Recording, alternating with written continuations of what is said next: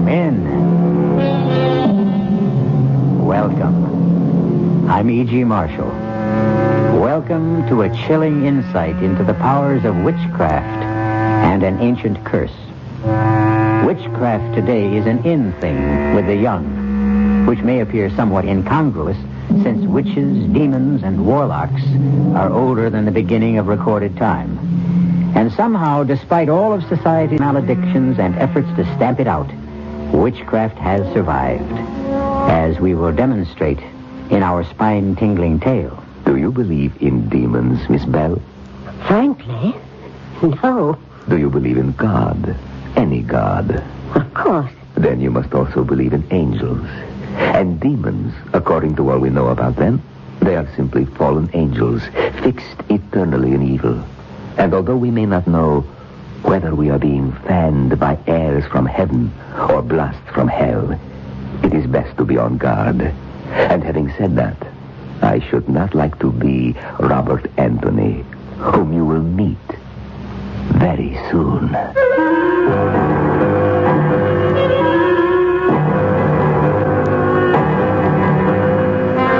Our mystery drama, This Will Kill You, was written especially for the Radio Mystery Theater by Murray Burnett and stars Norman Rose and Larry Haynes. I'll be back shortly with Act One.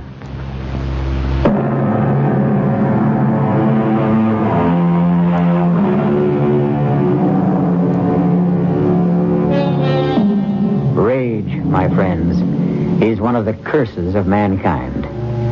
Rage thickens the blood, assails the eardrums, racks the body with a mad urge to destroy. It has been said that whom the gods would destroy, they first make mad. And that applies to all of us, even if some are on speaking terms with God or the devil. Witness a man who is consumed with rage, Theodore Rackazzi. Obviously, you couldn't have heard me come in here. What are you breaking things for? Are you thinking of redecorating? This is the wrong time to try to be amusing, Liz. Well, what should I do? Ask if you've gone crazy? Evidently, you have not read this filthy, ignorant, arrogant, vicious review of my book. Oh, of course I have. That presumptuous idiot, Robert Anthony, to write such a review. Oh, come off it, Ted. You know, you sound like you're back to the Middle Ages. What are you going to do? Challenge him to a duel? I have other powers, other resources. You're serious. Serious? After this review, let me read just one part to you. Mr. Ragozzi, possessor of an awesome reputation as an expert on witchcraft, in this unnecessarily long book titled Demons and Demonology, has gathered the wildest concoction of old wives' tales, superstitions, and demons ever brought before the public. And, what is worse, he has given credence to them.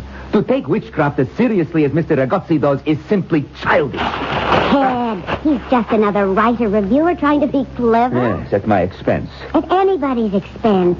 You just happen to be the target of the day. Mm-hmm. And now he is my target. For what? A nasty letter to the editor? For death. Oh, sure.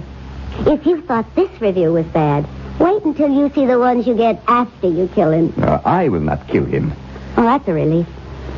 Liz, pick a date. What? Pick a date. Any date that comes to your mind. And the time. Write them down on this slip of paper. What for? Oh, to please me. All right. What's today? The 14th. Here. Okay, well, let's do. The 28th. 10:53 p.m. Yes, it will do beautifully. Thank you, Liz. You're welcome. And now that we finished playing games, can we go? Of course. But the game is just about to begin.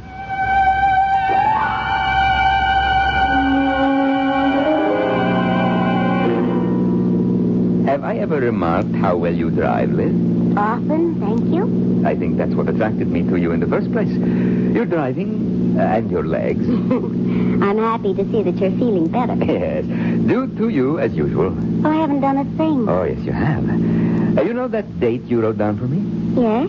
Well, that is the exact date and time that Robert Anthony will die. Oh, sorry I asked. You don't believe me? Oh, I thought you'd forgotten about that silly review. Where are you going? To the party. Ted, why did you ask me to write down the date? Oh, a whim. It amused me to leave the amount of time that Anthony had left to live to mere chance. Well, suppose I'd picked a date next year. Well, that would have given Anthony more time, that's all. You sound so certain. I am. What's the matter with me? Why am I talking as if there were any possibility that you have the power to kill another human being? Why, indeed. I can almost understand why Anthony wrote about your book the way he did. Of course. Like Mr. Anthony, you also are a dabbler in the occult. Like him, you are an innocent, naive, playing like children with forces you neither understand nor respect. How about a bet? On what? On me and my powers against Robert Anthony. Don't be ridiculous. Oh, yes, you're afraid to trust your skepticism. It's very simply proven. If Anthony dies on the day and at the exact time we both know, then I win. If he doesn't, you are the victor. And you know once and for all that Theodore Recozzi is a fraud and a cheat. That part tempts me. Then I have your word. It is a bet. What are we betting? Your soul.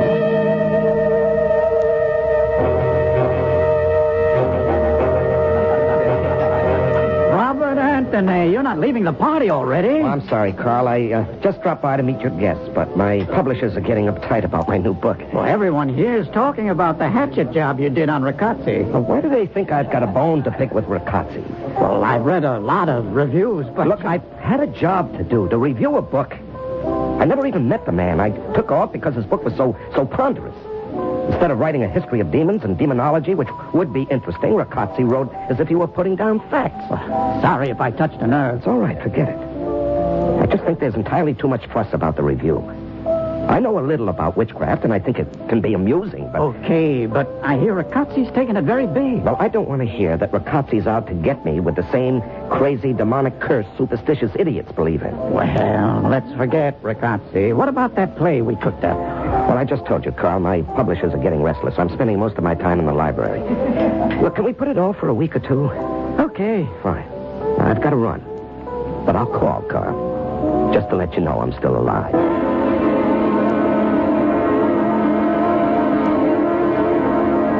This is Jennifer Bell and another broadcast of The Author Speaks. My guest for today is the man who has written a most controversial book about devils and deviltry, Theodore Recozzi. I am happy to be here. Mr. Recozzi, I must confess your book scared the daylights out of me. Was that your intention? No, not at all. My intention was to inform, to let people know that there are forces in this world that they may not have been aware of. Oh, well, then you're serious in your thesis about demons and their power. Oh, absolutely. Which naturally leads me to that review by Robert Anthony. How did you feel about it? Well, I would be less than honest if I said I was pleased, but it caused me only a small annoyance. Really? You are asking the wrong question. Oh? Well, then, set me straight. You should not ask if I were annoyed about it, but rather how Uziel Rabdas Belet are angry about their powers being mocked. Well, I'm not acquainted with those gentlemen you mentioned. Which is just as well for you. You see, they are demons. Powerful demons. And if they take offense... well, I should not like to be Mr. Robert Anthony. You're predicting that some harm might come to Robert Anthony? Oh, I predict nothing. Forgive me, but didn't you just issue a warning? A warning is not a prediction. Do you believe in demons, Miss Bell? Frankly, no. Do you believe in God? Any God? Of course. Good. Then, of course, you must believe in angels. And demons, according to all we know about them, are simply fallen angels, turned away from God, fixed eternally in evil. I would like to inform you, madam, that a belief in the existence of angels and demons is an article of faith with two of our major world religions. All I say is that I should not like to be in the company of Robert Anthony during the next month. Good morning. I see you had my books waiting for me, those 5 over there. Thank you. Well, today I ought to finish my research. I'm going to miss the peace and quiet of this library. My name is Theodore Recozzi. I called about a book you said you would have waiting. Ah, yes. Thank you.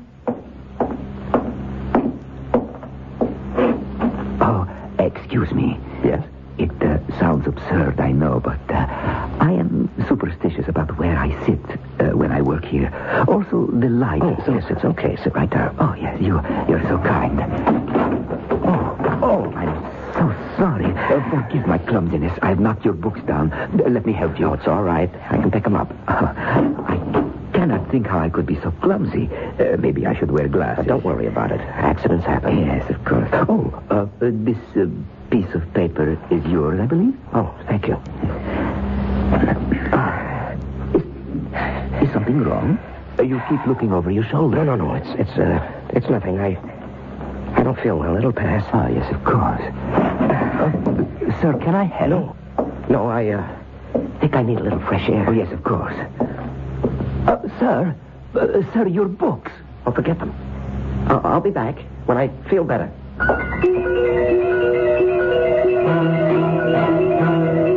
I've got to slow down. I must slow down. There's nothing following me. Nothing.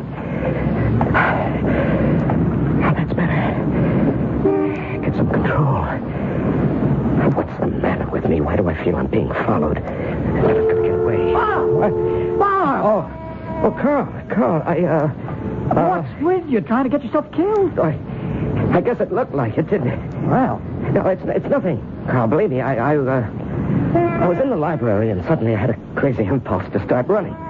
Bob, what's the trouble? Nothing. There's no trouble. It's just that, What do you expect to find over your shoulder? nothing. If I didn't know that your last novel sold over 1 million, I'd say you just held up a bank and were running away. Look, forget the jokes, huh? But, I'm Bob. sorry. I really am, Carl. But leave me alone.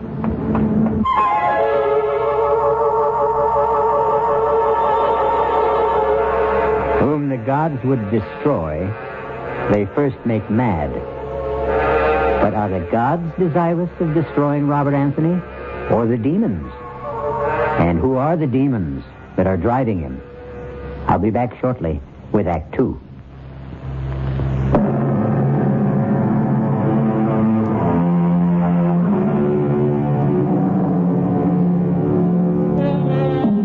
I am back to lead you along the dark roads of witchcraft. The demon-ridden Robert Anthony has turned to the 20th century remedy against magical spells, psychiatry, and is attempting to explain his terror to an eminent psychiatrist. How can I make you understand, Doctor, how intensely real this fear is? I'm not imagining it. It's there. I feel it. Every minute I feel it. It's at my shoulder, behind my back, pressing in on me. Of course. Have you ever heard of anything like this before? Nothing exactly similar, but fear is quite common. Most people are afraid of something. But don't they know what they're afraid of? They sometimes think they do. And what do you tell them? I think it would be best if you talk about yourself. You say you first felt this way about a week ago. Yes. I was working in the library, and I suddenly felt I just had to get out and run. Had anything happened that day to upset you? Anything out of the ordinary? No, nothing, Doctor. Have you felt this fear before? I mean, early in your life. Well, just the usual, Doctor. You know, when my friends would dare me to jump over a large hole in the ground or something like that, but... Wait. Yes? Yes, I just remembered. When I went to college, there was a suspension bridge, a shortcut from the campus to my dormitory. Everyone took it. Well, one night I was with some friends, and we came to the bridge, and it was out. There was only one single plank, and this was a deep chasm, Doctor, maybe 100 feet. Yes. Well, I wanted to go back to walk around it, but the others voted against that. They all walked across. And I can remember how terrified I was. I got down on my hands and knees and crawled across the single plank with the water roaring below me. I was terrified. You're afraid of heights. Well, I'm not comfortable with them, but... Would you say that today you're somewhere near the height of your profession as a writer? Oh, come on, Doctor. This has nothing to do with any fear of heights. This is... Yes? This is witchcraft. Interesting. Why do you say that? Look, we've been through it. The review you wrote on the Riccozzi book, Demons and Demonology? Right. Are you sorry you wrote such a scathing review? No. No? Well, I don't know. I think you are. Well, if I was wrong and possibly there are such demons and spells as Riccozzi describes in his book, that would or might account for this fear of mine, wouldn't it? You mean you think Riccozzi might have put a spell on you? Well, it's possible, isn't it? Can't you think of another explanation? Can you? Yes. Let's examine what you've told me. On the one hand, you believe that Riccozzi has put some sort of a spell on you. Am I correct? That's all I can think of, Doctor. Why would he do that? Well, because he... Exactly. Because you have hurt him severely. So your statement that he wasn't injured by your review is false, isn't it? Well... Or illogical. All right, it would seem so. Very well. If you admit that to yourself. And then think that as a sensitive man, you've satisfied your own ego with a review that you think might be unfair. Where does that take us?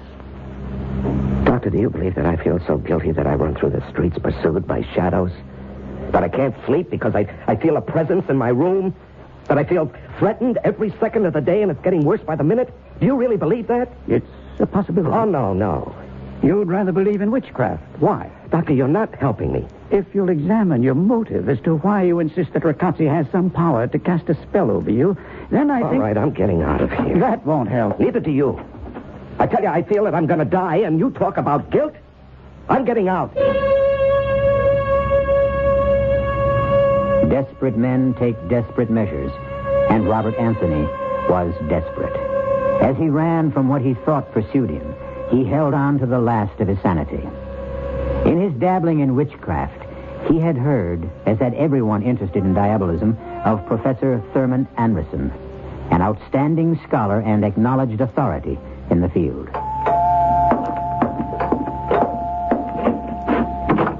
Professor Anderson? Yes? I'm Robert Anthony. Oh, come in. I've been expecting you. You have? Why? Because I read your review and I know Riccozzi. Oh, then you think he might have done something to me? I think it probable that he has tried. I won't know until you tell me what's happened. Come in and sit down. Thank you. Professor, do you think you can help? First, tell me why you think Riccozzi has cast a spell. Because as I sit here talking to you, I'm eaten up by fear.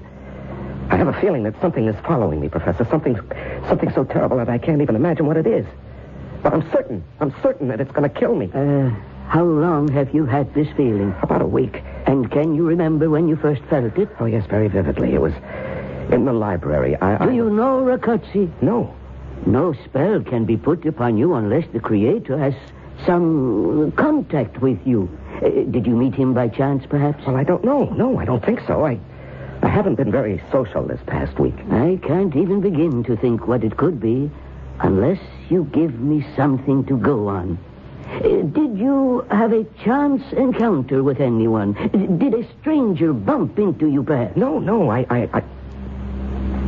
Oh, wait. Yes? In the library, there was a man with a slight accent. Riccozzi has an accent. Well, I remember he came over and asked if he could sit next to me, and as he sat down, he knocked over my books. He apologized, and he insisted on picking them up. Anything else? No. Yes, he gave me a piece of paper. You took it? Well, of course.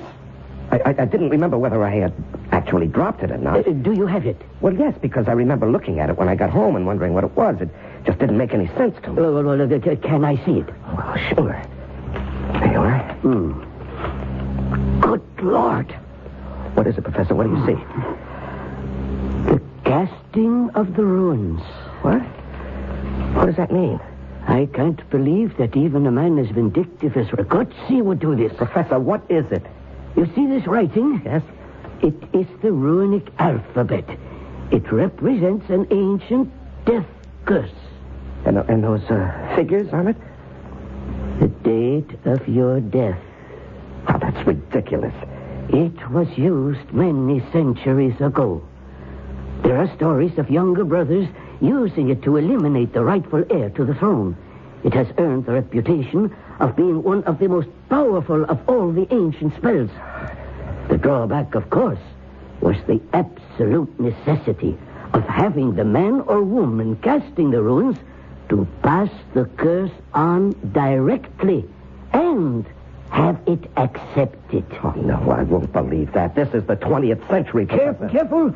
Lose this paper and you lose your only chance. Chance? You mean there's something I can do? One thing. What is it? Pass the curse to someone else. Oh, this is unbelievable. If someone else told me about this conversation, I'd say we were both fit subjects for an insane asylum. Oh, no, I can't go on this way. Professor, how do I go about passing this on? You have someone in mind? Do I have to know a person? No, you could pass it to a stranger. Well, how? Simply brush up against someone in the street or on a bus or subway. See that he drops something. Then pick it up, and along with the package, you pass this piece of paper saying, I believe this is yours. When they accept it, they have it, and you are rid of it. Oh, no, I couldn't do that to anybody. I just couldn't. Why not? If you don't believe in the curse. I don't know about the curse. I can't believe that it will actually kill anyone, but I know how I feel. That is very real and horrible. Well? How much time do I have? Today is the 23rd. The date here is the 28th. 10:53 p.m. There's not a lot of time, is there? Plenty, if you start to pass it now. No, I just can't, Professor. I wouldn't give this to my worst enemy, let alone... Hold it. How about Ragazzi? I wondered how long you would take before you got around to that. Yes, of course. I'll pass it back to him. How? Well, I'll just... Exactly. Ragazzi obviously knows you. He is going to be on his guard. Well, can someone else pass it? No. It must be passed directly. There must be a way.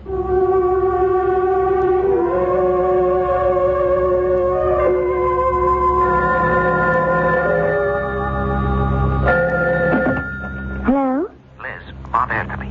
Oh, Liz, I must see you. I don't understand. Well, I hate to sound like an old-fashioned melodrama, but it really is a matter of life and death. All right. Where shall we meet? Someplace where we can talk. How about, Sherry's? Oh, I don't think we should be seen together. Well, that's not the kind of talk I had in mind, Liz. I know. I still don't think we should be seen together. You know? How? How about the cafeteria at the zoo? Yeah, okay, but Liz... Half an hour. Okay, see you.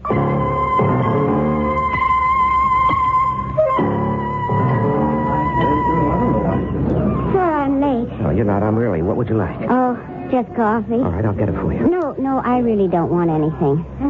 Why did you call me? Liz, you wouldn't be surprised and go all girlish on me if I tell you it's because of your relationship with Ragazzi. No. Okay. This is going to sound crazy. Well, try me. Liz, I have to know everything you know about Ragazzi. Not personal things, but his schedule, his plans, that sort of thing. Oh, It's terribly important, Liz. yes. You're not going to ask me why. No. When I said it was a matter of life and death, I meant that. You'll have to believe me, Liz. Well, I do. You're entitled to an explanation. And you do? Yes. You know, I'm making a fool of myself. I'm talking to the wrong person. I just never even considered for a moment that you'd be in it with him. I'm not. But you know what I'm talking about. Yes. Well, how? I'd rather not discuss. Well, you've got to, Liz. Don't you see that? Isn't it enough for you to know that I realize you're in trouble and I want to help? All right, now it's my turn to ask why. No comment. But, Liz... You're wasting time in arguing. What can I do? I've already told you. But don't you see that I'll feel better if... If you can trust me. Yes, exactly. This isn't just fun and games for me, Liz. It's... Your life.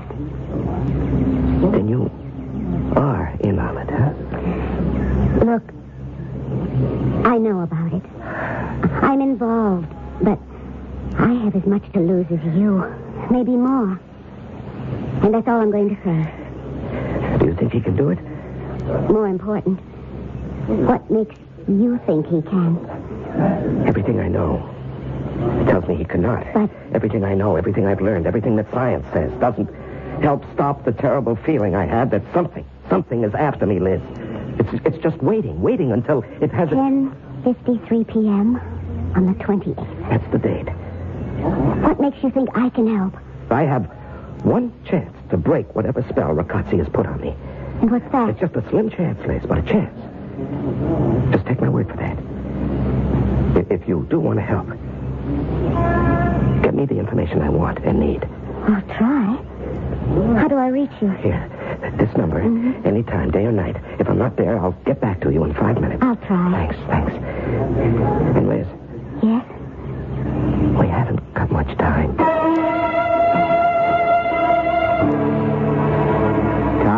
running out on Robert Anthony. Whatever it is that's following him, or what he honestly believes to be following him, has a target date. I'll be back shortly with Act 3.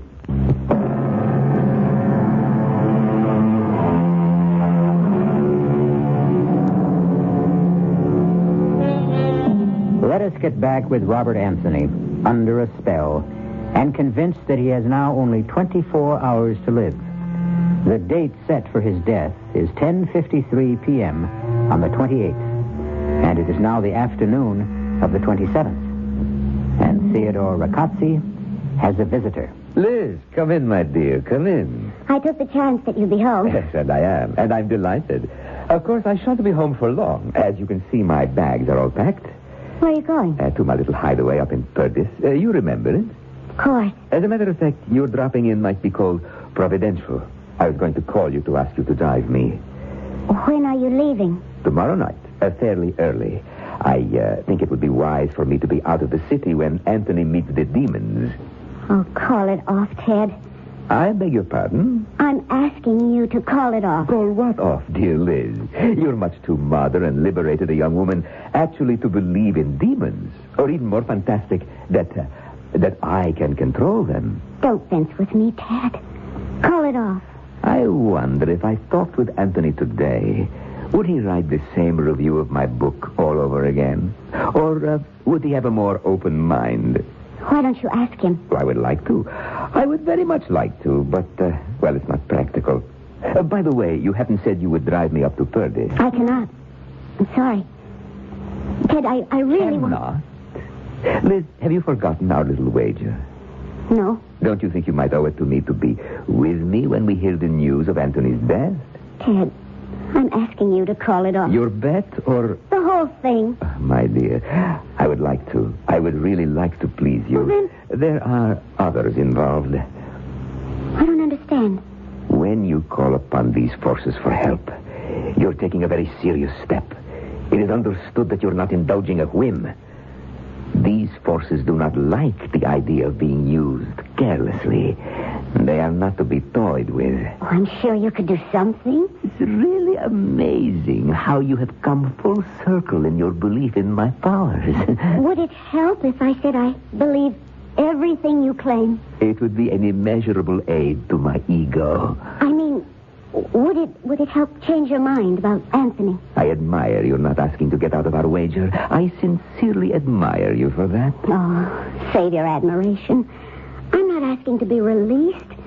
I'm telling you that I'm not going through with it. Oh, you disappoint me, Liz. You really do. But I don't think you can withdraw. I can do what I want. And I don't want to play this game any longer. You have no choice. But I do. We're talking now about my soul. I don't know whether a person has a soul or not. Take my word for it, Liz. You have a soul. Oh, fine. But it's mine. And I'm not giving it to anyone. You have already committed yourself. To what? To a bet made on the spur of the moment and not in any seriousness. I only made it to keep you happy. Whatever your motives, you made it. I intend to hold you to it. Hold me to what? An oral agreement? In the circles in which I move, it is binding. And I say no. And that is most unwise. Are you threatening me? Of course. I think you should know that I will be powerless to help if you should change your mind. I'll remember that. I advise you to keep it very strongly in mind. And along those lines, you won't change your mind about driving me to Perdis? I can't, really. Then I shall have to take the train. That seems obvious. I'm going to ask another favor. For your own sake, it is necessary that you be with me the day after I have won my wager. I would take it kindly if you would get me a ticket on the 9:30 to Perdis. Ted, I believe there is such a train. And then I'll give you the keys tomorrow. About my... And you can drive up the following day. What makes you think that... Because of our relationship, I've been extraordinarily patient with you, Liz. Now, you will do me these favors. It may predispose me to have more patience with you on the day my wager is due.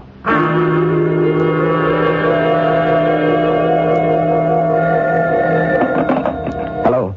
Bob? Oh, Liz, I've been waiting for your call. Do you have anything for me? Well, I don't know whether or not it helps, but he's taking the 9:30 train to Purdy's on the 28th. 9:30? That doesn't give me much time. For what? For what I have to do. Liz, that makes it so close. Are you sure about the train and the time? Positive. I bought the ticket myself. 9:30, huh? Yes. Ah, that's going to be awfully close. Did he give any reason for picking that particular train? Well, first he asked me to drive him up. I said I couldn't. And then he told me to get the train ticket. He said... What? What did he say? Oh, it's not important. Liz, everything is important. What did he say? He said that he wants to be out of town when it happens. Oh, yeah, sure. That makes sense. Bob? Yes? It isn't going to happen, is it? Liz, I'm trying. Do you have, what do you honestly think of your chances? A lot better now than before you called. Is there anything else I can do? Yes, pray for me. And you for me. What? Why? How are you involved? Forget I said that. How can I forget it? Believe me if I tell you that my problem is... Well, it has something to do with you. But I'll be okay if you're okay. Oh, you sound like a book title. Well, at least you can joke. I hope it isn't gallows humor. Liz, I've got a lot to do. I have a plan. I don't know whether it'll work, but it's made me feel that I can do something. And I'm going to do it. Good luck.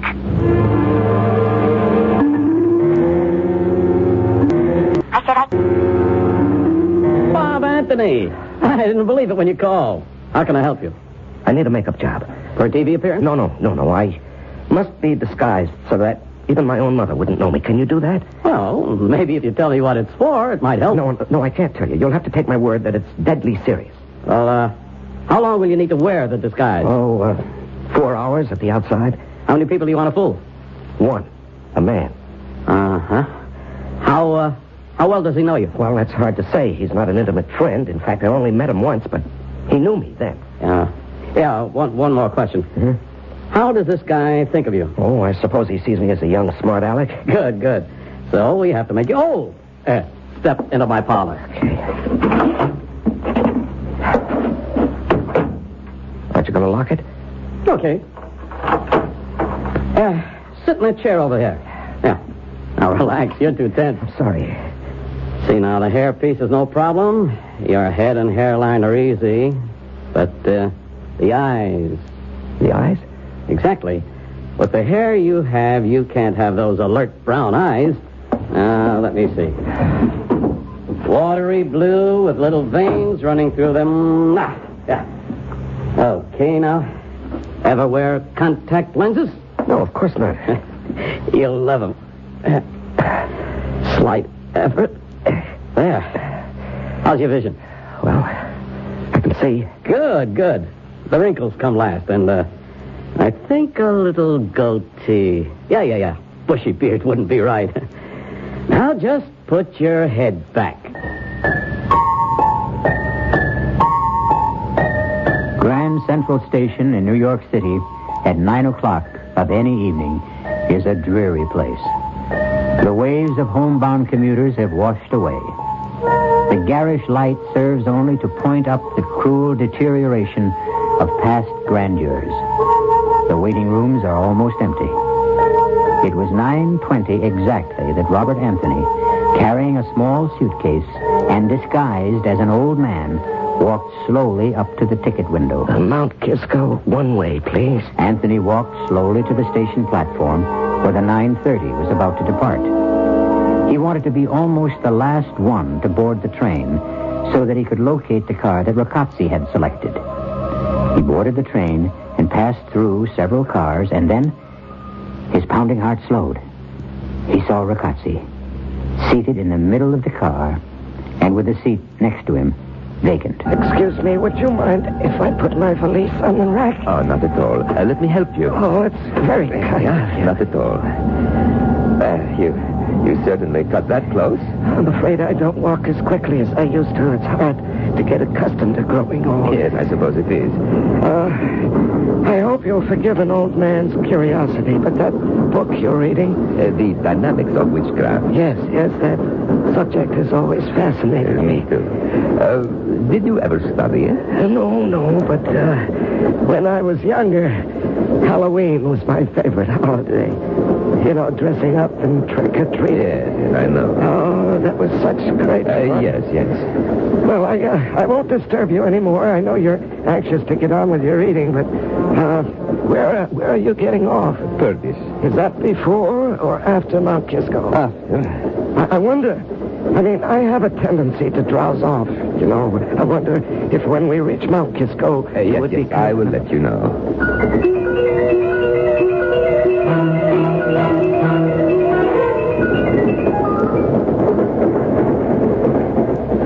Excuse me, is it...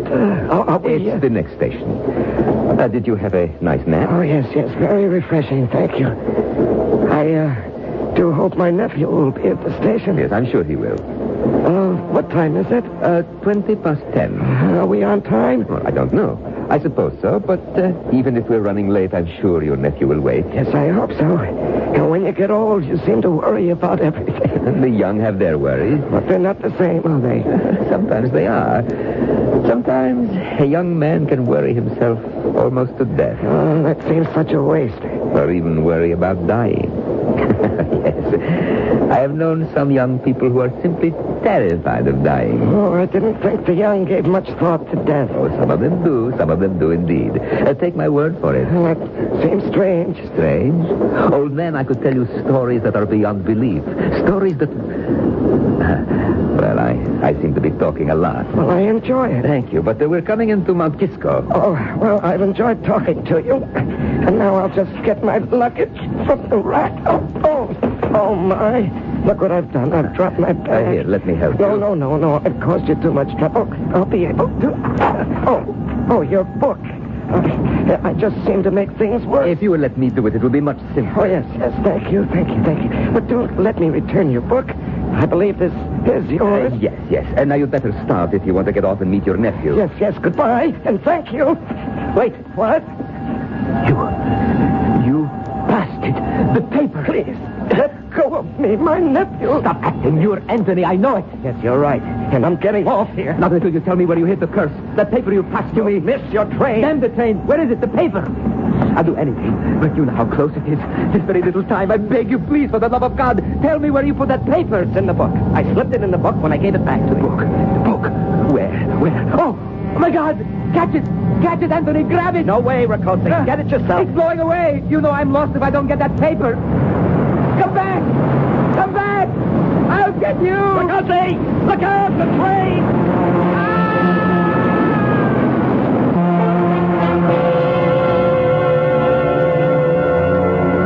The end of our story of witchcraft and demons. The obituary notice said that Theodore Riccozzi met his death when he inexplicably ran in front of a southbound express at the Mount Kisco station. Inexplicably? I'll be back shortly.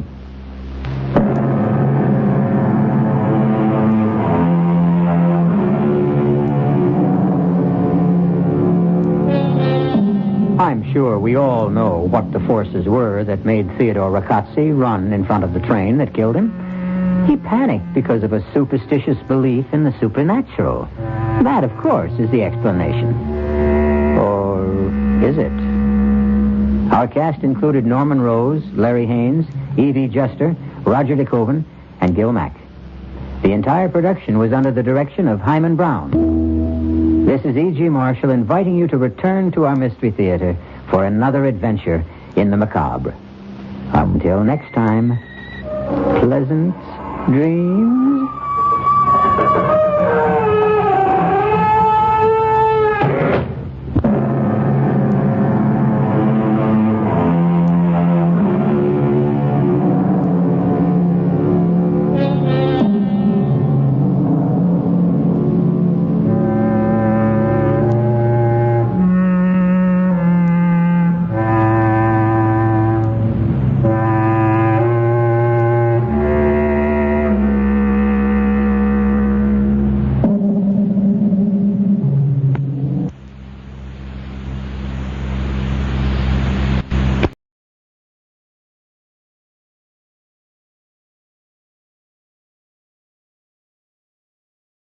And now, Mystery Theater.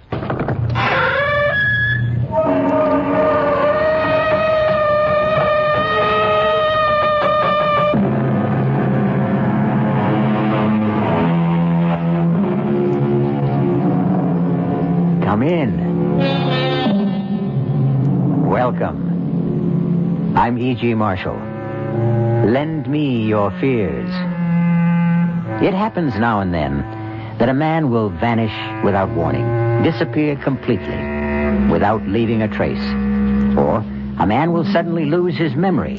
His body remains, but his mind has gone. What is essential in him leaves us, and we are left perplexed, mystified, frustrated.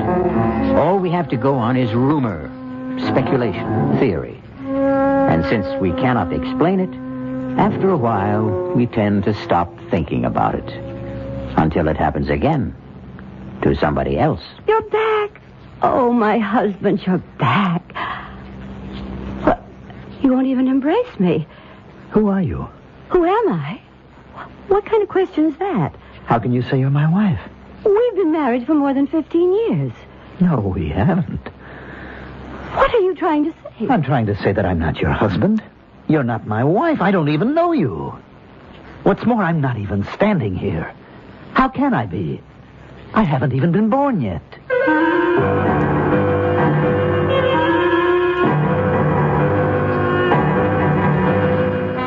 Our mystery drama, A Long Time to Die, was written especially for the Mystery Theater by Sam Dan and stars Mandel Kramer.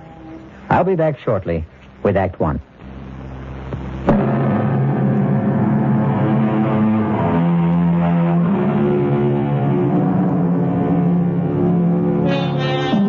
His name is Alfred Stewart Ainsley. He's 41 years old. Average height, average weight, average looks. Nothing about to make him memorable. Indeed, he has never in his life done anything to bring him notice from beyond the circle of his immediate family, his close friend, his rather esoteric profession. His name was in the newspaper twice. First when he was born, and then 30 years later when he was married. Right now, his name is on the front pages of newspapers in every country of the civilized world. Alfred Stewart Ainsley, quiet, unassuming, has it in his power to shake the government of the most important country in the world, and perhaps alter the very course of history. Alfred, do you want a drink of water? Water? Darling, I know this is difficult, but... Feel okay, Al? No, Jerry, he's not feeling okay. Can't you see there's obviously something wrong with him? Al, what is it? He's pale, he's sweating. Now, look, Al, you're not the one who's being investigated. If you're not feeling well, we can ask for a recess. The chairman's just come in. The committee stands in order. Mr. Ainsley, we will resume with your testimony. You are still under oath. I would like to continue along a line of questioning initiated by Senator Selby. Would you turn, please, to page 684? Read it out. Question. Is it possible that Congressman Carstairs could have forged the secretary's handwriting? Answer, Mr. Ainsley. Senator, I would have more examples of both gentlemen's manuscript. Mr. Ainsley, you were given these specimens to analyze overnight, were you not? Or were you not, Mr. Ainsley? Well, you took those samples. You examined them. Say yes. Yes. Very well. Now, are you in a better position to answer my question? Well, are you, sir? Al, you told me you had studied them and come to a conclusion. Al, answer Adam's question. Counselor, is Mr. Ainsley having trouble understanding the questions? No, sir. Mr. Ainsley, it's obvious that something is troubling you. Yes, sir. Well, then suppose we take a recess, give you a chance to rest. Committee will adjourn till 3:45.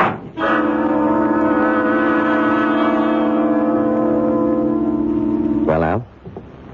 You want to talk to me? I never saw that before. Saw what?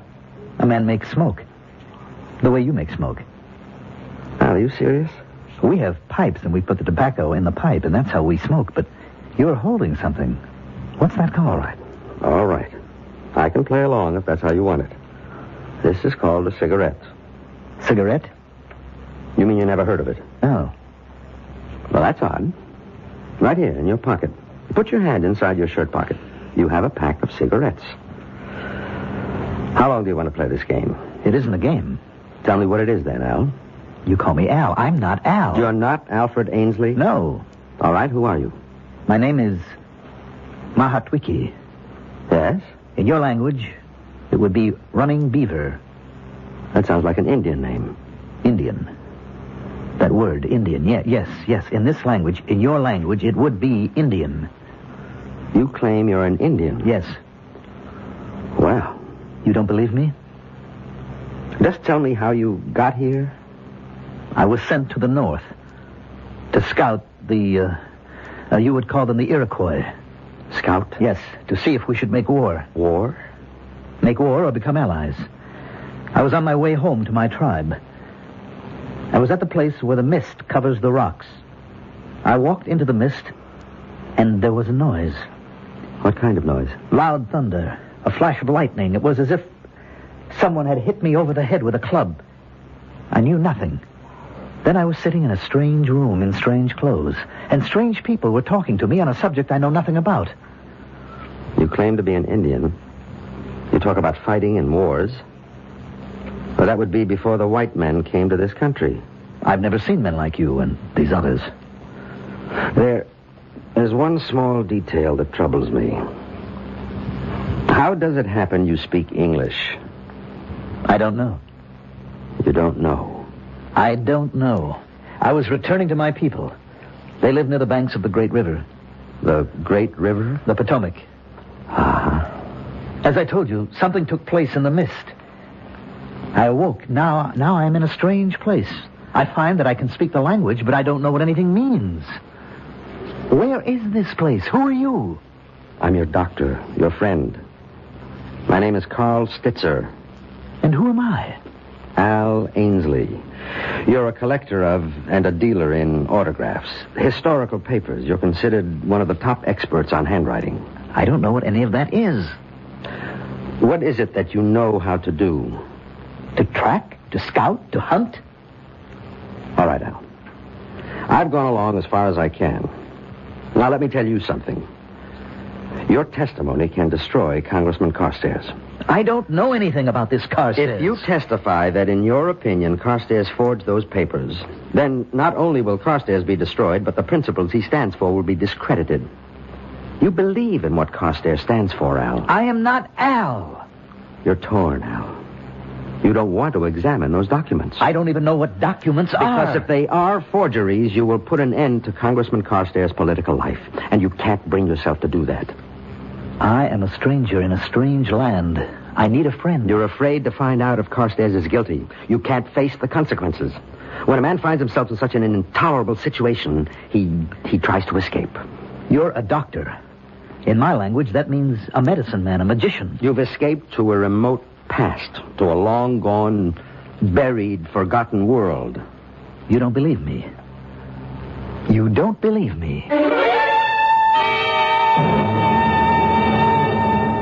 Doctor, what is it? Think, Joan. Think carefully. How long have you and Al been married? 11 years. And how long had you known him before that? We were kids in school together back in the first grade. Then you've known him all his life? Just about. Has he ever been interested in Indians? Indians? No, not that I know of. You don't have anything in the house like, handicrafts, weapons, books? That would have to do with Indians? Mm-hmm. Nothing at all. Does Al have a secret life?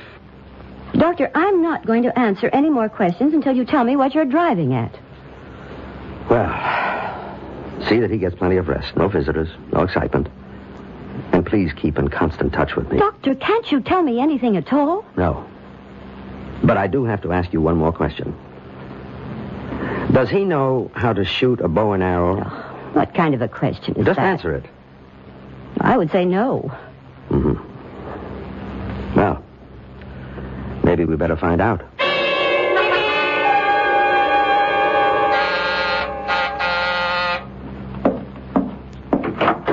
Morning, Jerry. Doc, I've been waiting for you. Is Al dressed and ready? Look, Doc, you've just got to talk to me. Why? Why? Why? Don't pretend to be living in a world of your own. You read the papers, you hear the news broadcast. Yes? Al has to testify. Yes or no?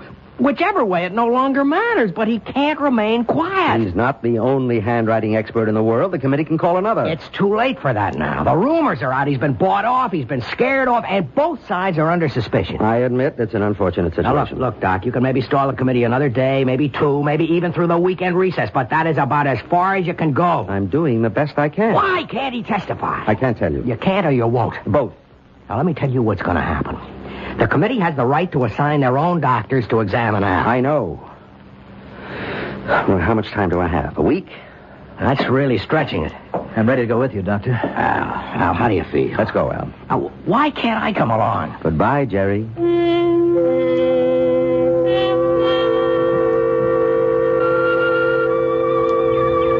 A fox has been by here.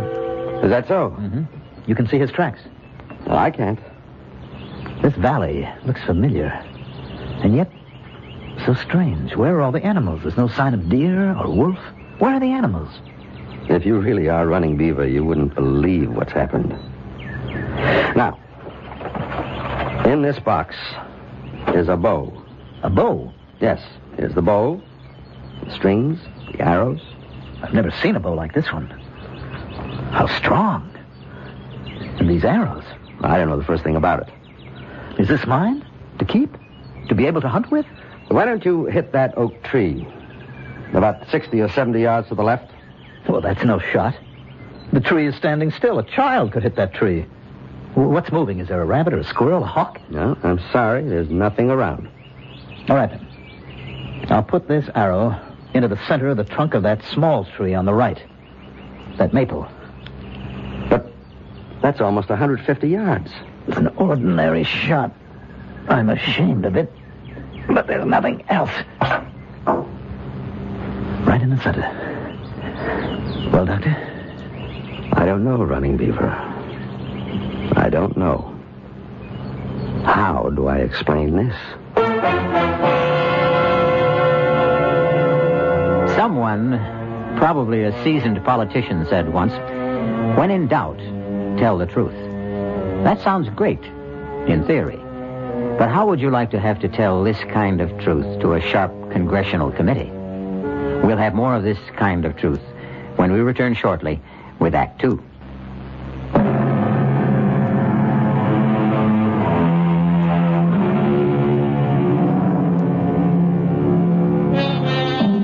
There's a beautiful stretch of countryside running along the boundaries of Washington, D.C. and Maryland. Hilly, wooded, charming. It's the site of many lovely homes. Some 500 years ago, it was just as hilly, just as charming, much more wooded, wilder, of course, filled with game, and inhabited by Indians. Running Beaver! Running Beaver, it's you! Stop! Huh? You're alive. For days, the council has been waiting for you, Running Beaver. The council? You're ill.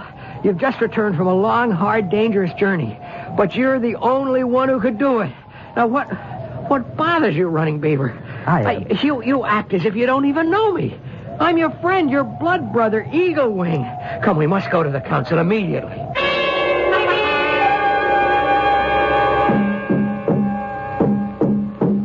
Many days ago, the council sent Running Beaver and 3 companions north to the Iroquois nation to determine peace or war. And now Running Beaver returns alone, and we ask him, where are your companions? And shall the Iroquois be our friend or foe? Speak to us, Running Beaver. Running Beaver, say something. I am very tired. The important question should not be answered by a man who needs sleep and food. Running Beaver shall return to the council after he has eaten and rested.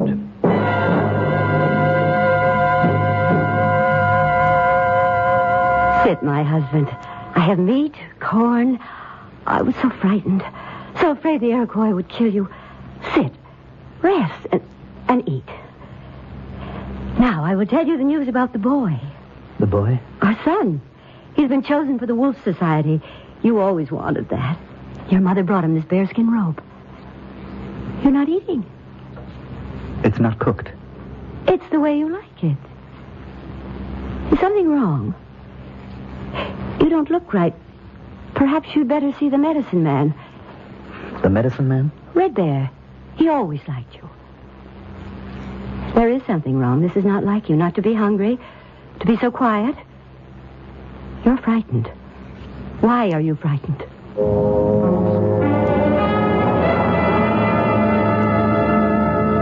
You wouldn't come to me, Running Beaver, so I've come to you. Leave us, White Swallow.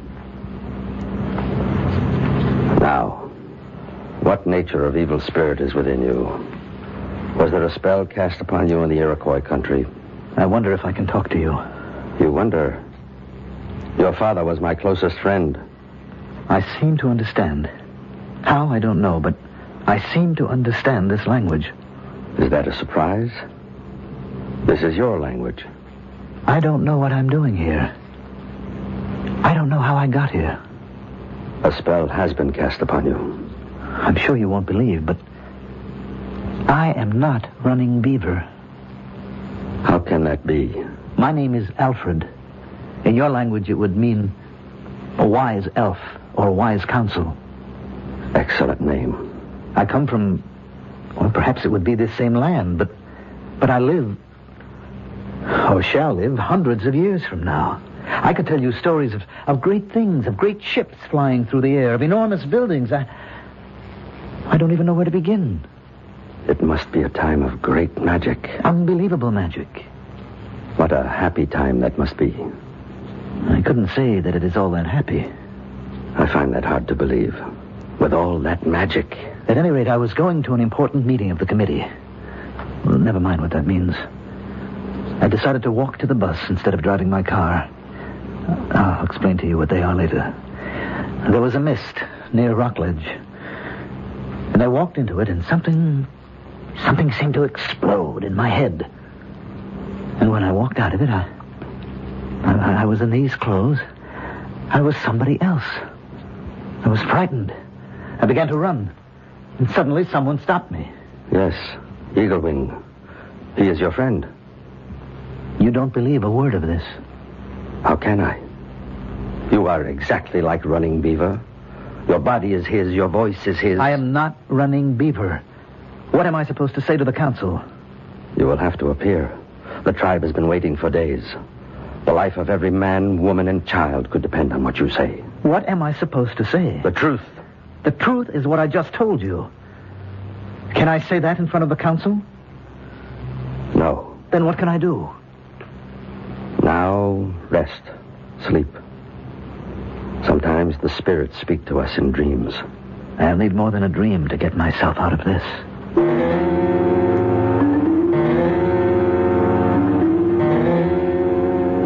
Running Beaver?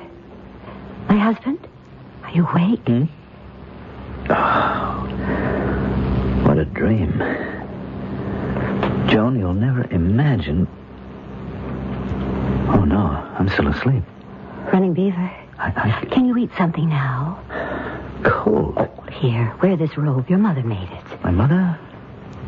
Please, can't you tell me what's wrong? Running Beaver, may I come in? Who's that? Your oldest friend.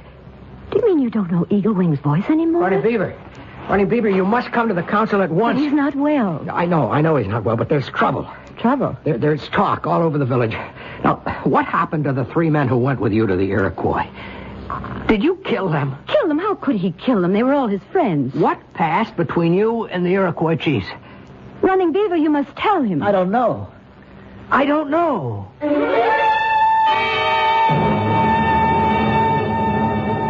I tell you, all of you gathered here. I don't know. Running Beaver, in war and peace, you've been first among us. We sent you as our ambassador to the Iroquois. We entrusted you with the lives of 3 of our bravest young men. Now, where are they? Their families have a right to know. Speak. Chief, I will speak for him. No one can speak for a man before the council. Not even you, Red Bear. Running Beaver is ill. What kind of illness? He has lost his memory. Convenient loss of memory. Quiet! Where is my son? Where is he gone? I can't see him anymore. Quiet! He has lost his memory? Yes. Can you cure him, Red Bear? I can try. You have 6 days. At the end of that time, Running Beaver will talk to the council, or else submit to justice.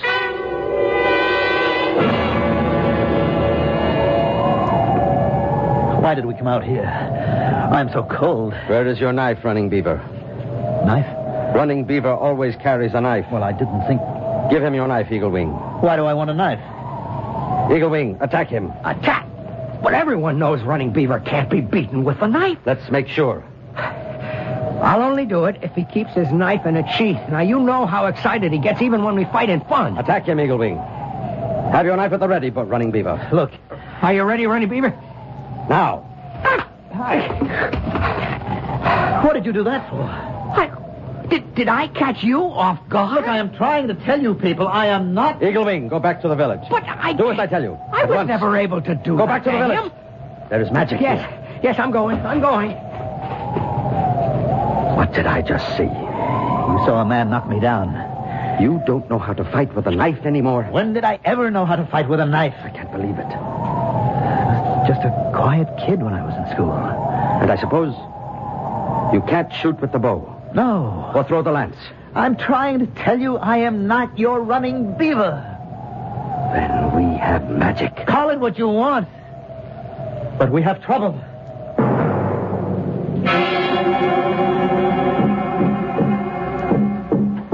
As chief of this council, I call upon Running Beaver to speak. Chief Stark Tracker. I haven't called on you, Red Bear. I called upon Running Beaver. But, Chief... The council has given you 6 days, Red Bear, 6 days to cure Running Beaver. Let me talk. Gentlemen, I don't know how to make you understand. Be quiet. No. Let him talk. But he's mad. Let us judge. I am not who you think I am. I am not Running Beaver. I told you he was mad. You say you are not Running Beaver. No, I am not. I don't know how to convince you because I don't even know how it happened myself. White Swallow, step forward. Yes? Is this man your husband? Yes. She really doesn't... Silence! Why do you deny? Are you tired of me? Is there another woman? Oh, good Lord. You could have been living 500 years from now. You women never change. I thought you loved me. All of you, listen to me, please. I know it's hard to believe, but I am not Running Beaver. Who are you, then? I am a man from a time... I don't know, and it must be hundreds of years from now. Yes. Silence! A spirit has captured him. This is the council. We'll have no disorder here. Running Beaver, have you anything more to say? I have plenty more to say, but I don't know how to say it. The council will retire. We shall return with our decision.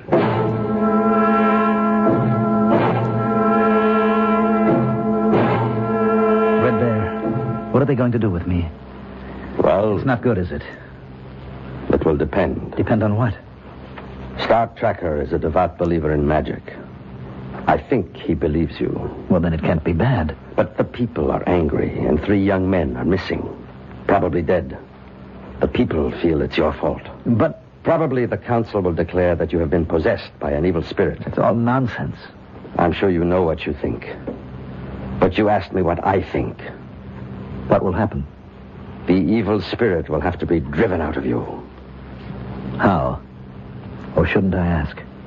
By fire. By lance. By arrows. You mean they'll kill me? That's how we drive out the evil spirit. Is there anything I can do, Red Bear? I don't know. But I'll try to think.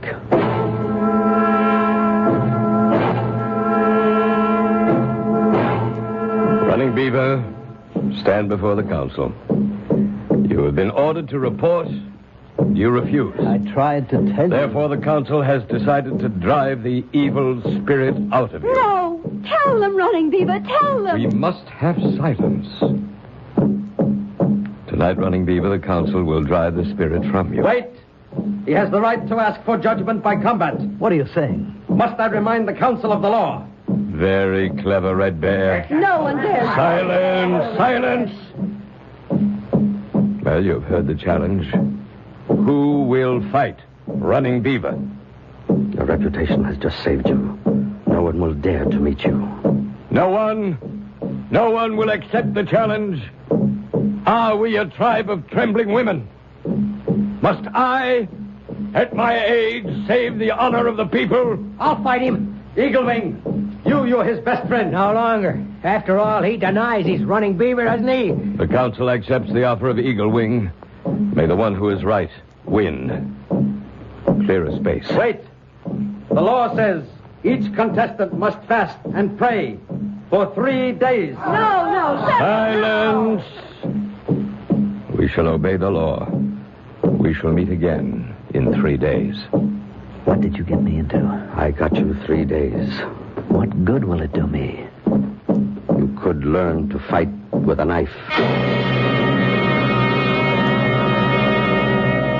Well, you've been a quiet, unassuming handwriting analyst all your life. You've never so much as swatted a fly in anger. Now, suddenly, you have to fight to the death with knives, no less. And how is the other fellow doing? The one who has to face the congressional committee? We'll see how it all comes out when we return shortly with Act 3.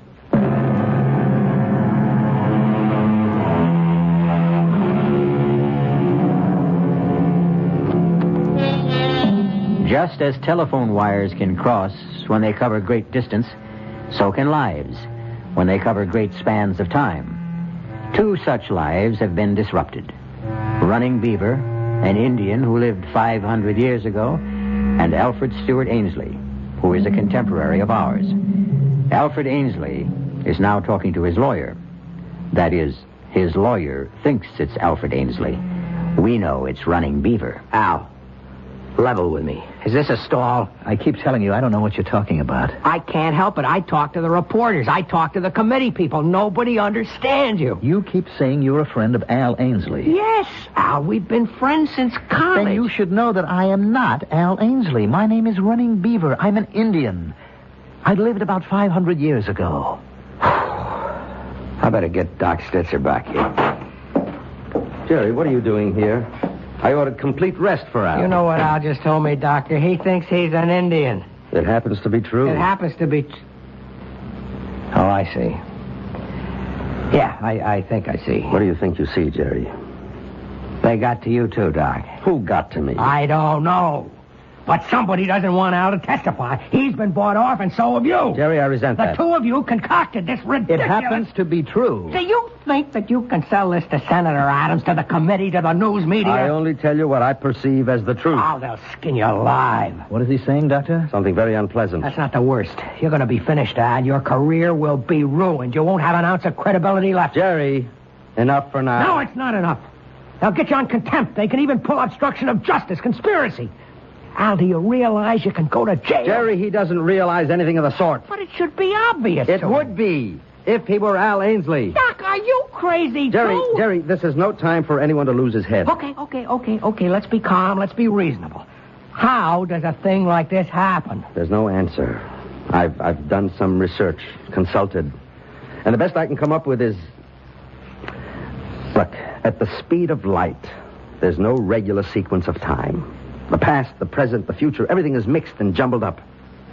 Everything becomes a storm of pure energy. Doc, what can I do to convince you guys? Sometimes, in rare cases, our thoughts, our ideas achieve such intensity that they, too, become a form of energy and carry our minds into this raging storm. And minds can be mixed up and thrown from one body into another. I can't believe I'm sitting here listening Whatever to the reason, he's not Al Ainsley. Oh, get a hold of yourself. Jerry, now you can't excite him anymore. I'll throw you out of here. You may not have to throw me out. I want to leave. Now, Al, in exactly 3 days, you'll have to appear before that committee. If you value your reputation and your freedom, please think up a better story. Or best of all, tell the truth.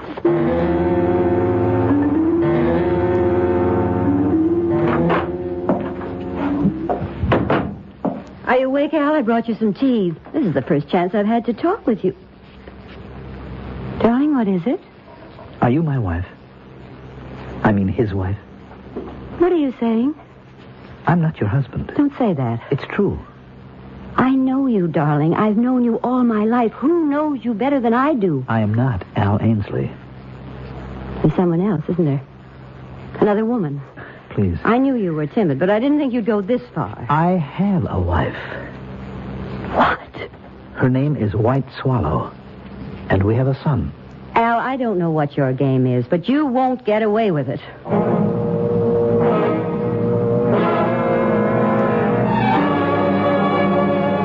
Gentlemen, this visit of yours is most unusual. I know it is, Senator Adams. I have no right to conduct committee business privately. Senator, we just wanted to acquaint you with certain facts. And? Well, please just listen. No matter what you hear, just listen.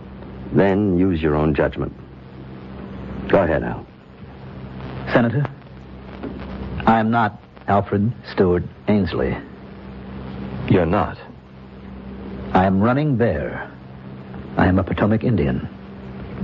But this is most unusual. Dr. Stitzer and I, we believe that I lived 500 years ago. Somehow, I have occupied the body of Mr. Ainsley. But though I have his body, I have none of his skills. And that's all. And this is what you want me to believe, hmm? It's the truth, Senator. You'll be at the committee hearings on Monday morning. Senator, didn't you hear... Doctor, I don't believe a word of it.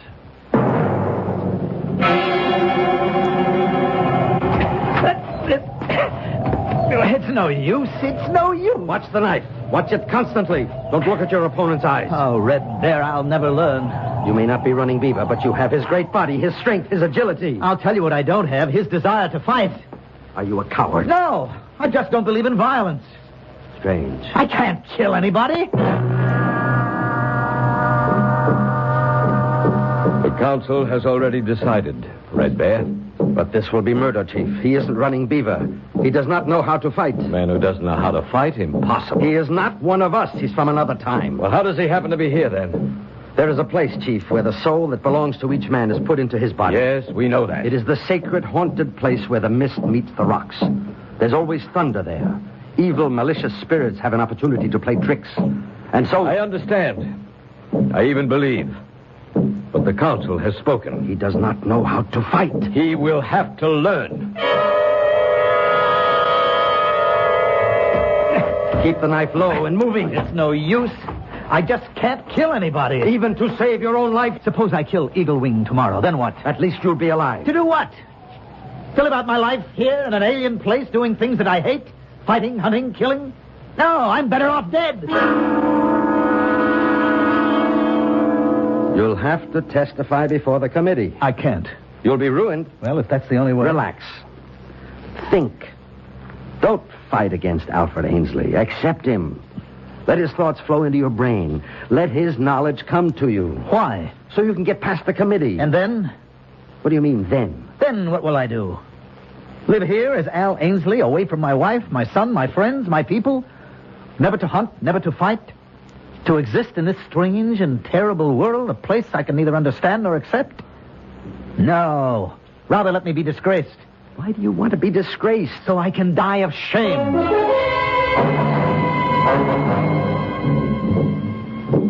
Wake up, Running Beaver. Wake up. It's time to start out for the fighting ground. So early? You still refuse to fight him as Running Beaver would? Yes, I refuse. Why? I told you. I want to die. I know why you would want to die in this life, but I don't understand why you would want to die in your other life. What are you saying? What troubled you? You are a man of trouble. I see that. When you walked into the mist, were you troubled? How did you know? I am only guessing. In your other life, did you also want to die? I'm not sure. Perhaps I did want to. Why? Because I would have to say something that oh, you couldn't understand. It would have to be something you hate? Yes. Yes, I would have to ruin a man that I had always respected. Does he deserve to be ruined? Yes, because he broke faith. And you did not have the courage to do your duty. In other words, you are an even greater coward than I thought. Maybe. Would you rather die under Eagle Wing's knife, or... Or what? Or go back? Do your part as a man. Face your responsibility. Go back? Testify against... Isn't that what must be done? Isn't that what truth and justice demand? Yes. Then you'll go back. But how? How can I go back? Are you sure you want to? Yes. You'll do what's required? Yes. You believe it with all your heart? Yes. Yes, I believe it. Now I believe it. Then come with me. Where? To the place of mist. The sacred place. Where you became Running Beaver.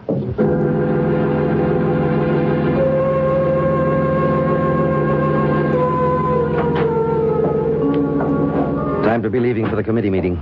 I'm ready. I decided to go with you. Let's get it over with. Tell me, something bothers me.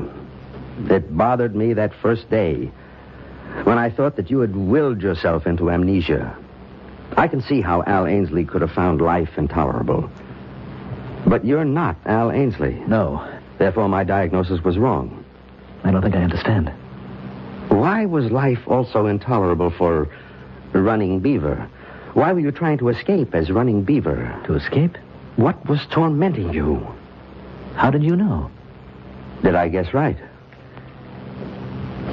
Yes. From what were you trying to escape? I had gone with 3 others to the Iroquois as an ambassador. The Iroquois promised peace. I knew it was a lie. My 3 friends were bribed. On the way home, they plotted to kill me. I was too smart, too strong. I killed them instead. If I told this to the council, I would make enemies. I was afraid. I see. Would you rather die like a man among your own people, if indeed you must die at all, or would you rather die of shame here among strangers? I am wiser now, but it's too late. It's too late for me. I can't go back. Are you willing to face the council? Face them? Defy them? Fight them? Let's go back to this place where the mist covers the rocks. And when we reach it, try to go back. All the way back home again.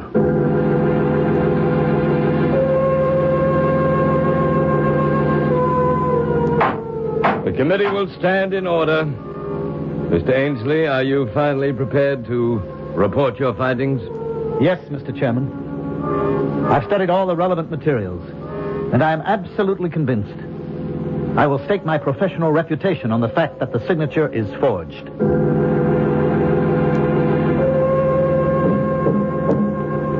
I say this to the council. 3 young men of the tribe took bribes from the enemy. I alone refused. They tried to kill me. I killed them instead. I will answer for this deed with my life. If any man here thinks he can take it.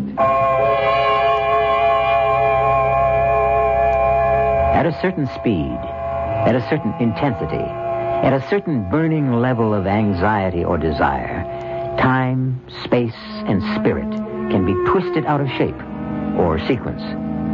That's how we might explain it today. On the other hand, there are evil and mischievous spirits who delight in creating misery and confusion. That would be yesterday's explanation. Choose one or the other. Or supply your own. I'll be back shortly.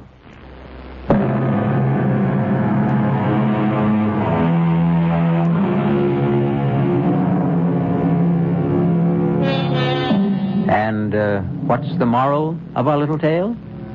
Simply this. Whenever you're desperate for a means of escape from a problem, don't try too hard for an easy way out.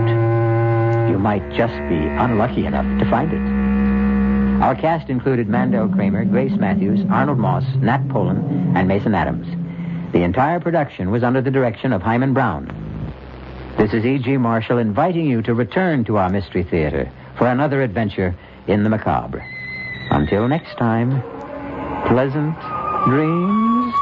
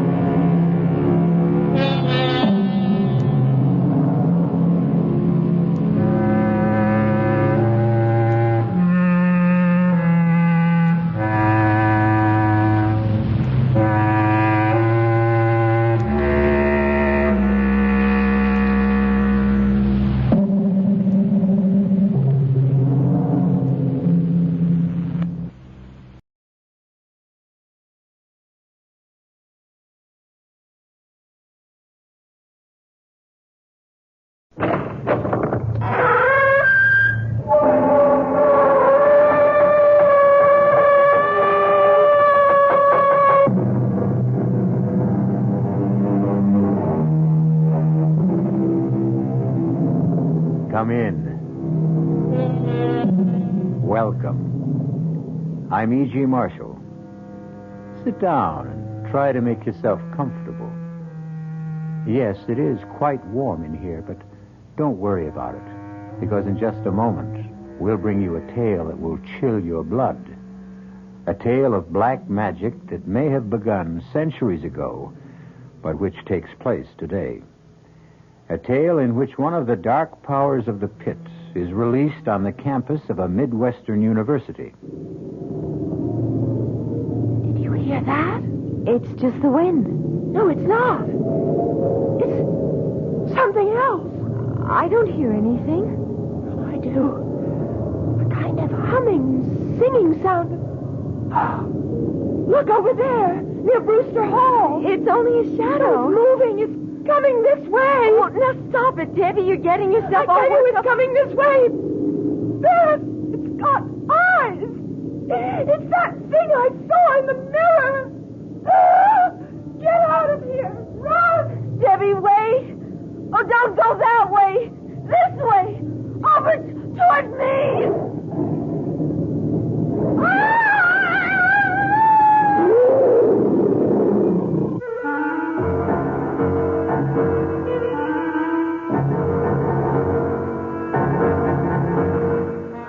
Our mystery drama, The Sending, was written especially for the Mystery Theater by Robert Newman and stars Mandel Kramer and Marion Seldes.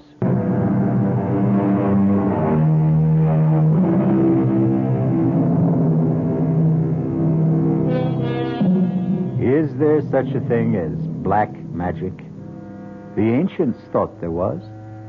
For centuries, there were those who were willing to trade their souls for the power to call up and control the dark forces of the pit.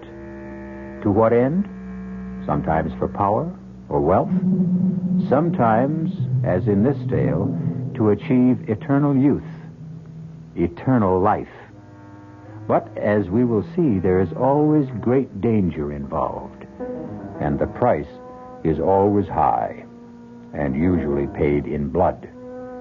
Our spine tingler begins in a large, rambling house on the edge of the campus of a Midwestern university. A gray-haired woman, strangely shrunken but with intense, gleaming eyes, sits in a chair in a sparsely furnished room, waiting and listening. Arnold? Yes? Where are you? You know where I am. In my room. Hello, Mia. How are you? You know that, too. Where have you been? At a faculty meeting and then at my office. And you couldn't get home before this? Well, I had several conferences. I had to arrange my schedule. That's what you said yesterday. Mia, it always takes a few days when you're starting in a new place. Why are you so impatient? Why? Have you forgotten how I get when my time is running out? Do you realize I've only got about 2 weeks left? I told you to relax, Mia. Classes will be starting tomorrow, and you know how quickly I can work when I have to. I should have someone for you within a few days.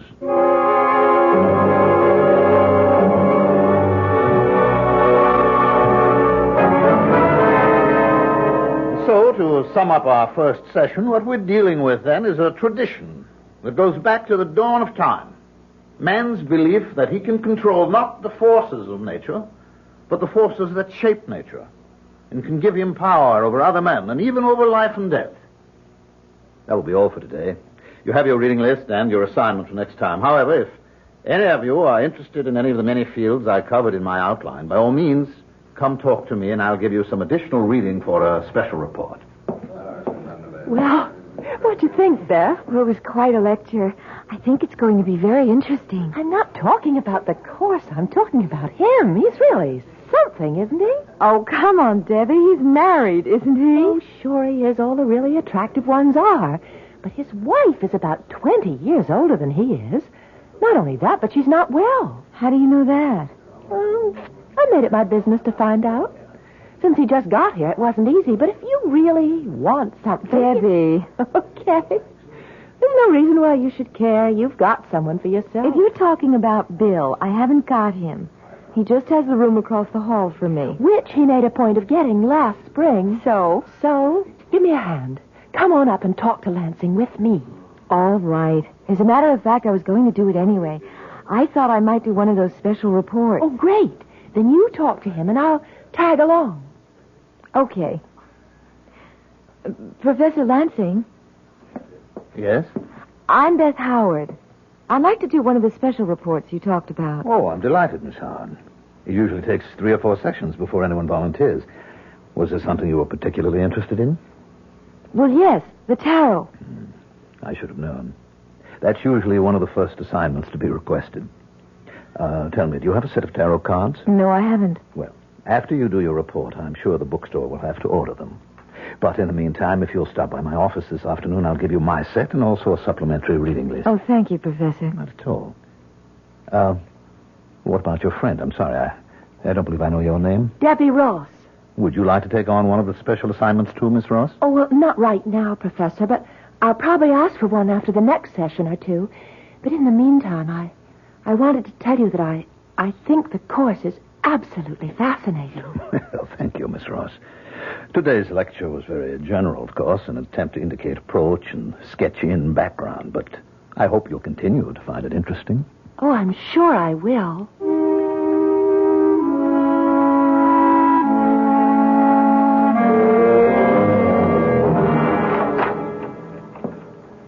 All right, Mia. I told you could relax, and you can. You've got one? I have several. 2 in particular. I'm sure you'll be delighted with either one of them. You're sure?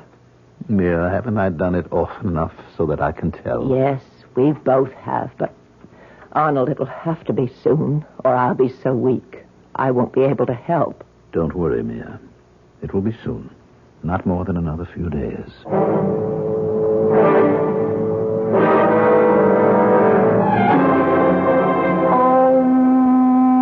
All the power that ever was or will be is here now. Yes? Who is it? Who would you like it to be? Hi. Hi, yourself. So you're into the tarot. How did you know that? I heard your intoning. Oh, yes.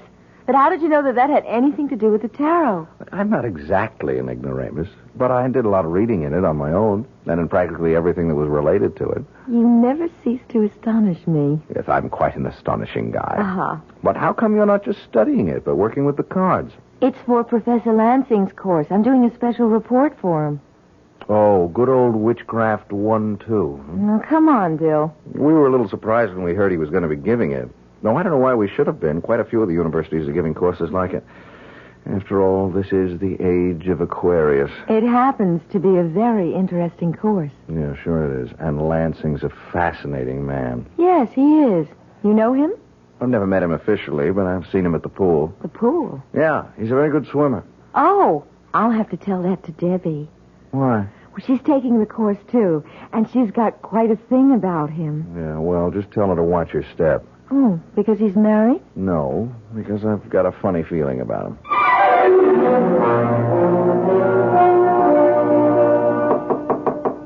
Yes, come in. Good afternoon, Professor Lansing. Good afternoon.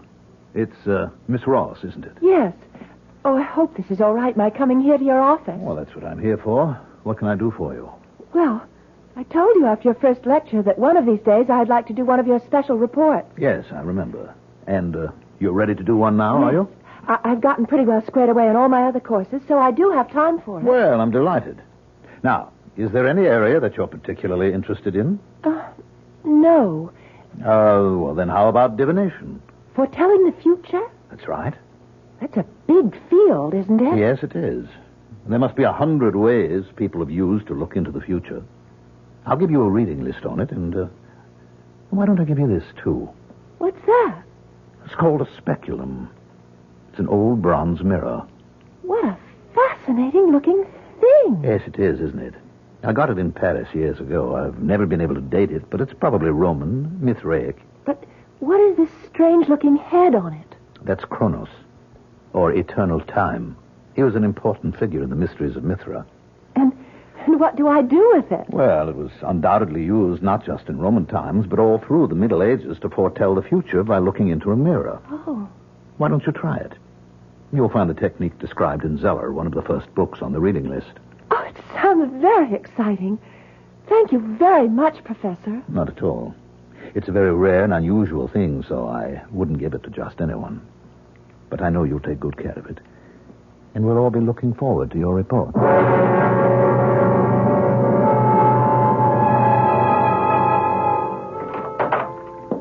Mia, I've got the girl. One of the two I told you about. Her name is Debbie Ross. She has the mirror? I just gave it to her. Good. When can we do it? You are impatient, aren't you? Yes. All right. We'll do it tonight. I hope you're approaching the occult with a proper amount of skepticism, said Professor Lansing. But somehow he didn't sound very skeptical himself just now. Exactly what are he and his wife planning to do tonight? And what does that have to do with the mirror he gave Debbie? We'll find out shortly.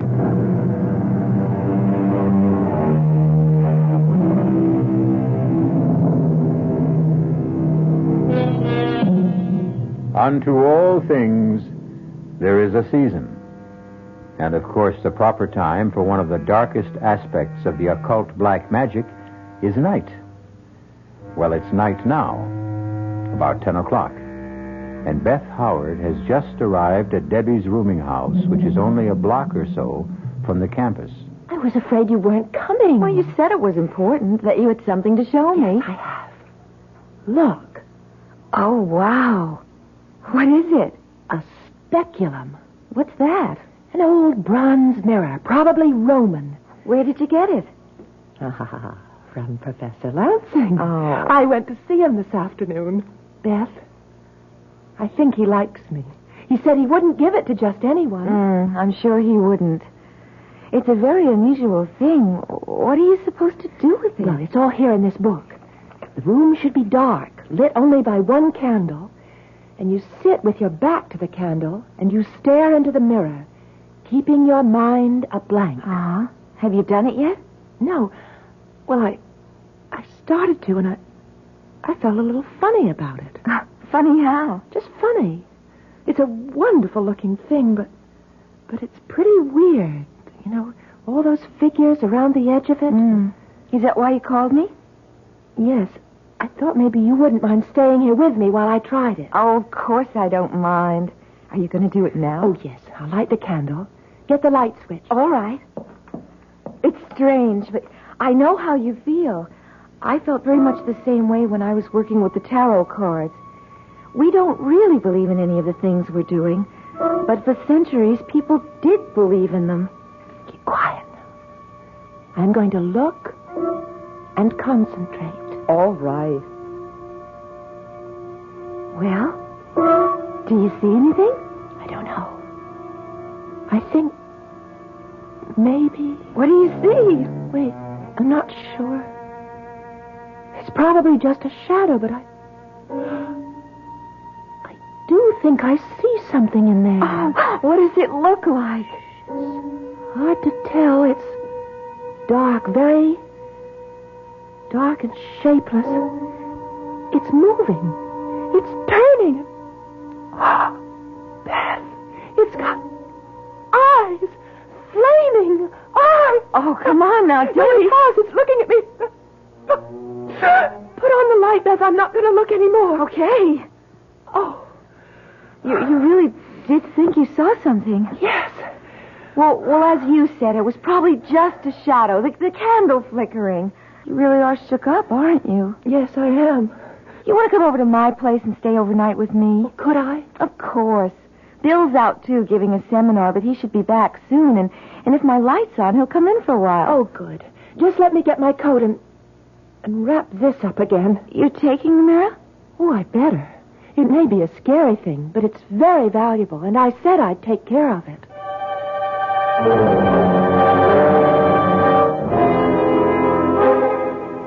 All right, Mia. Is it time? Yes. Let's go into my study. You'll have to help me. Of course. Take my arm. Oh. Slowly. Arnold, I really am weak.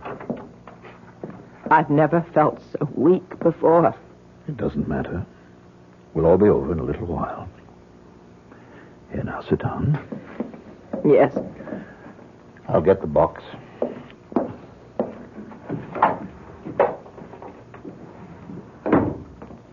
Here, now, hold it while I light the incense. I have it. Where do you think she is? What is the difference? She has the mirror. No matter where she is, it will find her. Are you ready? Yes. Give me the rod. Here. All right, now you'll be quick with the art theme when I need it. Yes. Peor, wherever you are, hear me. Do you hear me, Peor? With this rod, and in the names of Gagerim, Amatet, Algar, and Algasta, I summon thee. It's coming, Arnold. There it is. Over there. I see it. Take the rod. Give me the art theme. Why must it be wrapped this way? You know why. It mustn't be touched until it's needed. Quickly, hurry. Here.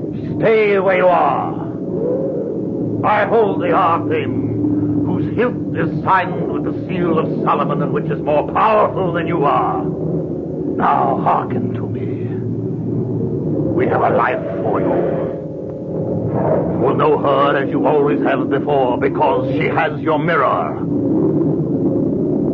I give her to you and thus buy another year of life for Mia. Is it agreed? Good. Begone then and take her. And then fulfill your part of the bargain.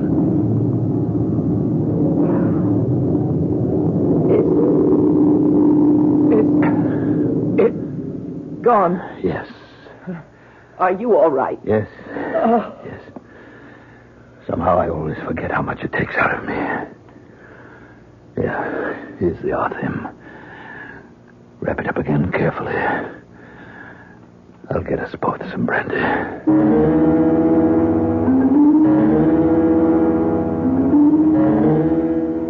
Why are you going this way? Well, I thought we'd cut across the campus. Why?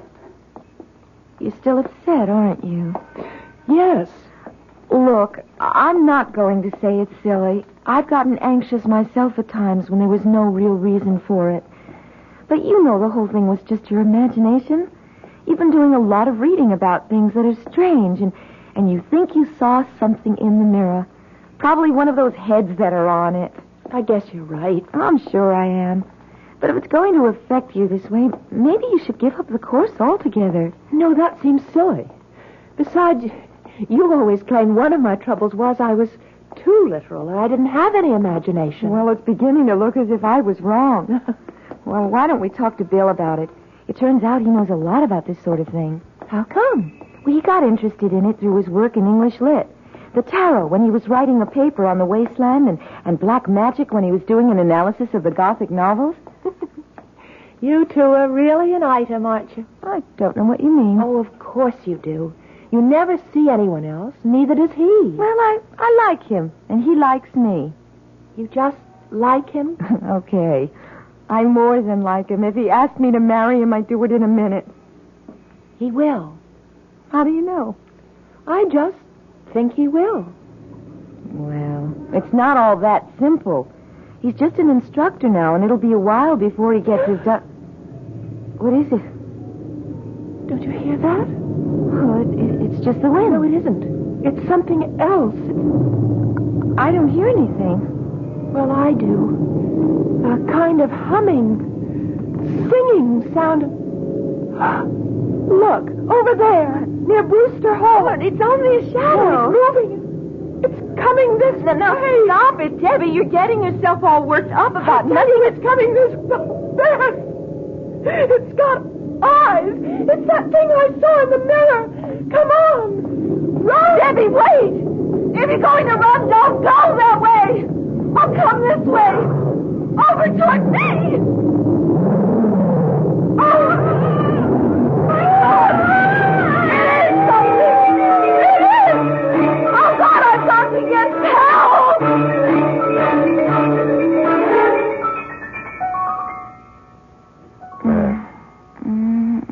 Beth, darling. Open your eyes. Beth. Good girl. I was starting to think I should call a doctor or take you over to the infirmary. What? Oh, Bill. Yes. How are you? I don't know. What happened?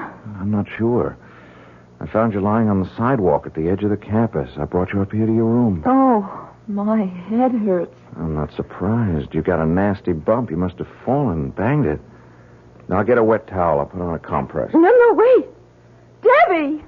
What happened to Debbie? Debbie? Yes, she was with me. We were going across the campus when suddenly we saw it. The thing from the mirror, and we started to run. And... Wait a minute. What thing? I told you, the thing from the mirror. It came after us. After her, and I heard her scream. Oh, Bill, you've got to go look for her. Yeah, sure. Look, let me get that. No, I'm all right. You've got to go find her. All right, now quiet down, Beth. Now, when I found you, you were all alone. Because I ran one way toward the house here, and she ran the other, and it was after... You don't believe me. Well, it's a little hard when I don't know what you're talking about. I mean, what was this thing that came after you, and what was the mirror? The mirror that Professor Lansing gave her. She was going to do a report for him on divination, like the one I'm doing on the tarot, and... All right, now, will you hold it a minute? When I left you to go to my seminar, you were still here. Uh-huh. You said you were going to stay here and do some reading. Right, and then Debbie called and asked me to come to her place, and she said she had something to show me. The mirror. Yes. An old bronze one, a speculum, she called it. She was supposed to look into it, describe what she saw. Yeah, speculomancy. That's right. But she felt funny about it, nervous. So she wanted me there while she did it. Yeah, and did she do it? Yes, we put out the light and lit a candle, and she saw...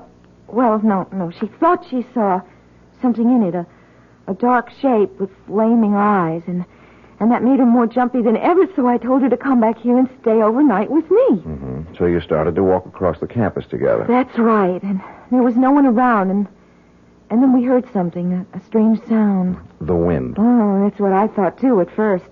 But it wasn't. It was a kind of a musical note, and then we saw it, this dark shape. Did she see it, or did you? We both did. She saw it first, and... Bill, you think I just imagined it? Oh, don't you? I don't know. Well, let's go back over it again. She was tense, nervous, thought she saw something in the mirror, and that made her more nervous.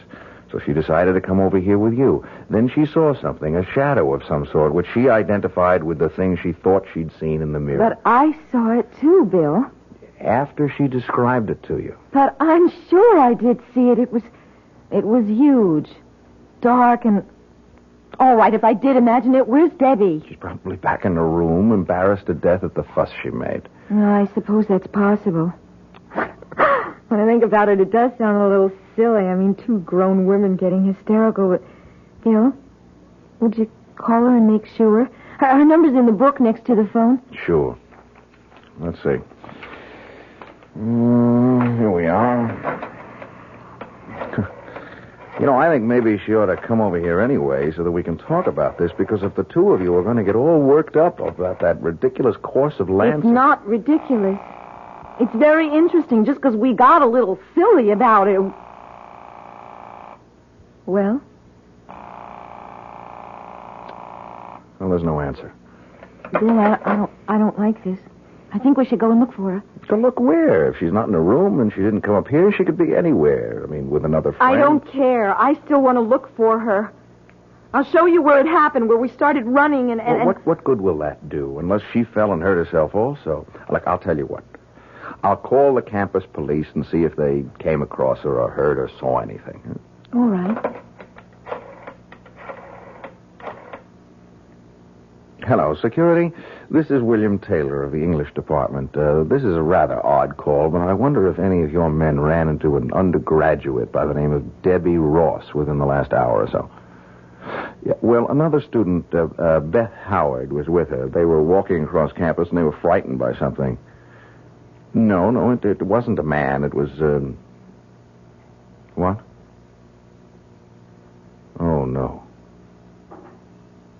was this? I see. All right. I'll come right over. Bill, what is it? One of the guards found her about 10 minutes ago. What do you mean, found her? Found her body in the bushes near Brewster Hall. She's dead.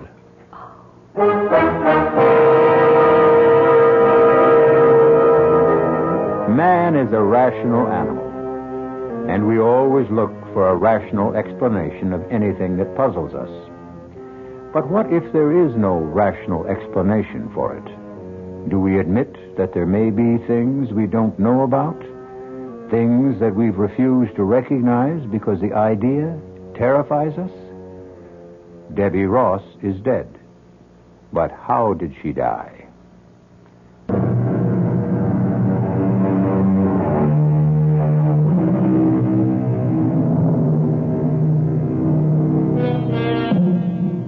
It's several days later. Many things have happened in that time. There have been questions, investigations, explanations, and recriminations. There has also been a funeral. As far as Beth is concerned, that is the only thing that really mattered. That and what has happened between her and Bill. Yes? Who is it? Bill. Oh. Just a second. Hi. So you're still locking your door? Yes. Which is very silly of me. All right, I didn't say that.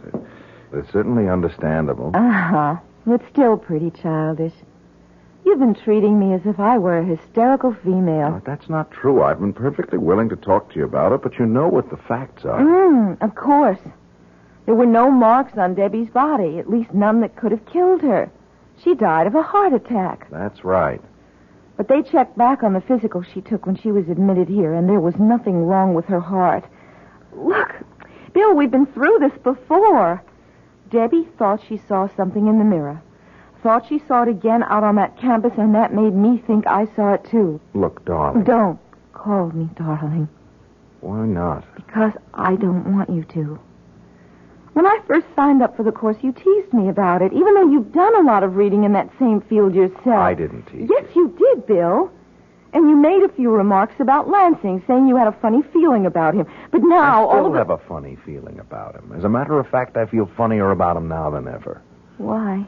Well, because I did a little checking up on him this afternoon. You know, we taught this same course at State last year. Yes, I know. What of it? Well, there was an incident there that was very similar to what happened to Debbie. I mean, a student, a member of the swimming team, and therefore presumably very healthy, died suddenly one night of a heart attack. One of his students?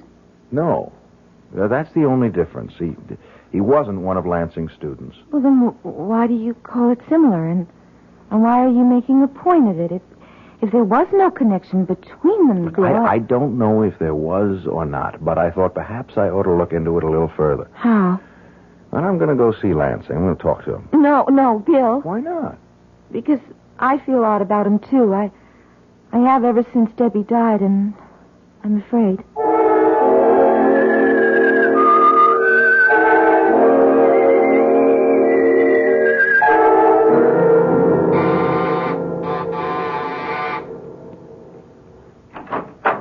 Yes?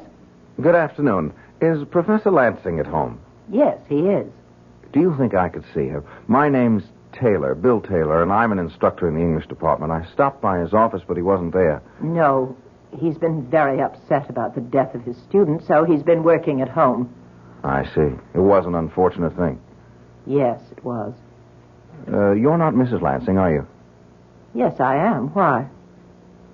Oh, well, it's just that I thought, I heard... That I wasn't well? Yes, that's right. I wasn't.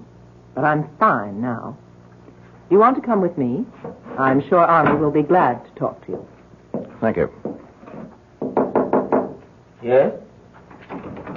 Arnold, this is Mr. Taylor of the English department here. Come in, Mr. Taylor. Come in. Sit down, won't you?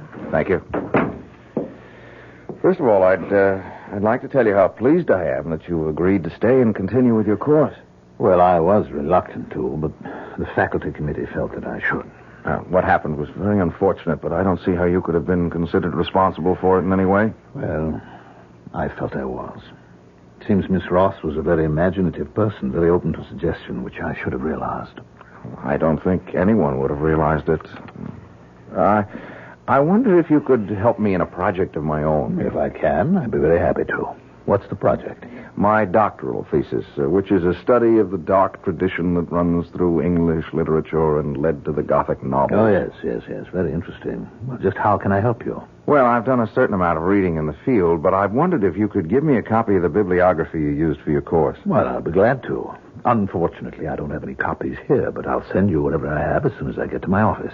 What's your address? 21 Maple Street. All right. I'll get it off to you tomorrow. I'm very grateful to you. Not at all. You gave the same course at State last year, didn't you? Yes, matter of fact, I did. Did you know Tom Wallace when you were at State? Wallace? No, I'm afraid not. Was he a member of the faculty? No, he was an undergraduate on the swimming team. He died very suddenly near the end of the term. Oh, yes, I do seem to remember that. Was he a friend of yours? No, a friend of a friend. Well, I think I'll be running along, and I do thank you, Professor Lansing. Oh, not at all. Goodbye, Mr. Taylor.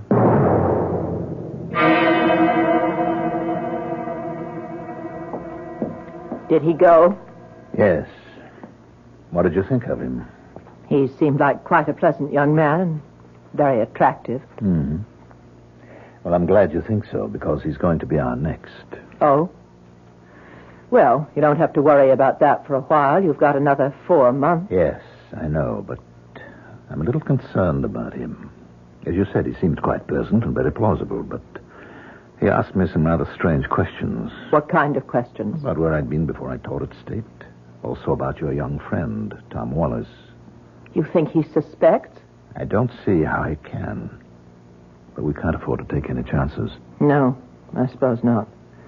I wasn't going to mention it, but he acted rather strangely with me, too. He seemed surprised that I was up and around. Oh? That settles it, then. When are you going to do it? As soon as possible.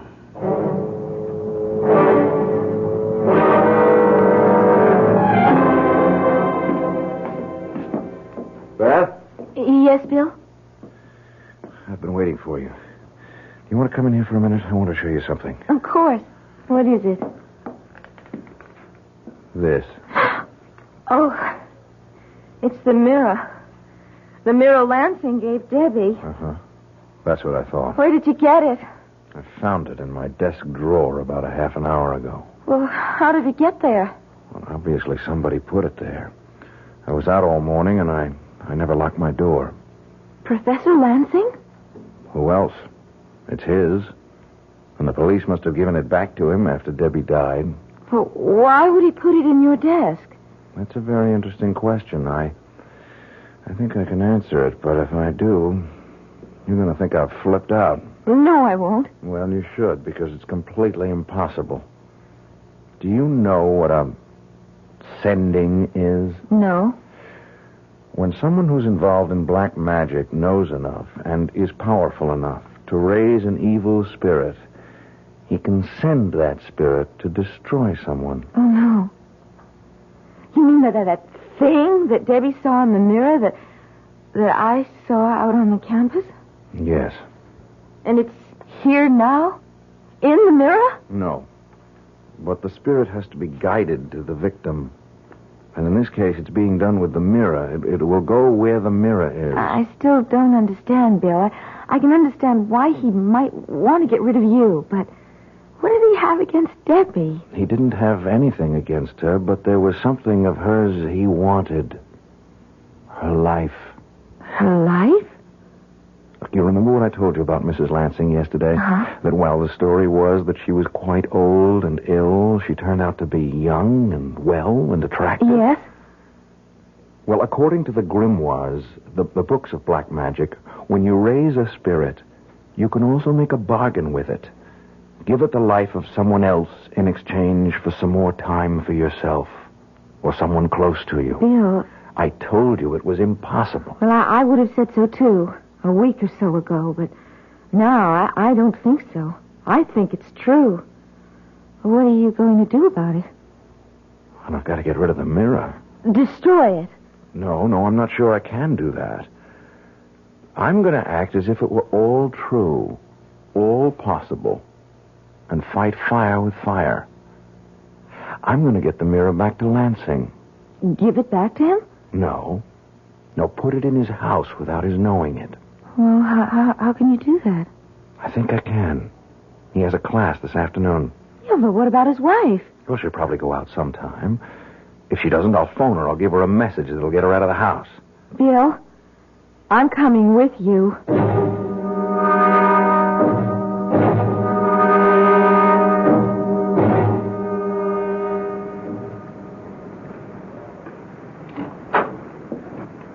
All right, Beth.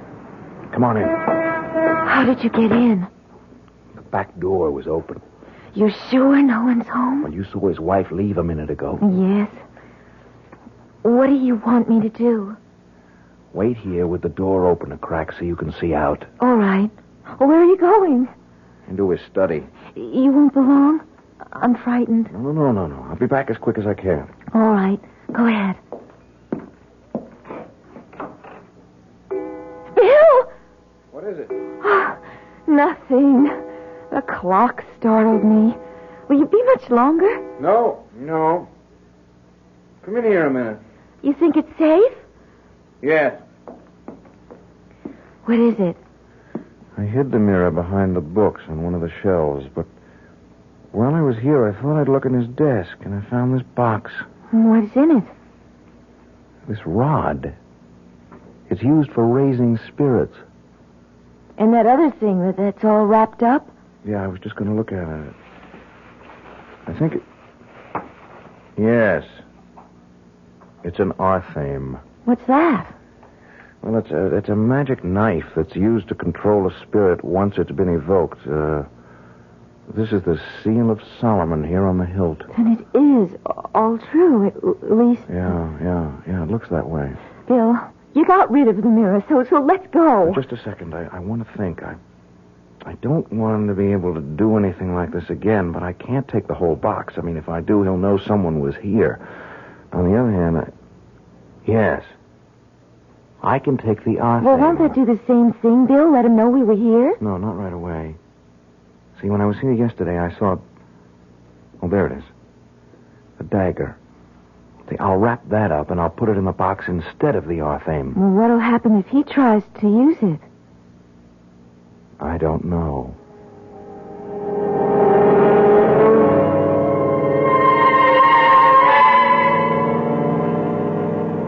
All right, Mia.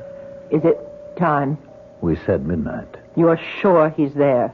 In his room, now? He has an early class tomorrow, so I would assume so. Now hold the box while I light the incense. Arnold, I don't like this. Why not? We've never done anything like it before. Twice, not just in the same place, but within a few weeks. We had no choice, Mia. He's suspicious. And if he goes on prying, asking questions... Yeah. All right. Give me the rod. Here. Pior, wherever you are, hear me. Do you hear me, Pior? With this rod and in the names of Dageram, Amartet, Algar, and Algasna, I summon thee. There it is, Arnold. Over there, near the bookcase. I see it. Give me the arthame. Here. Stay where you are. I hold the arthame. I have another life for you. A man this time.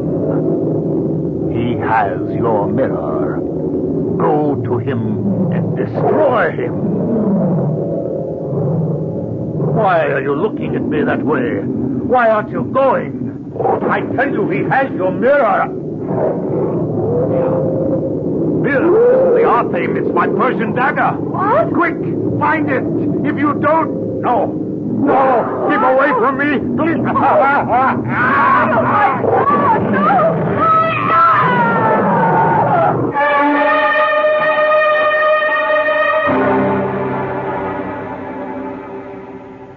time is it now? 12:15. Do you think he's tried to do anything? I don't know. And I don't know how we'll be able to find out unless... Oh, what's that? It's a police car. It's going that way, toward the Lansing house. But why? Let me see if I can find out. Hello, security?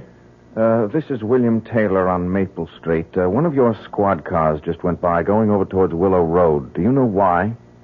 I mean, is there anything wrong? Oh, I see. Thank you. What did they say? They're not sure what's wrong. Someone on Willow Road called and said they heard terrible screams coming from number 45. As if someone were being murdered. Oh, but that's... Yes. Their house. Oh, Bill, what are you going to do? Are you going to say anything? Well, what would be the point? Do you think anyone would believe it?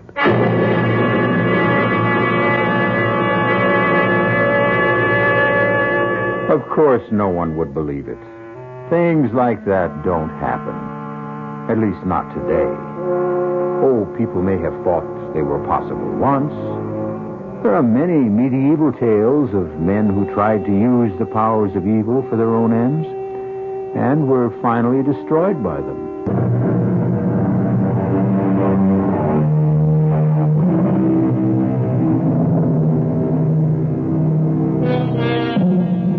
As I told you, the tale you just heard was a work of fiction, completely imaginary. But I am reminded of what Shakespeare said. Why do I yield to that suggestion whose horrid image doth unfix my hair and make my seated heart knock at my ribs against the use of nature? Present fears are less than horrible imaginings. Our cast included Mandel Kramer, Marion Seldes, Tony Roberts, and Phoebe Doran. The entire production was under the direction of Hyman Brown. This is E.G. Marshall inviting you to return to our Mystery Theater for another adventure in the macabre. Until next time, pleasant dreams. The preceding Mystery Theater program was furnished by the CBS Radio Network.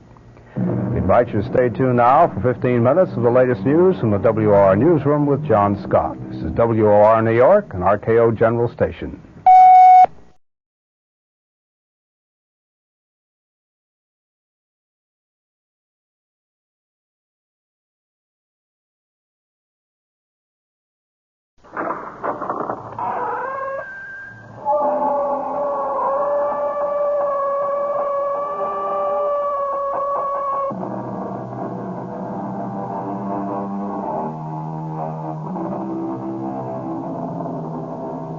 Come in. Welcome. I'm E.G. Marshall. Welcome to the world of terrifying imagination. The fear you can hear. Just mention the word swamp, and cold settles in the bones. The dampness runs through the veins like slime. And the thoughts of the brooding, cloying miasma lingers in the nostrils, fetid, decaying, conjuring in the mind visions of things that slide and slip and slither in the night. Who's that? Where are you? What is it? Where are you?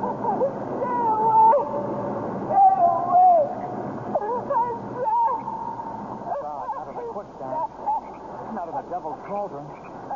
Whoever you are, don't struggle. Try not to move. You'll sink faster. Stay away. The smokeman has me. He'll get you too. It's too late for me. Save yourself.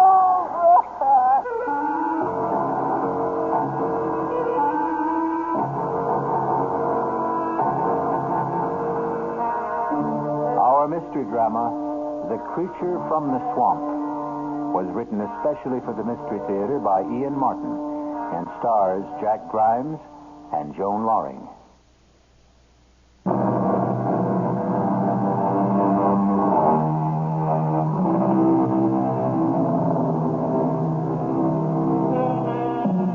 A young game and fish warden named Larry Drake, who for reasons of his own lived an isolated hermit's life in the heart of the great swamp, was returning after dark in a wild thunderstorm to his lonely cabin. Just as he approached the cup-shaped body of quicksand and swamp water called... since this is his story, and he left a painfully careful and detailed record, why not let him tell it for himself? I'm typing this before I do what I have to do. Because I know the sheriff must be on his way for me by now. This is the end of what began, seems a lifetime ago. But I reckon it's only a few days. The weather was foul. And as I started to skirt the edge of the Devil's Cauldron, I heard the sound of a woman crying. I broke through the undergrowth, and in a flash of lightning, I saw her for the first time trapped waist deep in slime and sinking fast. Try to stay still. The more you flounder, the more you sink. Leave me. Save yourself. I'm not in any danger. Now, neither are you if you do as I say. Yeah, grab the end of this tree branch. You feel your soul, too. Let's not fuss over me. Concentrate on you. Grab the branch. That's it. Now, pull it towards you till you get the main stem. All right, now listen. I'm not worth your saving. We'll talk about that later. Now, go on. Grab it.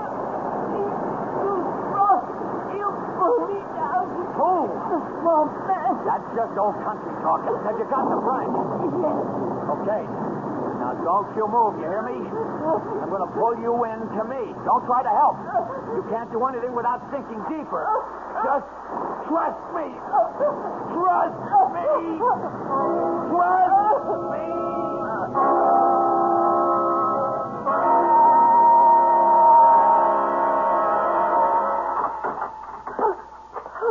Now, hush up, hush up. You're all right. Who are you? Just the guy who pulled you out of the swamp. My name's Larry Drake. Here, I brought you some soup. It's so dark in here. It's the middle of the night. Don't you have any light? Just a gas lantern in the other room. Oh, Here, I'll set this down the table by the bed. can't you bring the lantern in here? I'd rather not. You have enough light to see. I want to look at you. Why? I want to see the man who had enough courage to risk his life for me. I don't really think you would. Does it matter all that much? No. Who are you? I told you, Larry Drake. What were you doing by the Devil's Cauldron? Coming home? You live here? Yep. If you call it living. Why? I mean, what do you do? I'm a fish and game warden. You see, right here smack in the middle of the great swamp is the last colony of great whooping spoonbills in the world. It's my job to try to keep them living. The blind leading the blind, or the damned trying to preserve the damned. I don't quite understand you. No, I suppose not. See, the spoonbill and me, we're just the same kind of species, right out of Mr. Darwin. What does that mean? We don't seem to fit our environment. Oh, that makes me sort of the same. Well, now I don't understand you. It doesn't matter. Who are you? My name is Udine. That's all? Just Udine? I like the way you say it. That's all. Okay. I don't want to pry. What were you doing way out here at the end of the world? I was trying to escape. Run away? If you want to call it that. From whom? The swamp man. The who? He lives at the bottom of the Devil's Cauldron. There are only holes where his eyes ought to be. and his hair is made of Spanish moss. His shoulders are knotted with muscles, and his hands can span a wagon wheel.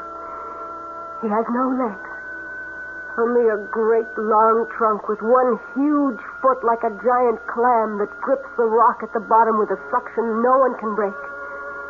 And he lives on those who are foolish enough to walk the swamp by night.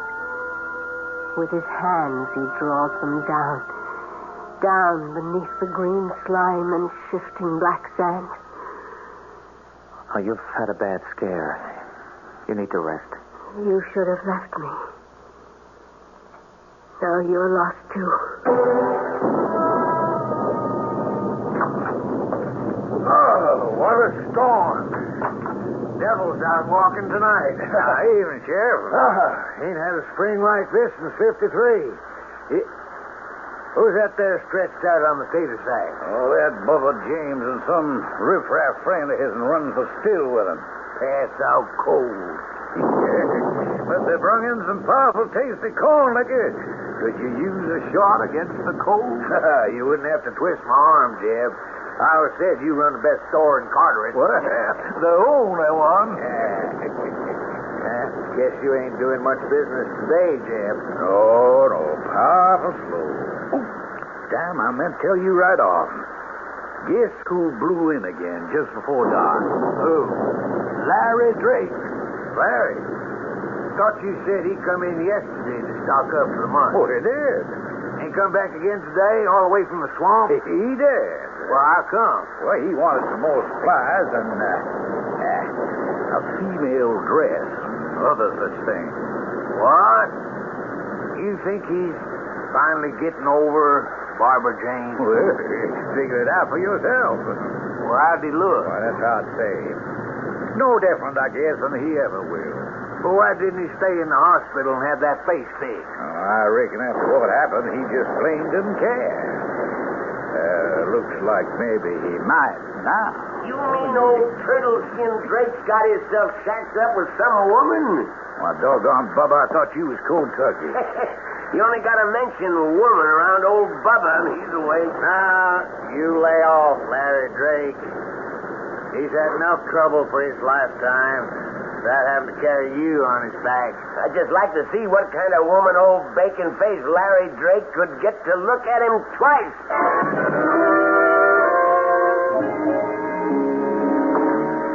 You reckon you can sleep now, Udine? You're going to leave me, Larry? Bring the lantern. Why? I want to look at you.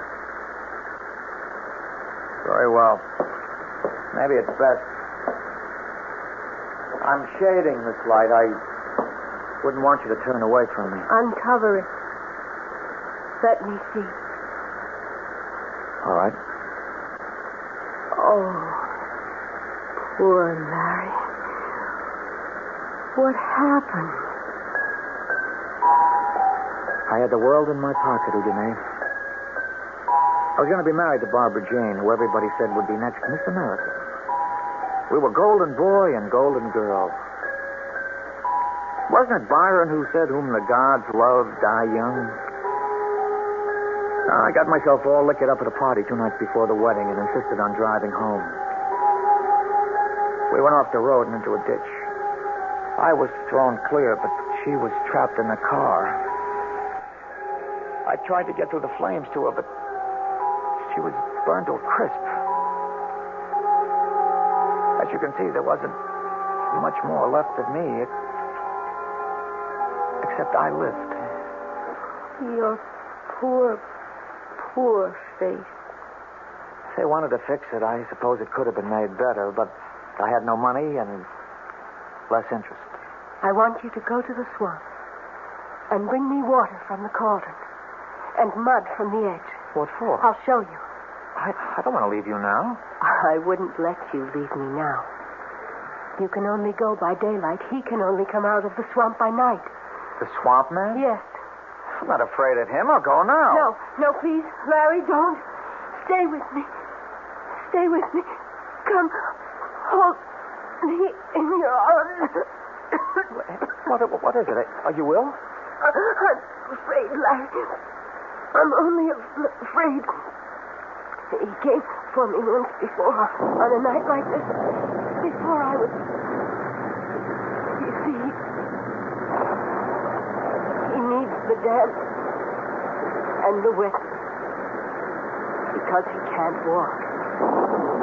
He has to crawl like a snake. Please. Larry.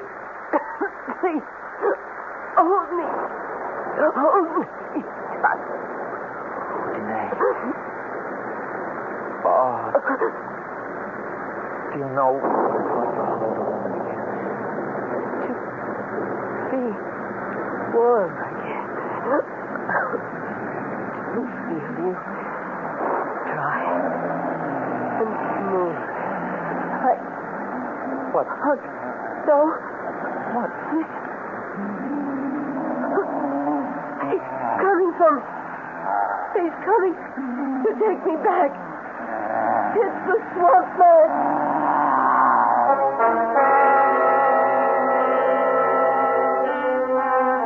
What creatures of the night the mind can form. What faceless horrors that creep and crawl and drag themselves out of the imagination into the world we think safe. Is the sound Larry and Udine strain to hear some unimaginable creature born from the murky deeps of the rotting swamps? Or does he exist only in the forest of the mind? I'll return shortly with Act 2.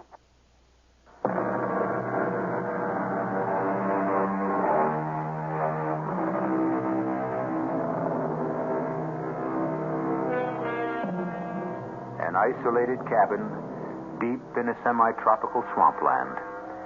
A young man scarred physically and mentally by a tragic accident. A strange girl called only Udine, rescued from being sucked to death in smothering quicksand. And outside, a something that bumps and crawls in the rain-swept night. Listen. Let me go. No. If he's there, I'll get rid of him. You can't stand against the swamp man, Larry. I can try. No, it's me he's come for. Don't go out there. Wait. What is it? Listen. Do you hear anything? The rain has stopped. He isn't moving anymore. Damn all, let's settle this. Larry! It's all right, Udine. Somebody here. And the sun is coming up. Oh, he's afraid of life. He can't face the day. Oh. What is it, Udine? I don't know. I'm burning up. Hold me, Larry. Hold me. You want to, don't you? Yes. I don't know why, but yes. Oh, yes. Oh. Is it because I look like her? Who? Barbara Jane. Maybe. No. Yes. I don't know. I need you so. I need you so. As I need you. As I need you.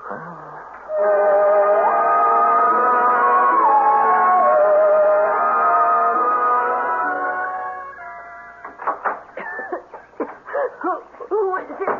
It's Larry. It's all right. I went out to get the mud in the swamp water. Give me water, please. I'll get some fresh. No. From the swamp. I have a glass here. Yeah, but it's stagnant. It'll poison you. No. Like medicine. Give me, please. Are you sure? Please. Okay, here, Udine. Thank you. Oh, that's better. Oh, I feel much better now. I'm worried about that cough. It's nothing. I'm just very dry. You look so flushed. Bring me the other pail. You did bring mud. Looks more like slime to me. Oh. You sure? Of course, I'm sure. It's marvelous, Larry. You'll see. It soothes the skin. Look, I rub it into my skin, and I can feel the muscles relax, and then become renewed again. It smooths away every wrinkle. Come here, Larry. Kneel beside me. Don't look at me in the light. Don't be afraid. I see behind the mask. And I'm going to gentle that poor, charred skin. Feel how smooth and gentle. Shut your eyes. And you are in a cave of water. Down in the cool, green depths, quiet and soulful, like a cathedral at the silent bottom of a sun-struck lake. I could have this moment last forever, or choose it for the one to die. Does it feel good? I don't know about this primeval slime. It's all in the touch of your hands. Oh, if only it were. I'm sorry. I'm so tired. Oh, I should let you rest. No. Here, let me get a cloth to wash your face. No, leave it up. Don't. Let me feel your brow. No. Oh, Janae, you're running a fever. I'm going to get it to a doctor. I don't need a doctor. Don't leave me alone. Dearest, what is it you're afraid of? I told you. The swamp man? Yes. But that's plain fancy, hallucination. Oh, Janae, who are you? Where do you come from? Are you a husband, a lover, of a family? No. No family, no husband. Nobody looking for me but him. I have a lover now. Larry.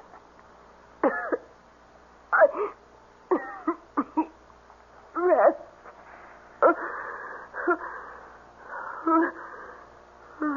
Udine? Udine? She must be running 100 at 3 or 4. I've got to get a doctor. A doctor!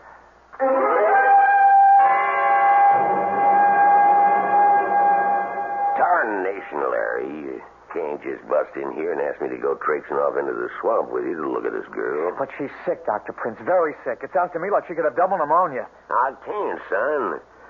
There's only one of me. Bring her in here, I'll be glad to examine her. I'd have to carry her out of the swamp. You know there's no road into my cabin. Yes, I know it. It's why I can't spare the time. You think this antibiotic will bring her temperature down? Well, I can only hope. I don't dare prescribe anything else sight unseen. Of course, if I knew for a fact that it was the swamp fever, You need a blood test for that. Yeah? All right, Doc. I'll bring you back a blood sample myself. That's right. You were fixing to be a veterinarian, I forgot. Yeah, a lot of things I was fixing to be once, Doc.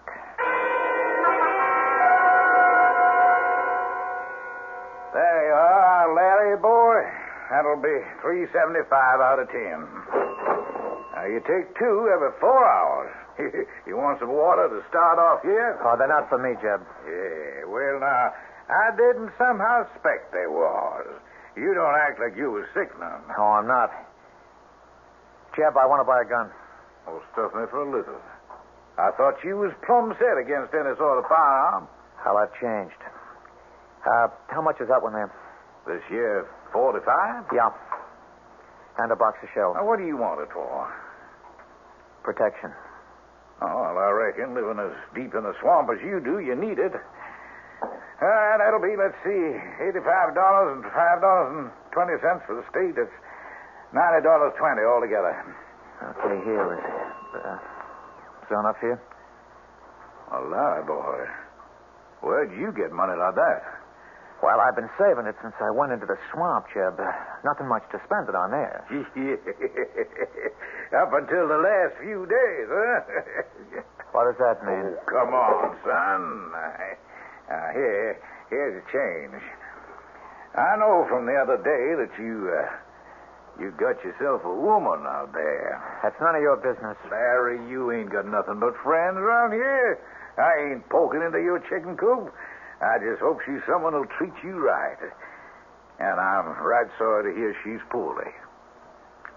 Well, she got herself caught in the devil's cauldron. I had to pull her out. Well, you don't say now. Local girl? I don't know. Any missing hereabouts? Well, not as I've heard tell. Can I ask her name? Udine. Udine. Well, that's kind of foreign-like, eh? What's she look like, Larry? She looks like the spitting image of Barbara Jane. And you found her in the devil's cauldron? Half buried in the quicksand. Larry, boy, you sure she's what she seems to be? Come on, Jeb. Get in out of the rain. Hi there, Jeb. Got some smokes for me and my buddy? Well, here's an unexpected pleasure. Mr. Larry Drake, the happy hermit. I'll be leaving, Jeb. Good night. Didn't you hear me talking to you, old buddy? Hello, Bubba. Ain't you going to say hello to old Jess here? You remember Jess Guilford? Hi, Jess. Oh, there, Larry. Excuse me, I was... What's your hurry? Don't you want to visit for a while? There isn't much left to be said between you and me. That's damn right. Not since you killed my sister. It was an accident. Barbara Jane got killed. You escaped. Come on, Barbara. Let me. Stay out of this, Jess. What you wearing, Larry? Little black paint to hide that pretty face the fire chewed up? Let me pass, Bubba. Maybe you're smart to cover up now you got a new woman with you. You might turn her stomach. Get out of my way. Blindside him, Jess. Free. All three of you. Now, don't any of you move a whisker. Now, you shut up, Bubba, and you just stay out of what's none of your affair. And Larry, you don't use your hands for nothing more than letting yourself out that door. Go on now. Well, the going's good. I'm going, Jeb. But why did you tell trash like Bubba about me? I didn't mean to, Larry. He overheard by accident. Okay. Now, Bubba, you stay away from me. I've taken all from you. I'm going to.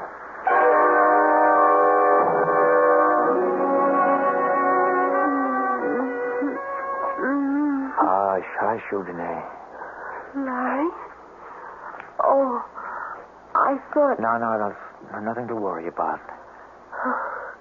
How do you feel? Some water, please. Oh, it's right here. Thanks, Larry. That feels better.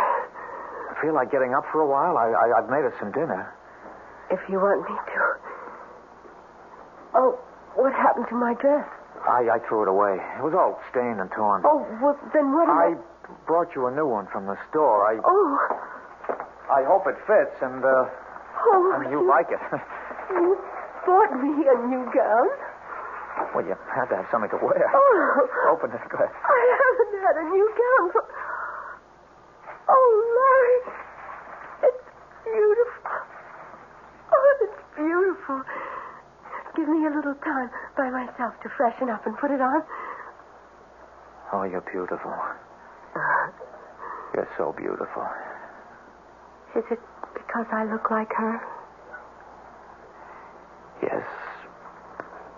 And no. Barbara Jane is dead.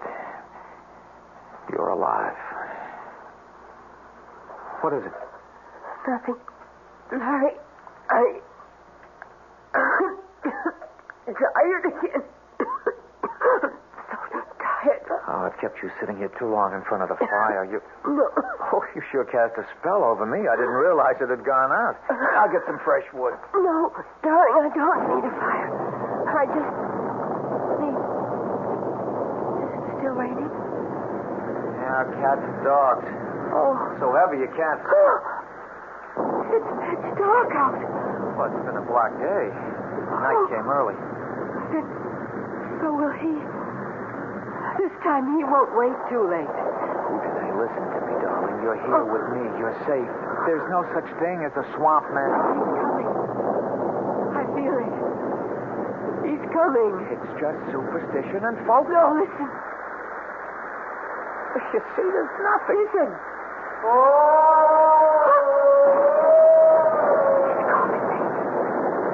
He won't leave without me. He won't leave with you as long as I'm here. No, hurry, don't go after him. I've brought some protection. My son's no use against him. We'll find out soon enough. Swamp Man, if you come for her, you won't get her. I'm giving you one last warning. Stay back.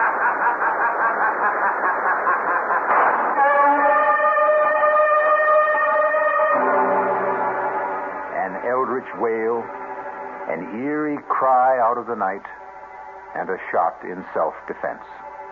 But what good is a gun against a ghoul or a hobgoblin? Creatures of the mind and dark night fantasies are not laid to rest by a bullet. I'll return shortly with Act 3.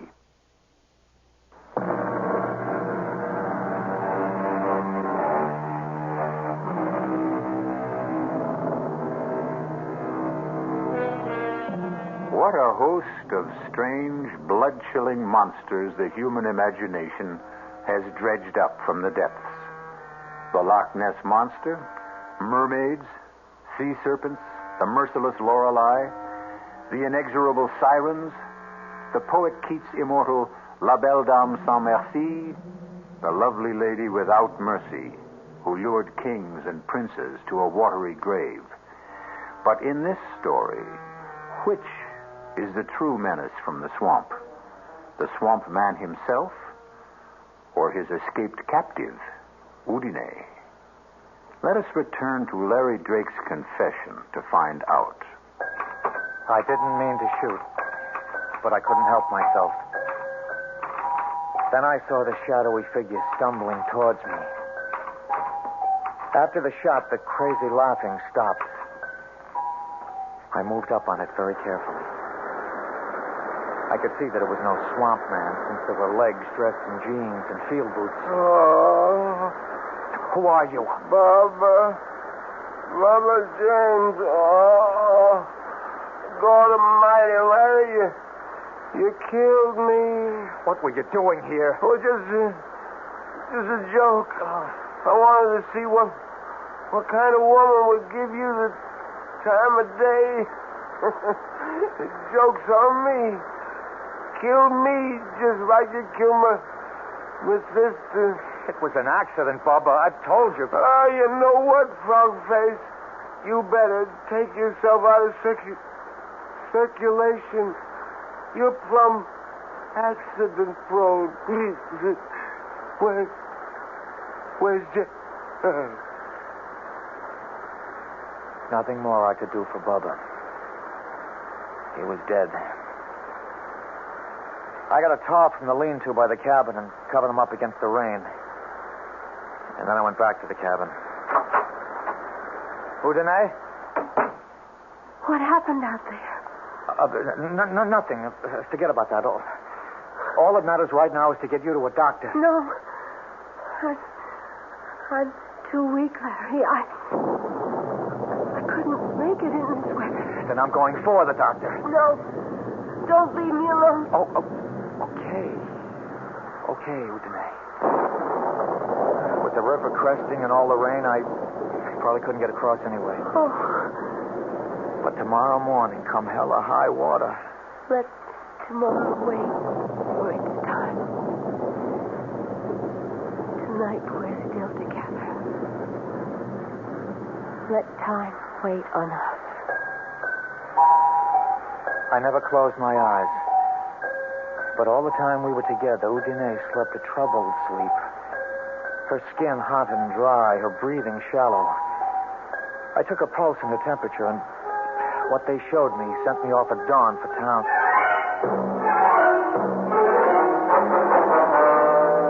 Now, I don't know what the Sam Hill you're up to, Larry. Have you been drinking? No, Doctor. What do you mean? Well, I don't know about the blood sample. That'll have to be tested. But those other vital signs you described... That's why I'm here, to drag you back to see her. Well, it ain't possible. A pulse of under 30, a BP of 60 over 40. Flushed and feverish and running a temperature of under 90? Well, she should be cold and clammy. That isn't enough to sustain life, human life anyway. You must have made a mistake. No mistake. I was as careful as I could be. Udine is alive. You can see for yourself when you come. I shouldn't give in to you, but you got me intrigued. Can we get across the river? If we leave right now. Okay. Hello? When? Well, can he be moved, Sheriff? Yeah. Now, look here.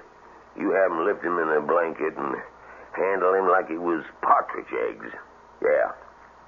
Right to the office. I'll be waiting. Well, Larry, I can't go with you now. Now, wait a minute. You said you were... That was the sheriff. Down to the levee. Toady William got trapped under a sandbag slide. He's in bad shape. They're bringing him here for me to operate on. How long is that going to take? It could be well on to most of the afternoon. I'll come out to your place as soon as I'm finished. You don't understand. I understand, son, but I got to take first things first. But you'll surely come. Yeah, I promise. How are you going to find your way into the swamp? I'll pick up Jeb Scanlon to guide me. He knows this country like the back of his hand.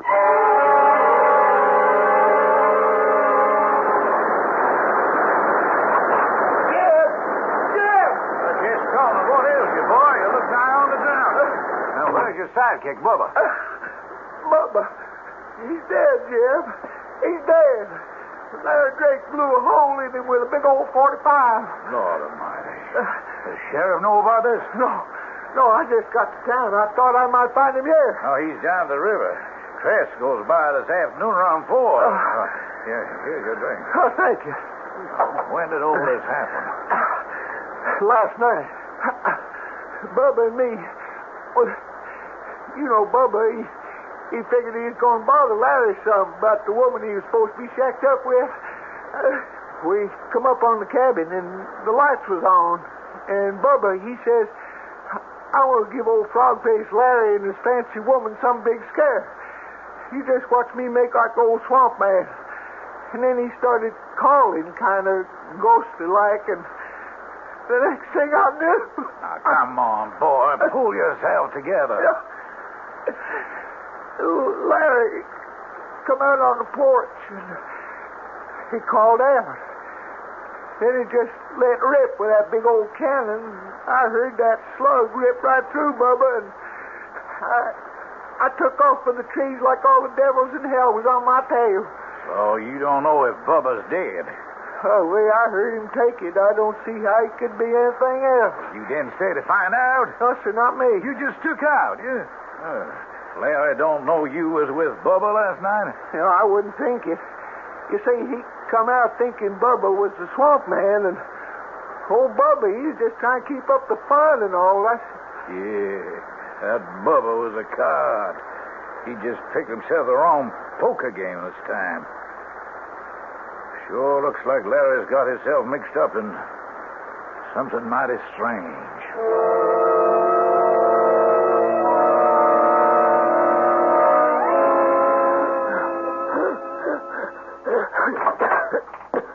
Udine? I'm in bed, Larry. I'm sorry I was gone so long. Can I get you something? Water from the swamp. No more poison. The doctor's coming to see you. The doctor can't help me. Just give him the chance. I haven't time. Listen to me, Larry. He's won. I know that now. Who? The swamp man. I can't live in the air anymore. That's ridiculous. That's sheer nonsense. Look at me, Larry. I'm dying. I'm out of my element. Your element? It isn't air anymore. It's water. I have to go back or die. If only you could come with me.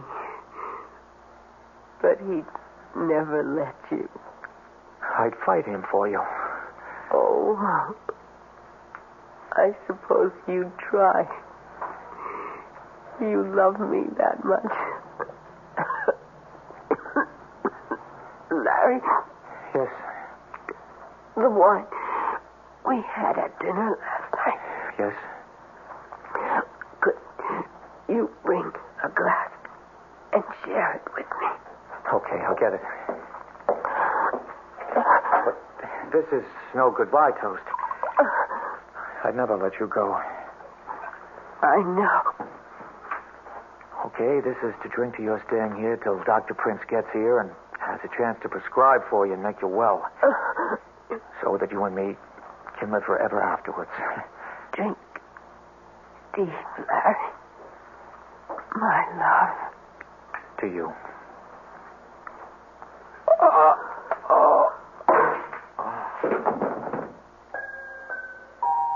Sleep, my love, till I call for you again. I have to leave you now. The water is green and cool, and it washes the skin like ointment. And the moss dampness makes you whole again. You will be so fair, your skin renewed, your youth returned. So much for so little. What is a soul worth, after all?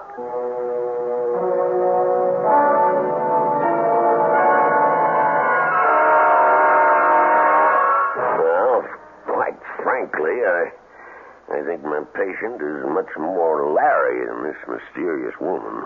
What's that mean? Well, from all the evidence, no one, save Larry, has seen her. Oh, you don't mean she don't exist? So physiologically, as a doctor, I don't see how she can. In addition to the impossible figures on her vital signs, I got a report on her blood sample. And? I don't know where our veterinarian game warden got it, but that was no human blood. What kind, then? Not a biologist or a hemopathologist. Reptile, fish. Not a warm-blooded animal, and certainly not a primate. You think this is some kind of a hoax? Well, I think a boy I loved very deeply because of what he once was is obviously broken psychologically. I think we'd better get out to that swamp and see what tatters of them remain that might be pasted together. If Jess Tomlin's testimony is right, there ain't many tatters remaining.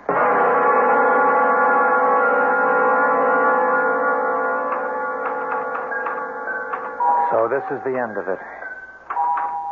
I don't know what Undide put in that wine, but I just woke up and she's gone. I intend to follow her now once I finish this. I don't know what I shall find in the Devil's Cauldron. A fight to the death with the Swamp Man. Reunion with Udine. Peace at last. Or eternal damnation.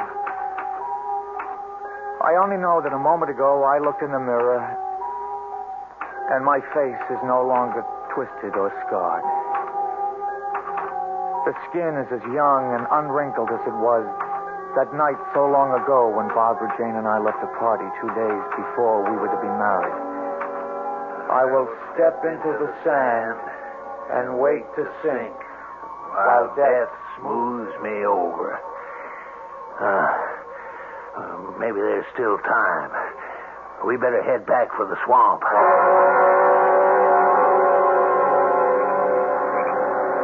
Hold the light higher, Jeb. You ever see anything like that? The old Devil's Cauldron is boiling like the fires of hell was under it. Probably all the rain in the high surface table. Trapped swamp gas bubbling to the surface. Yeah, while Larry and old One-Toe locked in combat. Oh, there ought to be some way we could get in there and try to help the boy. You stay where you are. This swamp has brought enough lives in its time. Come daylight, we'll see. My God, look. What's that? I can't see too good. Hold your lanterns high. Oh. Well, that's a body surfacing. It ain't Larry. How do you know in this half-light? I ain't got no legs.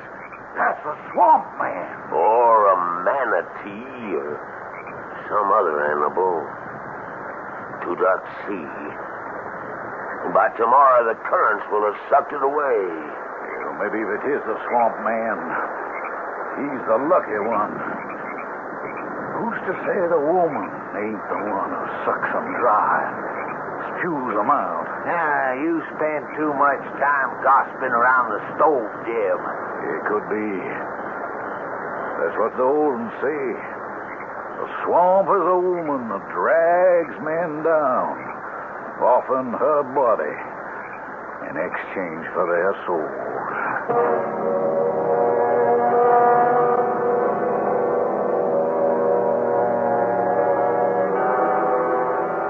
The way the legend goes. But then, there are so many legends. The classic fabled water sprites called Udine, who could receive human souls by marrying a mortal La Belle Dame Sans Merci who stole men's souls in exchange for love. Their numbers must be legion. And for that matter, since no one but Larry ever saw her, perhaps Udine was only a figment of the imagination. I'll leave you to make your choice. I'll be back shortly.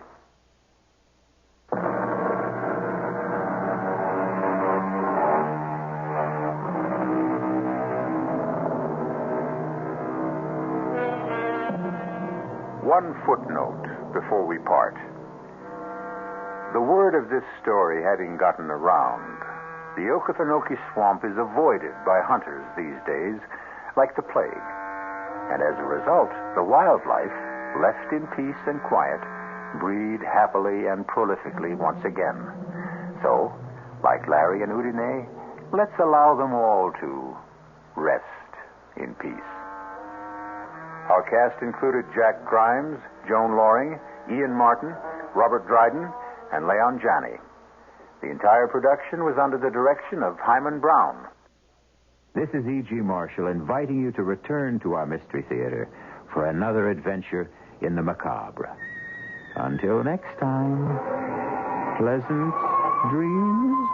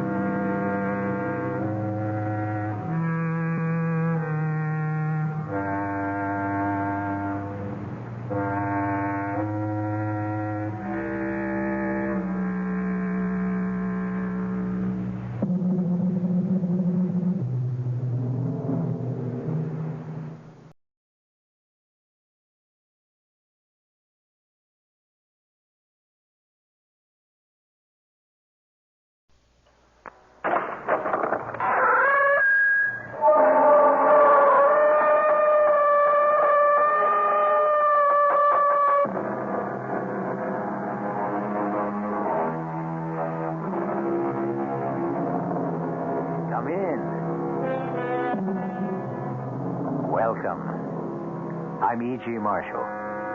Welcome to the world of unbridled imagination.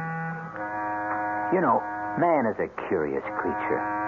Most of us settle for routine and habit.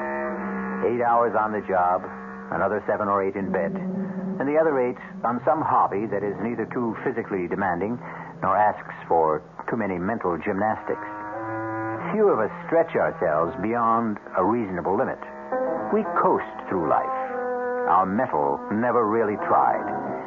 But some of us, through harrowing experience, are stretched to the full capacity of our beings.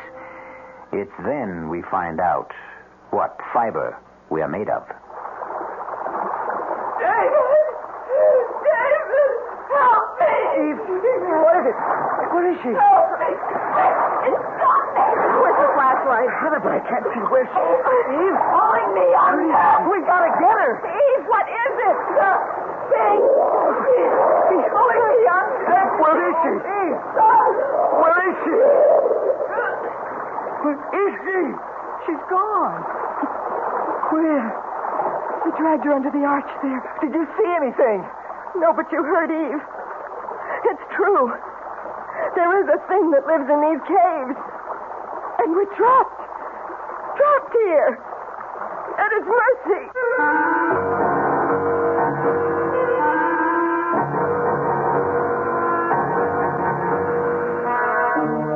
Our mystery drama, The Thing in the Cave, was written especially for the Mystery Theater by Ian Martin and stars Terry Keane and Marion Seldes.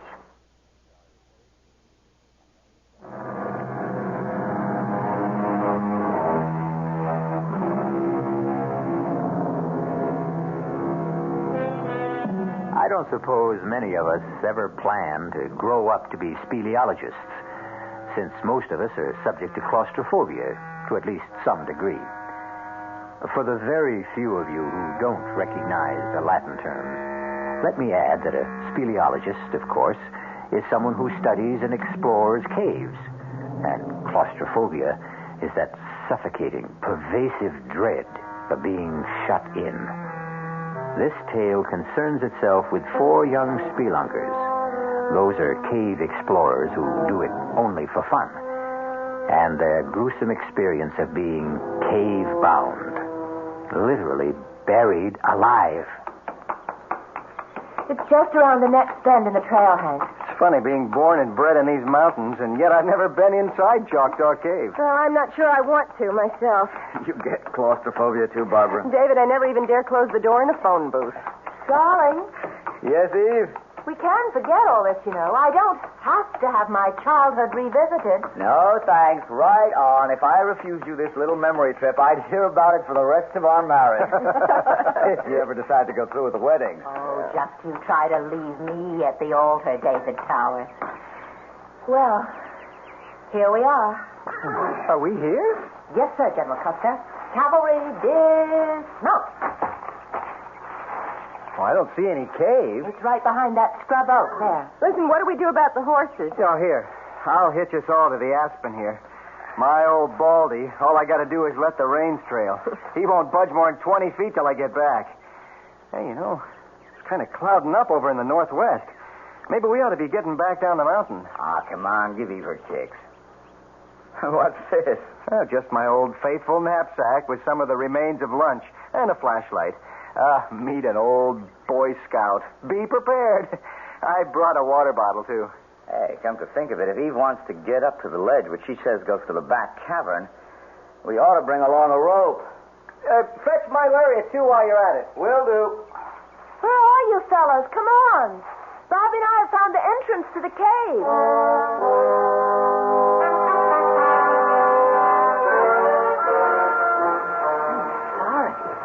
It all seemed a lot bigger when I was a kid. Barbara and I can make it all right. Crawling, but Hank comes in the giant size. Hank, can you make it? It's just about as tight as a cork in a bottle. If I get stuck, you can be sorry if this is the only way in and out. With just a moment, we can all stand up. You'll see. Maybe we should all forget it. You scared? No, but I'm not exactly happy either. I don't know if Hank can... We're here. In the cave. I can stand up. Oh, come on, everyone. It's just beautiful. It's just as I remembered it. You're right, Eve. It's breathtaking.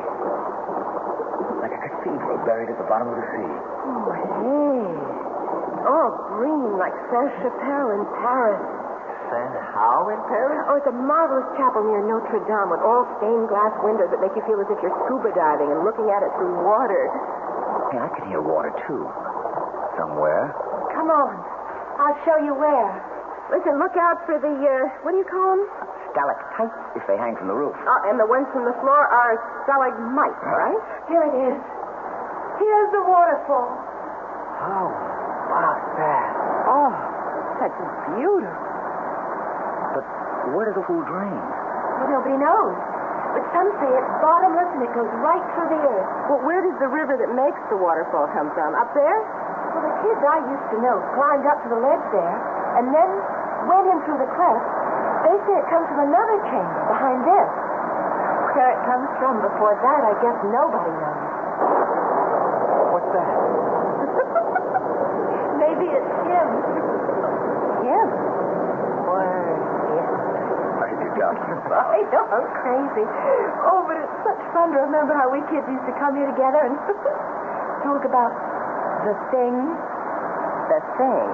Well, what was the thing? It was just something we made up, some country legend someone had heard about this creature, this monster that lived in an underground river, whatever it is. What kind of monster? Well, you know, slimy and slippery and all the blob, with one great red-rimmed eye and long, flaky tentacles that crept and crawled along the rocks until suddenly they pounced.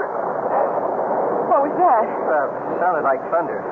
I bet that storm broke outside. Come on. We better get going. Oh, just wanted to get into the cave behind us, where we are. Just once again. Oh, no, count me out. This place is giving me the heebie-jeebies. Yeah, I'm getting a little tight in the throat myself. Come on, darling. You're right, David. I must have been a little crazy. I don't know what it was, but something seemed to draw me here. Almost as if it was something calling. Come on, Eve. Run! Yes! Eve, come on! It sounds like the whole mountain's caving in. No, go back! Go back! Come on! Under the ledge! Let's move! Hey, Barbara!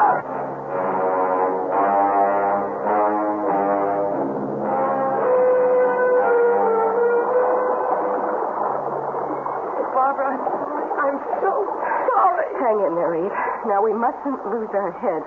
So dark. So pitch dark. What happened to Hank and David? They've gone to see about clearing the entrance. If we only had some light. The boys had the only flashlight. Wait a minute.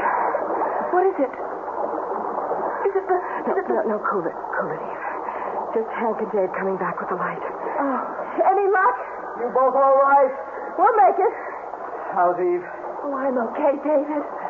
Can we go now? Well, it isn't going to be that easy.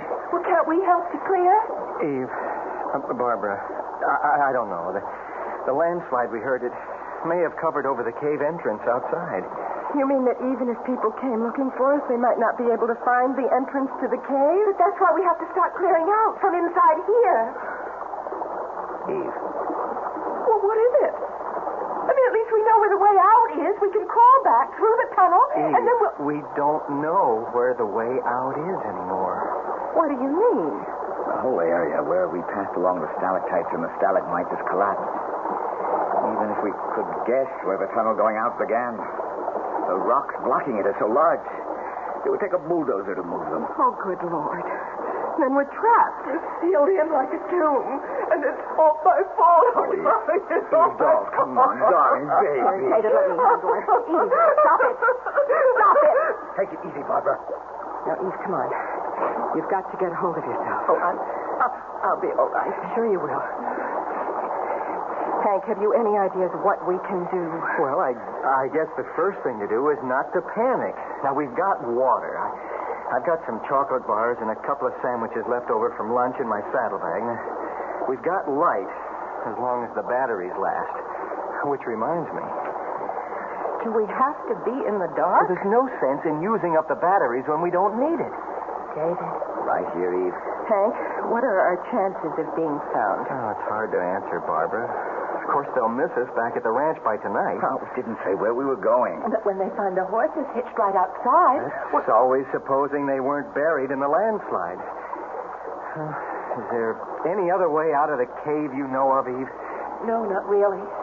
Like I told you, some kids got up on the ledge at the top of the waterfall, and they went into some kind of a chamber behind there. But they claimed that... That what?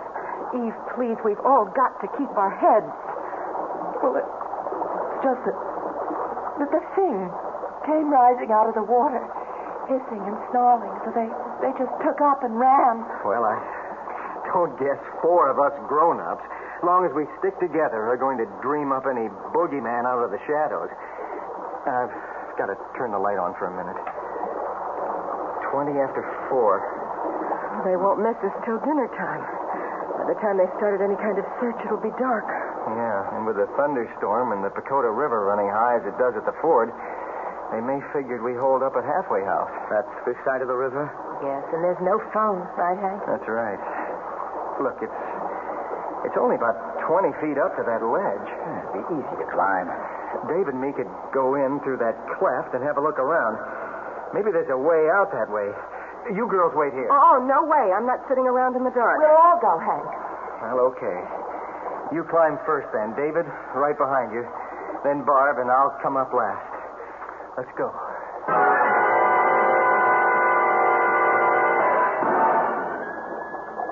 Bingo. We're in the second cavern. How big is it? This must be where the waterfall comes from. Is there any way out? Hold it, everyone. Hold it. Let's see. Let's start to the left here. The walls are so smooth, like they've been polished. Once upon a time, I guess the whole floor was underwater. Shine the light higher, Hank, so we can... Let's see.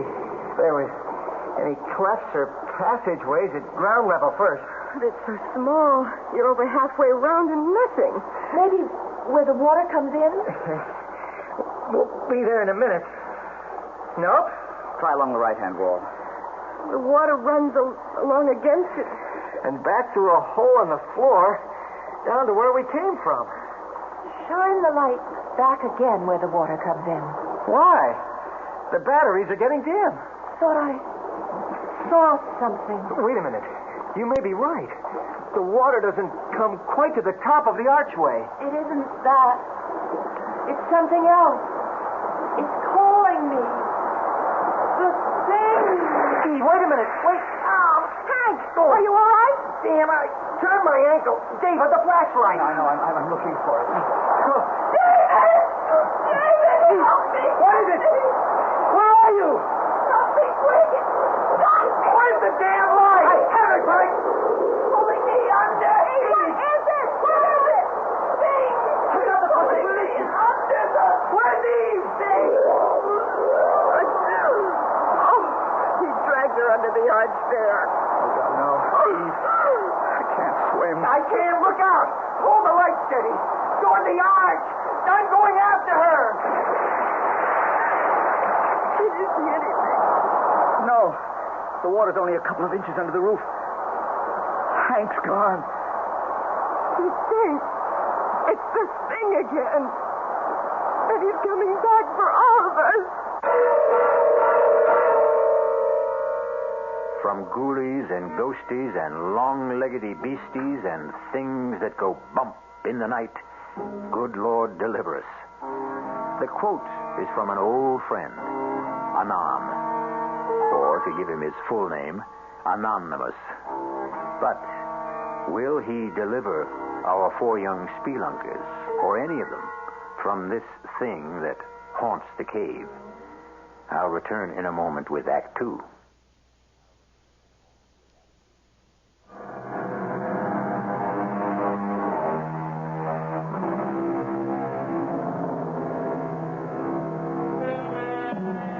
There's a creepy, crawly feeling about the very thought of being shut in anywhere, without doors or windows. Confinement of any kind is as foreign to the human animal as it is to his fellow beasts. And as for caves, I know I wouldn't be found dead in one. Oh, I hope that figure of speech isn't a prophetic one for one of our four young friends who are cave-bound. What was that? Column of water. I don't know. But didn't you see something inside it with great arms reaching out like a tree?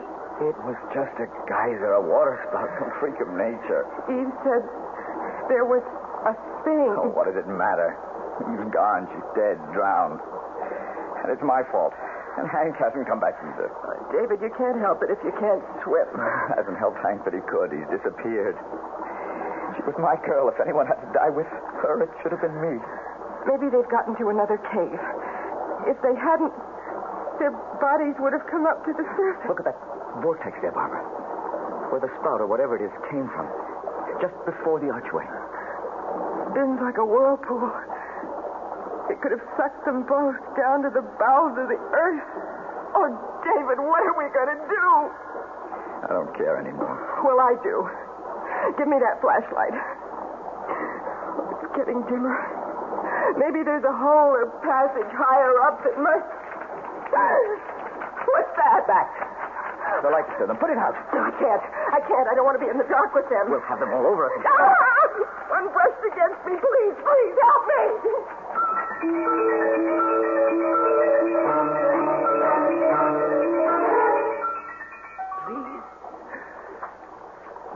Please help me. Help me. Take it easy, Eve. You're all right. You'll be all right. The thing pulled me under the water. You're out of the water now. Where? I don't know. Dry land, anyway. Thank you. How did you get here? I went into the water after you. Try to save me? Oh, it's an Eagle Scout. You know, trustworthy, loyal, helpful. What about David? He can't swim. Oh, but how did you... I don't think I could explain. What do you mean? It just doesn't make sense. The stream was flowing out of the arch. So I was swimming against it, but suddenly something just pulled me along against the current. What about you? Oh, don't you see? It was him. The thing. Oh, if it was, why did he save you and me? You thought he wanted to drown you. Yes, I did at first, but then it seemed so kind, as if it wanted to help. But Barbara and David, we've got to get back. Take it easy. Too tired. Oh, yes. Some lights that we can... Nothing but matches. Soaking wet. Maybe dry out. Can't even see the time.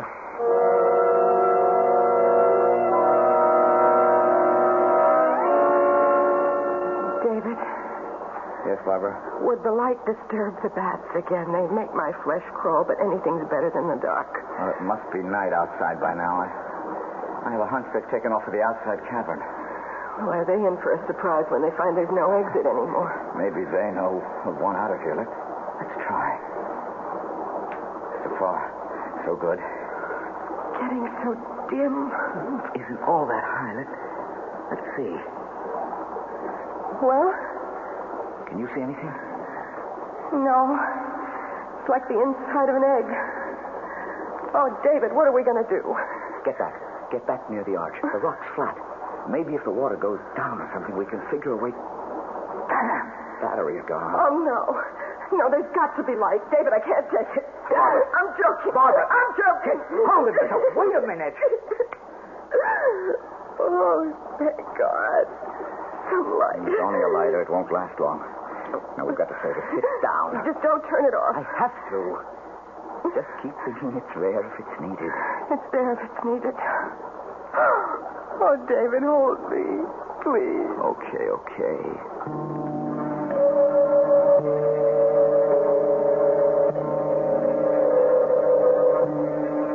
Oh, Hank, I got you, all of you, into this. But Eve, that won't help. What we need to do is move around and try to get warm. At least we're dry. Try those matches again. Oh, no good. If only we could see to... What is it? Look up, Eve. Way up there. What do you see? It's a shaft of light. Sunlight that's coming from outside. It means there's a way out. But it's so high up. It's so little. With any luck, as the sun rises, it'll give us more light. Then we can explore.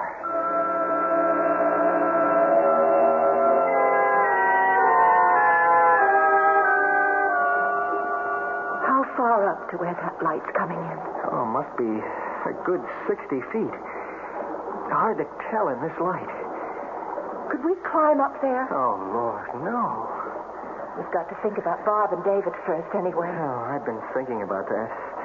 Trouble is, I was groggy when I fetched ashore here. I've no idea how long the underwater swim is. But with the current going with you... Well, there's a good chance I could make it through, but making it back's another problem. Especially since David doesn't swim.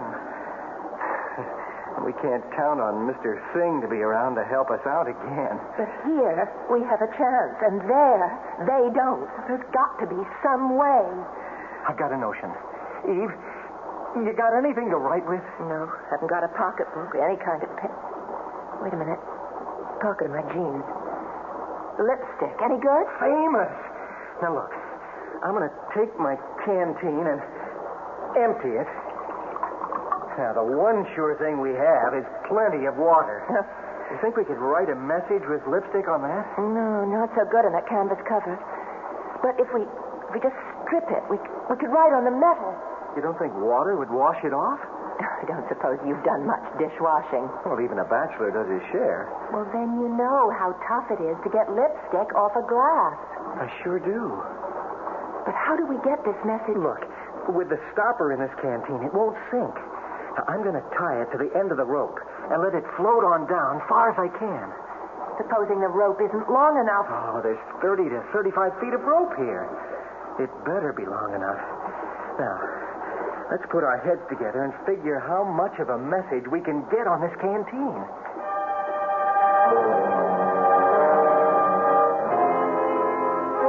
David? Yes, Bart? Is it me? Or is it getting hard to breathe in here? It's all in the mind. You know, it's funny. What? I used to be kind of jealous of all the big brains. Me, I was just, fun and games and the action girl. And no ties, strictly let it all hang out loose. I wish I had the chance to find just one fella. Oh, David. What, Barbie? You're not kidding me. The air's getting heavier and heavier. Please, can't we have a little light? There's not much light if you... What is it? There's something floating in the stream. Here, hold this up for me. Can you reach it? Yeah, I have it. What is it? It's a canteen. It's tied to a rope. Looks like Hank's canteen. The water bottle he brought in without the cover. Hold it closer. Oh, look.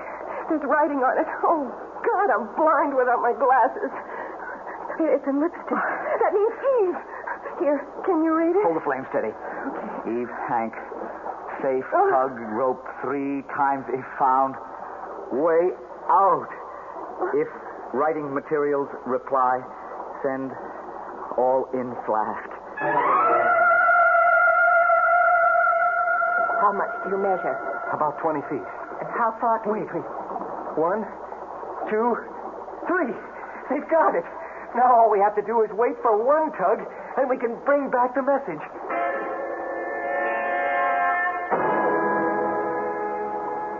There's so much more we should have told them. The time. The light is almost out of fluid. Thank God my watch has an illuminated dial. If we miss their return instructions, well, we can't, that's all. Hold the lighter.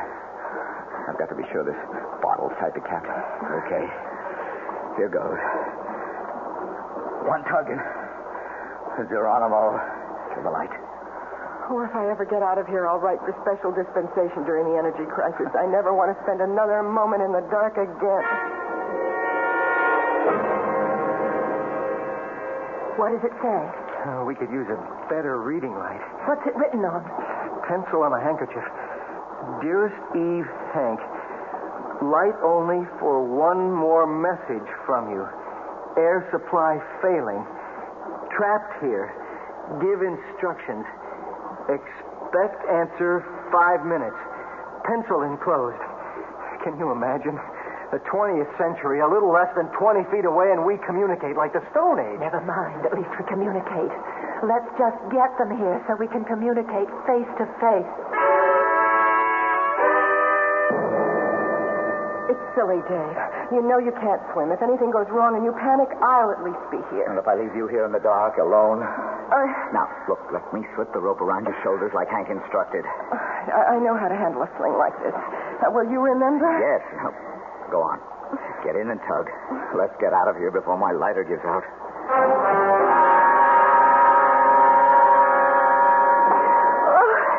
It's nothing. I could have swum it alone. I didn't hold my breath more than half a minute. Oh, Bobby, it's so good to see you again. Let's get that sling off and float it back on the bottom of the David. Yes, hurry. You think you'll be able to manage? Oh, sure. A cinch. Oh, here you are, Hank. Oh, I just hope your boyfriend isn't jealous. You mean the thing? No, I'm sorry. I shouldn't have said that. 17, 18, 19... 20, 21. It should be right on the mark now. What's the matter? Haven't he tugged yet? Give him a chance. I hope the lighter hasn't run out of fuel. But if he can't see, then how can he get... Watch it. There's the tug. Come on. Let's all pull fast. Should it come as easy as that? Something's wrong. He's lost the rope. Oh. He's lost the rope, all right. But it's something worse than that. Get back, everybody! Get back!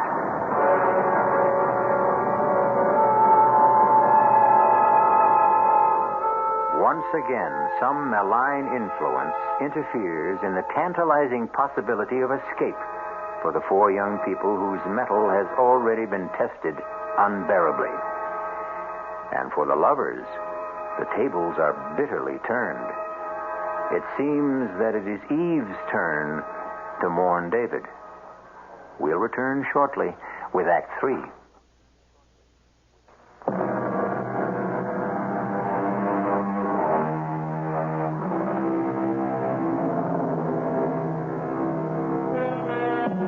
Instead of David appearing from the tunnel, secure on the rope, there is an empty sling tied to the canteen for a float. And behind it, a boiling spout of frothing water spewing from the narrow opening of the channel like a huge fire hose, reversing the normal current till the opposing forces drive a seething lake over the floor of the cavern. Hank, what happened? I don't know. It's that thing David and I thought after you went in to save Eve. David said it was some sort of a water spout, a geyser, or... Look! What? Floating in. David, help me. Right with you. Easy. Eve, let me get him. Don't let him go. It's all right. The water's washing him ashore. Is he... He swallowed a lot of water. Let an RN and a lifeguard handle this one. Get him on his back, Hank. Yeah. That's right. Now, help me pull his jaw forward. Okay. What's that for? Free his tongue so he doesn't strangle. Okay, now let's get the water out of his stomach. And then we'll start mouth to mouth.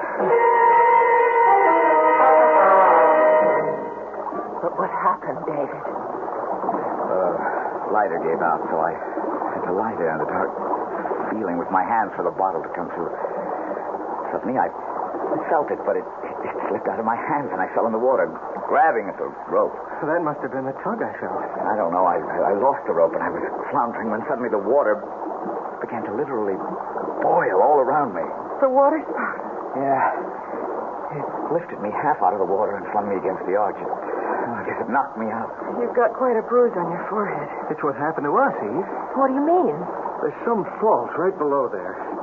And every often, enough cold water hits the molten lava way down, and...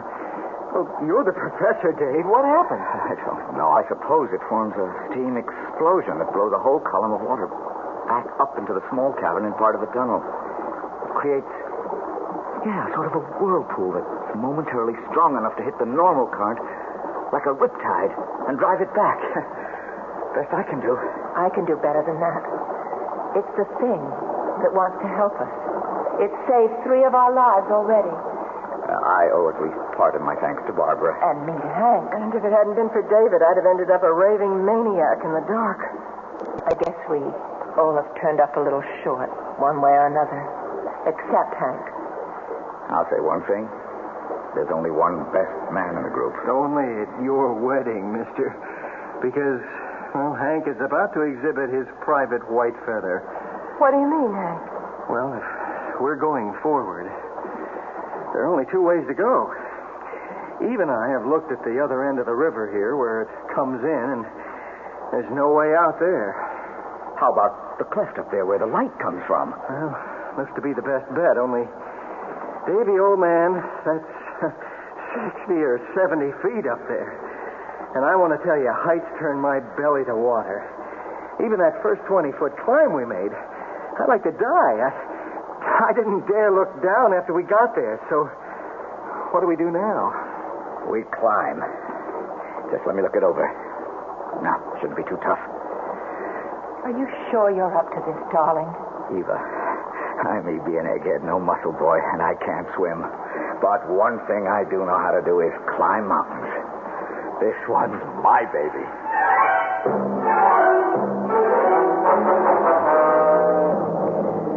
Now, just let me go over a few points once again. I lead, Eve follows, Barb, and then Hank. What if I fall? You're on a sling. The rest of us can hold you, and if you don't lose your head, try to relax. And as you swing back to the wall, grab hold again. But you're not going to fall. Yeah, but... Look, it isn't a tough climb. The main thing is, don't look down. All right. Just keep your eyes up. And each one follow whatever toe holds or hand holds the one before is used. I'll test each one of them first. Most of the climb we can follow ledges.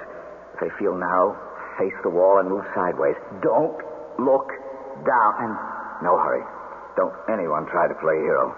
If you're tired, let me know, and we'll rest, okay? I'm not worried, darling. I trust you, Dave. Well, if we don't get started, I may never move. Here we go.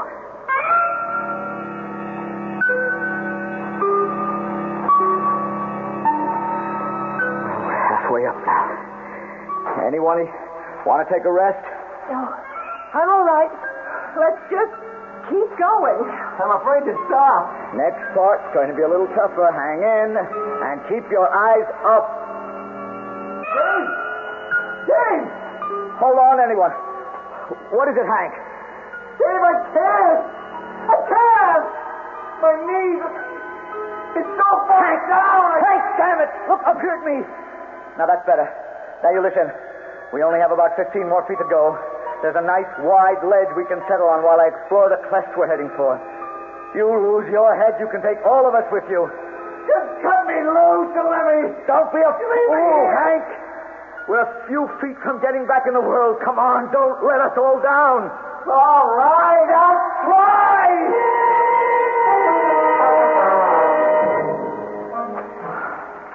Easy does it, Hank. Just hook your weight forward over the ledge. I can't. I'm stuck. Now, when I pull, get your knee up. There. All right. Now, slide yourself back against the rock. There, that's it. I never get out of this. I'm moving to Kansas, where it's as flat as a pancake. What are you doing? I'm tying the rope. I need it. It was all for nothing, wasn't it, darling? What do you mean? That place where the light's coming from is behind that big rock in the ceiling. We can't climb up there. It would take a fly. I can get there, darling. How? I just need some knots in this one lariat. Then you see that spur that sticks out? I toss the noose of the lariat over that, and then I can shinny up the rope and over on top of the rock. But you'd swing like a pendulum. If I took off from here without any break. But I'll tie the other rope to this one for a trip line. And the rest of you can let me swing over slowly and steady me as I climb. But how do we get across there to join you? See that other spur higher up between us and the rock I'm going for? Yes. After I get across, I'll sling a line over that and secure at my end. You can all swing across. Oh. Like we used to do when we were kids and played Tarzan. It's only about 10 feet. I don't think I could do it. You've got to, darling. It's the only chance we have left.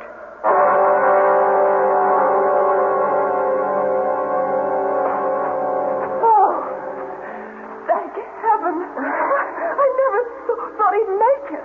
Did you find the rift? Yes. Does it lead outside? Eventually. It's a sort of long chimney. Could we climb it? Yes, if we were gremlins. It's wide enough all right one way, but the other, it's not over 6 or 7 inches. None of us could get through. Oh, no. Well, that blows it. But what can we do, David? There's nothing to do except Lying down again. Not me. I haven't the guts. I don't think I have the strength. You have a mutiny on your hands, Captain. I couldn't make that climb down again either. Okay. We'll do what I told you before. Swing all of you over here. There's plenty of room for all of us.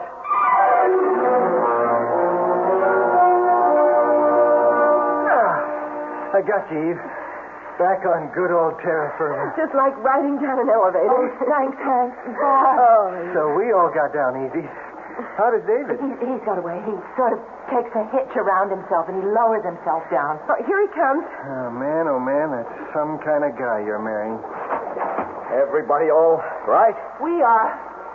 A few rope burns, that's all. Sorry I put you through all that for nothing. I wasn't much help, but it was worth a last chance. You have to harp on it. I'm not giving up yet. What else is there to try, darling? Faith. Trust in God. I don't think he'd have put us through all this much and not planned to save us. He certainly tried to see what we were made of. Yes, and look at us. We all came through, and none of us is whimpering anymore, thinking of himself. I still think there's something there. Maybe not a childhood picture of a thing. Oh, good Lord. What is coming out of that other tunnel? It's hard to see in this murky light. But it's the thing. I knew all along he didn't mean us harm. It's the thing.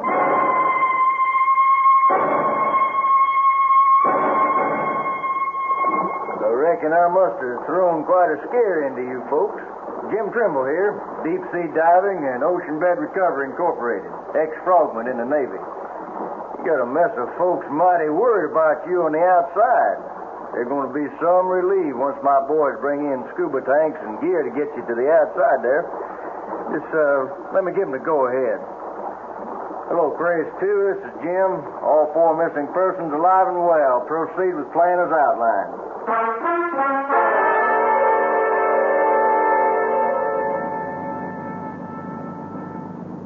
But how did you find us? Well, sir, my daddy was quite a diver in his day. Free diving, that was. Not with gear like today. And he always had a notion there was a back way into Choctaw Cave through the underground river. And he found it one day off Chippewa Lake here, and I was about 16, and well, he went down and they never came back. I wonder if he ever made it to the cave. Oh, no doubt about that, ma'am. After I got out of the Navy, I went down myself with scuba gear and a motor outfit just like now. And I found my daddy, or his skeleton. I figure he got down just holding his breath, but trying to make it up again at that angle, the current was just too strong. And after it got him, it brought him back to rest here, you know. I brung him out and buried him proper. I'm sorry, Jim. No need. He died doing what he wanted to do. But how did you find us?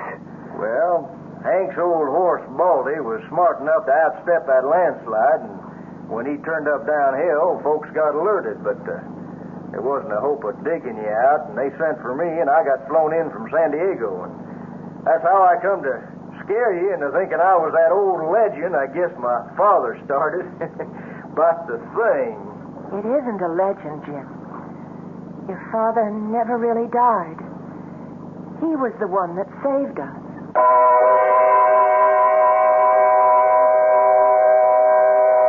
Deep in the Choctaw Caves, the fountains of hot water still spout. The vortexes swirl. The long double lariat still hangs swinging from that high spur. But no living creature will ever enter them again. For even the bats are gone, smothered in the first 2 caverns where air forever was shut off. Perhaps all that is left is one thing, with a small t now, for it has become the pleasant ghost of a simple, kindly man. I'll be back shortly.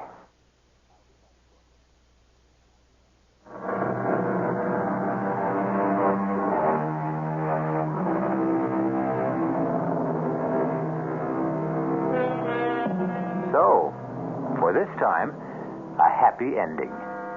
And let's write the epitaph to this tale of suspense in Milton's words.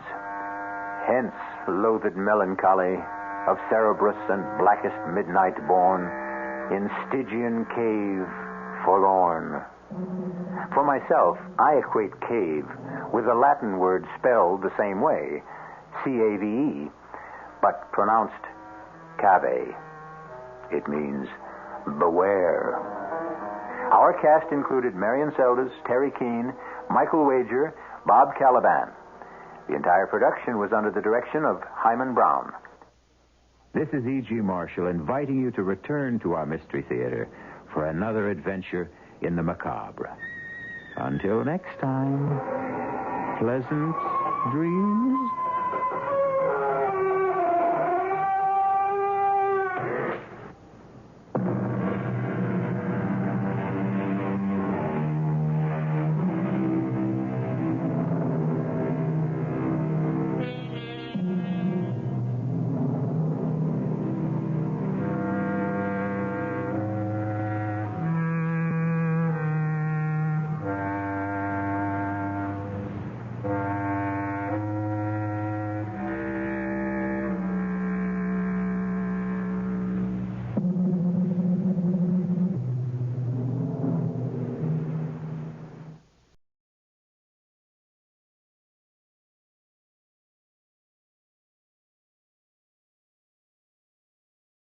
The CBS Radio Mystery Theater presents...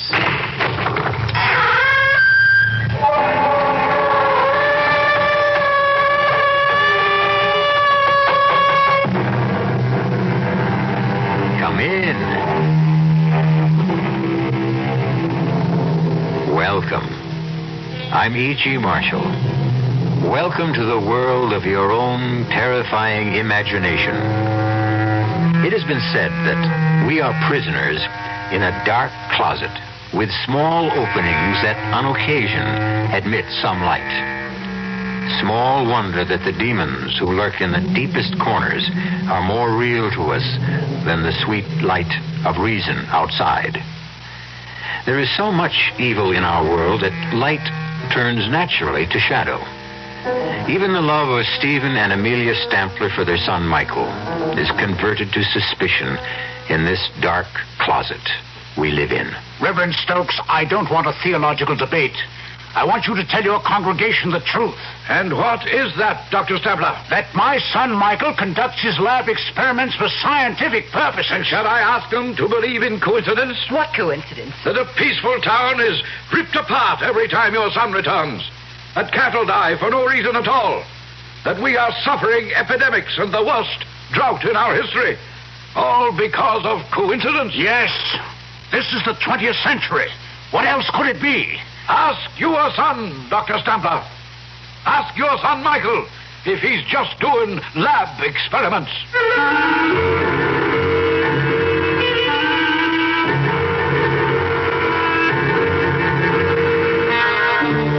Mystery drama, A Sacrifice in Blood, was written especially for the Mystery Theater by Milt Wisoff and stars Patricia Rowe and Ralph Bell.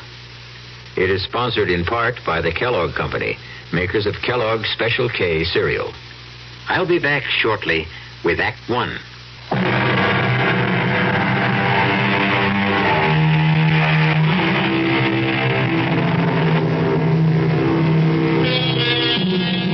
And now it is time to turn to the macabre and nightmare world where there is no shortage of blood.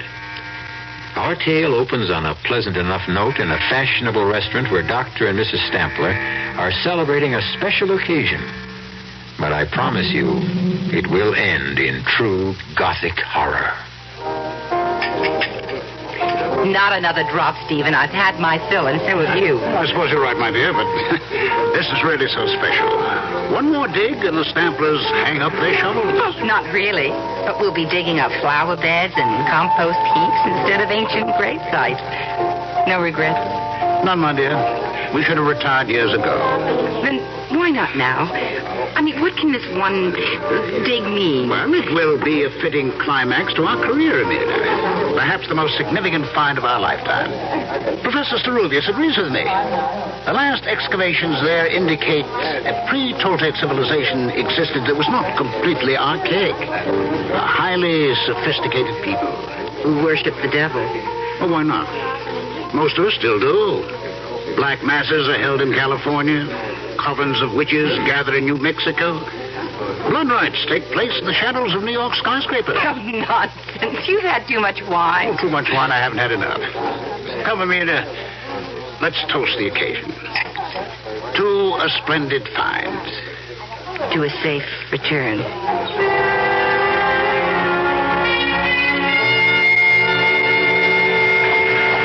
Dr. Stabler? Dr. Stabler? Yes. I am Professor Sarulius. Oh, thank you for meeting us. This is my wife, Amelia. My great pleasure. It's very nice of you. Not at all. Oh, here, let me put your bags in, please. Will you get in? I can't tell you how I've looked forward to meeting you, Professor. Miguel, if you please. And I am honored by the opportunity of working with so eminent a scientist. And I would be delighted to have a nice hot bath and about 3 days of uninterrupted slumber. Oh, planes are almost as uncomfortable after 10 hours of flight as the small donkeys we rode to the Shenandoah site. The Toltecs have always been regarded as the earliest civilization in the Americas. The new finds at Acapulco may show one much heavier still. You really believe it was a civilization? Oh, most certainly. Not by our standards, perhaps, but certainly in its day. You shall have the opportunity to see for yourselves. We leave at 5 a.m. Monday morning. But that's 3 days away. Why the delay? There is much preparation, including the paperwork. You shall get some rest, and I will have the pleasure of acting as your host, if you will permit it. Of course. And forgive my impatience.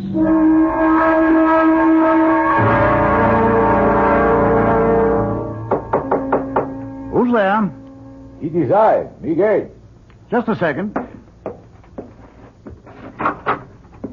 Forgive me. I know it is late, but it was necessary for me to see you. Oh, that's all right. Come on in. We weren't in bed yet. What is it? I am afraid I have bad news for you. We will have to postpone our trip. Why? There is word of trouble in the mountains where the site is. What kind of trouble? Oh, nothing serious, but it will cause us some delay. Why didn't you tell us sooner? I just learned it, Stephen, when I returned to my room.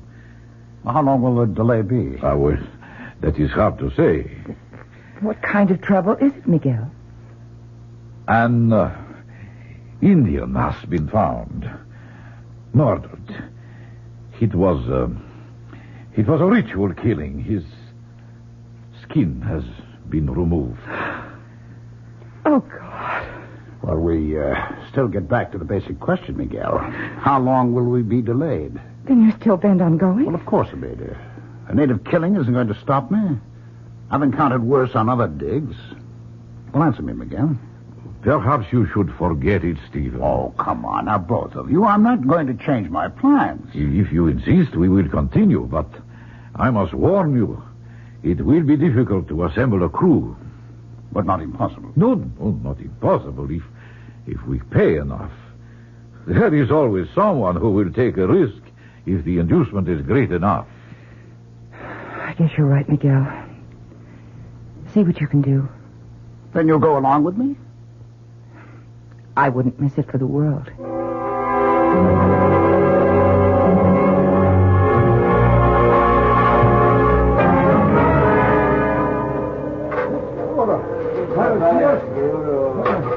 They're not making much headway, Miguel. Can't they dig any faster? We are up very high, Stephen. More than 10,000 feet. It is not conducive to strenuous exertion. They didn't display too much zeal on the climb, either. Well, they're not used to the altitude. Why didn't we get men who are? But you know the answer. No one else would come. You haven't seen anyone else since we got up here. They know better. They have broken through to a new chamber. Well, I hope it's more fruitful than the last one. Let's go take a look. Look there. They have an opening wide enough to go through. May I? Of course. This is your excavation, Stephen. Are you all right? Yes. Come on in. My God. It's so still in here. Even echoes die after thousands of years. We seem to be in the anteroom. I imagine the main chamber is just through those doors. It would appear so. Get the men in here. We've got to get those doors open, and it looks like one heck of a job. Siga pronto. No quiero entrarlo. Siga. No. Siga pronto. No. Well, what are they waiting for? They will not enter. Well, tell them they'll get docked if they're not in here pronto. It is no use. They will not come. All right, then we'll get the doors open by ourselves. Let's see how thick they are. Throw me a hammer, will you? It's pretty solid, Miguel.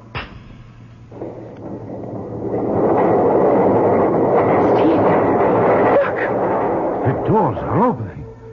How? Oh, perhaps Stephen struck some kind of a trigger mechanism by accident. Well, never mind how. It'll save us some sweat, that's all.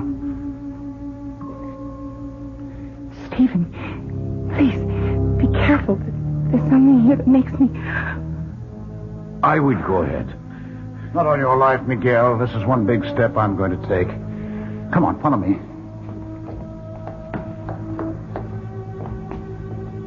Good Lord. It's an enormous chamber. It's like a giant cathedral. Bring the lamps up. That door. It's cut in a single block. Oh, yes. It must weigh at least 10 tons. Look at the bas-reliefs on the walls. It is the devil that these people worshipped. Beautiful. Sinister, malevolent, but beautiful. Bring the lamps forward. What is it, Amelia? The skulls! There's piles of brilliant skulls! We have found what we are looking for. The sacrificial chambers of the temple. Yes, you're right, Miguel. Can you make out these inscriptions? I see, yes. They tell the story of the ritual. These were incense burners where human hearts smoked. The skulls piled at the base of that enormous slab of stone were sacrificed on that altar. What's that? Well, Miguel just described it, my dear. The stone slab was the altar. No, I mean in the center of the altar. Probably the debris of centuries. I just saw something stir.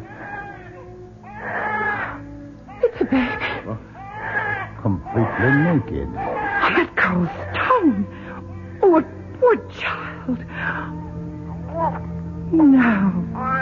There now. Oh, he's lovely. He's so warm. Well, how could he be warm? It's so cold and damp in here. Well, he must have been left here a few minutes ago. Well, perhaps someone left him as a warning to us. But impossible. There is no other entrance beside the stone doors, not even windows. This was the sacrificial chamber of these ancient people. Well, then how, Miguel? I don't know. And I'm afraid the answer, if we ever find it, will not be pleasant. Well, at least whoever left him had sense enough to leave some protection. There's a woven mat on the altar. See? And that is one of the mysteries that troubles me. What are you saying, Miguel? The fabric the child is lying on. Examine it. Yes. Yes, I see what you mean. It was woven when the temple was new. When a bright star appears in the east and a child is born, there is a season of celebration. But when a child appears on a sacrificial slab, of the temple of an ancient people who worship the devil. What will the season bring?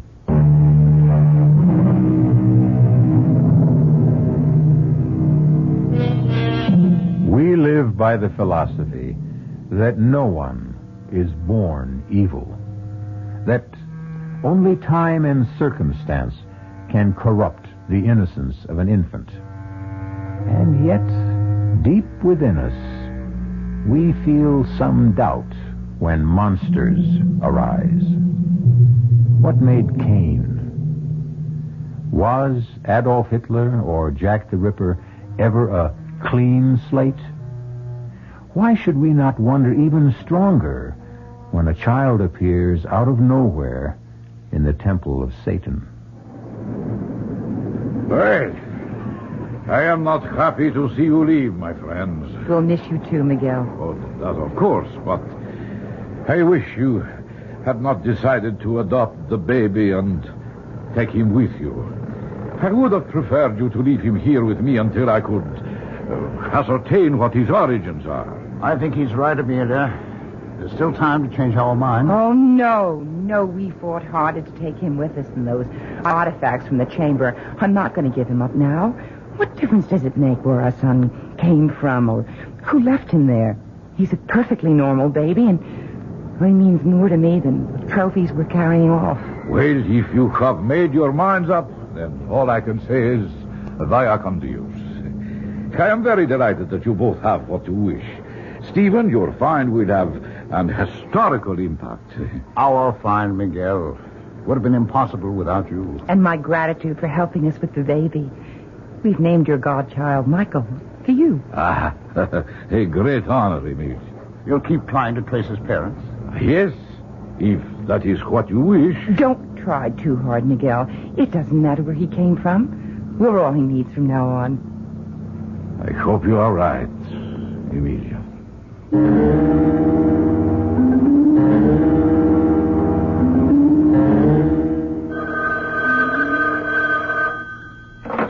Stamper here. Oh, no. I'm sorry. That will have to wait. And look, another thing, don't set up any more interviews. My wife and I have had it. All right, I'll let you know, right. Don't be so short with Conrad. He's only trying to promote your book. I know he is, Amelia, but we're entitled to some privacy. We've been back home for almost a year now, and I'm sick of interviews and publicity. The people poking around here. Oh, you know you don't mean that. You're positively glowing with success. Yeah.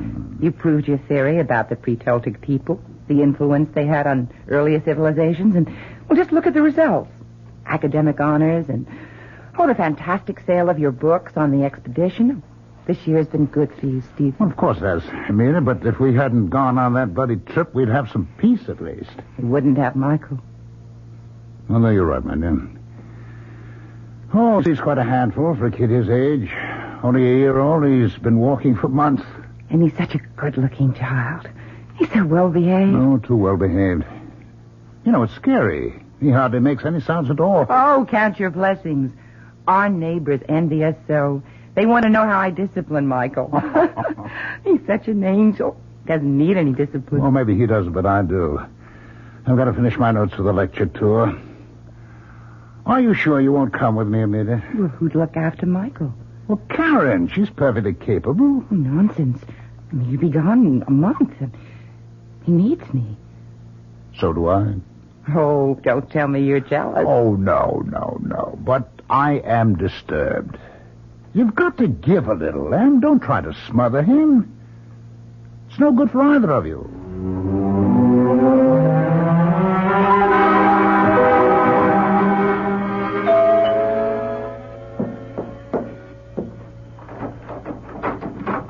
Stephen, well, I didn't expect you home so soon. It's Michael's birthday, so I thought I'd be early. I was taking a sentimental journey back through the years with Michael's birthday books. Here he is at 2.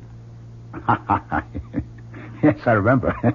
We took him to the zoo, and he was fascinated. Here he is a year ago. 5 years old, growing like a weed. Oh, that reminds me. What can I do to help with the festivities? Oh, nothing. Just relax. Where's Mike? Well, I sent him out to play. On his birthday? I don't understand.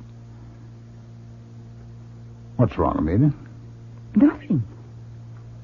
The party's off? No one's going to show up? Is that it? Oh, who cares? Well, you do for one. Why aren't they coming? Because we have stuffy neighbors with stuffy children. I just think it's time we moved. Oh, they're all out of step, hmm? That's right. Take their side. Oh, for heaven's sake, Em, I'm not taking any side. I just want to know... Well, he tears butterflies apart. Yanks legs off frogs. Well, he's inherited your scientific curiosity. Oh, you know that's impossible. Well, I mean, you set an example for him. Level with me, would you? What happened between Michael and the Fielding child? Nothing. I told you. All right, then you don't mind if I call them and straighten this out? You go ahead and call. You'll agree. It's a tempest in a teapot. I'd rather hear it from you, Em. Sarah? This is Stephen Stambler. Well, yes, I know. I read your note. Well, can you tell me why? Michael did what? Are you sure? I see. Yes, I know how you feel. And, thanks for being direct. Bye. Well? I just don't understand. Curiosity.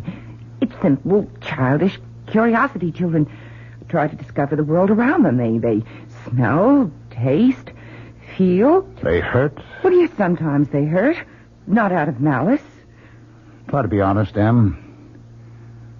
How would you feel if you were Sarah Fielding? I hope I'd have the good sense to take things in stride. Would you? I can't believe it's you, Amelia. You've lost all sense of objectivity. And you've lost all sense of proportion. Are you trying to cast Michael as a monster? I'd like to understand him, but I think I need help. And so does he.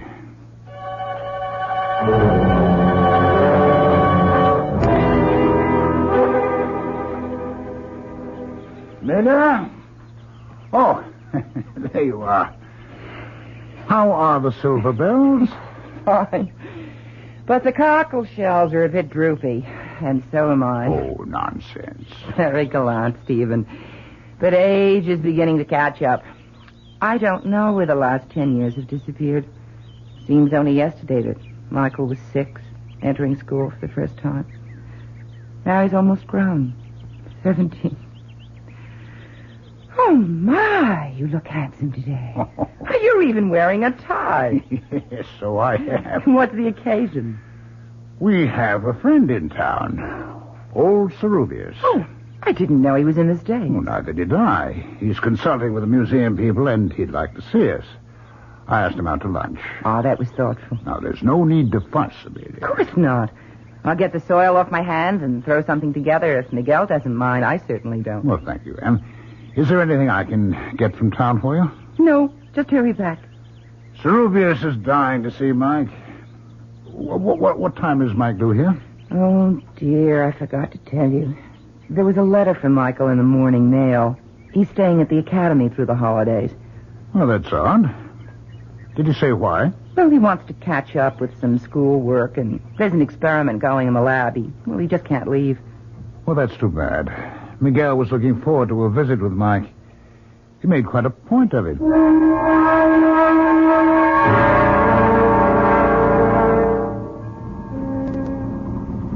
This is quite a machine. It sounds like my coffee grind. It's reliable transportation, Miguel, despite the noise it makes. And how is the boy? Well, very well. And so is Amelia. You look fit. I should be. I still clamber over rocks like a mountain goat and dig interminable tunnels. Have you found anything more at the old digs? Enough to verify your findings. But one thing We never discovered. No trace of Mike's parents, eh? No. I have shown the pictures you sent me to every man, woman, and child in the region. Nothing. Well, how is he getting on? He seems to like it at the academy. As a matter of fact, things are going so well there, he won't be home for the holidays. I'm sorry. Oh, it's too bad. I must see him. Perhaps I still can. Well, he's not due home until the summer vacation. In that case, Mohammed must go to the mountain. That's quite a trip. Not to see a godchild. Well, here we are. We're here at last. Miguel, how nice to see you again. It is always a pleasure, dear Emilia. Oh, you look more enchanting than ever. No, thank you. You're so good for my ego. I have drinks set on the terrace. Would you like to unpack first? No, I think not. A drink would be fine, and then I must be going. But you just arrived. I prepared lunch. We haven't seen you in years. Too many years. I know, but I may get a chance to stop in before I go home. What made you change your mind? He's going to visit Mike. Aren't you, old friend? Yes, I think so. Oh, he'll be delighted, as we are disappointed. I hope so. It would be nice to feel wanted by a godchild I have not seen since he was an infant. I'm sure he'd love to see you. He keeps asking about you all the time. You can feel flattered, Miguel. You seem to be the only human being he has any interest in. Yeah, besides you and Emilia. Of course. What's a strange thing to say? Oh, you must forgive me. I have not been in civilized company for ages. My conversation is a little, how do you say it? Rusty? Exactly. My bones and my speech are undoubtedly growing rusty. That is why I want to see him on this trip. I may never have the opportunity again.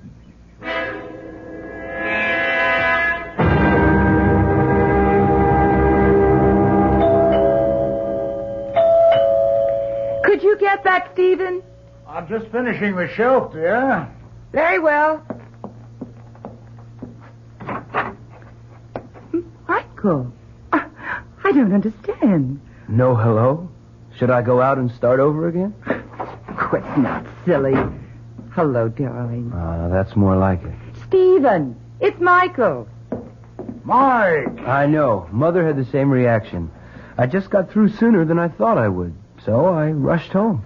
Put your bags in your room, and I'll fix something to eat. You look well, Dad. Why shouldn't I? Leisure is good for the thinking classes. Oh, you look a bit drawn. Are they pushing you? No, I'm pushing myself. There's so much to do. What's new? Your godfather paid us a visit. He wanted to see you. Well, here I am. He had to leave. Obviously, he didn't get to see you at the academy. No, I didn't even know he planned to make the trip. Oh, that's odd. He said he would go to the academy directly. We must have crossed paths. Oh, excuse me, Mike. Hello. Yes, this is Dr. Stephen Stamler. Would you mind reading it? What? Would you read that again, please? Oh, my God. What is it, dear? It's a wire from the academy. They found Serubius. Found him? Yes. Miguel is dead.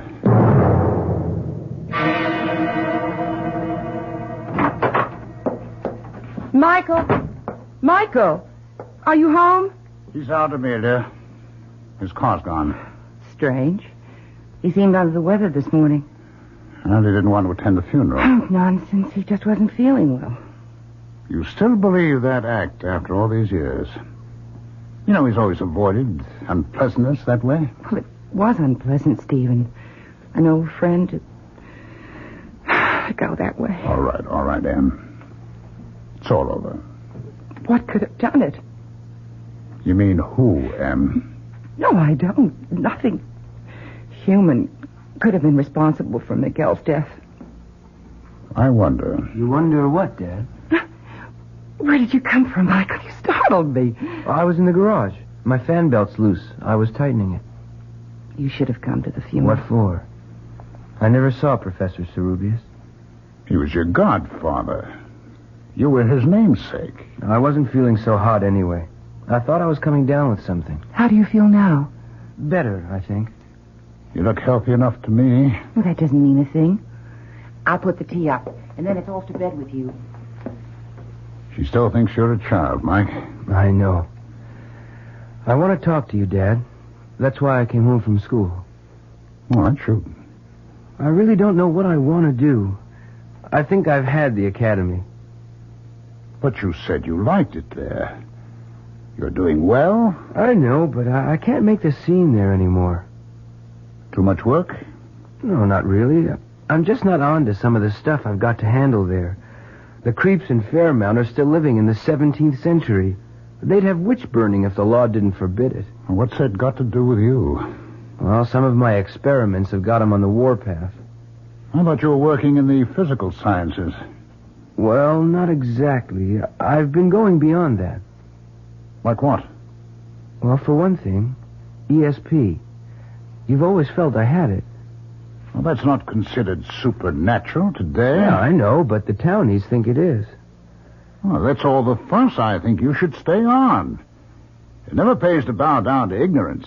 I'm glad you see it that way, Dad. Oh, but there's more, isn't there, huh? What do you know about my people? Where I come from? Not too much. How about Serubius? Well, he thought he was on to something. He was on his way to talk to you about it. Too bad we missed each other. Did you? Well, of course. I told you I was on my way back here when I heard... That's not exactly what happened, Mike. He called me from the airport when he landed. What did he say? I don't know. Amelia and I were out. He left a message with our answering service. He said he was going right out to see you. That he had phoned ahead. I never heard from him. And that if anything happened, there was a letter that he was mailing to us. Well, then you did hear from him. By mail, at least. We never received the letter. Did you? Now you're accusing me of tampering with your mail? I'm only asking, Michael. Do you really think I saw Serubius that night? Did you, Mike? You're as bad as the townspeople. What do you want to hear? A full confession? Oh, okay. I saw the old man. I killed him. Is that enough? Or do you want me to invent the gory details, too?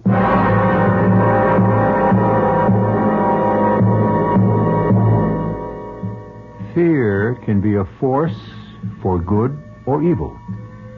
It can keep us from harm, or it can be a malignancy that feeds on darkness and ignorance. Is Mike a victim of rumor and coincidence, or is he truly evil?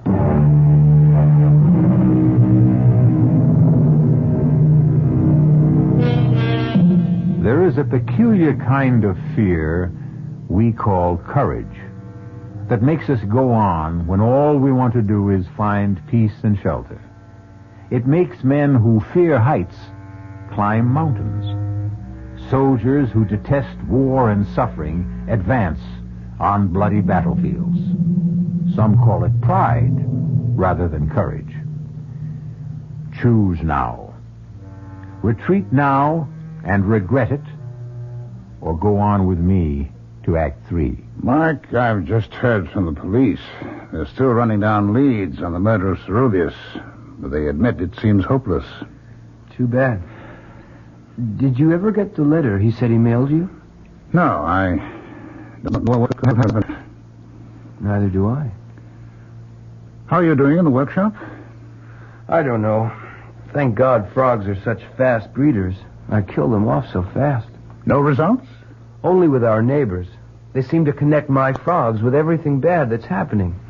The Gilmore child comes down with meningitis, my frogs are responsible. The drought and the unusual heat, the salmonella outbreak, all part of my wicked machinations.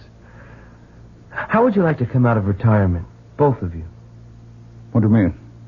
I'd like to go back to the place you found me, to see if I can trace my origins. Maybe I'll find myself then. Well, I don't know, Mike. I just hadn't thought about it. Well, then don't. Let's just do it. Oh, Father! It's a gift from our loving neighbors. It's a brick. There's a note attached to it. Let me see that, Mike. This is your last warning. Leave or we will send you back to the hell where you belong. They're not all clods after all. Someone has imagination and a gift of expression. This is no laughing matter, Mike. I'm going to find out who's responsible for this outrage.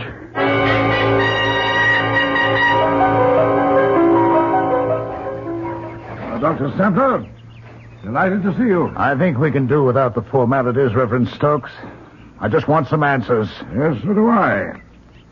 I haven't seen you in church for quite a while. You're very fortunate. I didn't attend last week. I don't think you'd care for my reaction to your sermon. Oh, then you don't believe in the presence of Satan? No, I don't. All I know is what that kind of talk leads to. Oh, the brick, you mean. I'm sorry about that. Well, yes, you should be.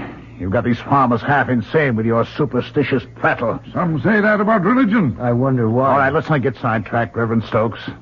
I don't want a theological debate. I want you to tell your congregation the truth. And what is that, Dr. Stempler? That my son Mike raises frogs for his lab experiments. Shall I tell them to believe in coincidence? What coincidence? That a peaceful town is ripped apart every time your son returns.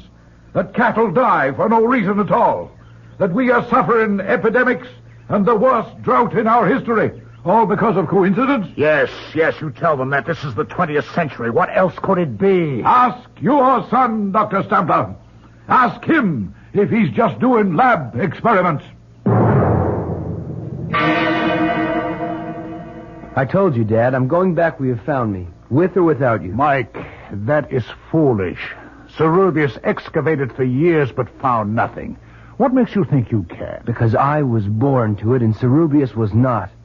He was contaminated by Spanish blood. My lines are pure. I need to find my way to another world. Will you come with me? You're not serious, Mike. I've got to go, Mother. I thought you'd understand. Well, I do. I just want you to think things through a little longer. Go back to school. Just finish this semester, and then we'll all go back. I promise you. That makes sense, Mike. It's only a few months. What do you say? Okay, but I won't let you stall me past then. I think my word is good enough. It is, Dad. Then, that's settled. Now, why don't you take Dad out for a walk? This room needs cleaning and airing. Are you implying? Not at all. I'm stating it quite clearly. Either I clean this place now, or I'll send in some goats to keep you company tonight. Now, shoot. Okay, I'll go. How about the keys to the car? I thought we were going for a walk. Take a rain check. I'd like to drive into the city. I'll be my guest. Here. Just drive carefully. Don't worry. I'll be back for dinner. Can I give you a hand, Amelia? I don't think so, Stephen. My, this place is dusty. I'll empty the trash basket for you. Just dump things in the plastic bag. Don't you feed Mike, Amelia? Of course I do. Look at all these hamburger wrappings. Well, I think he feeds his frogs with them. Oh, no. What's wrong, Stephen? You're as white as a sheet. Yeah. This piece of paper. Well, what is it? It's part of an envelope, Amelia. The one that contained the letter Cerubius wrote to us. Oh, my God. But why didn't Mike... Destroy the letter? That's what I'm wondering, too. And I don't like the answer I get.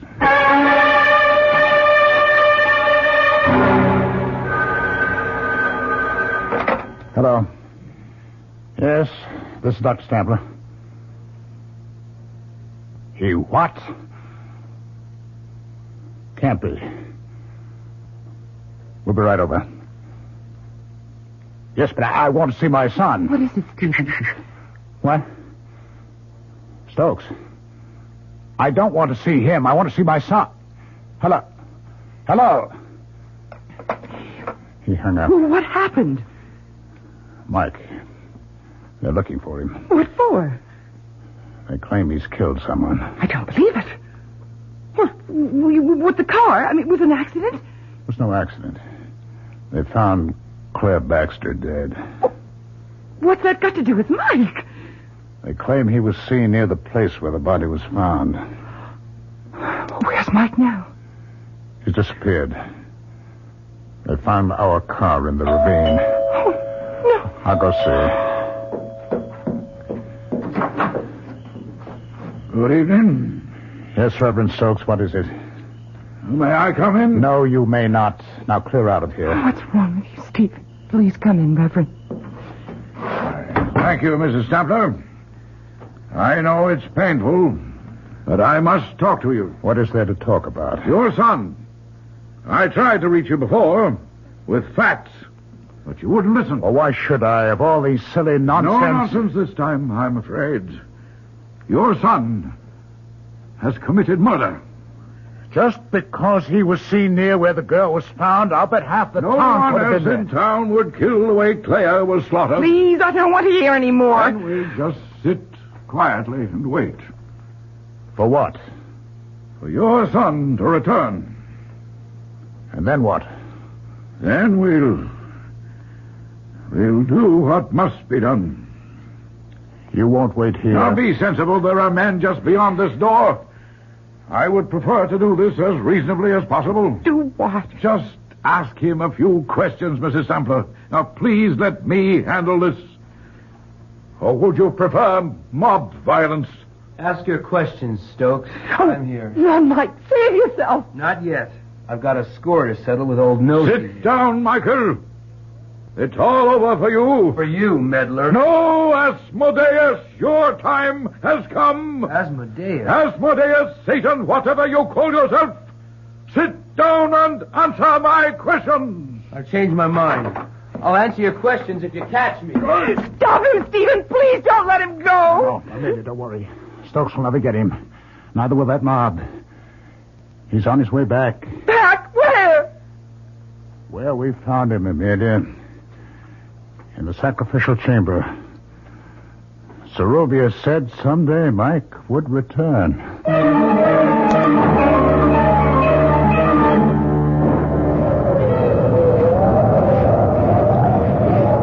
Just a while longer, Amelia.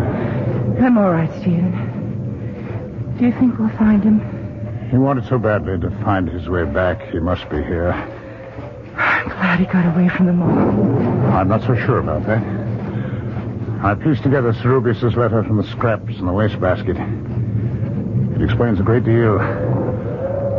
Michael was not just an ordinary Indian child abandoned by his parents. The tribes have a legend about the pure-born son of kings who is sacrificed for his people. Do you think Michael? I don't know, Amelia.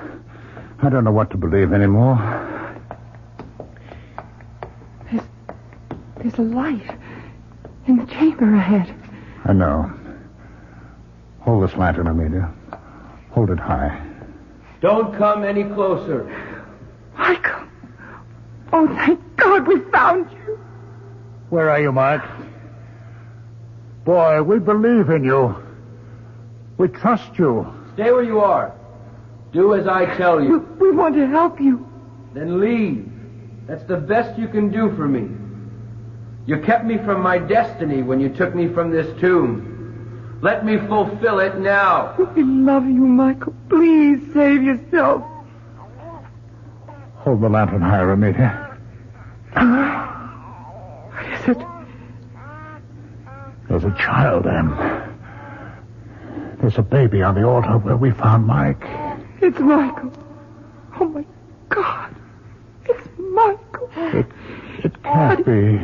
Yes, I remember every detail. Stay back. Stay back, Amelia. Don't come any closer. It's a child on the altar. It's Mike. Someone or something is standing over it. Oh, no. I can't believe it. The child's off. Oh, God, no.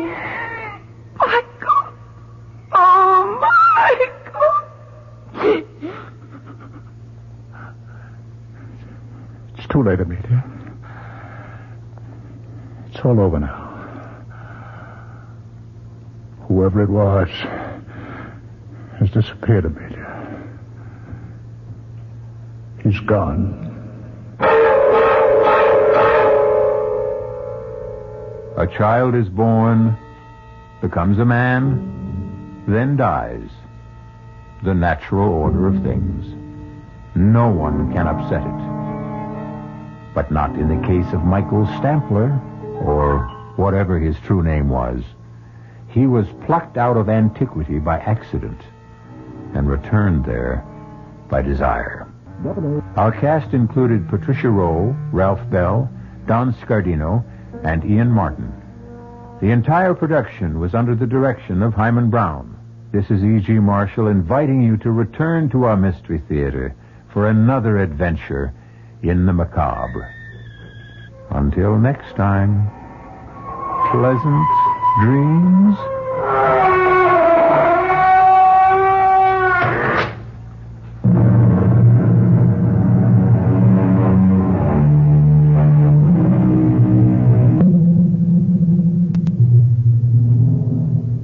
The preceding Mystery Theater program was furnished by the CBS Radio Network.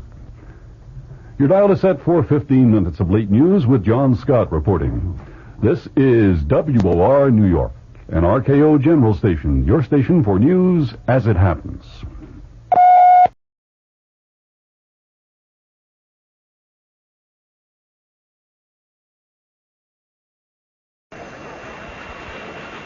Brought to you in part by True Value Hardware, your store of first choice.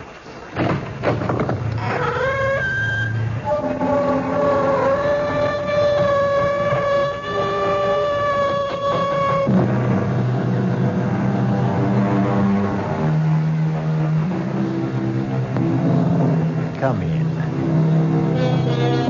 Welcome. I'm E.G. Marshall. Welcome to the world of your own terrifying imagination. There are people who suddenly find themselves tortured and taunted by a fragile wisp of a memory. It's a memory of something they may have said or something they think they did. Exactly what it was has been long forgotten. But now it must be paid for. And the price? Life itself.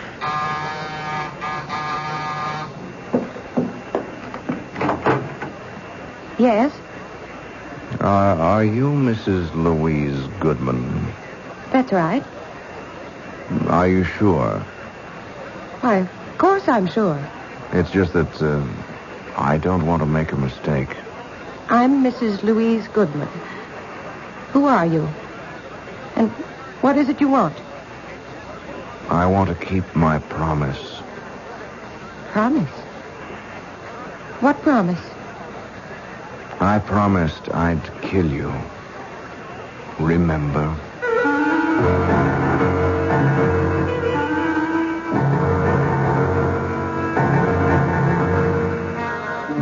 Our mystery drama, A Little Night Murder, was written especially for the Mystery Theater by Sam Dan and stars Tony Roberts.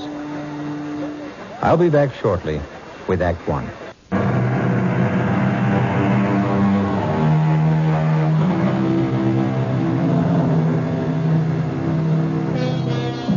Downtown at night, the city is a deserted place. The lofty office buildings, those gleaming towers of glass and steel, stand quiet, empty and foreboding, like ancient temples. And like the ancient temples, they also have their priestesses. These are the ladies who enter at night with mops and brooms and vacuum cleaners to clear away the debris of the day's worship and purify the offices for tomorrow's rituals. We are concerned now with one of these, a sturdy, middle-aged woman named Mary Margaret Cannon. Steady, hard-working, no nonsense. But on this Friday evening, something seems amiss. Mary Margaret is pale. She's nervous. And every now and then she stops working and just listens. Someone there?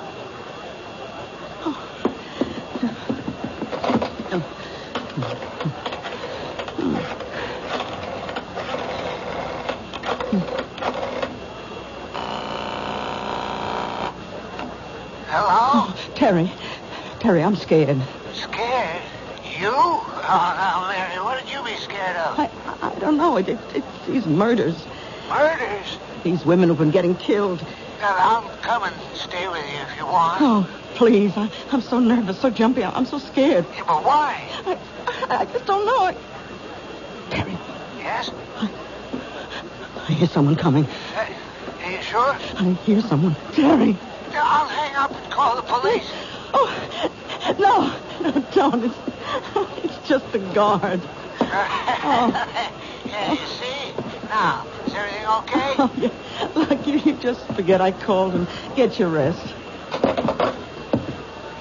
Oh, good evening, Tom. You're not Tom. No. I'm the new man, Mrs. Cannon. Oh, well, what happened to Tom? He called in earlier today. He said he was sick. They sent me down to relieve him. How'd you know my name? Oh, Tom told me. I asked him, who's in the building tonight, and he said, just Mrs. Cannon. But what? Well, Tom doesn't know my last name any more than I know his. We're just Mary and Tom. How did you know? Why shouldn't I know your last name? You know mine. How? How would I know your last name? It's Jackson. Remember?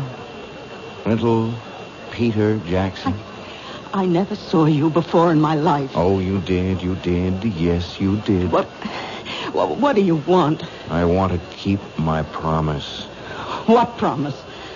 I promised I'd kill you. Why do you want to kill me? You don't remember?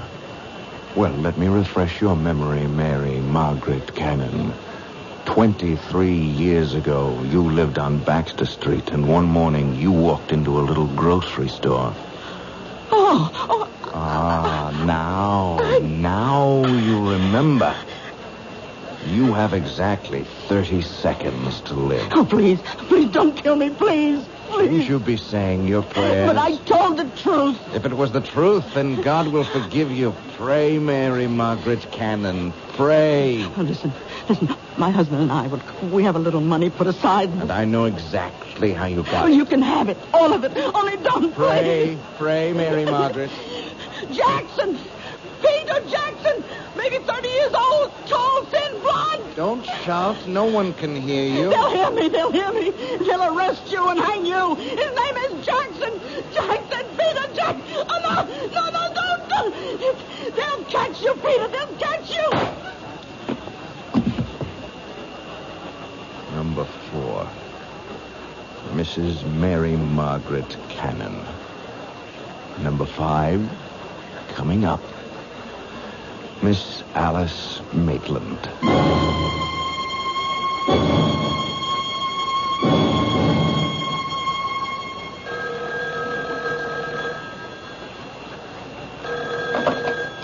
Captain Blake.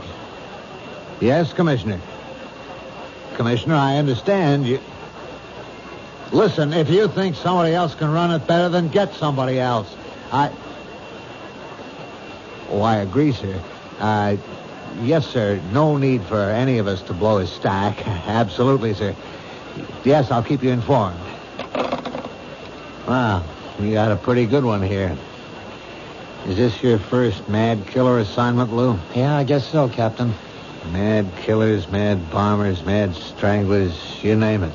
You get one every 10, 15 years. You can count on it. You get a rash of absolutely senseless killings. No motive, no rhyme, no reason. Should we talk to her husband again? What for? All he's going to tell us is what a great lady she was and how they neither of them ever had any enemies. Captain Blake, just suppose it isn't a mad killer. 4 murders in 11 days. Number 1, Mrs. Martha Denson is shot while parking her car late at night. Number 2, Mrs. Janet Drew shot in her backyard. Number 3, Mrs. Louise Goodman shot in her apartment. Number 4, this cleaning lady shot while at work. Well, could there be a connection? Did they have something in common? There's no pattern. None of them knew each other as far as we can make out, or even had anything in common. Yeah, that we know of. It's the toughest situation in our business. A mad killer. Okay, he's a mad killer. Every killer is mad. But does this one have a method to his madness? Yeah. He uses a .38 caliber revolver and shoots women. The last one, Mrs. Cannon, that's the problem. What kind of problem? Well, he's a mad killer, you say, so he wanders around, and if he gets a chance, he'll kill. He sees a woman alone in a parking lot. 1230 WCOL. He sees Mrs. Drew in her backyard. He shoots her. He sees Mrs. Goodman alone in her apartment. He shoots her. Okay, how do you account for Mrs. Cannon? You're dealing with a madman, Lou. You can't account for anything he does. All right, 3 women are targets of opportunity. They happened along, or he happened along, and that was it. But he went out of his way to kill Mrs. Cannon. Look, he had to slug the night watchman. He had to take the elevator up 12 stories to find her. It means he wasn't just out to kill any woman. He wanted that woman. Why? That's good thinking, Lou. And if this were almost any other kind of case... Blake. What? Oh, no. Not another one. Okay, all right. Send her in. Did they tell you about nuts while you were getting your college degree? This one coming in sounds like a 14-carat nut to me. Captain Blake? Yes, I'm Captain Blake. This Detective Parker. How do you do? Huh? I'm Miss Maitland, Alice Maitland. I own a bookshop on 3rd Street, and... Well, it's about the murders. Do you know anything about the murders, Miss Maitland? I know who's going to be killed next. You do? Who? Me. Why do you say that? I have a premonition. I see. I know what you gentlemen must be thinking. You're convinced I'm a hysterical woman or a crank. No, but Miss Maitland, do you have any enemies? I don't know of any. Well, we know there's a homicidal maniac loose. It's true he may strike at anyone. That's not why I'm here. I know he's going to strike at me. Well, what reason would anyone have for killing you? What reason was there for killing those other women? You say your shop is on 3rd Street. I'll see that the officer on the beat keeps an eye on the place. Yes. I just thought I should tell you. That's all anyone can do, I suppose. Goodbye. Goodbye, Miss Maitland. Now, Lou, you have just conversed with an authentic member of the Nut Club. I don't know about that, Captain. She's a charter member. She belongs to the I'm the Next Victim chapter. I still say she's not a nut. Maybe not. Maybe she's just some poor little dame half scared out of her wits. Oh, she was calm. She was very calm. As a matter of fact, it's as if she knows what she's talking about.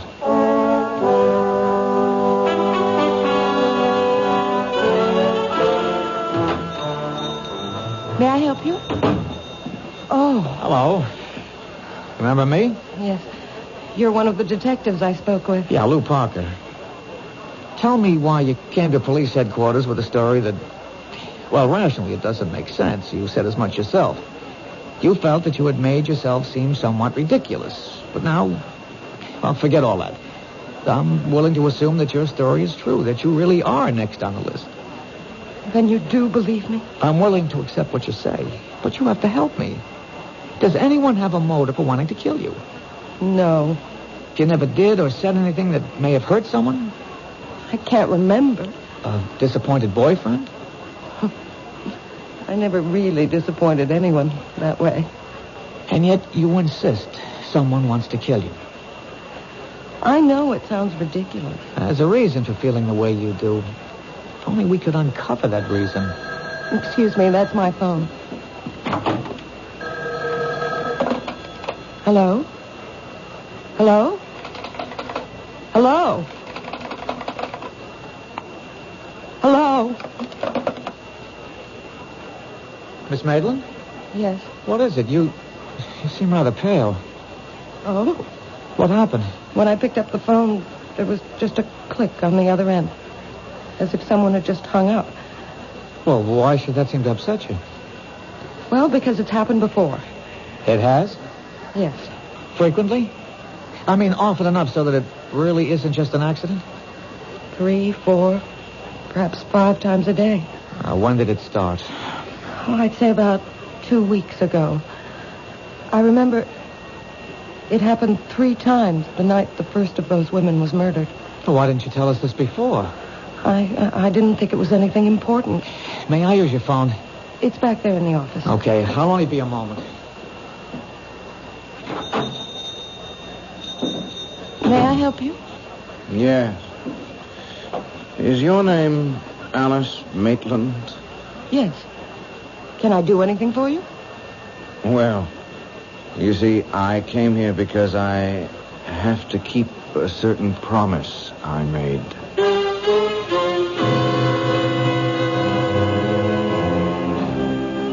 Say what you will about this young man. He has at least one redeeming feature. His word seems to be as good as his bond. But will he be able to keep this particular promise? This problem will be our primary concern when we return shortly with Act 2.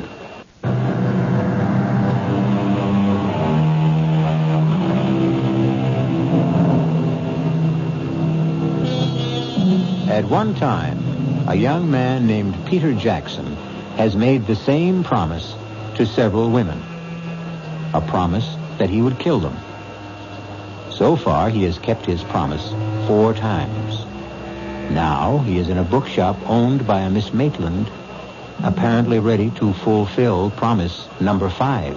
I came here because I have to keep a certain promise I made. You made a promise? Oh, yes. And I came here to keep my word. Miss Maitland, I think we're... Oh, I'm sorry. I didn't know you had a customer. What sort of promise are you talking about? I had promised a special person I would buy her a book. And I came in here to... Any particular type of book? Yeah. Yes, a good murder mystery. Oh, well, we have the latest Jonathan Merriweather novel. No, I don't dig him. Nothing happens. You got anything by Mike Stilson? Now, there's a guy who really writes murders. I mean, he kills somebody every other page. Oh, we're sold out on the latest. It's called Blood on the Street. Yeah, that's the one in which this guy kills all those dames. Look, if you're interested in that kind of stuff, all you have to do is read the newspapers. Do I tell you what to read, buddy? Sorry. I could order the book and have it day after tomorrow. Oh, no, that'll be too late. Well, try us again. Sure.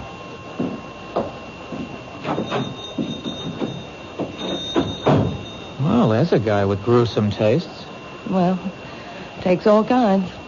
Hey, you know, he's a great Mike Stilson fan, and he thinks nobody knows it. Who? My boss, Captain Blake. You're kidding.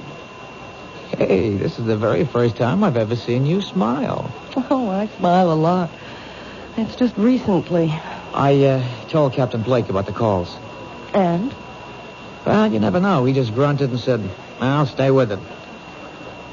But what time do you close? Just about now. I'll take you home. I live in this building, 2 flights up. Well, how about some dinner? Oh, you don't have to. You asked for police protection. Is that the reason? Line of duty? Well, yes and no. I'd like to. Except that, well, it's the end of the month and I'm swamped with paperwork. Well, this neighborhood seems safe enough. It's busy. And that diner across the street stays open all night. Look, keep this card handy at all times. It's got a special phone number. Now use it. Anytime you're disturbed by anything at all, no matter how slight or trivial, don't feel embarrassed. Just get on the phone.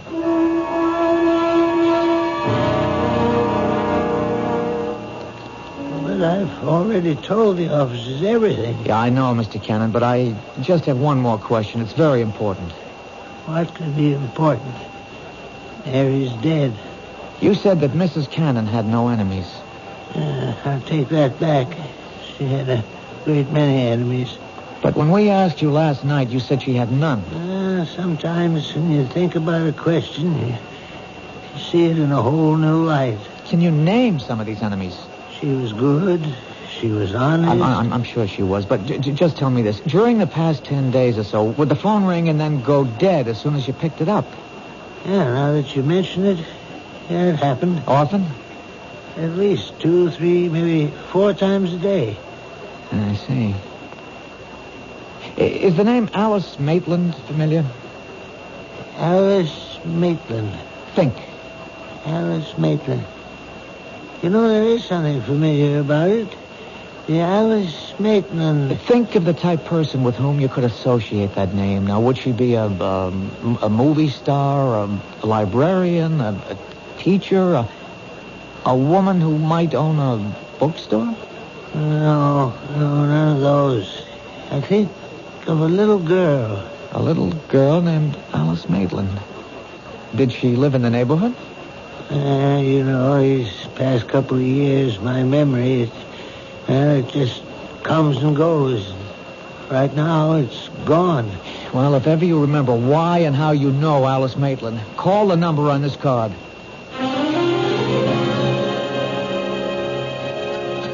I'll have another cup of coffee, please. Are you waiting for somebody, mister? Well, not exactly. Why do you ask? Oh, well, now you've been sitting around for hours drinking the stuff. The coffee in this joint that good? Look, don't be frightened. Oh, who's frightened? Well, you are, so, just look at this. Look. Oh, you're a cop. Uh-huh. Yeah, I was beginning to think that you could be that mad killer. Well, it could be just about anybody. I hope I didn't scare you too badly. Well, the truth is, I wasn't that much scared for myself. No? But you've just been staring at that building across the street. I got the idea you were watching for something. Are you? Well, maybe. Could I have change for the telephone, please? Thank you.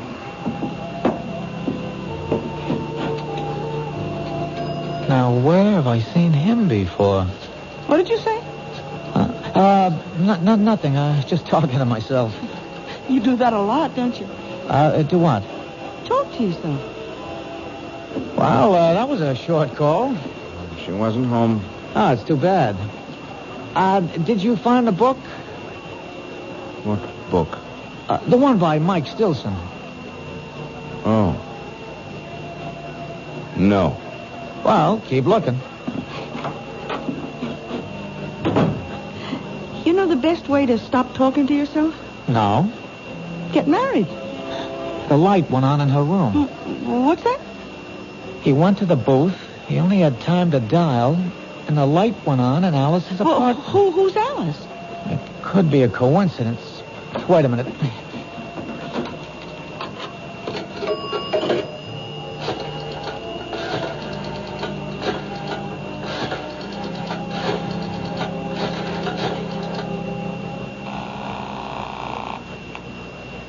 Hello?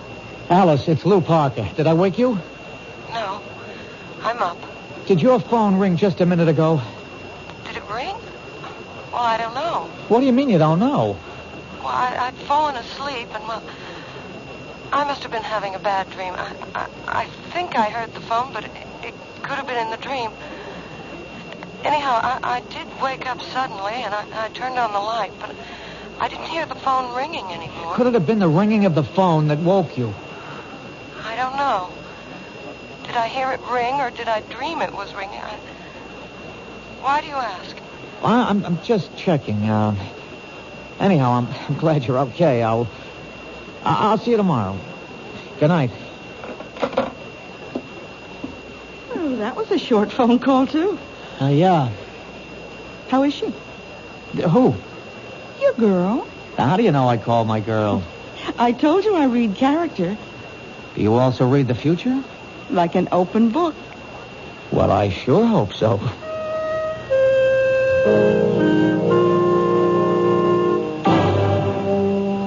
Captain, we got ourselves the killer. Oh, how can you be sure of your guy? I saw him in the bookshop. Does that make him a suspect? Maybe he likes to read. Then again in the diner. He may have been hungry. He didn't eat. He just went into the phone booth. He didn't even make a call. He was in there just long enough to let the number ring, and then he was out. So? So the light went on in Alice's, Miss Maitland's apartment. You mean he called her and hung up? Well, what? She isn't sure. How can she not be sure? The phone rang or it didn't? It isn't that simple. You see, she was asleep and she can't be sure. If it was the ringing of the phone that woke her up, or if the ringing of the phone was part of her dream. Good luck. Look, Captain Blake, there's something about this guy. He's young, about 30-ish, thin, blonde, a very hard line to his mouth. Lou, I think you better report in for general duty. This case is getting to you. Well, Captain, please. It's no reflection. It's even to your credit. It shows you care about people. Captain, let me have one more day. All right, Lou. 24 hours.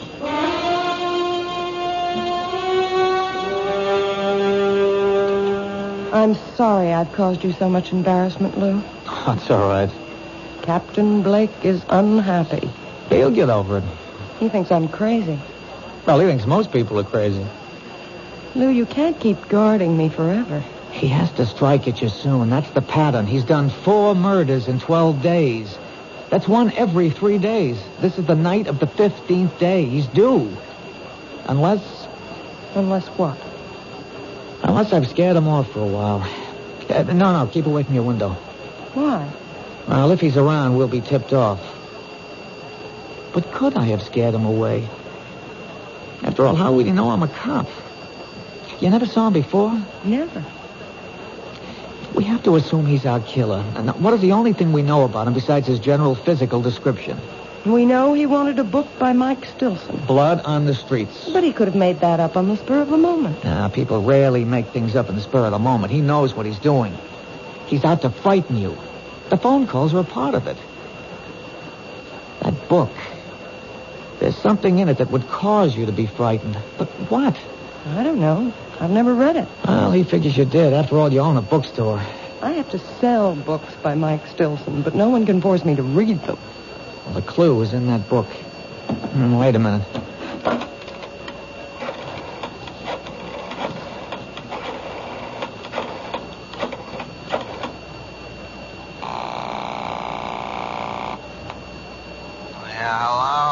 Captain Blake, it's Lou Parker. Do you know it's 2 a.m? Yes, sir, but I'm calling in the line of duty.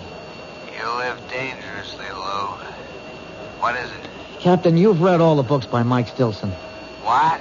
Don't deny it, sir. It's a known fact throughout the department. You mean you woke me up at 2 a.m. just to ask? Line of duty, sir. If I read those books, it's only because I get a good laugh at how unrealistic they are. Captain, what's the story of Blood on the Streets? Lou, I hope your patrolman's uniform still fits. I'll be able to prove this is the line of duty. Yeah, Alice, pick up in your extension. Well, in a nutshell, a bunch of spoiled, rotten, rich kids are kind of high. They're joyriding in this sports car, and they run down and kill this harmless old gent. The harmless old gent has a son. The son comes back from Vietnam. He swears he'll have revenge, so he shoots the joyriders one by one. That's it? That's it. And it better be line of duty. Well, Alice? No. I was never involved in anything like that. Does it remind you of something that might be similar? No. But it has to. Think. I hope you don't mind if I answer your phone. Hello? Detective? Yes. He's here. You know, Blondie. He's sitting at the counter. He's having a ham sandwich and a glass of milk. Thanks. He can't see me, but I can see him.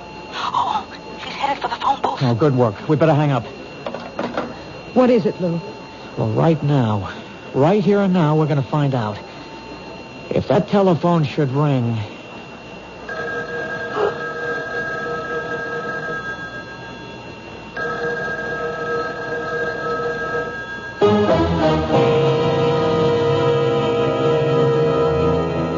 Whatever his faults, and we have already witnessed a rather grievous one, at least young Peter Jackson is something of a sportsman.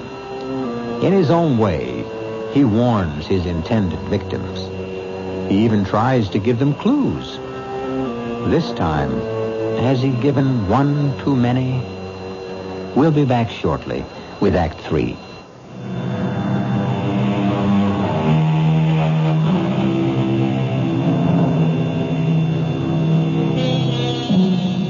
What would our civilization be without the telephone? Imagine your life without it. And the way the telephone works, it requires two people to complete a call. However, some of the most eloquent conversations can be carried on when there's no one at the other end, as you shall hear. Answer it, Alice. Answer it. Hello? He hung up. Now I've got him. Where are you going? You stay here.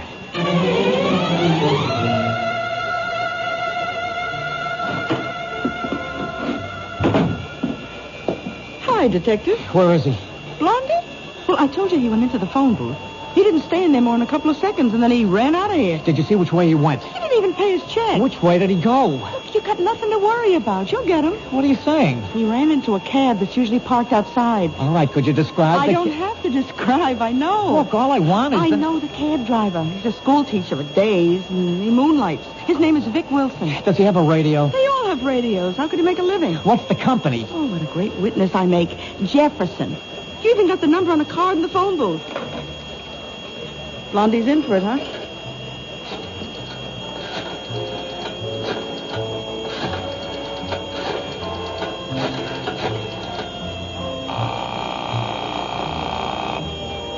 Jefferson cabs. This is a police call. You have a driver, Vic Wilson. He's on a job right now. The minute he checks in, have him report back to the diner at 3rd Street, to Detective Parker.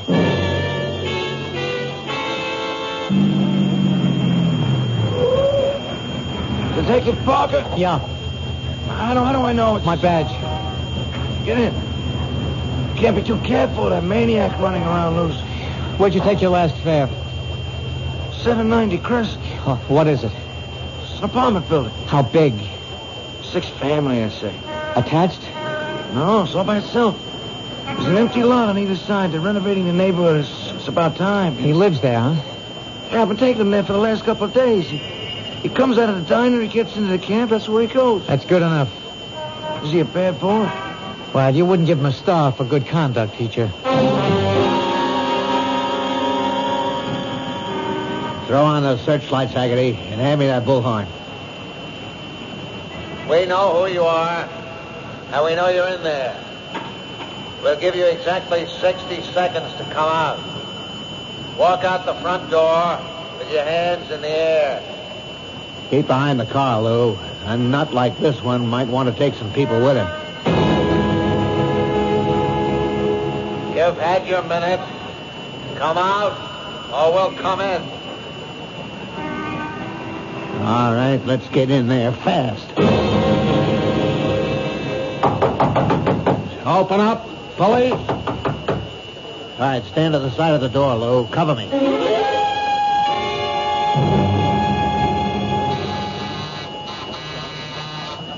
Who is it? It's me, Lou.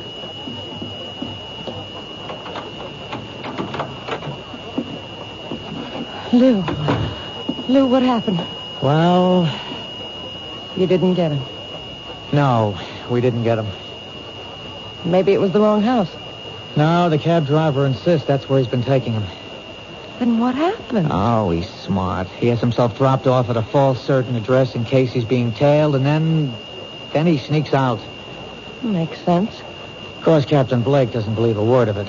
But, Lou... Oh, come on. 6 families live in that house. 6 ordinary, law-abiding families, and we rouse them at 5 in the morning and search the place. How angry is Captain Blake? Well, if he ever gets over it, I may wind up working nights in charge of the property office. Otherwise, I'm pounding a beat down along the docks. It's my fault. No. How do I really know I'm in danger? Why isn't this the product of an overwrought imagination? And the phone calls? Coincidence. And the guy in the bookshop? And we see him again in the phone booth just before your telephone rings? It could all be coincidence. I can't accept that. Captain Blake does. As far as I'm concerned, you're in danger. And you're convinced of it too, aren't you? But I don't have to be right. We can't take any more chances. Now, I'm going to stay here with you for another hour. By then, the stores will be open and we'll buy you a small .25 caliber revolver. No. I'll arrange for a permit and I'll show you how to use it. But I can't stand the sight of a gun. Alice, if a man is determined to kill you, all the advantages are on his side. We have to reduce the odds. I couldn't own a gun. I couldn't use one even if it meant saving my life. Now, Alice, I don't want to say that sounds silly, but... I don't think I can ever forget. Forget what? Well, I was standing right next to a man once who was killed by a gun. When? Oh, years ago. I was about 6. Who was killed? A very nice man. He was our grocer, Mr. Jackson. It was the day after New Year's, and Mama sent me out to buy... To this day, I remember. A quart of milk, a half pound of butter, and a jar of strawberry jam. And then this man came in. He had a gun. It was a holdup. And suddenly, there was a loud explosion and a terrible flash of light. Oh, it was terrible. Mr. Jackson fell to the floor. He was dead. And the man ran away. Was he ever caught? Oh, yes. Just a few hours later. I had to go to the station house to identify him. Do you realize what you've just told me? This is it. You identified the man. He was sent to jail. Now, years later, he wants his revenge. But that's not what happened. No? Well, you see, I was so frightened. I wasn't sure. I really couldn't identify him. And he went free. So why would he want to kill me now? Then that gets us nowhere either. The others couldn't identify him either. The others? Yes. There were other people, but no one was sure of him. Now, if you had identified him and sent him to prison, it'd make sense to suppose he'd want revenge, but you didn't. Now, whoever and wherever he is today, he's happy. But the fact that you failed to identify him could have made someone else unhappy. What do you mean? Oh, the book, Blood on the Streets. It's about a man who killed people who did his father an injury. Did this grocer have a son? I think so. I think a little boy used to play in the store. But it's so long ago. Who could that be? I'll take it. Hello? Mr. Parker, it's Terry Cannon. Remember me? Yes, Mr. Cannon. They said I could reach you at this number. Anyhow, it came to me. What came to you? Well, I was trying to puzzle out why the name Alice Maitland was so familiar. Well, sir, about 23 years ago, Mary Margaret was in a grocery store, and a man was killed in a holdup. I took her down to the station house to identify the gunman. And could she? Well, no, sir, she really couldn't be sure. Anyhow, another one of the witnesses was a little girl. Her name was Alice Maitland. And I remember her because she was the most terrified little thing I'd ever seen in my life. Thank you. Thank you, Mr. Cannon. I've got you. Finally, I've got you all tied together. Who? You and those women who were killed all come together in a little grocery store some 23 years ago. Finally, now we know who we're looking for. I'd like to see the look on Captain Blake's face when I tell him You won't this. live to see that look, friend. Lou! I know you got a gun in the shoulder holster. Just lay the phone down. Slow. Easy. Now, raise the hand. Slow. Easy. That's fine. Just keep him there. I guess your name is Jackson. Peter Jackson, Jr. You figured it out.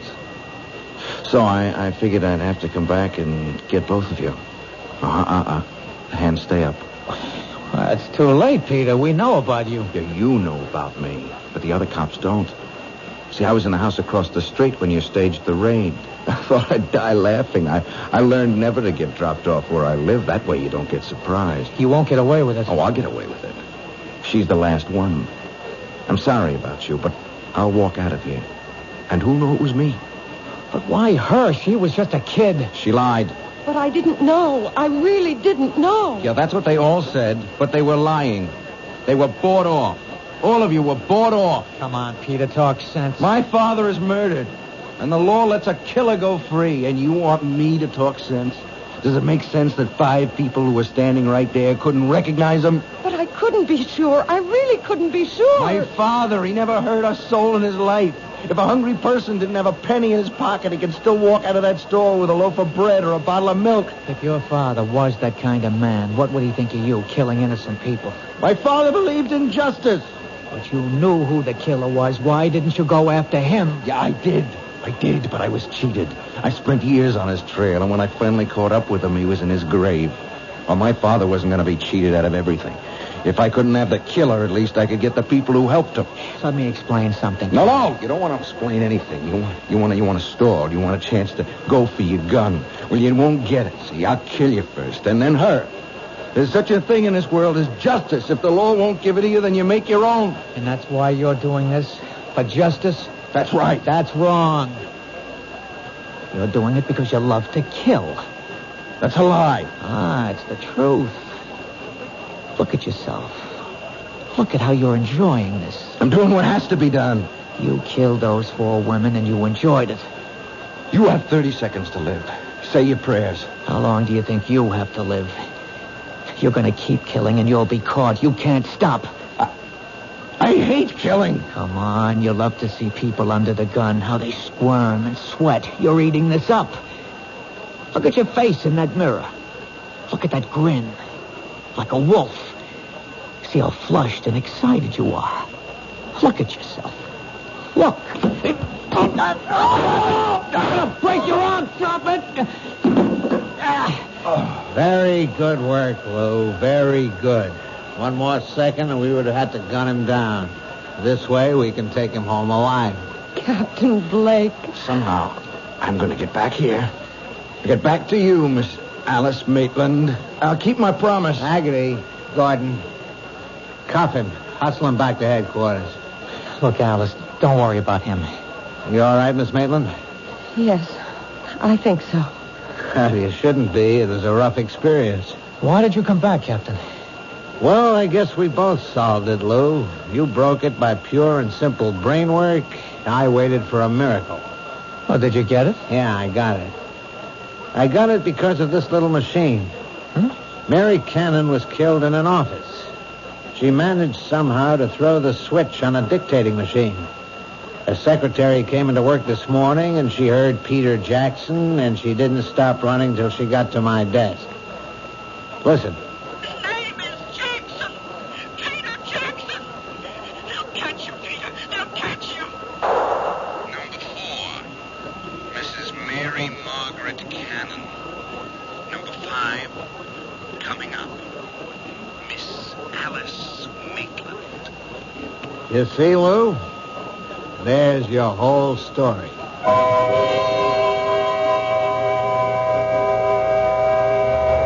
Of course, that isn't our whole story. For instance, you might want to know what happened to Peter Jackson. He's in a hospital for the criminally insane.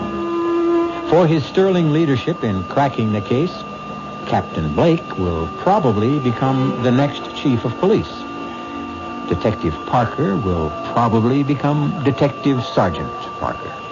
And Miss Alice Maitland will probably become Mrs. Lou Parker.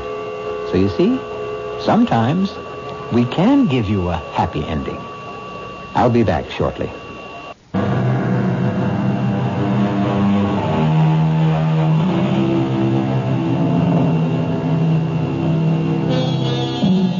The story you have just heard was concerned with the most precious concept the human race has ever created, justice.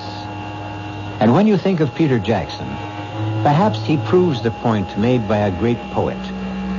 When a man takes justice in his own hands, he will soon shape her to his own ends. Our cast included Tony Roberts, Susan Grossman, Jack Grimes, Bryna Rayburn, and Robert Dryden. The entire production was under the direction of Hyman Brown. G. Marshall inviting you to return to our Mystery Theater for another adventure in the macabre. Until next time, pleasant dreams.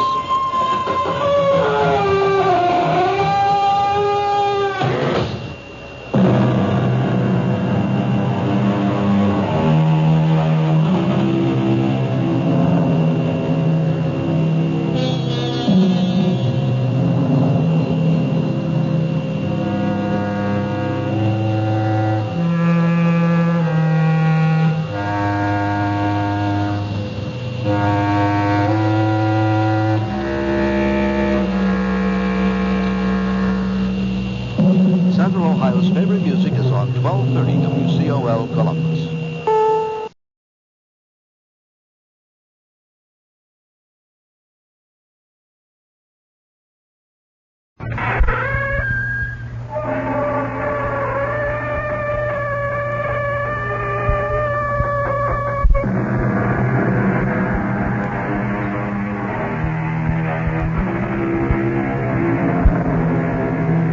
in.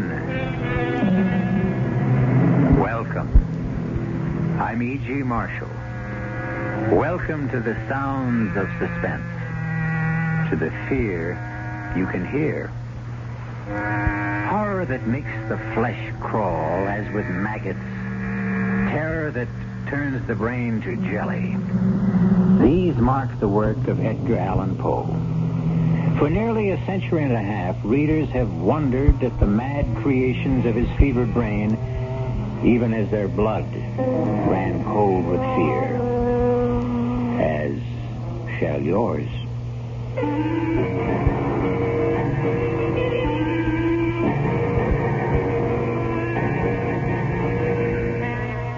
Our mystery drama, The Fall of the House of Usher, was especially adapted from the Edgar Allan Poe classic for the Mystery Theater by George Lothar and stars Kevin McCarthy.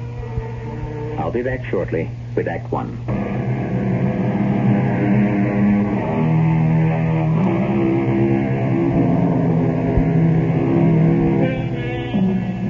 I must warn you that there lies ahead for you a tale so gruesome that when it ends, you will know beyond doubt that never in your life before have you experienced such revulsion. Are you prepared for this? Come then to a certain room where a man named Gabriel Mannering sits writing in his diary. A certain room in the house of Usher. I sit here writing this diary, when in truth, were I not a fool, I should have already departed this frightful place. Already I have sensed such horrors in these first hours of my visit that I tremble at the thought of what may be in store for my friend Roderick Usher. And for me. During the whole of this dull, dark autumn day, I had passed on horseback through a singularly dreary tract of country, and at length found myself, as the shades of evening drew on, within a view of this bleak and melancholy house, the house of Usher. I felt at once an iciness, a sickening of my heart, and wondered what it was that so unnerved me. I was soon to find out.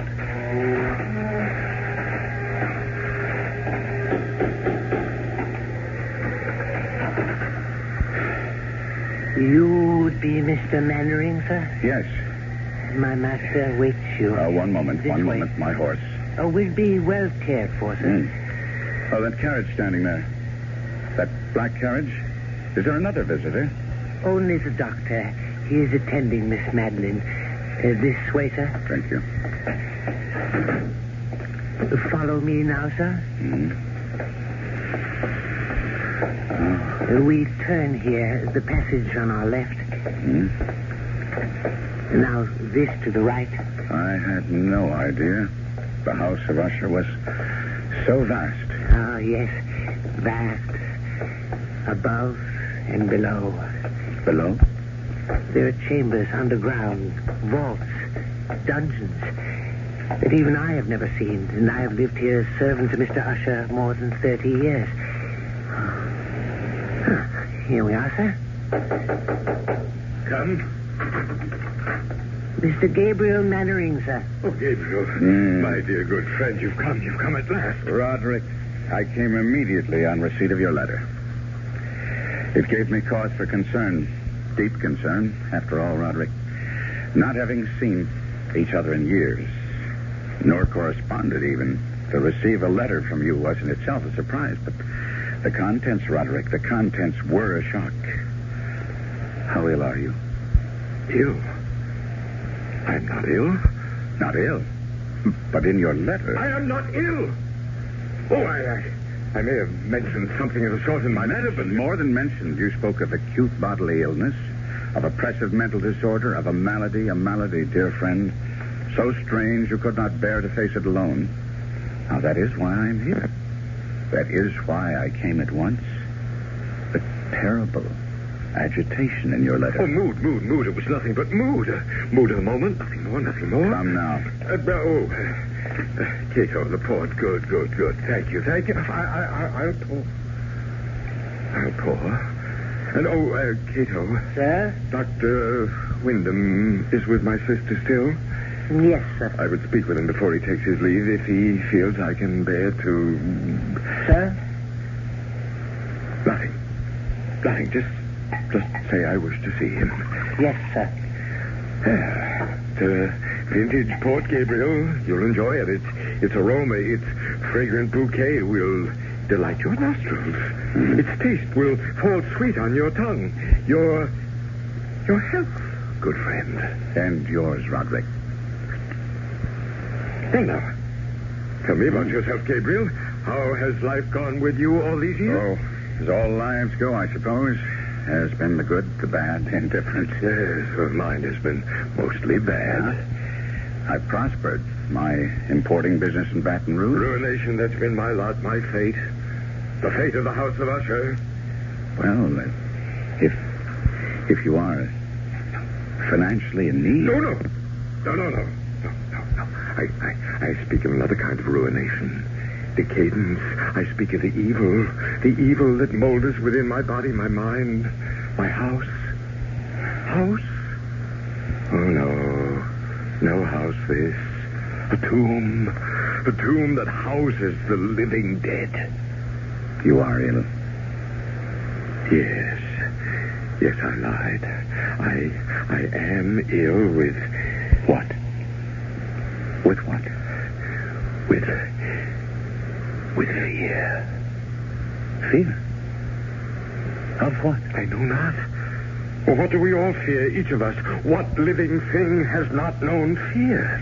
It lives within us, this fear. It rots within us, as I rot within this house. But mark you, good friend, whereas with others fear rides like a restless maggot only now and again, with me, it's ever present, a colorless slime growing within me, spreading, engulfing, drowning me.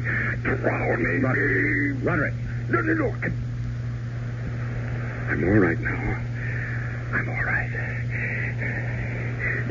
You must go. Go? Well, you shouldn't have come. I shouldn't have asked you. You must leave this house of death, this tomb. Stop that. Now stop. I tell you that... Enough. Enough now. Here. Sit down. Compose yourself. Now hear me, Roderick. I came a great distance through the foulest time of the year to be with you, and here I shall stay until you are well again. Oh, you don't understand. I shall never get well. Of course you will. No. She is dying, you see, and I... Your sister? Is it she who is dying? Yes, Madman. But it's she who is dying. If it is... No, you don't understand. You don't understand. Come in. Dr. Wyndham. Come in, Doctor. Thank you, Cato. May I introduce myself, Doctor? Mr. Usher, as you see, is not himself. I'm a friend of his. Gabriel Manning of Baton Rouge. Oh, how do you do? Louis Wyndham. I entreat your pardon, both of you. Now, Roderick. Well, my nerves sometimes. Yes, I know, and I'm sure Mr. Mannering understands. You've been taking the laudanum I prescribed? I used the last only yesterday. Well, I'll see that you get more. Oh, thank you. My sister? There's no change. How long? Before death? I don't know. Your sister's malady baffles me. I don't know what is killing her, nor do I know what keeps her alive, when in truth, she's all but dead. Oh, would it be an impertinence, Doctor, for me to ask you what you mean by that? Well, no, Mr. Mannering. Quite simply, there have been times when Miss Usher, Madeline, has been devoid of all vital signs. Well, by this, I mean I've been unable at these times to detect a pulse, blood pressure, any respiration whatsoever. Yes. And yet, moments later, she's opened her eyes and returned to the world of the living. Strange. Yeah, I've encountered nothing like it in years of practice. It's not too far from the truth to say that she is dead, and yet she lives on. Yes. Like the house itself. Now, Roderick, you mustn't harp I on... tell you, we are like this house. My sister and I, we are this house. The house is us. The house is dead, and yet it stands. Your aberration about this house... It is no aberration. It's the truth. The house of Usher crumbles, yet it will not fall. Madeline is dead, yet she will not die. And as for me, oh, heaven, the horror that awaits me. I'll send the laudanum as soon as possible, Mr. Mannering. There's little else I can do. Yes, I have other patients to attend. Thank heaven it's a moonlit night. I have many miles to travel. Good night. Good night. Roderick. Yes. Roderick, I want to help you in every way I can. That's why I'm here. But now, you must do your part to help yourself. What do you mean? Well, I could be wrong, but it seems to me you let yourself go to pieces all too easily. This talk, this wild talk of your sister Madeline being dead and yet alive. Well, now, that's nonsense, you know. No. Yes, well, I'll agree with you with one thing, and one thing only. In a way, you have become this damnable house. No healthy, sane man could live here for long without beginning to lose his sanity, without serious damage to his nervous system. I've never seen such gloom, inside as well as out. This very room reeks of dejection, despondency, undusted cobweb furnishings, black drapes covering the window. Here, let me throw them back and at least get some moonlight, if not sunlight, into this place. There. That's... Roderick. What is it? There's a graveyard. I can see it in the moonlight. The family graveyard, yes. Who would be walking in it at night? What do you say? Well, where do you see that? There. Amidst the headstones. It's Madeline. What is she doing out there? We'd better go and find out.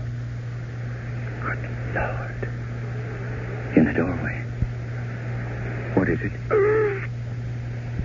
Madeline!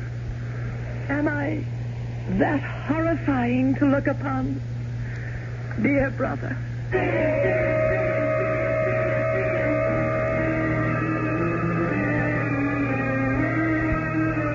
Madeline Usher walks among the headstones of the Usher graveyard, yet stands in the doorway at the same time.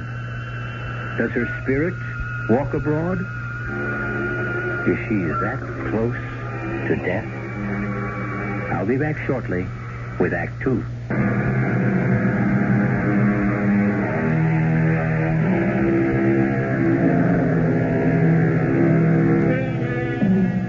Again, I must ask if you wish to go on, and warn that if you do, you will experience a kind of horror for which I can find no words. Even Gabriel Mannering, writing in his diary, found it difficult to express his feelings in that moment of first meeting with Madeline Usher. I seek and cannot find words to recreate the terror of that moment. Not a woman, but a corpse stood before us in the doorway of that awful room. The very woman, or corpse, if you will, that but an instant before Roderick Usher and I had glimpsed in the moonlight graveyard beyond the window. If she is alive, I thought, she should be dead. Fatuously, I said, "You are Madeline Usher?" Yes, How do you do? I'm Gabriel Mannering. I know. Ah, you winced as you took my hand. What? You felt it. Coldness. No. Yes. You need not dissemble with me. Even now, you find it hard not to stare at the dark patches on my face, the putrescence that lives. Yes, thrives in my dying flesh. Madeline, my dearest sister, you should be lying down, resting. You mustn't waste your energy. I wanted to meet your friend. Someone from the world of life outside this house. This tomb. I wanted to... needed... Falling catcher. Put her on the couch, Gabriel. No. Better still, we'll carry her to her room. No pulse. No heartbeat. Is she... Well, heaven help me. It's impossible to say. Can you carry her alone? She weighs nothing. Follow me, then. Oh, what evil stalks the house of Usher. Help us, dear Lord. Please help us. Put her down, Gabriel. Gabriel. In what? In that? It's her bed. A coffin. But nevertheless, it is her bed. It's where she rests and sleeps. And haven't you noticed? What she's wearing isn't a nightdress. A shroud. Yes. She's been ready for her burial for nearly a year now. Oh, look. See? Her eyes are fluttering. I'd have taken my oath she was dead. Not yet. Gabriel, my friend, come. Well, you don't leave her like this, alone, no company to cheer her when she wakes. She may not waken again today. She may not waken again. Come? No, wait. There's something about her. Something in her face. It reminds me. Well, of course, it's you. Oh, you see, then? The family resemblance. Obvious. In spite of what the intimacy of death has done to the face, the resemblance is still there. It's more than a resemblance, Gabriel. What do you mean? Well, we are twins.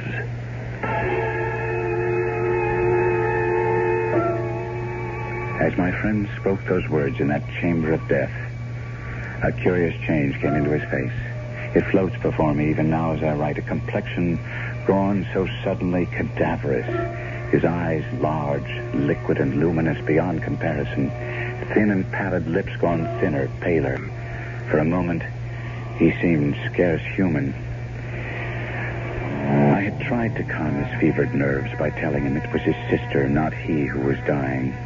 And he had cried out, You don't understand. You don't understand. And now, in an instant, I did understand, or at least the shadow of what he meant touched me, and I was filled with a dread, a loathing of what was to come that I cannot fully express. Had I known the full truth of what lay before us, my loathing would have increased 100-fold, and I should have fled the house of Usher then and there. Certainly, I should not have found myself at breakfast with Usher the following morning. Another helping, Mr. Mannering? No more, Cato. Then I can give you the message. A message from whom? Miss Madeline. She wishes to see you at your convenience. Well, then I'll go to her, of course. Now, why do you look at me like that? And now why do you turn away? Cato, face me. Look at me. What is it? Cato, is it the odor? Yes, sir. You'd best not go, Gabriel, or if you do, another time. I don't understand. The odor, the stench of putrefaction. It's stronger at times than at others. And you mean that she... Take me to Miss Madeline at once, Cato. No. It will sicken you, nauseate you, even infect you. Well, it can kill me and be damned to it, but I'll not disregard a last wish of a dying woman. Unlike you, Roderick, I do not fear death.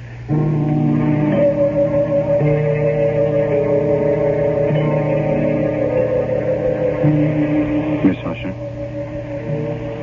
Madeline?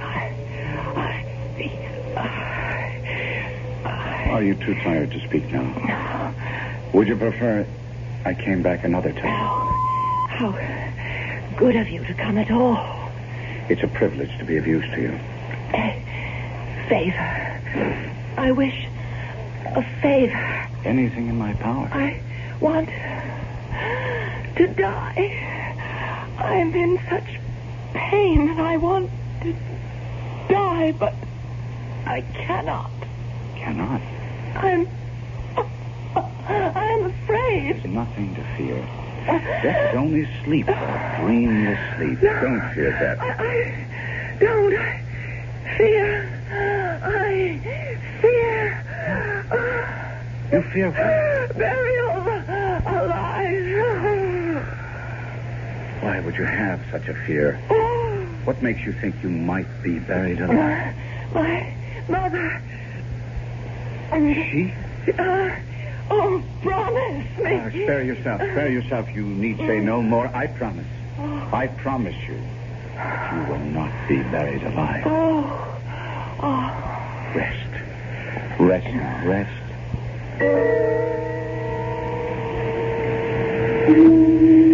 That is what you meant, Roderick, is it not? Like her, like your twin, you don't fear death so much as you fear being buried alive. Right, part of it. Yeah? Yes. Only part? Well, I fear...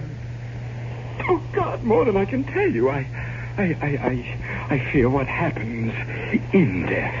Another aberration. As with the house, so with this. You are a man given to aberration. And what of that? You make as little sense as Wyndham. You think because you call a thing an aberration, it'll go away, that it will cure itself if you but name it? Reason. Common sense. Reason, common sense. When you speak to me and Usher of reason and common sense, Do you not know of the madness that has tainted this family through its history? From the beginnings of the house of Usher, this house, this family, until now, until Madeline and me, the last of the Ushers, from beginning to end, from rise to fall. Roderick. Rise to fall. Roderick. From rise to fall. I had not thought on it before, but that is what it will be when she and I are dead. It will be the fall of the house of Usher. Yes, Cato. The laudanum, sir, from Dr. Wyndham. Oh, thank heaven. It has come none too soon.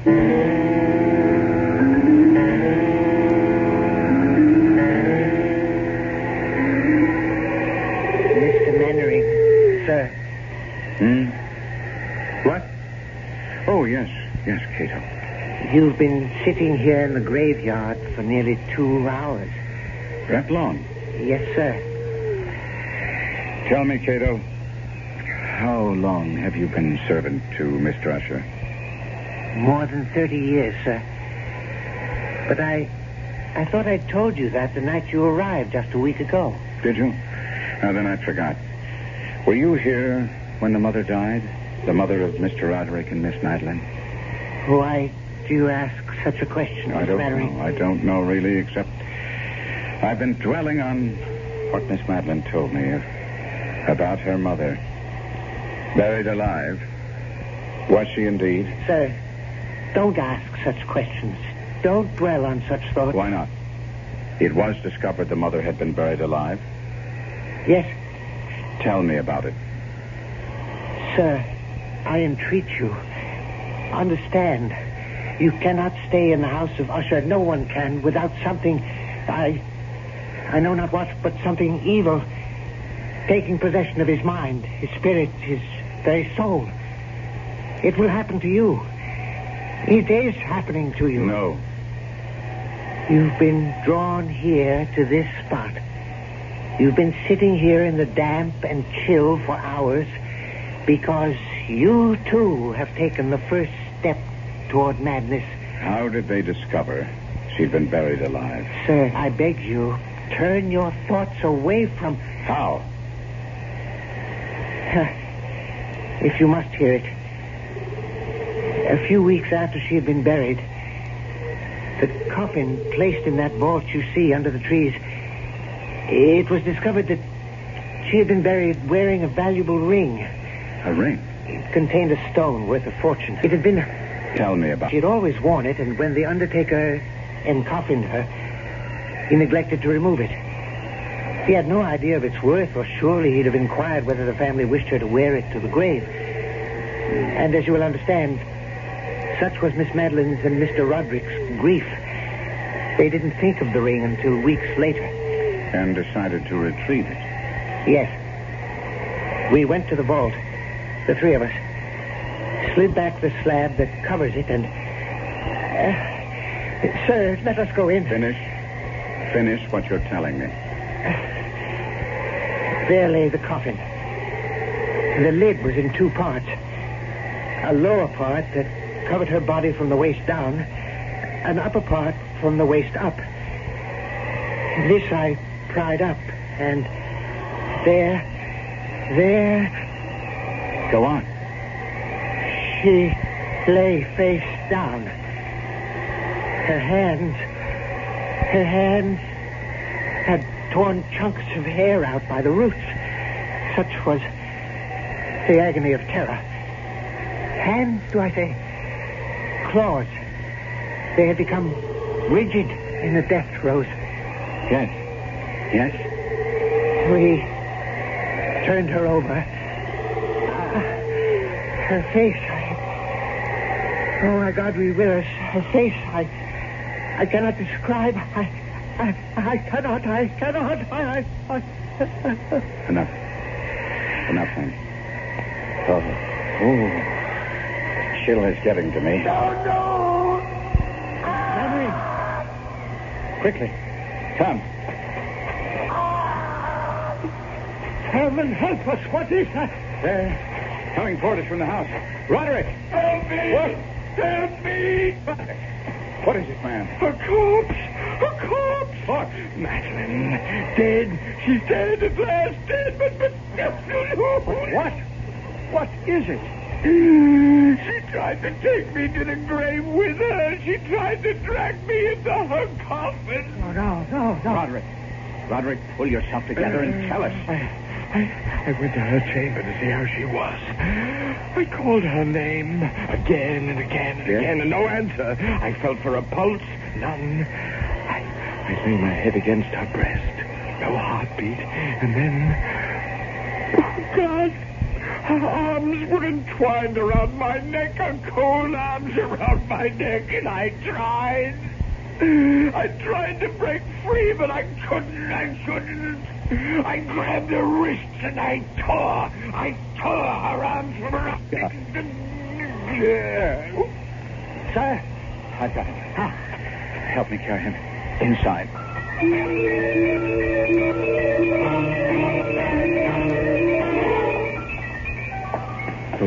Oh, no.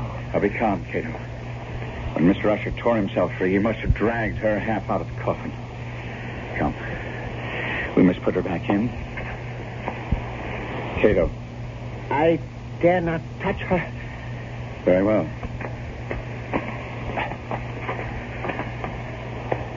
There. Is she at last dead? She seems so. Ride for the doctor. Tell him to come at once. Yes, sir. Sir, you mean to stay here? Yes. But I will be gone at least 2 hours. If you change your mind, I grabbed her wrist. Find your way back to the library in that maze of cards. Now, don't worry about it. I shall stay here. I made her she'd not be buried alive, and I mean to keep that promise, Cato. Beginning now.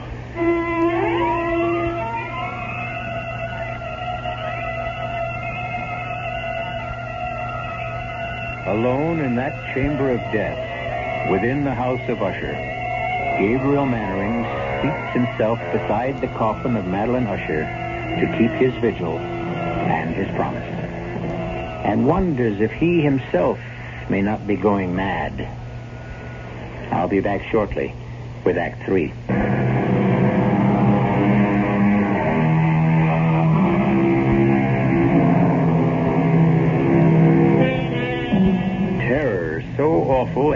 shatter the human mind haunts the house of Usher. Hangs like a shroud in the air.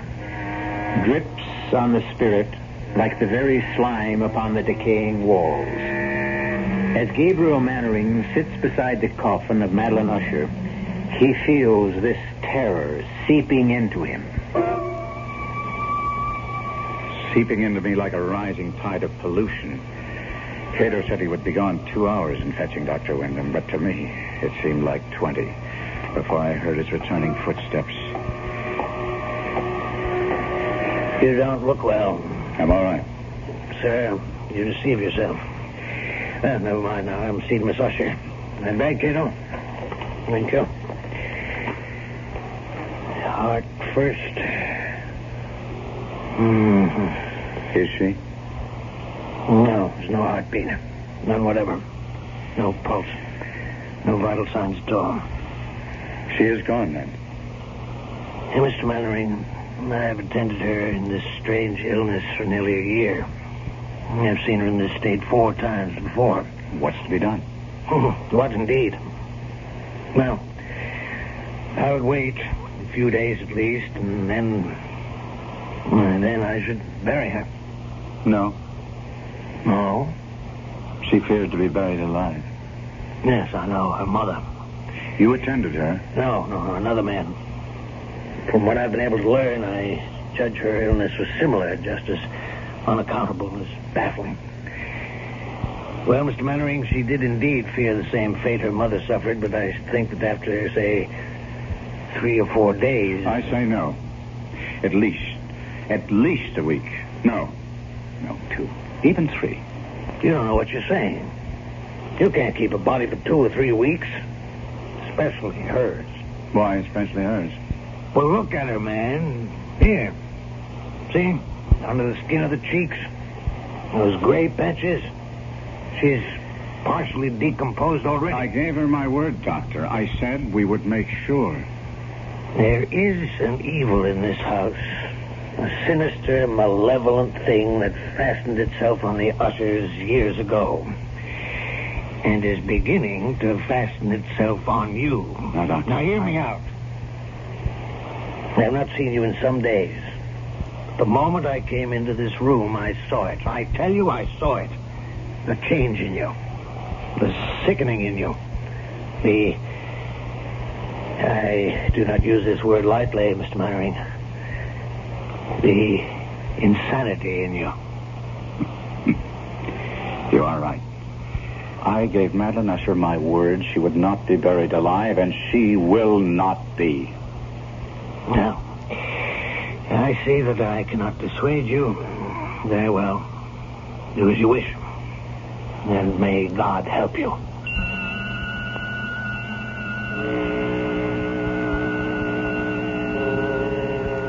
I stayed by her coffin for yet another hour or so, making sure there were no signs of life. Then I returned to the library, led there, of course, by Cato, for I could never have found my own way through that maze of corridors and passages. I found Roderick Usher seated bolt upright in a wing chair, staring at I know not what. Roderick, I must talk to you. Do you hear me? Yes. Now, Roderick, as I told you, I promised your sister to take every precaution against her being buried alive. She is dead. I know it in my heart, my soul. I know it. I believe so, too. But we must be certain. Now, that presents a problem. Roderick, are you listening? Problem? Yes. Decomposition. If she is dead, she will decompose. And after a period of days, well, you can imagine. Days? Days of what? Of visiting her coffin at least every 12 hours, say, to make sure she's dead. Are you mad? We must keep her body. 1 week, 2. And the question is, where? Where? We'll have to leave the coffin open in case she should regain her senses. On the other hand, if she is indeed dead, Well, there are vaults deep down beneath the house, we could put the coffin in one of those. Good. We'll do that then. Yes. We'll do just that.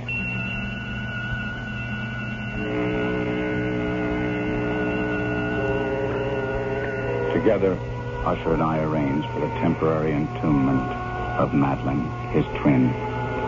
The vault, so long unopened that our torches were half smothered in its oppressive atmosphere, was small, damp, and entirely without means of admission of light, lying at great depth beneath the house. There, Gabriel. It is done. We must come here again. In no more than 12 hours. As you say. As you say. Before he wished only to bury Madeline, why had become so compliant, agreed so readily with what I said. Only I'd asked myself that question. But I did not, and in consequence faced an unexpected problem. Why do you not believe me? It isn't that I don't believe you, Roderick. I wish to see for myself. There is no need for you to do it. I have done it. You have? I have visited the coffin at least once every 12 hours, sometimes twice. She does not live. Take my word for it. It is my word concerns me. I gave my word to her, not yours. She is dead.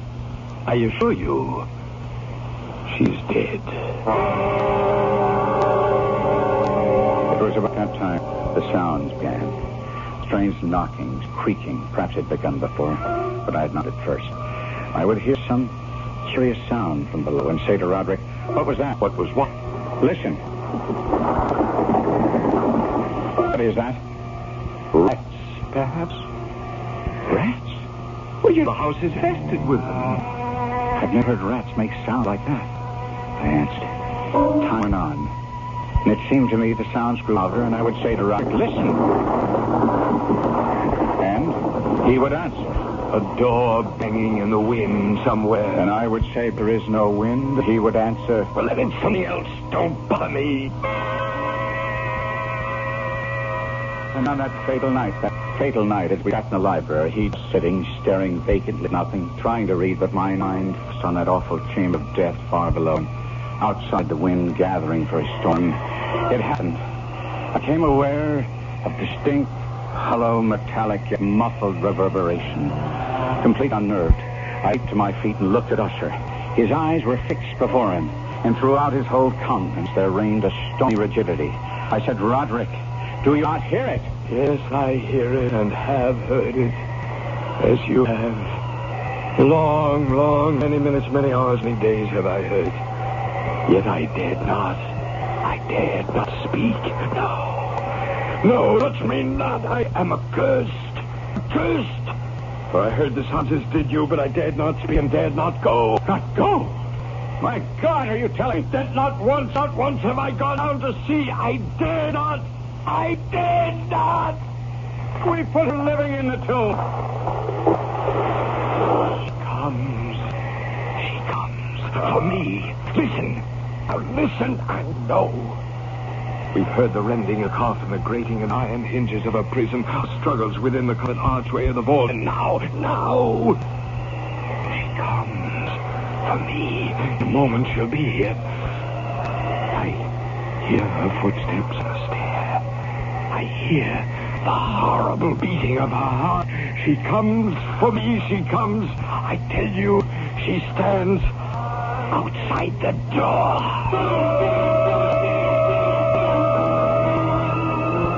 And as if in the superhuman energy of his utterance there had been found the potency of a spell, the huge antique panels to which he pointed drew slowly back. And outside those doors did stand the towering and enshrouded figure of Madeline. There was blood on her white robe, evidence of some bitter struggle on every portion of her putrefied frame.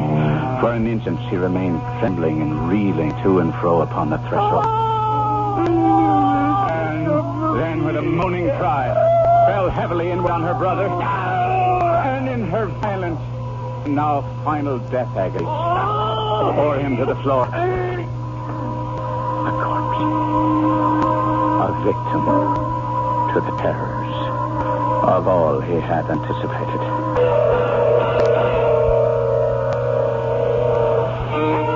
This is E.G. Marshall.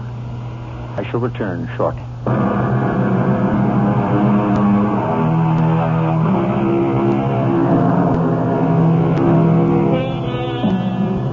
The manuscript of The Fall of the House of Usher ends thus.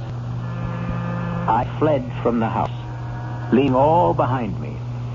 As I ran, I heard a sound so horrendous it made me stop and turn. My brain reeled as, looking back, I saw the mighty walls of the house burst asunder. And in a few moments, the moon, breaking through scudding clouds, a blood-red moon, revealed the end. The fall of the House of Usher.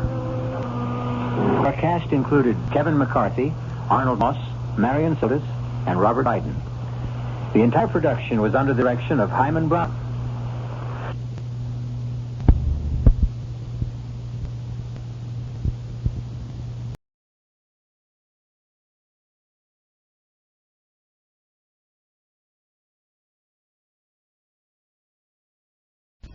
And now, Mystery Theater, brought to you in part by True Value Hardware, your store of first choice.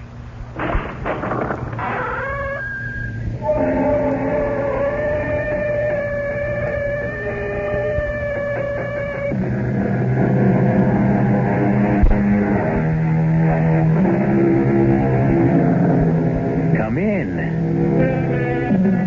Welcome. I'm E.G. Marshall. Welcome to the sound of suspense. Welcome to the fear you can hear. Welcome to the world of terrifying imagination. The subject of the story you're about to hear is murder. But the subject is also time. We've all heard of killing time. But have you heard about using time to kill? You will in the next few minutes when Mr. Owen Layton himself tells you his most ingenious scheme for getting rich quick by means of sudden death. Owen, for heaven's sake, what are you doing here? You're supposed to be in Paris. I've shot Harriet, and I seem to have done exactly that. By the way, I met your charming dance in although I'm quite sure he didn't see me. But I don't understand. How could you possibly have returned home so soon? I was in a terrible hurry to see you, darling. I simply couldn't wait to see you and do this. Oh, God, no.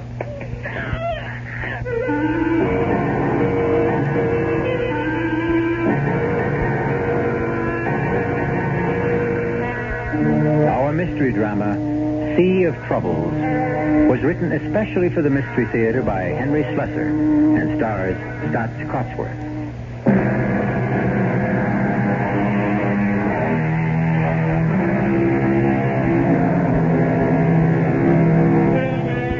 Our spine tingler begins across the sea, in the delightful city of Paris. They say that you can sit at a sidewalk cafe in one of these streets and sooner or later meet everyone you've ever known. Well, now we're going to introduce you to someone who you don't know, but whose acquaintance you'll enjoy making. His name is Owen Layton, and he prefers to tell you his unusual story in his own words. I arrived in Paris at 10 o'clock that morning, but I didn't leave my hotel room until well after 4. I knew my brother Gerald's habits only too well. He'd probably be sleeping until noon. So I knew where he would be at 4 p.m., of course, at Patrick's Cafe on the Rue de Montparnasse. Everyone loved Gerald at Patrick's because he was famous for always paying his bills. With my money, of course. Bonjour, monsieur. Bonjour. I chose a table well to the side, but my appearance still attracted considerable attention. And why not? With my rumpled English tweeds, a long gray beard in the style of Ulysses S. Grant, a pair of crutches to keep my monstrously bandaged foot off the Parisian asphalt. Well, I must have been quite a sight. Garçon, un pain d'eau, s'il vous plaît. Très bien, monsieur. Well, what do you know, Owen, for the love of Pete? Hello, Gerald. I'm glad you were able to recognize me under all this hair and bandages. Well, how are you?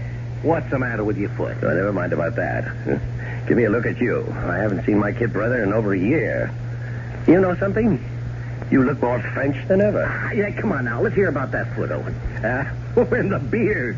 When did you grow all that shrubbery, huh? Well, I got the idea from you. The last time I was in Paris. This thing? Yeah. This is nothing compared to you. Now, listen, the last time I saw a beard like that, it was on a $50 bill. Yes. I guess it got a little out of hand. I'm thinking of trimming it, as a matter of fact. More like your style. Well, I'll introduce you to my barber. Hey, do me a favor, Gerald. Finish this piano for me. I shouldn't be drinking with my foot. Well, what's your foot got to do with it? It's the gout. You remember, I wrote you about it a few months ago. I had an attack just before I sailed for Europe. Well, how's your painting coming along? You sold anything yet? The only thing I sold is my watch. As if you didn't know. Yes, I know. You came to Paris to starve in a garret. But you look pretty well fed to me. Speaking of that, how was Harriet, huh? Well, speaking of which, the money I sent you or being well fed? God, you know what I mean. Now, how is she? Still the same? No, she's more of the same. She's richer than ever, and she's fatter than ever. She's also meaner than ever. Well, she couldn't be too mean. Not if she let you grow that beard. I still don't see why you wanted to grow it. You always made such fun of mine. Well, I had my reasons, Gerald. It was part of my plan. Plan? What plan? Why, to kill my mean, fat wife, of course.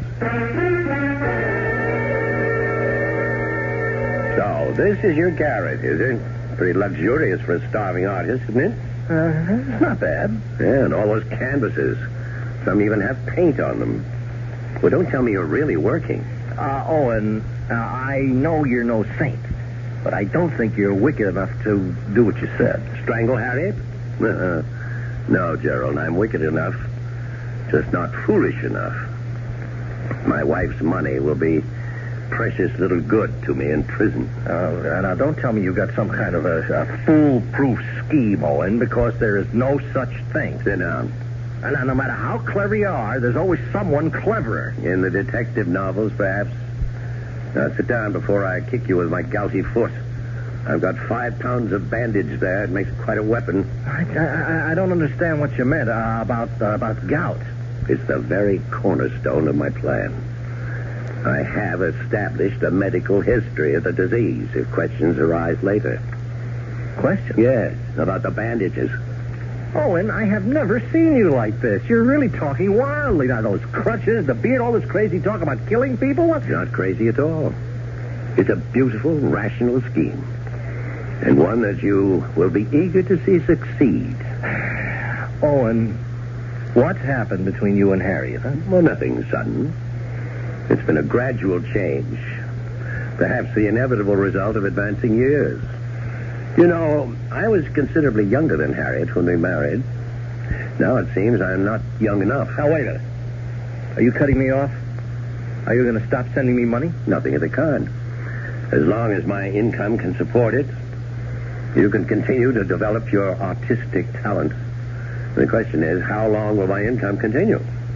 It's been 10 years since I married Harriet. The difference between our ages is suddenly not so great. Harriet is discovering that there are younger men in the world. In fact, there's one particular one she's fond of. You're joking. Yeah, he's a dancing instructor, as a matter of fact. She met him when I had my first attack of gout. I couldn't move for a month while Harriet indulged herself in non-domestic pleasures like dancing. But to talk about killing her... Killing her carefully, Gerald, with due regard to the risks involved. Actually, I thought of the answer when I was flat on my back. I had plenty of time to think then. About what? A unique phenomenon of the modern age. The magnificent paradox of transoceanic travel. Travel? Yes. A ship makes its journey in some 5 days. A jet plane takes only a few hours. But you hate planes. You've never been on a plane in your life. Yes, that's right. They terrify me. Well, what does all this have to do with killing Harriet? Everything. For you and I, brother, are going to put that transatlantic paradox to use. We're going to prove that the difference between a ship and a plane is a lovely way to commit murder.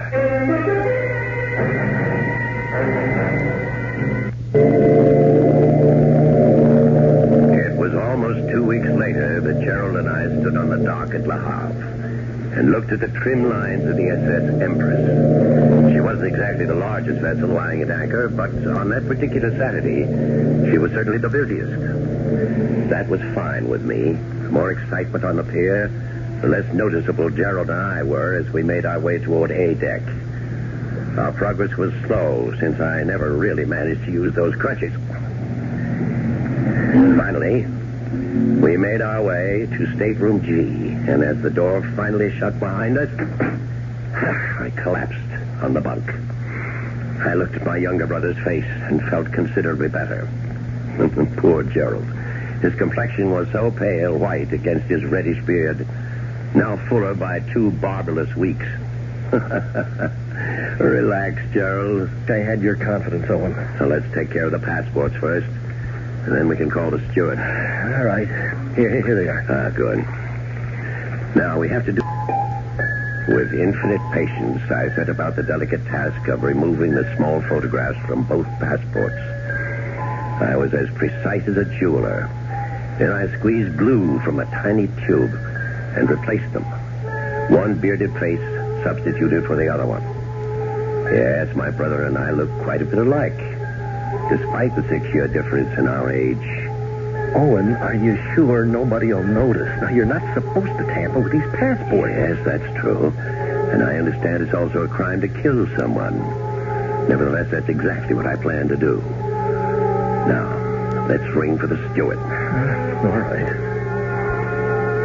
The man who answered our ring was a perfect delight. An aging cockney with a thin crest of white hair, the mouth of a pixie, and the squinty eyes of a myopic.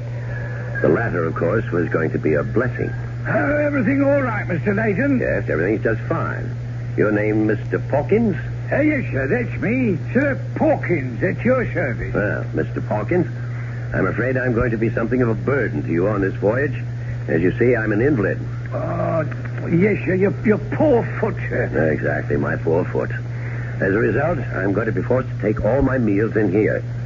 So you'll have to arrange matters with the dining steward. I trust that can be arranged. Oh, yes, sir. Don't you worry none about that, sir. Ah, good.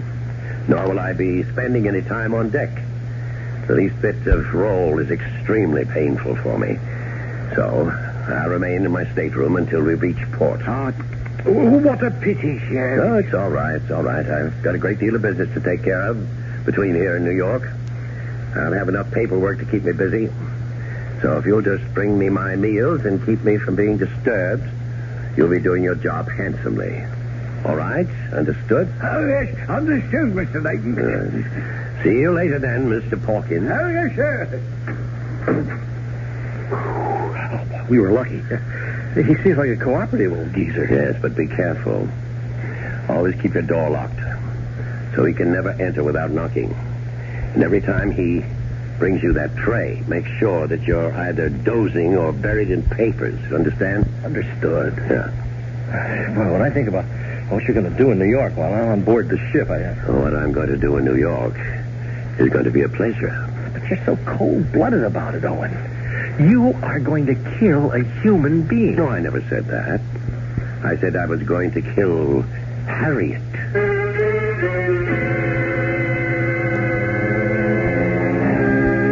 Poor Harriet.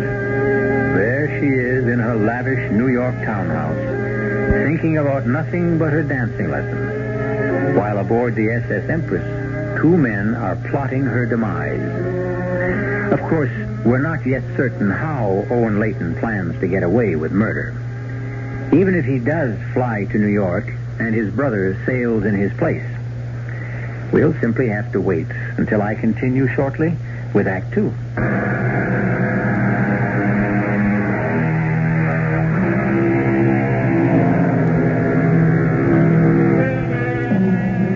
Now let's return to Stateroom G on A deck of the SS Empress.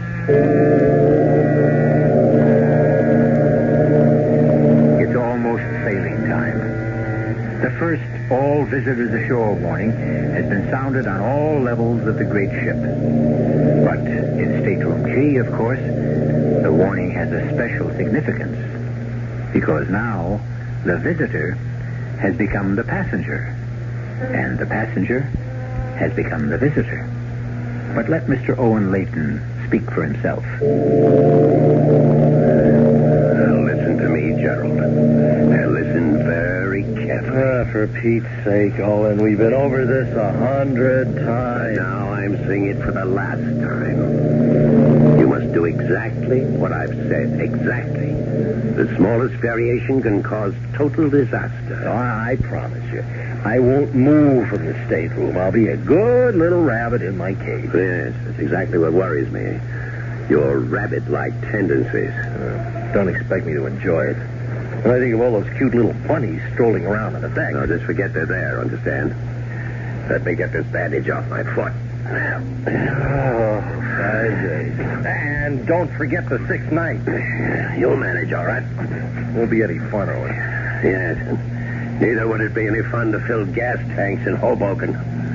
Not as much fun as living on the left bank with those Parisian beauties of yours. All right, I know. And don't forget who's really doing the hard work, Junior. Including that plane trip tonight. Oh, for me, that's the worst part of it all. Listen, how high do those bloody things fly? Oh, 30,000 feet, I think. Oh, it's preposterous. There, the bandage is off now. Now, let's get them on you. By the time the next all ashore sounded, the transformation had been made. The bandages were on my brother's foot, and the crutches were lying snugly beside his bunk. And I was all set to leave. With Gerald's gray tweed coat belted around me, with Gerald's hat on my head, I strolled to the visitors' gangplank and left the SS Empress to its business.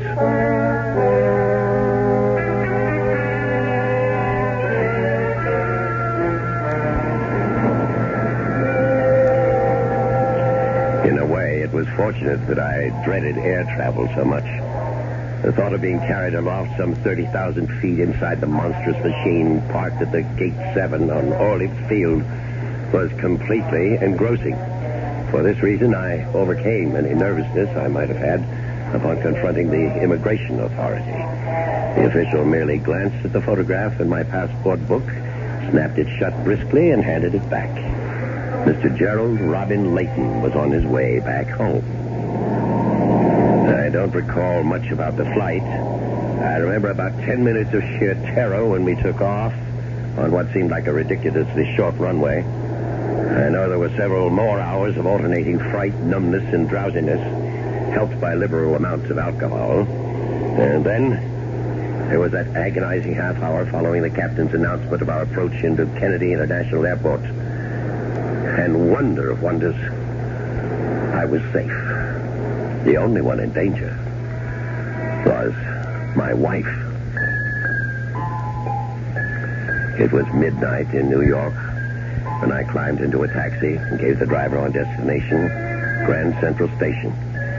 In the terminal, I deposited my single piece of luggage in a public locker and took still another taxi to the street where Harriet and I had spent the last 4 years of our marriage. The brownstone was an imposing building from the exterior, but Harriet's money had made it possible to scoop out the interior and transform it into a duplex of cunningly modern design. I had spent several happy hours in this house, about 7 or 8, I think. It was 1:20 in the morning by the time I arrived, and the traffic had gone from the quiet streets of Sutton Place. The street was empty. The shades of the buildings opposite had all been drawn against the night. I felt certain that no one saw me quietly insert the key into the lock of the front door. I went quietly upstairs to the bedroom. It was empty. But that was no surprise. It was Saturday night. Presumably, I was in Paris. Therefore, Harriet was on the town, probably in the company of her dance instructor friend. In a way, I was glad that she was running true to form. It helped me feel justified in taking the drastic course that I was about to take. About 20 minutes later, I heard the front door opening again. Oh, my feet. My feet. You danced my little tootsies off tonight. You let us spare you. Well, that's what you're paying me for, Mrs. Leighton. Oh, that's what you think, lover. Well, speaking of love... Oh, stop it now, Douglas. No, stop it. Brute. You mean I don't even get a kiss goodnight? Oh, tomorrow night, maybe. Right now, I just want to go to sleep. I thought you looked a bit preoccupied tonight. Is anything wrong? No. Unless you count a cable from my husband. Well, he's still in Paris, isn't he? He sailed on the Empress. He'll be here in another 5 days. Well, that's too bad. Isn't it? He can stay tomorrow, all right? I'll count the hours. Good night, my princess. Good night. And then Harriet started up the stairs. I picked up the pretty blue vase that adorned her dressing table and placed it behind my back. Hello, Harriet. Oh, and for heaven's sake, what are you doing here? You're supposed to be in Paris. I thought I'd surprise you, darling. I seem to have done exactly that. But your cable, you said you were taking the Empress. She won't arrive for days. No, actually, I changed my mind about taking the ship. I flew instead. You were never inside a plane in your life. No, there's always a first time, isn't there? For everything. But why? When you're so terrified of flying. Because I was in a hurry, darling. I simply couldn't wait to see you and do this.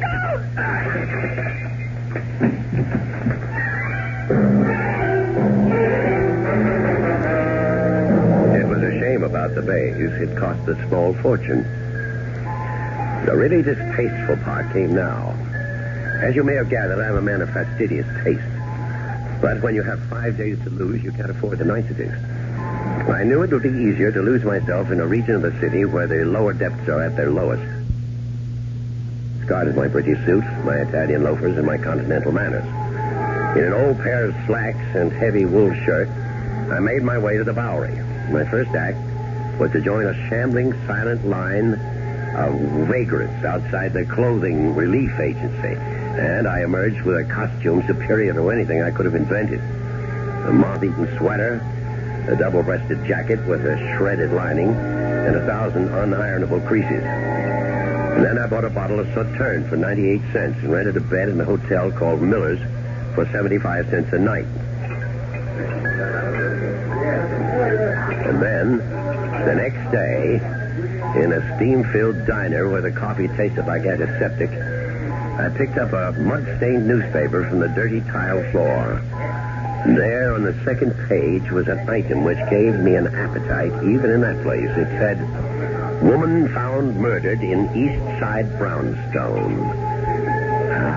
But the smaller headline beneath it was even more delicious. It read, "Dancing teacher held as suspect." It wasn't something I planned or expected, but, well, why not? Why not? Say, I think I'll have some more of that coffee.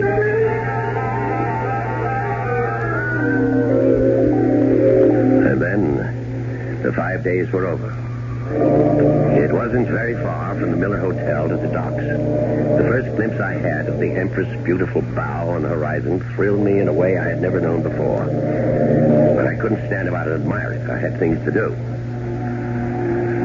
I made my way as unobtrusively as possible back to Grand Central Terminal. I removed my luggage from the locker, and then in the washroom I shaved and changed into clean clothes. Then I went down to Pier 16 to greet the arriving Empress. I knew that Gerald would be among the last of the passengers to appear. But then there he was, wearing my green-plaid topcoat with a collar pulled around his throat, wearing my Homburg hanging low over his eyes. He was using my crutches, too, and not very well. But with his foot so heavily bandaged, he still made a convincing cripple. Owen, over here. You know, for a minute I didn't think you'd make it. Well, how was it? How did everything go? Fine. Look, when can I get rid of these crutches? They are killing. Never mind the crutches. What about the steward, Mr. Pawkins? Did you see him before you left the ship? No, I managed to avoid him. I didn't even tip him either, just as you said. Good. Now get into that car. This isn't your car, is it? It's a rental car. Now get inside so we can switch clothes. A rental car? Well, weren't you taking the chance? I rented it in your name, Junior. Don't worry about it. You really thought of everything. Owen, I have to give you credit. Now, just give me my clothes and that bandage. And fast. And so we made the switch, as before. By the time I stepped out of the rented automobile, I was dressed in the Homburg and the green-plaid coat. And the bandages were back where they had originated. In fact, the crutches seemed like old friends as I hobbled back to the entrance of Pier 16. I spotted the ship's petty officer emerging from the passenger exit. Pardon me, sir. Yes, sir. What can I do for you? Well, it's rather embarrassing. You see, there's a steward that I meant to take care of before I left my stateroom. He was very kind to me. What's his name? Pawkins. He's an old fellow. Very nice. I hated to miss him when I left, but somehow I did in all the excitement.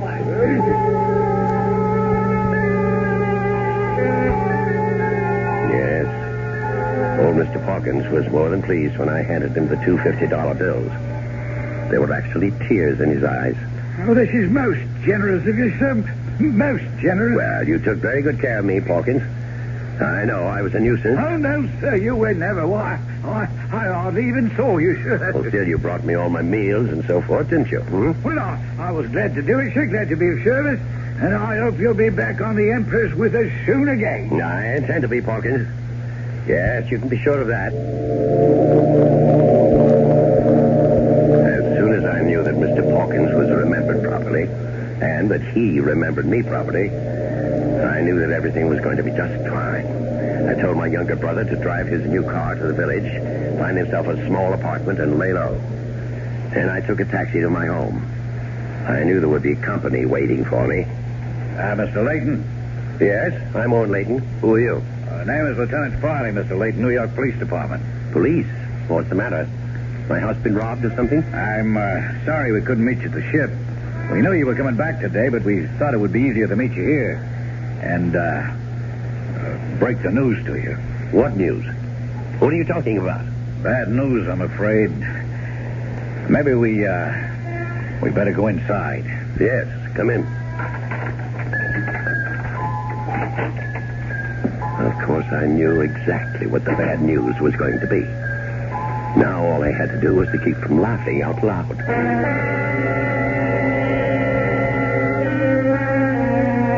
We seem to have been witness to the perfect murder. Owen Layton can't be blamed for the murder of his wife, and for the most natural reason in the world. Owen Layton wasn't in New York when his wife was murdered. Owen was on the high seas. Just ask Mr. Pawkins or anyone else aboard the SS Empress. But before we congratulate Mr. Layton on his cleverness,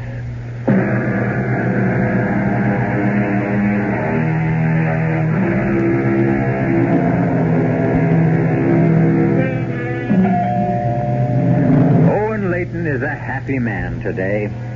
Despite the fact that he is all alone in the reconverted brownstone on Sutton Place, the smile never seems to leave his face.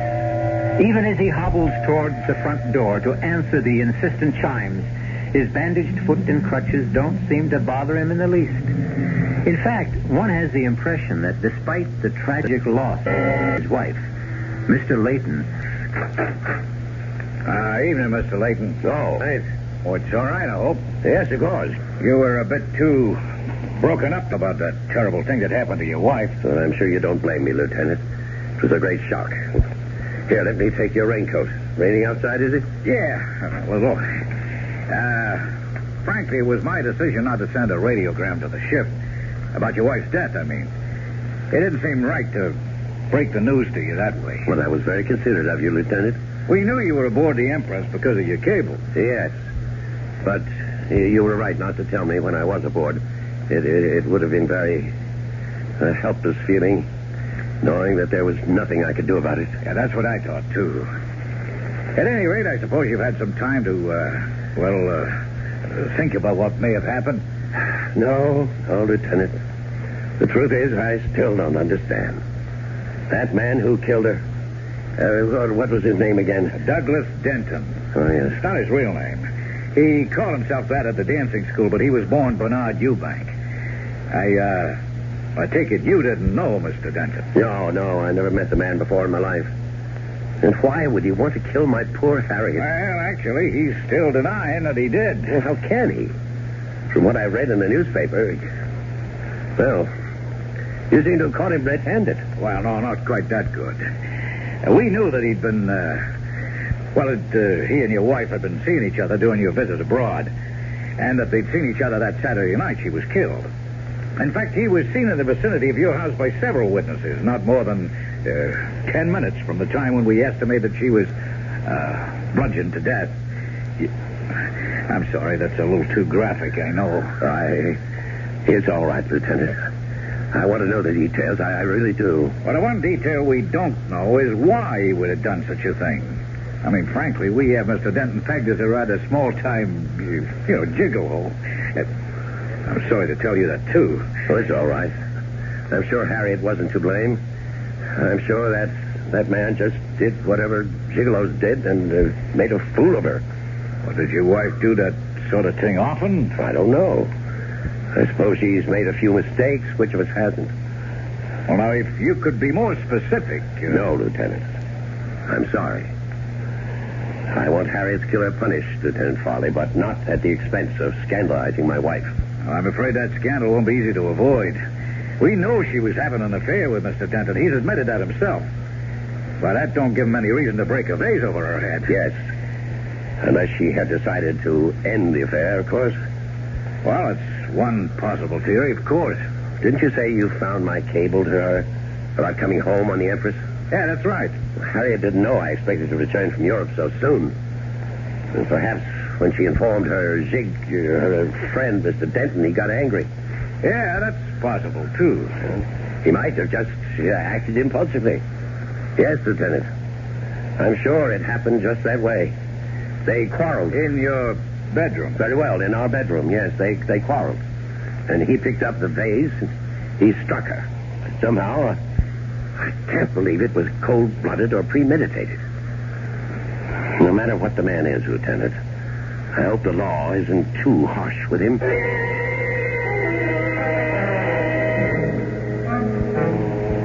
I'll tell you what wasn't easy. It was the waiting. I had to wait for the outcome of 2 legal actions, the verdicts of both the criminal and the probate courts. But I had every confidence that human and fiscal justice would be done. And then, one night, a little more than 2 weeks after my return... Hello? Owen, it's Sheila. I beg your pardon? It's Sheila. God, I feel terrible not calling you before this, but I just found out what happened. I read the whole thing in the paper, back issue. Oh, and you poor thing, you must be in a state. Are you sure you're calling the right number? Oh, of course I am. At least that's the number in the telephone book. 815-5555.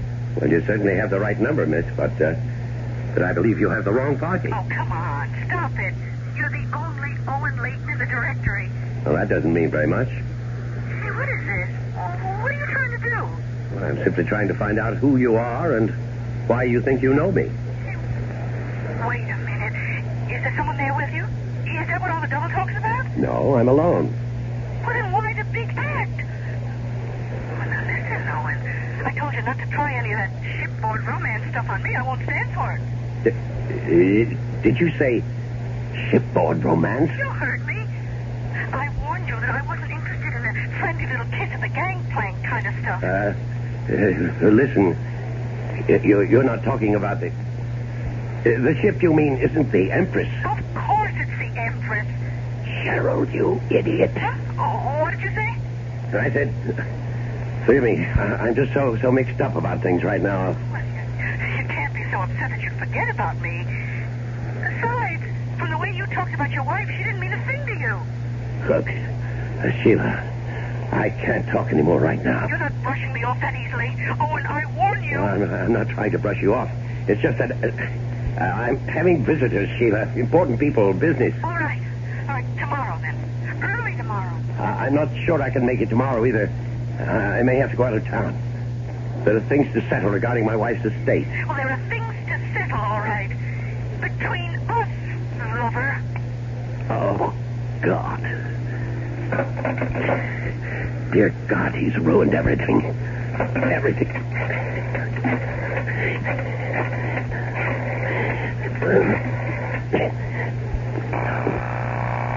Pick it up. Pick up the phone, you miserable... Hello? Gerald, it's your brother. Oh, hi, Owen. How are you? Never better. Never better. What's the matter? You don't sound well. Well, why shouldn't I be well? I just had a lovely chat with a no doubt charming young lady. What? Her name is Sheila. Isn't that a lovely name, Sheila? Uh-oh. Is that name familiar to you? Oh, no, before you say anything else, will you listen to me? Yes, that's why I'm calling, to listen to you. To see if there's anything you can say, anything at all, that will mitigate my intention of coming right over there and strangling you. Now, you've got to understand how it was, Owen. I was a prisoner in that stateroom, a virtual prisoner. Yes. And that was the idea. I told you never to leave that room.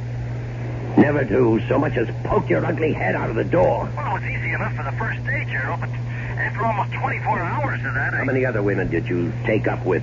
Oh, and she was the only one, absolutely the only one I had anything to do with. And if I know you, you had plenty to do with her. Well, I couldn't live like a hermit, for Pete's sakes. I can't believe what I'm hearing. I can't. You knew how important it was to convince everyone that you were me. But I did that, Owen. I told her I was you. Aye, that was clever. No, she thinks I am you, Owen. Now, look, the fact that she telephoned you tonight, doesn't that prove it? Oh, yes, that proves it completely. Owen, I was really going crazy in that tiny room, so I took just one little stroll on deck one night. Yes, and met Sheila. I swear that I never knew she'd try to get in touch with me. Your girlfriend, Sheila, is in New York right now. She's demanding to see me. You. Me. What I mean is she's read about Harriet's death. She knows that you... she knows that she knows that Owen Layton is free and unencumbered and will soon be very, very rich. Gee, I'm glad to hear that, Owen. Shut up. Your friend Sheila isn't going to give up that easily. She's going to track me down. She's going to try to renew our little shipboard romance. And do you know what will happen when she does? What? Think about it, Gerald. She's going to take one look at me, and I'll be cooked, roasted, fried. She'll know I wasn't aboard the Empress. She'll know that she spent all that glorious week with another man. And how long do you suppose it'll take for her to put two and two together? Owen, couldn't you put her off? Couldn't you keep her from seeing you? How? Well, if you could leave town, if you could get away. Yes, it's the only thing that's occurred to me, too. If I left at once... You could always go back to Paris. You always said it's your favorite city. And guess what? I saw in the papers that the Empress is sailing again tomorrow for Le Havre.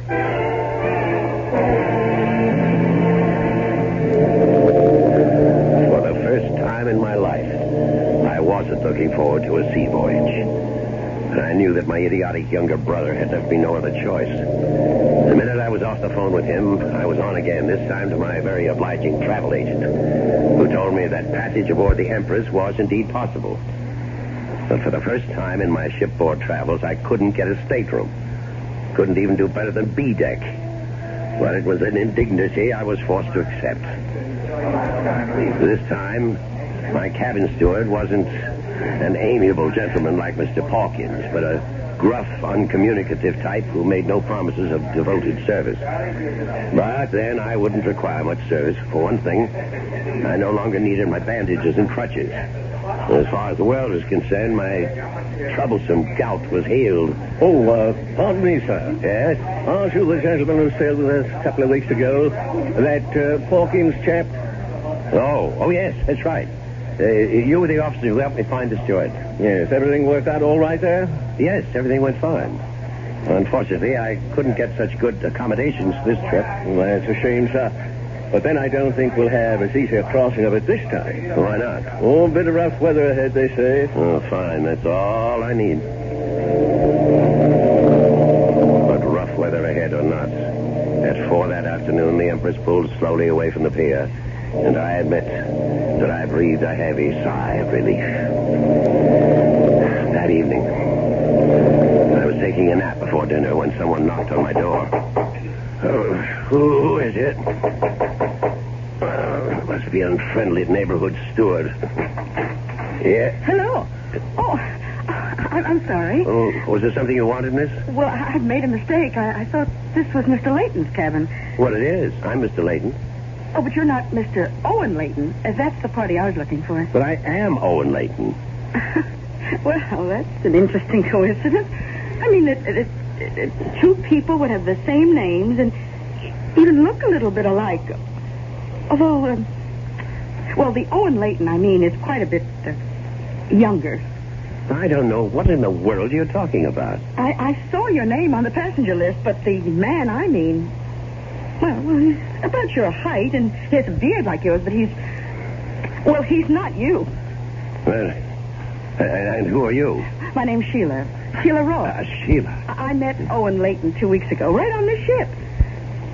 Now suddenly there's another Owen Layton going the other way. There's something very fishy going on here. You're mistaken. I swear you're mistaken. Listen, Mr. Whatever your name is, I don't know what this is all about. I don't know why there are two Owen Laytons going back and forth on this ship. Well, what's so strange about that? I mean, why are you going back and forth? Me? Because I have to. Because it's my job. I'm a social director. You mean you work on the Empress? That's right. And right now, I'm going to work on finding out what this is all about. I stood rooted to the cabin floor, listening to the melancholy sound of the ship's whistle, warning the seas ahead that we were on our way, heading straight for troubled waters.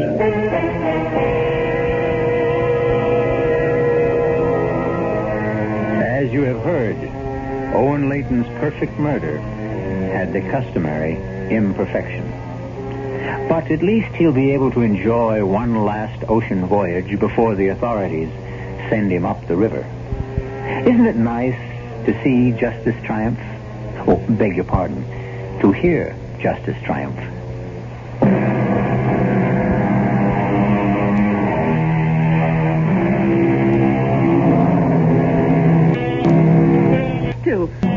We hope you enjoyed tonight's voyage.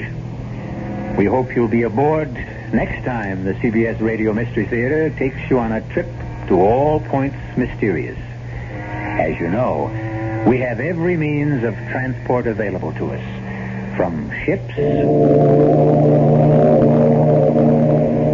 to trains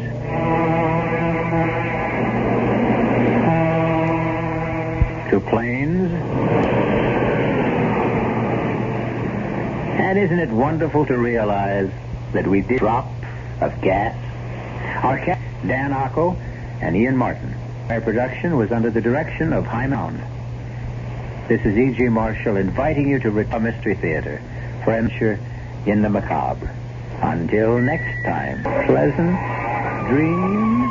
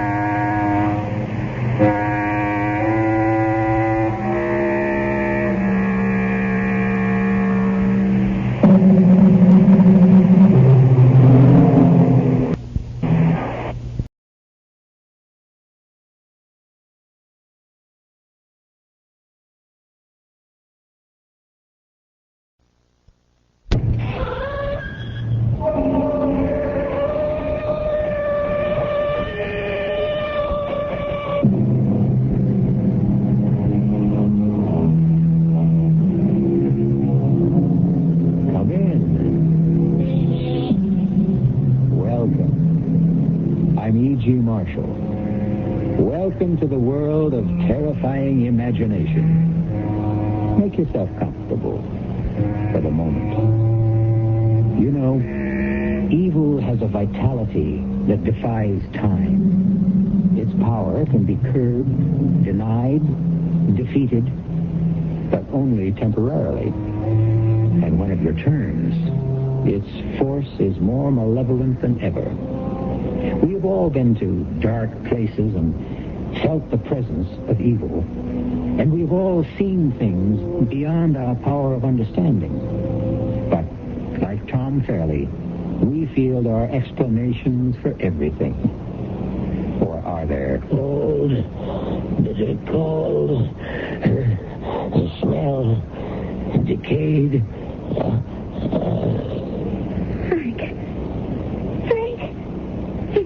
No. He's unconscious. We'll talk to him later. Volga, did your men find anything else? Just the glass. It's curious, Tom. I don't see anything, Klaus. Yes, you do, Tom, but it doesn't mean anything to you. We weren't here when we found Flip. The area is flattened.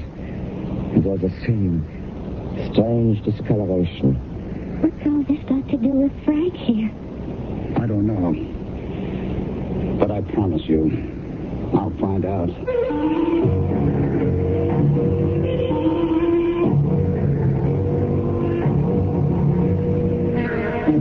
Our mystery drama, Frankenstein Revisited, was written especially for the Radio Mystery Theater by Milt Wissoff and stars Michael Wager and Leon Janney. I'll be back shortly with Act One.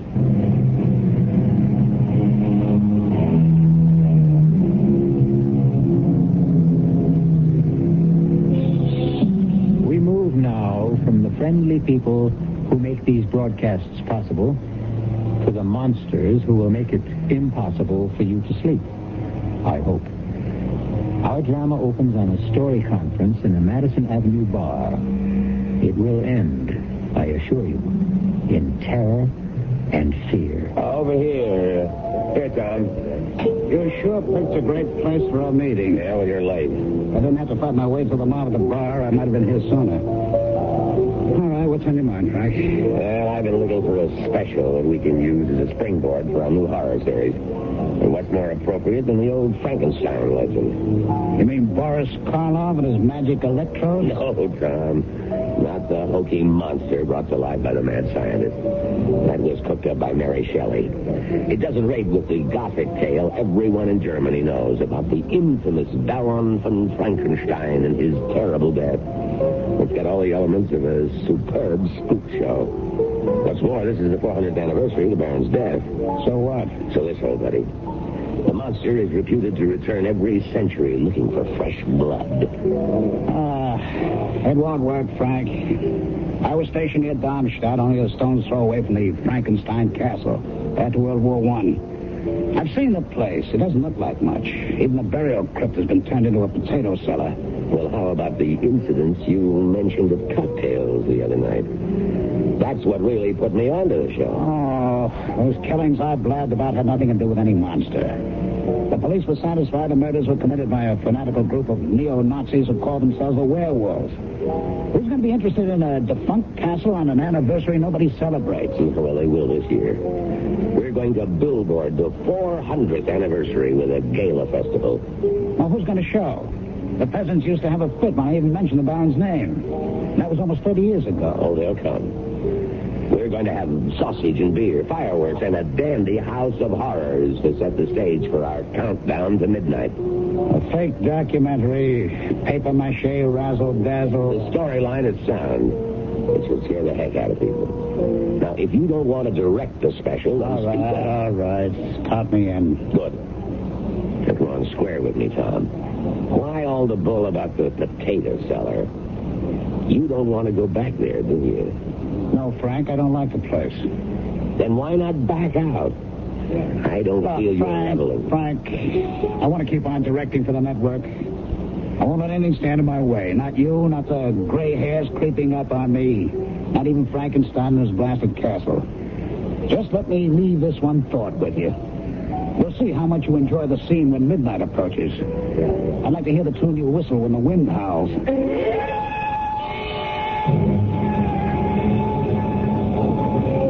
Mr. Larkin, Mr. Lappen here. Oh, so good to see you again. And you too, Mr. Shelley. Klaus, I'd like you to meet our little company. This is Eileen Garrett, who will play the Baron's ward, Laura. And a charming one, I'm sure. Him I like. And Flip Johnson, also known in the industry as The Voice. He'll do the descriptive background at the festival and the castle, the interviews with the man on the street. He will also double as Rolf, the suitor for Eileen's hand. That won't take much acting. In that case, you might do. This is Klaus Folger, our local representative, who will be our strong right hand during the production. When do we meet Mr. Helmut? Very soon. You'll find he makes an admirable Baron. That's very strange. I've never heard of him. Oh, he's quite a well-known actor, I assure you. Now I think it's time to leave for the castle. It's not the plaza, but I hope you will find it comfortable. Well, I'm sure we will. Who goes with whom? Well, there's enough room in the limousine for all of you. The baggage will follow in a small wagon. Truck. How about you, Klaus? Aren't you coming with us? No, Frank, I will see that the baggage is not consigned to München by mistake. But I will join you later. I wonder what Mr. Helmut, our Baron, is like. I have a feeling. Oh, Eileen, now you sound like Gloom and Doom Fairley. He's probably just another average, run-of-the-mill weirdo.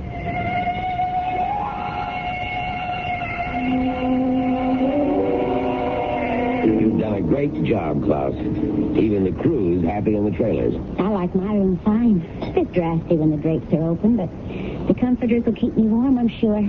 How about this lunch? I haven't had wild boar since the last time I was here. Oh, is that what it was? It tasted like suckling pig. The secret is in the marinade, Flip. I see. Klaus, why don't you get the ball rolling? The details on the Frankenstein legend. Oh, it's not a complicated story. The hated aristocrat who exercised all the prerogatives of his position in this village almost 400 years ago. Unmerciful beatings, torture, and death for what he considered affronts to his person. This was his home. Be it ever so humble. The Baron lived here with his ward Laura, but he was a thoroughly evil man and hardly behaved toward her like an uncle should. Tomorrow is the anniversary of the Baron's death. 400 years ago, the Baron had a spectacular scene in the castle with Laura and her suitor Rolf. He mounted his horse and rode off into the woods. Someone or something urged him from his horse and tore him to pieces. And the legend says that every century the monster that killed the Baron returns. That's about it. We'll be doing this direct from the scene tomorrow night. We'll have a short run through this evening. Look for places to spot mics and pick out locations.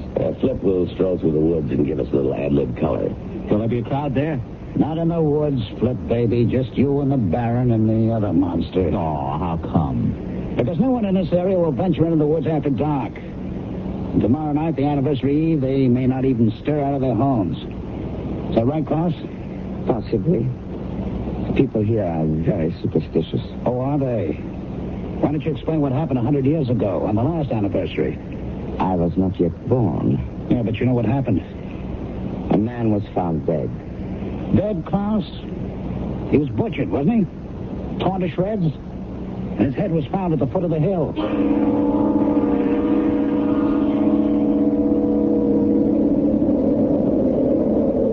Well, Frank, this is it. Well, I hate to admit it, Klaus, but Tom may have a point about the castle grounds. It is kind of tacky. Well, I'm not sure I agree. Physically, it's not much, but the decay, the feeling I get, I'm really frightened. Oh, come on now, Princess. You're letting that creep's tail get under your skin. There's nothing here but battered stone and dirt. Reminds me of my past. I get bad vibes. It reminds me of a trip I took to Central America years ago. The ruined pyramids, the bloody altars where thousands were sacrificed to bloodthirsty gods. It had the same aura of evil. You are most perceptive, Miss Garrett. Evil is everywhere. Who are you? I am Paul Helmut. He will play the Baron in our production. How did you know my name? No mystery about that. You are the only actress in the cast. Of course.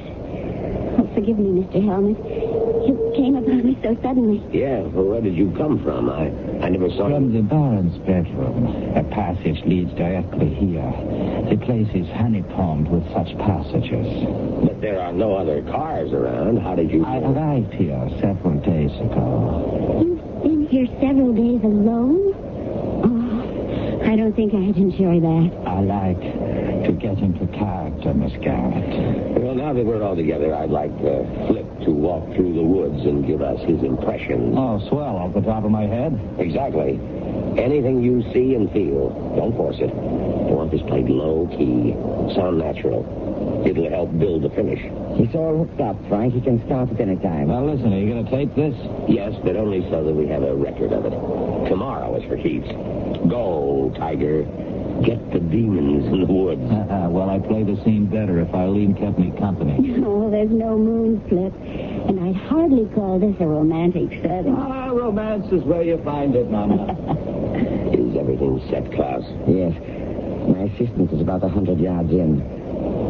Flip should be just about there now. I don't want to interfere, Frank, but just what's going on? A surprise for our boy. It should make Flip less Flip. Yeah, we have our men play slightly off the path. We make small noises, sounds, create an atmosphere. Does Flip know? Of course not. That would defeat our purpose. Flip reacts beautifully. It will all be a surprise to him. Frank, that's a dirty trick. Suppose something happens. Well, now what can possibly happen? It's just a small forest, trees and grass. Well, I don't like it. Flip? It's no use, Miss Garrett. He cannot hear you. Klaus, give your man a cue and bring Flip in. Well, I'm about a quarter of a mile into down Frankenstein's woods, and it's pretty much dull still so far. I was just thinking how strange it is. Haven't seen any animals around. Wait a minute. I think I just heard something. Probably a rabbit. I hope. Hey, there it goes again. Weird. Everything's so deathly still, and then suddenly just the faintest whisper of a sound, like something dragging. Hey, who's there? What do you think you're frightening me? Okay, I'll go in after you. The eyes. I don't see them growing. My God, it can't be. Oh, no, it's...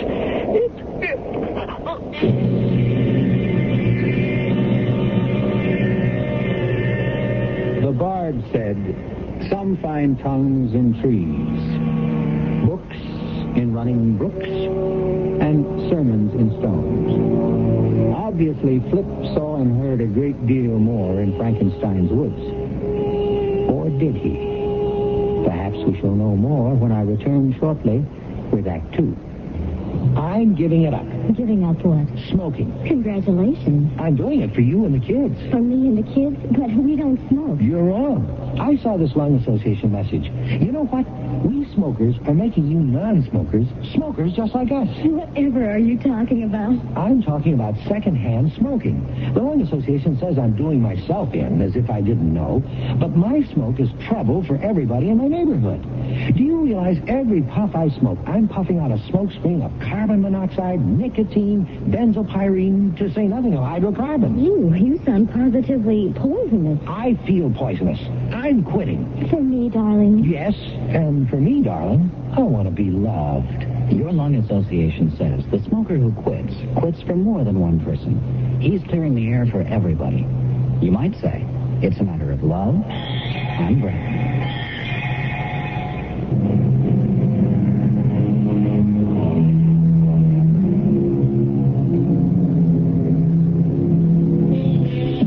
Are there more things in heaven and earth than are dreamt of in our philosophy?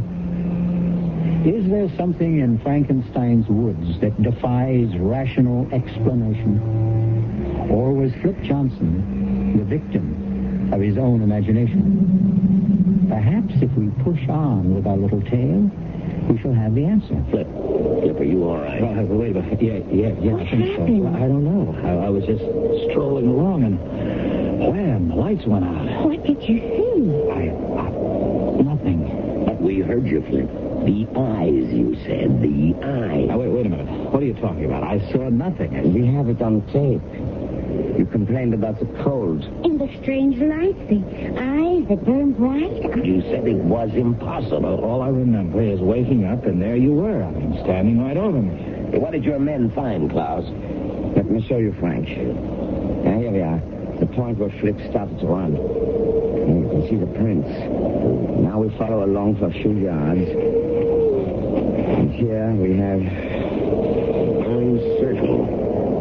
In the middle, discolored. As if the grass had been frozen. Frank, is this something that you... We had nothing to do with that, did we, Klaus? That's right.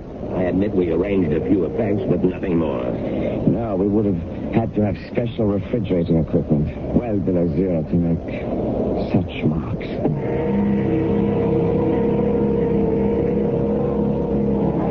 Well, how do you like it, folks? It's fantastic. Instant Carnival by Frank Rockin. No, Tom. Give credit where it's due. Klaus engineered the whole setup. It's not so difficult. We have a long tradition of festivals here. I could almost enjoy this if only... Don't forget it, Eileen. Nothing really happened.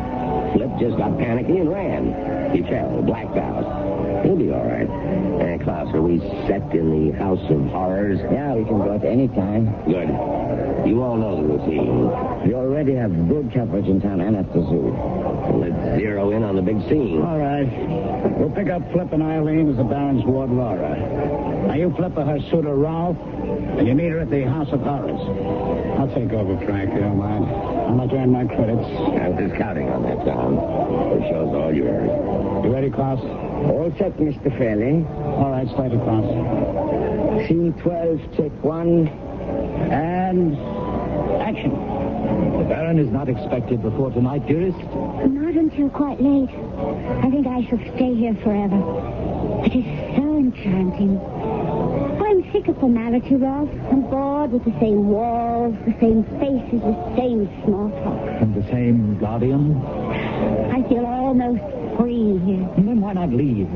Come away with me. Once when I was a child, my father took me to such a fair. He filled me with cakes and pink drinks. Yes, and you always got sick. Oh, but it was worth it. I enjoyed it so. Oh, look, Laura, look. This is the House of Horrors. It doesn't look so horrible. All tinsel and paint. Come inside with me. All right, cut. Hey, that was right on the nose, kids. It's a perfect first take. Oh, good. All right, that's it for now. We'll pick up the woods near the castle at 8 tonight. Just take it easy until then. Klaus, you'll have your crew setting up at 7, right? At 7, Mr. Fairley. Honey, you in a hurry? No, why? Well, how about a turn through the House of Horrors? Give you the $5 tour? I could use the exercise. Good. You pick the passage, we'll follow it. Let me see. It's the teeth, jibbity, zippity, Sam. Sam it is. Oh, this reminds me of my first date. All first dates are creepy. Mine had a walleye. And mine took me to the tunnel of love. Our first kiss was an orthodontist's nightmare. Braces rubbing against braces. We sent out sparks that lit the tunnel. It's too bad we're past the braces stage. You know, Tom, that's the first time I've heard you laugh since we started this trip. There's nothing much to laugh at. Was it that bad? Yeah. I get the feeling I'm reliving the whole thing. I don't know why. Well, I'm a pretty good listener, Tom. Want to talk about it? Well, why not? It was 45 and the war was just over. We'd been through some rough times and we were sent here for R&R. R&R? Rest and recreation. Seemed like heaven at first. So peaceful. No noise, no bloodshed. But it turned sour. Some of my buddies got blown away. Did they ever discover who did it? Not a clue. The Army command blamed the neo-Nazis, the werewolves. But the townspeople were convinced it had something to do with the Mad Baron. It's a bad scene. And you? I believe what I see. But it did shake me. I'm glad Flip is all right. So am I. But not for the same reason? Oh, look, Tom. Flip and I are just friends. Casual friends. That's the best news I've had in days. What's that up ahead? Looks like a treadle. Well, what are we waiting for? Treadles are for treading. Step on it. Disturbed my slumber. I will have revenge. That's one heck of an effect. The barren and non-living rubber expanding before your very eyes. This would be sensational at Macy's parade. Cross didn't overlook a thing. It should go over big with the tourists and the people in the village. On the contrary, after the first person sees this, it will keep them away. Helmut, where did you come from? What are you doing here? Just visiting? Oh, you startled us. I know. I seem to have the same effect on the people in town. You look familiar to me. I've seen you before, but I can't remember where. Shadows and half-light make strange impressions. I wonder if you can give me a hand, Mr. Fairley. With what? Something I found in a recess back there. Okay, lead the way. What is it? I don't know. Signs of digging. I was about to see what it was when I heard your voices. Here. Hey, you're right, Helmut. Those are fresh marks. Don't come any closer, Irene. What is it? A wild boar, I think. What's left of it? It's not a pretty sight. It's literally been ripped apart.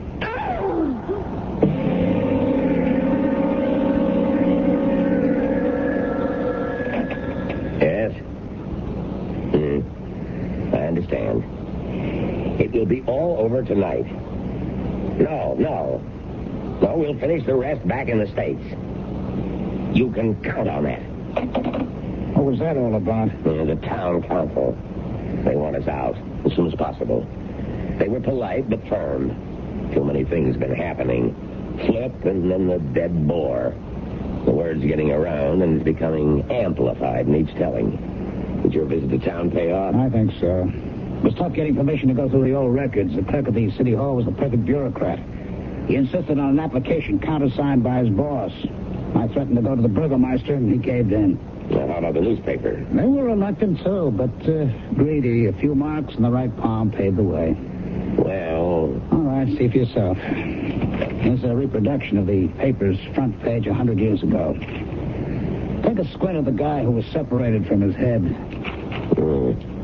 don't know. It's pretty well faded. Look at the eyes and the forehead. It could be, I suppose.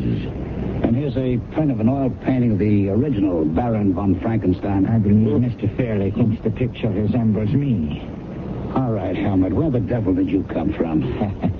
This old castle is honeycombed with secret passages. And you just keep wandering through them like you know where you are. I have been exploring them for days. You know, Tom, there is a resemblance. A trick of your imagination. I knew I'd seen you somewhere before. You're talking nonsense, gentlemen. I could not possibly have been here a century ago, let alone 400 years. How about 30 years ago? I was only a child then. What about your family? I have none. They were killed in the war. Does that satisfy you, Mr. Larkin? I don't know about Frank, but it sure doesn't clear things up for me. Stay inside until midnight, Helmut. You understand? Perfectly. And stay out of the passages until the show's been recorded. I don't want any more surprises.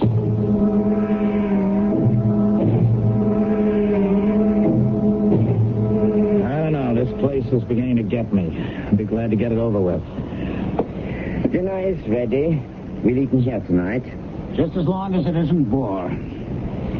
Hey, where's Eileen? She has a headache.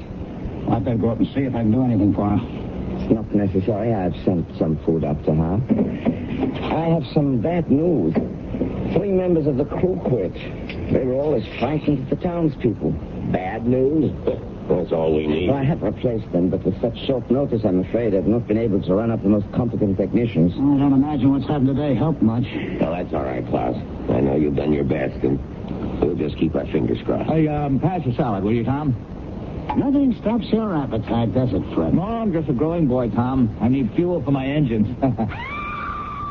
What? What's that? Darlene. It's just behind that wall. Impossible.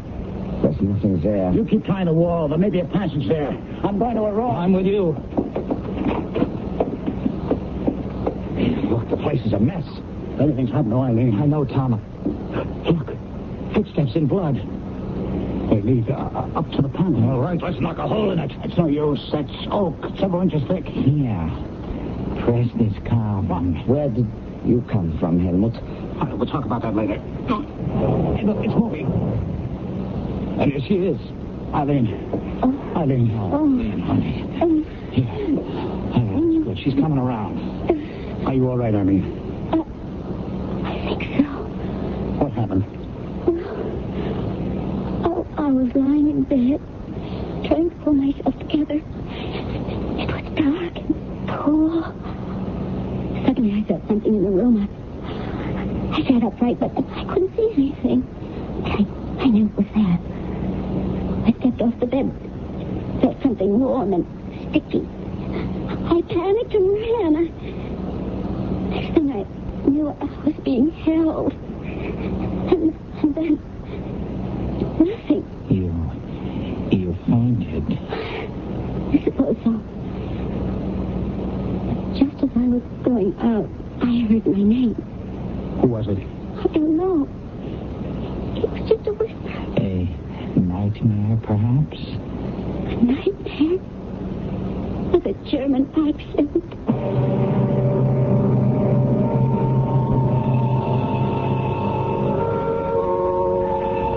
Robert Penn Warren wrote, "The nightmare stumbles past, and you have heard it fumble at your door before it whimpers and is gone.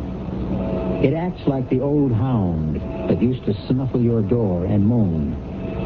But who, your host inquires, has heard it speak with accent foreign?" We shall return shortly with more on the Castle of Bad Dreams in Act 3. This is Mel Blanc, and voices are my business. In Warner Brother cartoons, you probably know me as the crazy little character... Daffy Duck. or Porky Pig. Or... Bugs Bunny, Doc. We all have a voice in matters that affect us in our community, and it's necessary to speak out to get the best possible community services. One community tradition, which really deserves vocal support, is the library. The library has been serving up all kinds of information ever since this country began. After all, you can get thousands of voices in the library's books, on film, records, and tapes. And you can borrow these voices freely. But the library can't give you such good service without a lot of vocal and personal support from you. This means you need to write or call your community officials and speak up for the library. It's all in the air, folks. At the library. A public service message from the American Library Association and this station.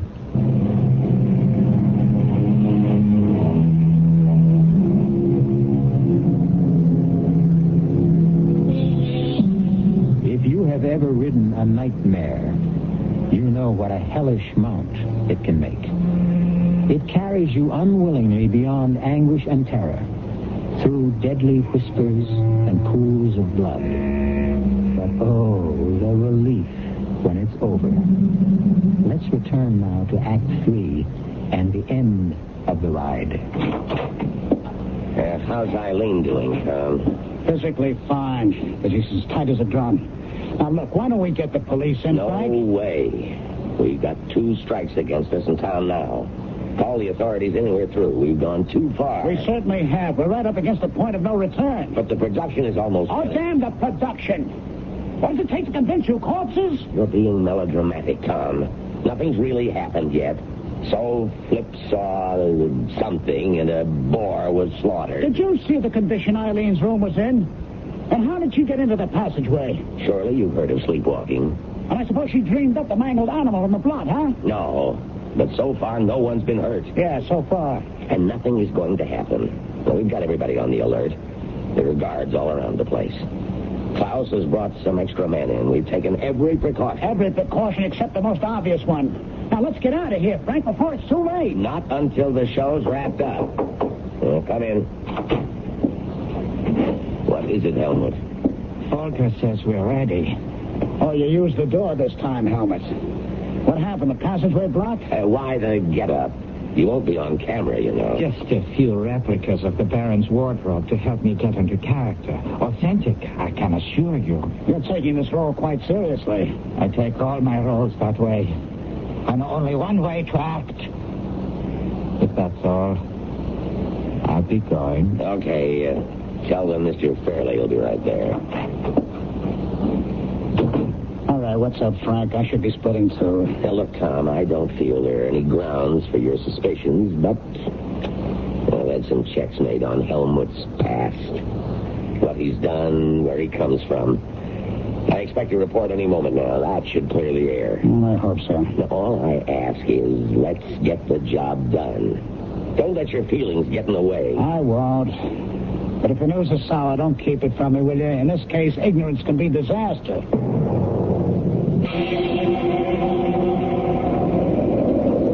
Oh, boy, it's getting cold out here, Tom. What's taking them so long? They're almost set. How do you feel, Eileen? About like Flip. Cold and miserable. Oh, I could use a fireplace and a hot toddy. That's just what you'll have as soon as we finish this scene. It's short, but not sweet. Now, you and Flip, as the Baron's ward and your suitor, are returning to the castle. You got it? You're frightened, and Flip is trying to comfort you. Ah, good. That's one scene I'll truly enjoy. Mr. Fairley, why didn't you answer me on the talk back? I didn't hear anything. The equipment must be out. We're set to go. Oh, good. Where's Frank Larkin?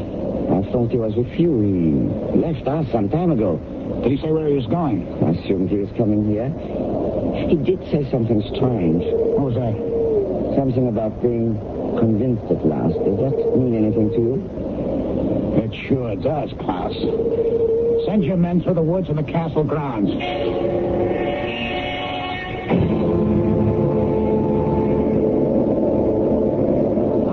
I think we're just wasting our time. Let's go back to the castle and wait. He'll be along. You can go back, Flip. I'm not going to give up until we find Frank. Oh. We shall have the crypt to search and Klaus's crew to hear from. Mr. Fairley, Mr. Larkin. We found him. Come quickly. This way, Mr. Fairley. In the clearing. Is he hurt? Yes. I think badly. There. Frank, are you all right? I cannot hear you, I'm afraid. Oh, but he's still breathing.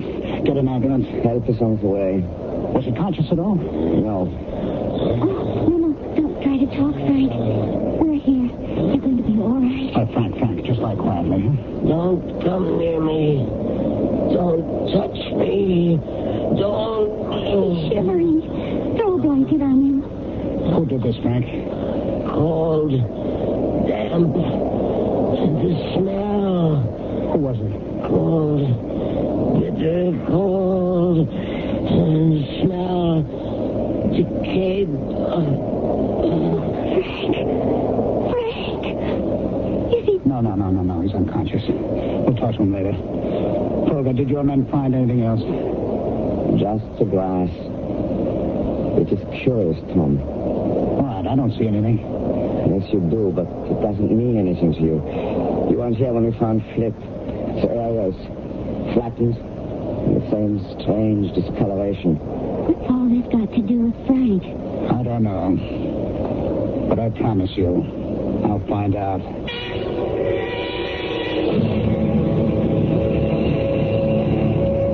Hello? Listen, I'm calling about Mr. Frank Larkin. The patient in room 305. You understand me? Oh. I'm sorry, I didn't mean to shout. I see. Thank you. Tom, what did they say? His condition is stable. That's what every hospital says unless you're dying. Do they expect him to be there long? Just a few days. You know, it's all so strange. So many things have happened. Flip, you, and now Frank. And nobody's been really hurt badly. There are a few mangled animals. Yes, well, that's what's bugging me. The animals get slaughtered, but people are more frightened than hurt. Except Frank's close shaved. Well, why? It doesn't make any sense. Anything powerful enough to mash some poor defenseless creature surely could do more damage than that. Well, maybe there's no connection between any of the things that have happened. Oh, that'd be piling coincidence on coincidence. I don't believe it, and I don't think Frank did either. After he got that phone call he was waiting for. Well, then why don't you call the police? For the same reason that Frank didn't. But you kept begging Frank to delay the production. Oh, not now. I'm going to finish it tonight, for Frank's sake. But I'm going to be sure that whoever's behind this pays the price. And how will you do that, Mr. Fairley? Oh. I guess you tried the door once and didn't care for it, huh? It is easier to use the passageway. You didn't answer my question? I know I didn't. The reason is simple. I don't know yet. But I will before tonight's over. You mentioned a phone call Mr. Larkin received. Yes. If only I knew what it was. Perhaps I can help you. How? The telephone lines into the castle were of special installation. An exact record is kept at the company of every call made from and into the building. Well, then all we have to do is call the company and find out. Not exactly. They will give it to the police, however. That's out. Why? Please, Tom, call them in. And the next time, whoever's doing this may forget the difference between man and beast. She's right, Mr. Fairley. You do not know whom you are dealing with. Do you? I'll be the same. I will see you shortly, when the fun begins. Okay, Klaus, let's get some levels. Get Flip to say a few lines. We need some levels. Okay. This is Flip Johnson in the burial crypt underneath the Frankenstein castle. That's enough, fine. Thank you. Now stand by. See if you can sharpen up the sound, Klaus. Yeah, I will try. All right, Eileen. You get to the Baron's room in the castle. Helmet's there already. We'll do your scene first. Are you all right? Oh, I'm fine. Don't worry about a thing. We've got everything under control. I'll see you later. Klaus, pick up Helmet. Tell him Eileen's on her way. Yeah. Helmut? Mr. Fairley would like to speak with you. Get on the talk back. Helmut? Are you there, Helmut? Get to the talk back. Give me that, will you? Helmut, this is Tom Fairley. I'm here, Tom, but no sign of Helmut. Where the devil is he? I don't know. Oh, damn. Ask one of the men outside the door to check. You stay put. He says he saw Helmut heading for the crypt some time ago. Klaus, see if you can find him. I'll handle things here. Yeah. Flip, do you hear me? Yeah, loud and clear, Tom. You ready for me now? Have you seen Helmut? Nope. He's supposed to be here? Just stand by. Eileen, have they found Helmut yet? No. What's going on? I don't know. I think we had better go to the crypt scene first. I've seen him through the passageway, but there are no signs of Helmut. I guess you're right. Flip? Yeah, what now? Start your narration, and if you spot Helmut, let me know, huh? Okay. This is Flip Johnson in the burial crypt underneath the Frankenstein castle. It is said that every century the monster that slew Baron von Frankenstein returns to feed his bloodlust. And every century the Baron returns from his grave to meet his fate again. We are less than a minute from the hour of midnight, when all this is supposed to take place. The question is, what will happen here tonight? In just a few seconds we shall know. This burial crypt is one solid room cut out of deep rock. Behind the crypt is a tunnel leading to other burial vaults and to passages that have never been truly explored. It is reputed that 1,000 years of Frankenstein lie buried here. But, wait a minute, cut it, Tom. I have to stop. Listen, are you picking up any sounds? Yes, something that sounds like dragging.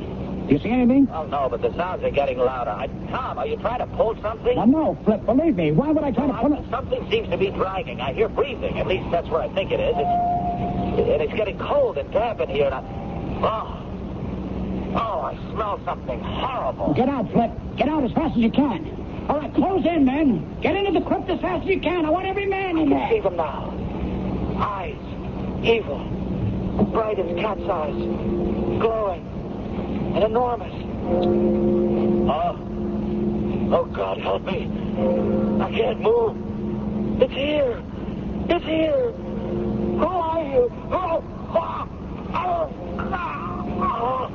This is the crypt, Tom. Someone's heading into the passageway. Over there, I think it's Helmut. What about Flip? It's not good. His throat's been crushed. He's not breathing. Somebody stay with Flip. The rest of you go after... Whatever is in that passageway. There. Stop! Stop, Helmut! Don't move. He's gone. What do you mean he's gone? He's disappeared. Vanished. Into thin air.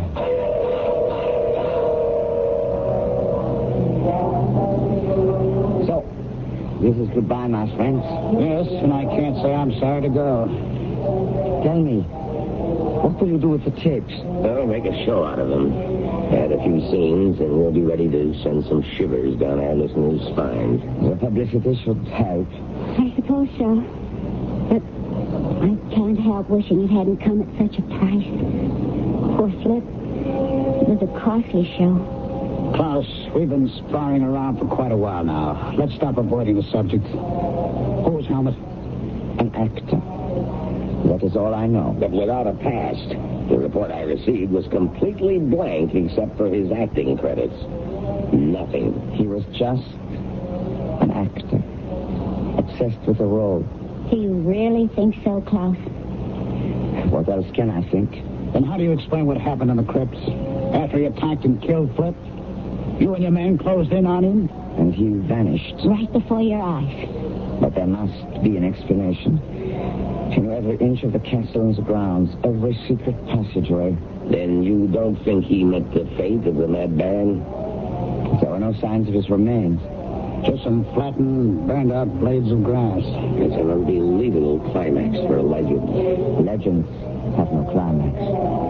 They go on and on. Drop us a line when you find out what really happened. I promise. But if you don't hear from me soon, you may have to wait another century for the facts.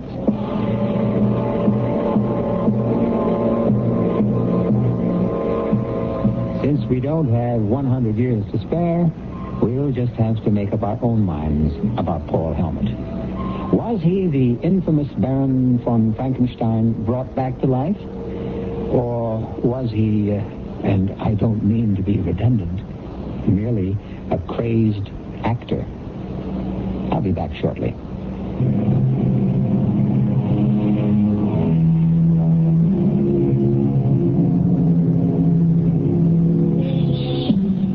There is no need to look for a supernatural source of evil. Man has shown himself capable of every wickedness. But regardless of where it arises, evil has a vitality beyond time. Its power can be stemmed, but it will return. Our cast included Michael Wager, Leon Janney, Ralph Bell, E.V. Juster, and William Redfield. The entire production was under the direction of Hyman Brown. And now, a preview of our next tale. She ran out into the moor without a cloak. But Heathcliff's horse was not in the stable, and no one knew where he had gone. Catherine returned after midnight in the midst of a thunderstorm, soaked to the skin, and coming down with a severe chill.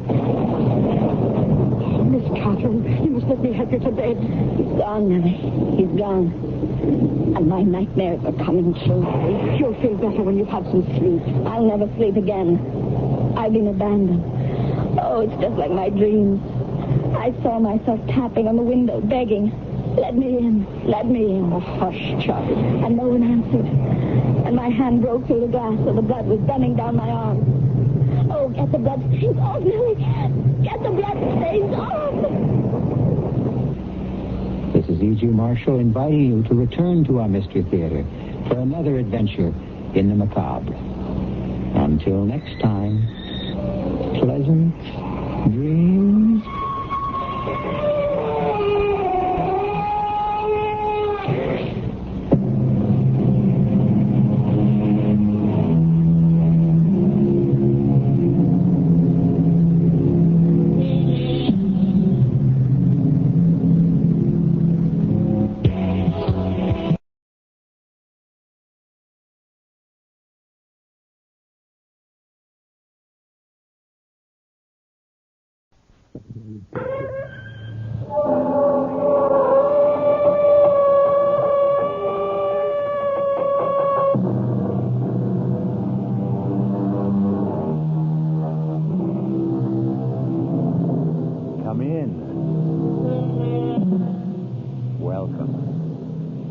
I'm E.G. Marshall.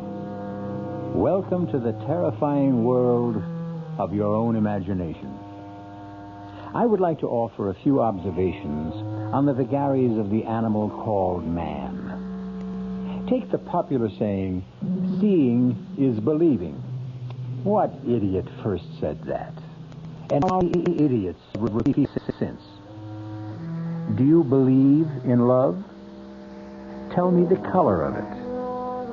Do you believe in truth, goodness, mercy? What shapes do they come in? No, my friends. Seeing is not believing. Only believing is believing. And we'll prove it to you in the story that follows. Our mystery drama, The Ghost at the Gate, was written especially for the Mystery Theater by Elspeth Eric and stars Beatrice Straight.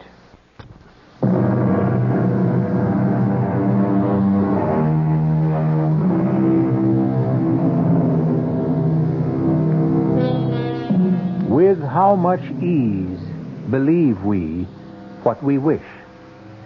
An English playwright named Dryden wrote that in the year 1679. Brilliant man, Mr. Dryden. But wait. Listen to this.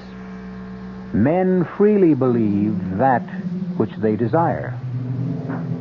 Someone else seems to have had the same idea. And he wasn't a 17th century English playwright. He was a Roman emperor named Julius Caesar, proving once again that no man in any age has a monopoly on wisdom. Now, let's get on with our story.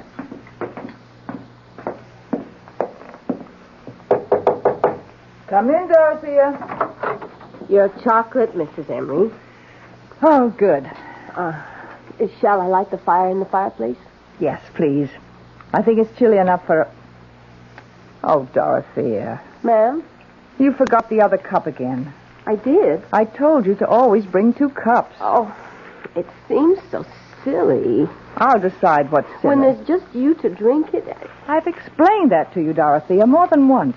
I like to drink 2 cups of chocolate before retiring, and I don't like that icky sediment in the bottom of the cup. I'll try, Mrs. Emery. Now, if that's all... Or do you want me to go downstairs and fetch up another cup? Oh, no. Go to bed. Oh. Good night, Mrs. Emery. Good night, Dorothea. All right now, darling. Chocolate's all poured. Fire's lighted. Charles, everything's ready.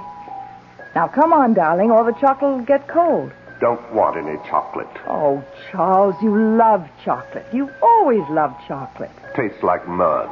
But it's very good chocolate. You know what good chocolate Dorothea makes. Now, come on, Charles. Don't make me wait. You want me? Want you? Oh, Charles, how can you ever ask such a thing? Why, I go through the whole day thinking of you. All afternoon at the community chest, I think about you.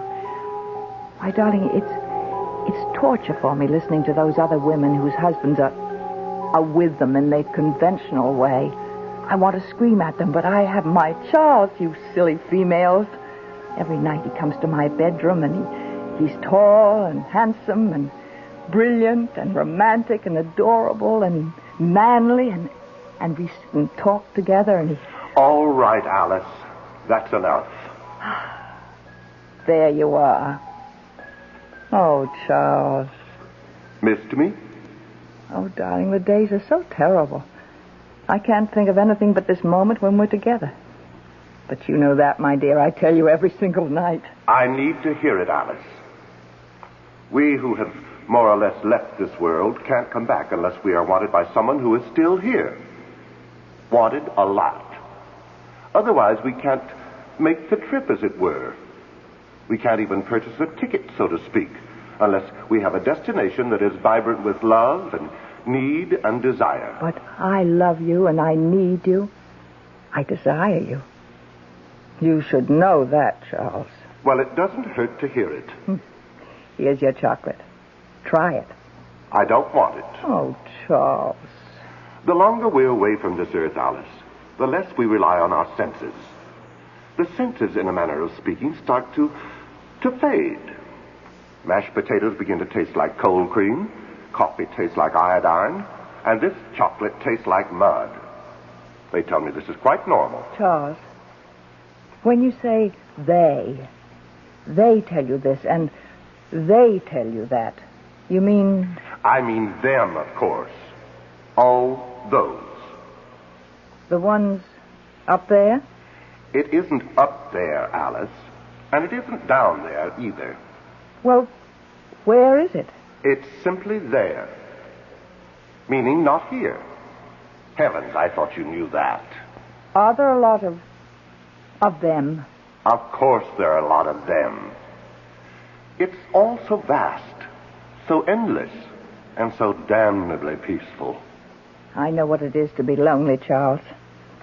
This big house, I couldn't bear to move out of it after you weren't here all the time, because I couldn't leave the place where you and I had spent so many happy years together.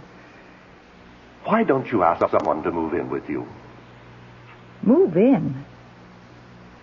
Why, I never thought. Such a large house. You could have separate quarters. You wouldn't be forever bumping into each other. But who would want to move in? Who would I want to move in? Oh, some old good friend? Well, like who, Charles? Oh, someone like Connie, maybe. Connie Lawrence. Connie Lawrence? Well, I've certainly known her long enough. We were roommates at school. What do you think she'd want to? She'll jump at the chance, would be my guess. She still lives in that tiny one-room apartment. I know she's saving for a retirement. And with the pay school teachers get in this town. Charles, I'll call her tomorrow. She gets home from school at 3.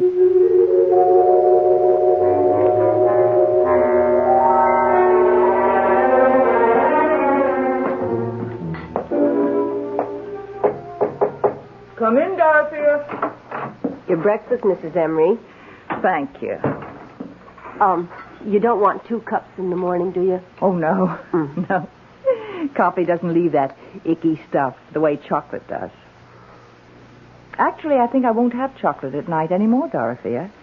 I feel like trying something else. But 2 cups, just the same, don't forget. Yes, ma'am. Don't go just yet, Dorothea. I want to talk to you about something. Sit down, won't you? Oh, yes, ma'am.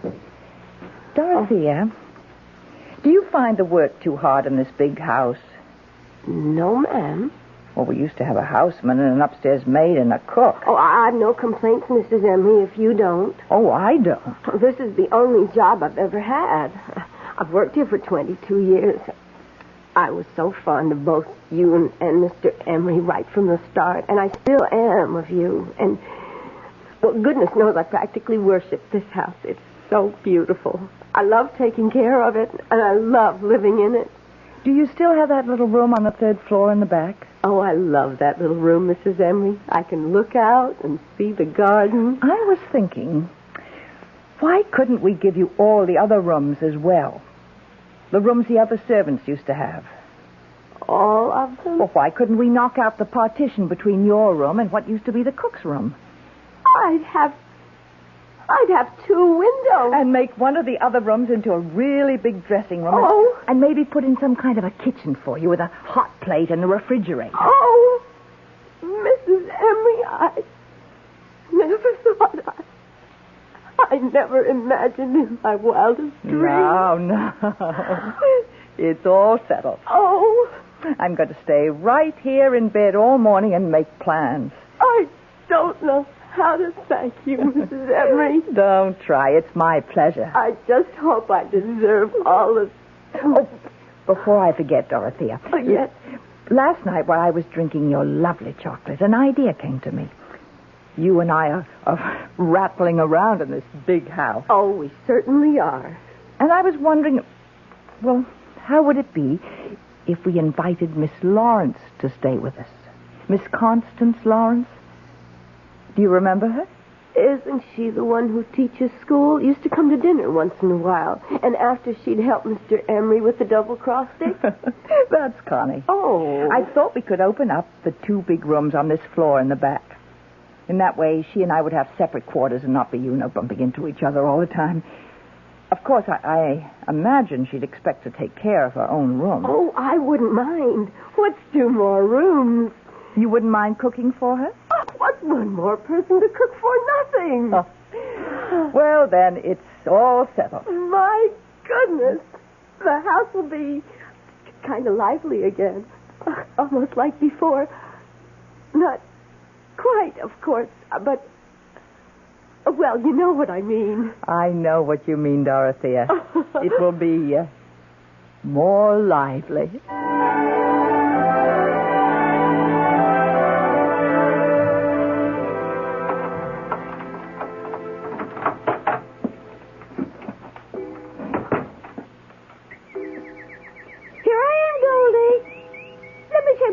Off, will you? Then I'll scratch your head for you. Oh, dear. You're just going to have to wait. I'm sorry, Goldie. Hello? Connie, this is Alice Emery. Alice, how are you? Long time no see. Well, I don't get out a great deal. Maybe we could have dinner some evening. Would you like to come here? Well, I thought you might like to come here. Well, if you'd rather. Heaven knows your dinners are better than mine. Connie, I want you to come here for good. I mean to live. To live? To live with you? Why not? We've known each other practically all our lives, and I've got this huge house. I've got Dorothea to look after us. You could have your own quarters overlooking the garden. We live quite independently since I'm in the front, and you're at school till 3, and by the time you get home, I'll be at the community chest. We'll just meet for dinner. Maybe have a little nip together first. Oh, Connie, say you will.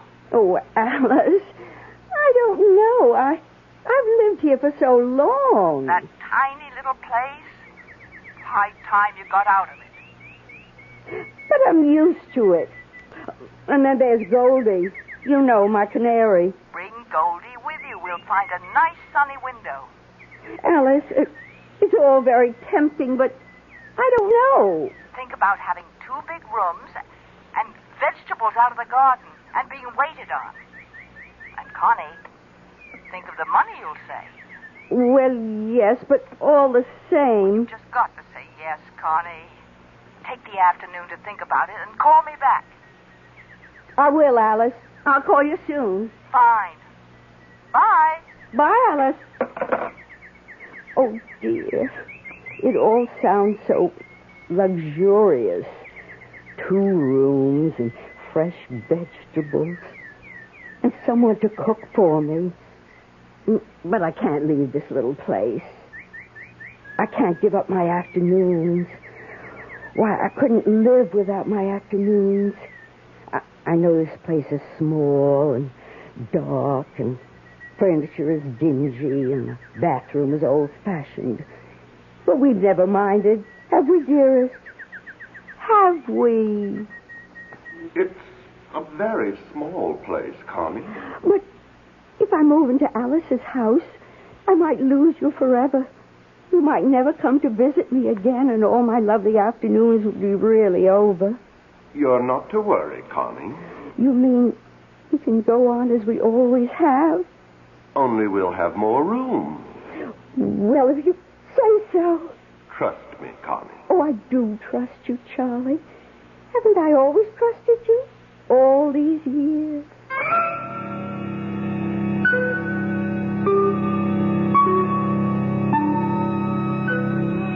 His flesh may be weak, but the spirit of Charles, or Charlie, is very, very willing. Also very inventive and very persuasive.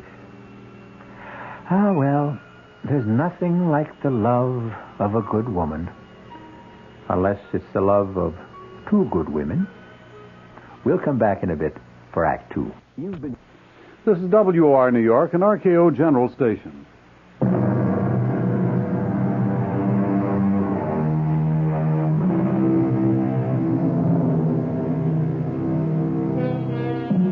Now we come back to our story. We seem to have uncovered a triangle here. Connie, Alice, and Charles, or Charlie, as Connie calls him. And the apex of the triangle is naturally, if you will pardon my chauvinism, the man.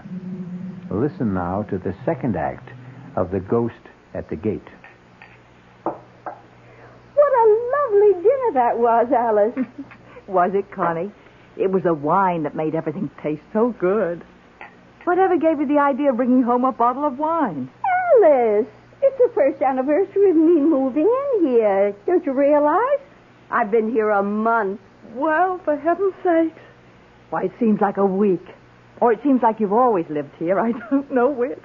It has worked out, hasn't it? Has it ever worked out? I was so afraid it wouldn't. You know what? It's meeting just for dinner that's done it. Leading separate lives except for dinner. Connie, let's have wine every night. This wine. What kind is it? I can't quite make out what the label says. Oh, it's in French. Oh, so never mind. It's got a picture of a house on it. If it's French, it's a chateau. I didn't know that.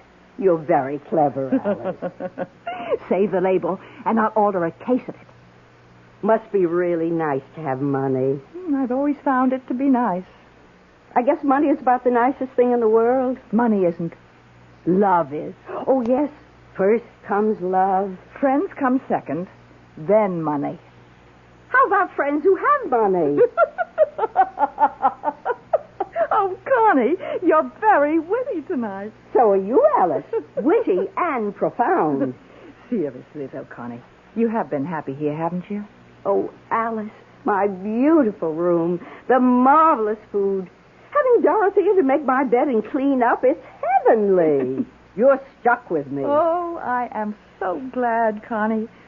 You can't imagine how glad. Is there any more of that wine? More than half a bottle. Oh, good. Let's... Mrs. Emery? What? Oh, Dorothea. What is it?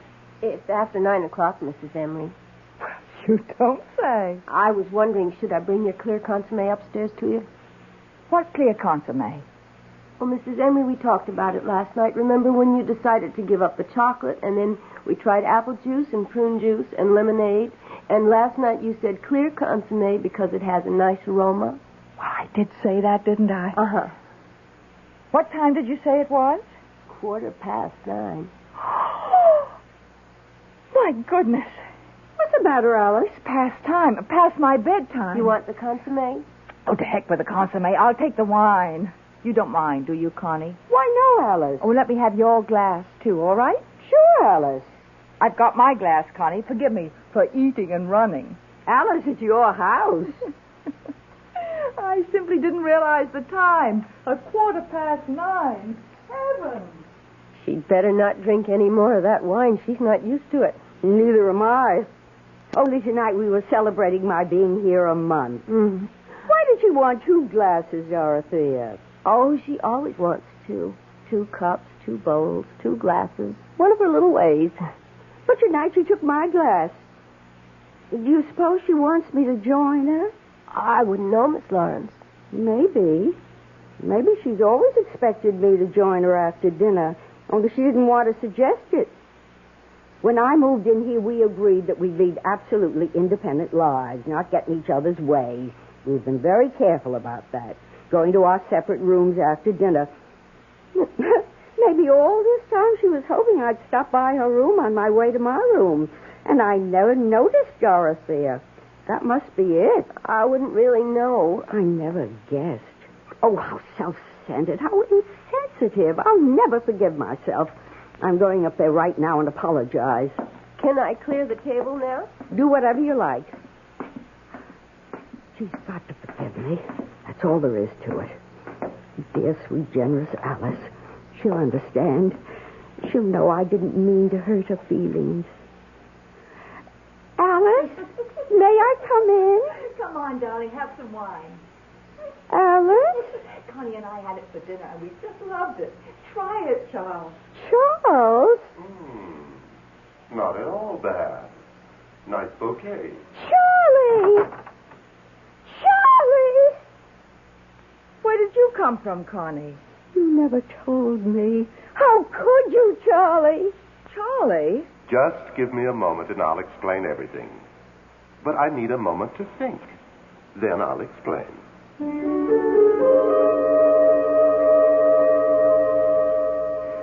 What did you think of Charlie's explanation?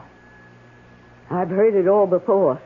How he needs lots of love to make the trip from there to here. He always needed a lot of love, even when he was just here. Well, he got a lot. Did he really spend all those afternoons with you? I mean, before he left here and went there? 5 afternoons a week. Alice, do you hate me? I should.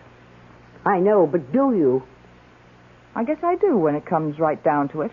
I'll move out. I'll move back to my one room. But I don't want you to move out. Oh, we were having such a good time. Remember how we were laughing and carrying on at dinner? I haven't laughed like that in years and years. Could have been the wine.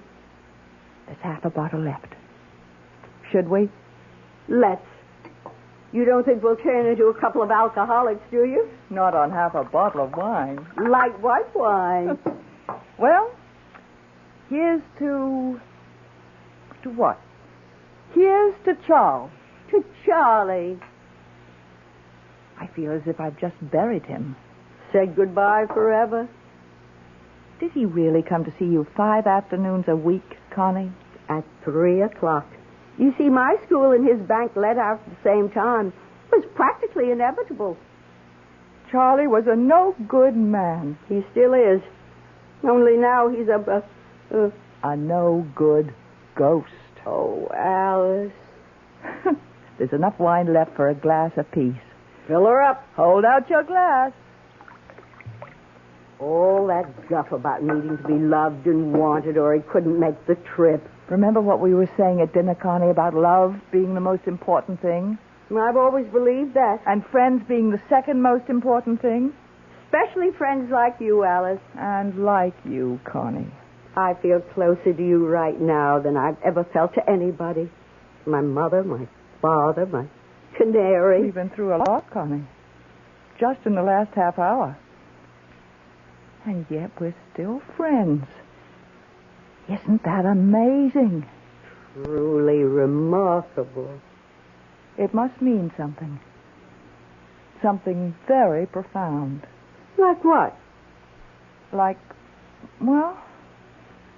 there are times in a person's life when love isn't the most important thing.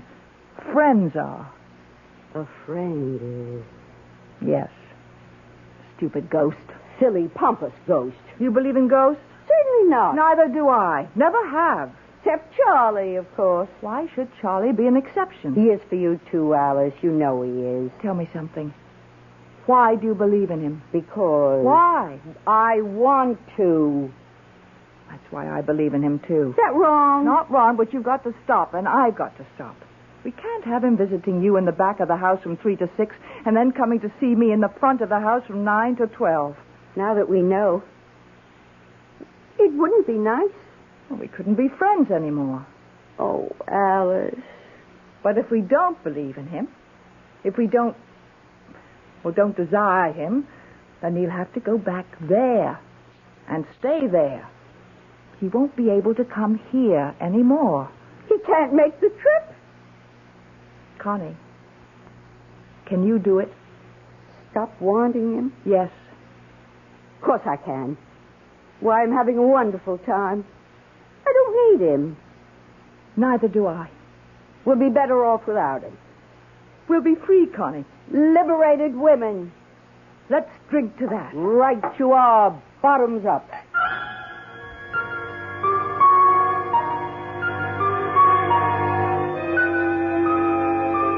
Ah, what courage lies in the bottom of a glass. Courage for the shy, the lonely, the frightened, the frustrated, and for the 2 elderly ladies determined to forget a ghost. We'll return shortly with Act 3.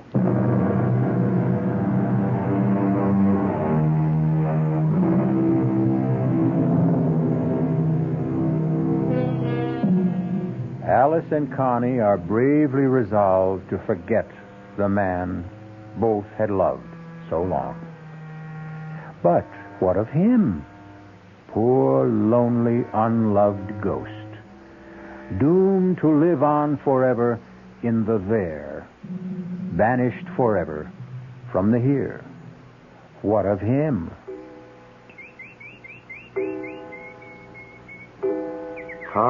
Connie. Connie. Speak to me, Connie. That's my sweet Goldie. That's my lovely bird. Happy to see me, sweetheart? Connie, I know you're here. I'm here, Charlie, but you're not. I am so. I don't believe in you anymore. You do, too. And I don't love you or want you. So there. Connie, you are being very cruel. I expect I am. If you don't believe me, why are you talking to me? Don't try to confuse things, Charlie. Answer my question. Why are you talking to me if you don't believe in me? Goldie, tell that ghost to go away.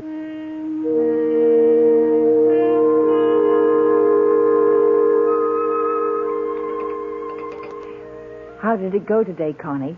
Oh, he was around. I could hear him. What did he want?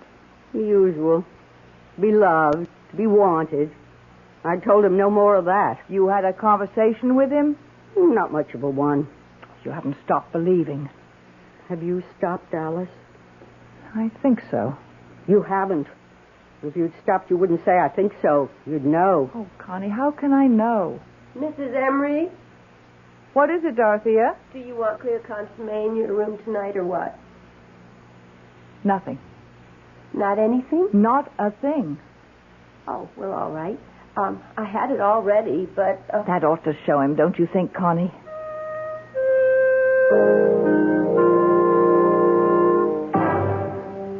Alice. It's Charles. It's Charles, Alice. What delicious surprise do you have for me tonight? Orange crush? Pomegranate juice? Not a blessed thing, Charles. Ah, you spoke. I didn't mean to. But you did. How beautiful to hear your voice. Oh, don't tell me that old malarkey, Charles. Malarkey? I never thought I'd hear my wife use a word like that. I'm not your wife. I'm your widow. And I'm using a lot of words I never used before. Alice, say you love me still. I can't make the trip unless you love me. I loved you for 35 years. Alice, I'm facing eternity. What's 35 years? Maybe not much there where you are. But it's a long time here. Now I'm going to turn off the light and go to sleep.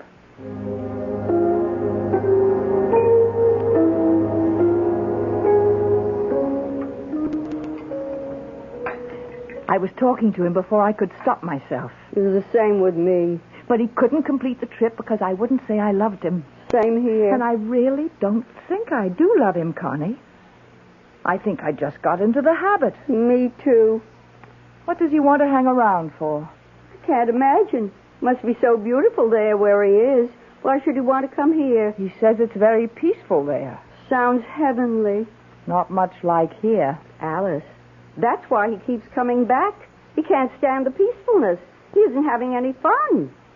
I bet you're right. No worries, no troubles, no arguments, no problems. He can't stand it. That's the way he was when he was here. That's why he took up with me. Why else would he want to have a clandestine affair in the afternoon with a middle-aged school teacher when he had a wonderful wife like you? He was bored. He wanted a little excitement. He still wants it. Funny. I always thought people changed when they left this terrible world. I guess they don't. I hope I change. I'd hate to go on the same way for eternity. Being petty and jealous and suspicious. Oh, no. Well, how can it be so peaceful there if everyone's the same as they were here? Maybe. Maybe the others don't stay the same. Maybe they accept all that eternal peace and enjoy it. In the meantime, Connie, while we're still here, we have a problem that must be dealt with. Let's face it, neither of us has stopped believing in Charles completely. Alice, I don't know if I'll ever be able to stop completely. Maybe there'll always be some little corner of my mind that goes on believing that Charlie is here. It's the same with me. And as long as we both have that last little shred of belief, he will be here, wandering around the house making bleating noises. But we won't answer it. We've got to be strong. Use firm measures. Like what? Like rejecting him utterly. How do we do that? I have 2 rooms in the front of the house. 2 big rooms with a big bath between. Would you consider taking one of them? Why, That would be what I call rejecting him utterly. He'd never try to visit one of us if the other one was there. Could I bring Goldie? Of course you can bring Goldie. I'll get a canary, too, of the opposite sex. You'll hear some real singing then, all right. Let's skip dessert. Let's go upstairs now and look at the room, and you can decide what furniture you want to keep and which you want to get rid of. It's all terribly exciting. Oh, Alice, I don't want to be dead for a long time.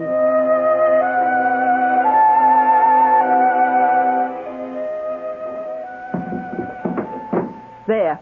The desk between the windows and the chair here. We'll take out the love seat. And that'll leave room for the bed. What do you think, Connie? I think it's perfect. Now...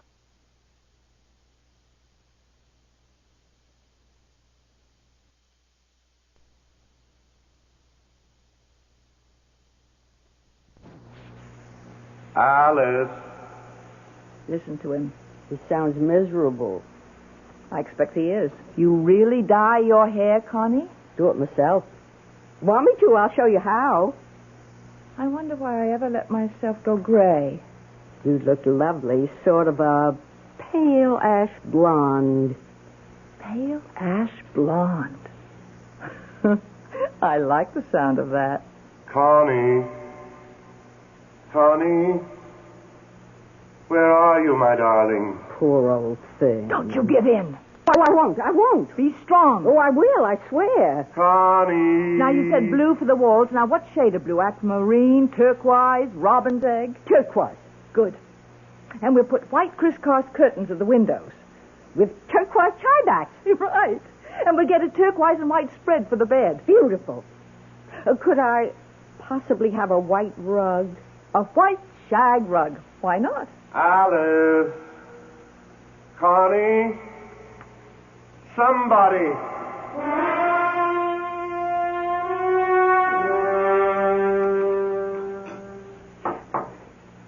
Do you mean to sit there and tell me you didn't even take one peek at your new room?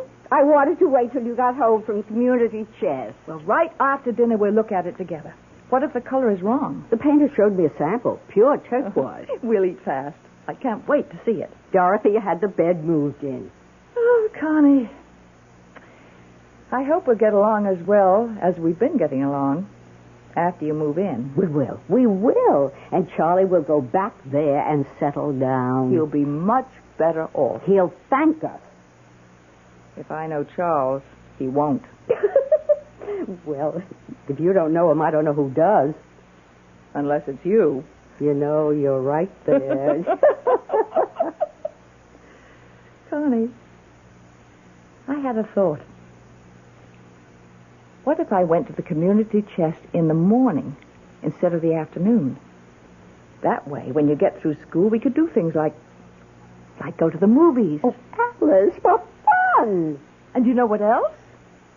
Weekends, we could take a train into the city and see a play. Or a concert. Or go to a museum. Oh, Alice! All those things I've been wanting to do, only I didn't want to do them alone. And you know what else? You mean there's more?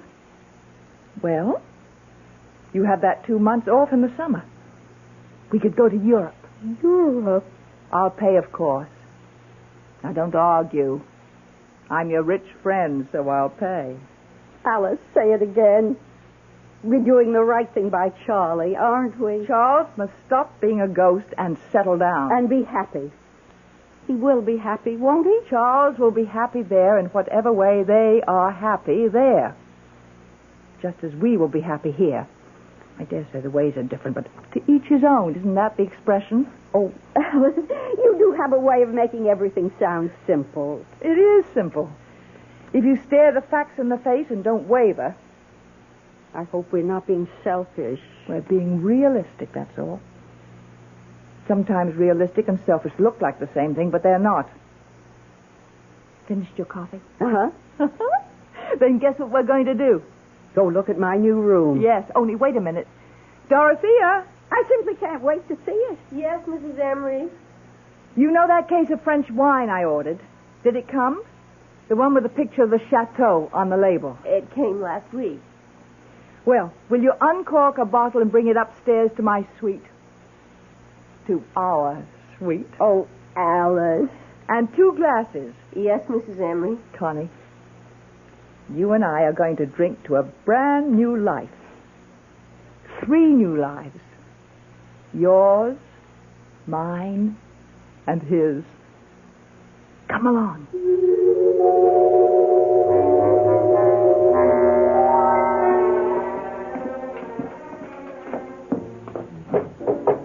Come in, Dorothea. Oh, good. The wine's arrived. Just set it down here, Dorothea. Yes, ma'am. Dorothea, Miss Lawrence and I have decided to go to Europe for 2 months this summer. Oh. So you'll have a good long vacation instead of your usual 2 weeks. Full salary, of course. You're free to go where you like, or you can stay here. Oh, thank you, Mrs. Emery. I don't know where I'd go exactly. Well, suit yourself. Pour the wine, Connie. Will that be all for this evening? That'll be all. Then I'll say good night to you both. Good night. Sleep well, Dorothea. Thank you. 2 whole months. They'll be gone 2 whole months. What'll I do with myself? Dorothea? Where would I go? Dorothea? What would I do if I stayed here in an empty house? Dorothea, can't you hear me? I'd be all by myself. No, you wouldn't. No, you wouldn't. If there were just somebody... There is. There is. If you'd only listen. Somebody like him. There is me, Dorothea. Oh, Dorothea, hear me. But he's gone. Believe in me. Never to return. Love me. Want me. And I loved him so. Dorothea, listen. And I still do. Oh, I love him still. Dorothea, look at me. Why, Mr. Emery. I thought you'd never notice. Have you been here long? Not too long. I'm so surprised. I thought I'd never see you again. Ever. Well, now you do. But it's like a miracle had been performed. A lot of good hard work is more like it. I've never forgotten you. Really? Well, I know it was just that one weekend when Mrs. Emery went to her 25th college reunion, but I've never forgotten. That was quite some time ago. I was younger then, of course. You haven't changed, Dorothea. Not an iota. Oh? Still fresh, plump, and adorable. Oh, you mean that? I've never meant anything so much in my life. Or since. Dorothea, could you love me? Oh, but I do love you, Mr. Emery. You do? I've never loved anyone else. Not since that weekend. You came up to my room on the 3rd floor, don't you remember? That tiny little room. Yes, I do remember. Oh, you're going to be around for a while? For a long while, Dorothea. practically indefinitely. Will you be here this summer? This summer and this fall and all next winter and next year. For as long as you want me, Dorothea. Oh.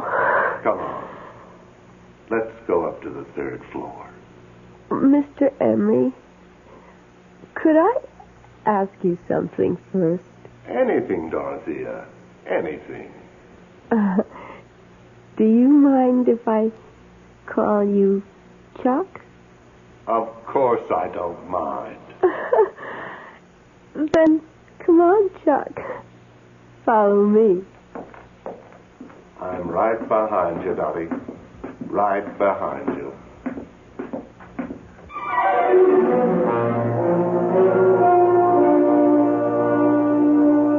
So Charles continues his mad pursuit of life after death. And I, for one, wish him the best of luck. And the best of luck to Connie and Alice with their new hairdos and their new pantsuits. Good luck to them all. Good luck to all of us. It's what we need the most. I'll be back shortly. Our cast included Beatrice Straight, Paula Truman, Joan Loring, and John Barragray. The entire production was under the direction of Hyman Brown.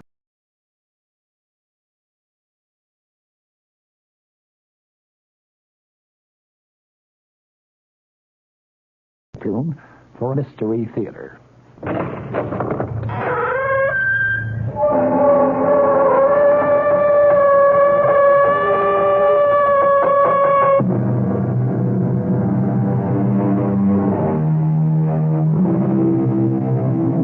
Come in. Welcome. I'm E.G. Marshall. Welcome to the world of your own terrifying imagination. Mark Twain once said, "Everyone talks about the weather, but no one does anything about it." The same thing might be said of the state of morality in the world today. Everyone talks about immorality and corruption, but no one seems to do anything about it. Can we do anything about it?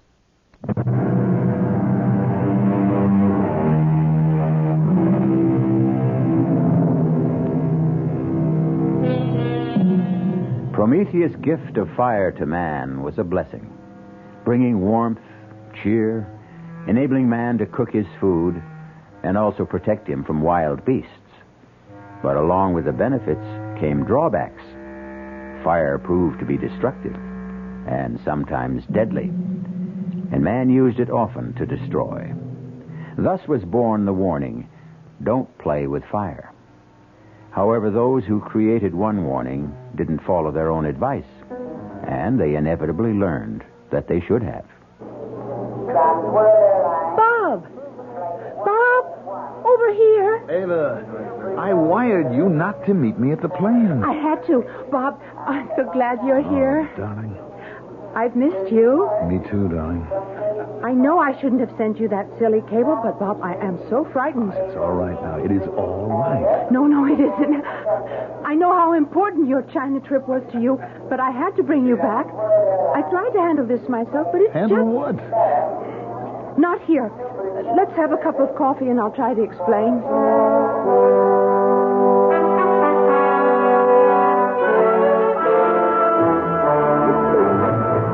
Just don't understand. What's your father afraid of? I don't know, and he won't tell me. That's why I sent for you, Bob.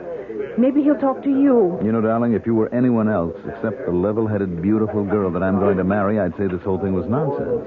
You won't say it after you see Dad. You won't recognize him. Why, you mean he's changed physically?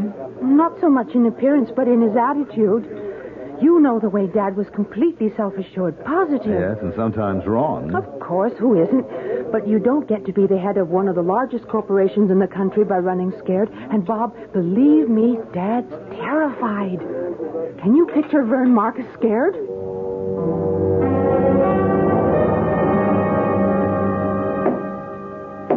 What's going on, Vern? Oh, nothing much, Bob. Just having my study remodeled. It looks like you're making it into a bank vault. You going to store your money here? What brings you back to the States? I thought you planned to stay in China 2 months. You're the reason I'm here, Vern. You've evidently been allowing Ava to fill your head with a lot of nonsense. Nonsense? Well, I don't know what she told you, She didn't but... tell me that you were turning your study into a fortress or electrifying the fence around the house, but she told me enough to convince me that I was right to come back. What's frightening you, Vern? Now, leave me alone. Just leave me be, that's all. Is that too much? Much too much. Stop thinking about yourself and think of what you're doing to Ava. Ava has nothing to do with this. No? How would you feel if your daughter built herself a fortress and locked herself in, turning from an outgoing, beautiful girl to a frightened, petulant child, asking only to be left alone? Would you try to help? All right, Bob. You win. One promise. You mustn't tell Ava. But she's frantic with worry. I have to tell her something. No. At least let me tell her that you've confided in me. That will help. That's all you'll tell her? You promise? I promise. All right. My telling you isn't going to do any good.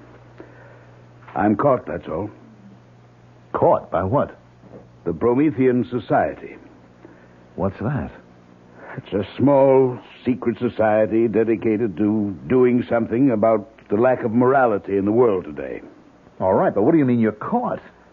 I have 1 week to give the leader of the society, a man who calls himself Promos, $1 million. For what? Well, ostensibly to spread the message of the society. Well, what kind of work do they do that takes $1 million? A public relations campaign. Newspaper advertising, television, radio. There are even discussions of making a motion picture, and that takes money. Well, I don't see the problem, Vern. If you really feel that this is worthwhile, you make the contribution. If you don't, you tell them you won't go along. I'm afraid that's not possible. Oh, come on, Vern. What are they going to do if you say no? Rather than tell you, I'll show you. Timmy, Bob Steele remembers you. I'm sure you remember him. Sure. I remember, Bob. How are you? Well, I'm fine, but what are you doing in the wheelchair? Learning how to operate the darn thing. I can move it pretty good.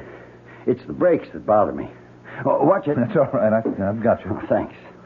Now, Vern, what brings you here? Actually, it was Bob. Bob? What can I do for you? Well, Vern seems to be passing the buck. I'm trying to find out what's got him so uptight, and he told me that... What have you done, Vern? What have you told him? Well, nothing yet. You see, Ava cabled me in China because she was so worried, and I came back to try to help. How much have you told him, Vern? Well, about our joining the Promethean Society, and that they've asked me for $1 million in contributions, and they asked you for half that, and you didn't pay. Well, Bob wanted to know what happened to you, so I brought him here to show you. You want to see what happened to me, Bob? Unwrap the blankets around my legs. What? Do as he says. And look at his feet. Good Lord. What happened? 3rd-degree burns. The doctor tells me scar tissue will take about 6 months to form. Oh. And then I can start to learn to walk again. How did it happen? Well, I was here, in my house. One day, my feet just burned up. Tell him, Timmy. That day was just 2 days after you refused to contribute the $500,000 that Promos had requested. Ava, darling, get off my back. Oh, Bob, what's happening to us? Why are we so ugly to each other? Because something pretty ugly is going on. And you don't think I'm old enough to be let in on it? Look, I've already explained to you that I gave your dad my word. Well, at least tell me how you're going to help him. Will you be satisfied with that? I guess I'll have to be. All right. You remember me telling you about a buddy of mine in Vietnam? I think so. His name was Brian. Brian? Yes, Brian Casey. He went from Marine Sniper Scout to the Chemical Warfare Branch, and now he runs a private detective agency. Now, he should be here in 5 minutes. Wish us luck. I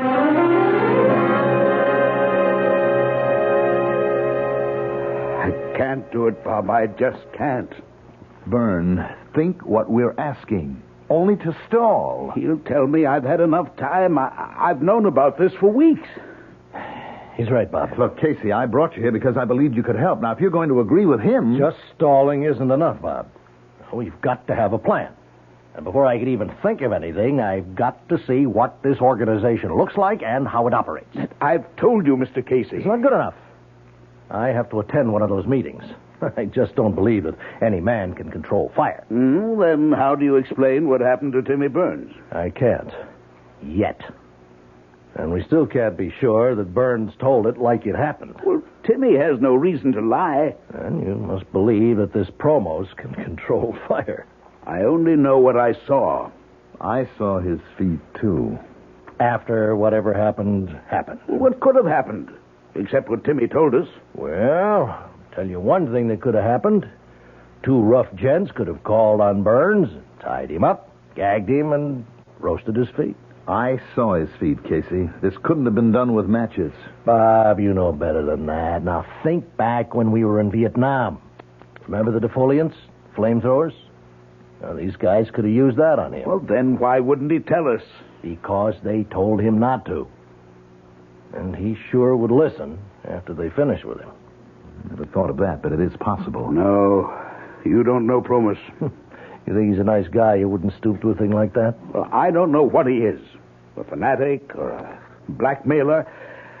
But there's an aura of power about him and a certainty. Now, I don't know, but I'm sure that he doesn't have to use others. And certainly not thugs like you described. Well, that's why I have to meet him and see his operation. That's the only way I can help. And I don't see what good that'll do. Let's look at your options, Vern. One, you can pay. Just the first in a long string of payments. Two, you can blow the whistle and go to the district attorney. But what? Tell him you joined the secret society willingly, that it's dedicated to restoring the moral tone of the world, and that you've been asked for a contribution. That's why I haven't considered the police. Or three, you can believe me when I tell you that Casey here is the toughest, most competent, and most highly trained private operative I know. In addition to being a buddy of mine from Vietnam. I'm not downgrading Casey. I just don't see what he offers. A long shot. You can take me to your scheduled meeting tomorrow night and introduce me as a sinner who's seen the light. I'm an ex-Marine, a Vietnam veteran. Well, I made a bundle in the black market, and now I want to give some of it to the Promethean Society to make the world a better place. But I want to see before I give. And the reason you don't have the $1 million is that you wanted Promos' approval to allow me to chip in with you. That makes sense, Vern. And if Promos doesn't go for it, or I come up with nothing, you can always pay.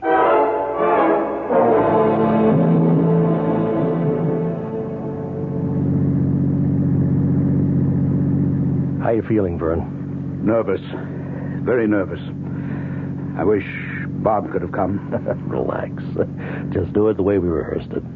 You were letter perfect. But what if Promos asks me about... No. I'll handle the questions if they're about me. Now, clue me in again on the way this affair is run. It'll take your mind off what's worrying you. Well, the members all gather in the clubroom. Very austere, but comfortable.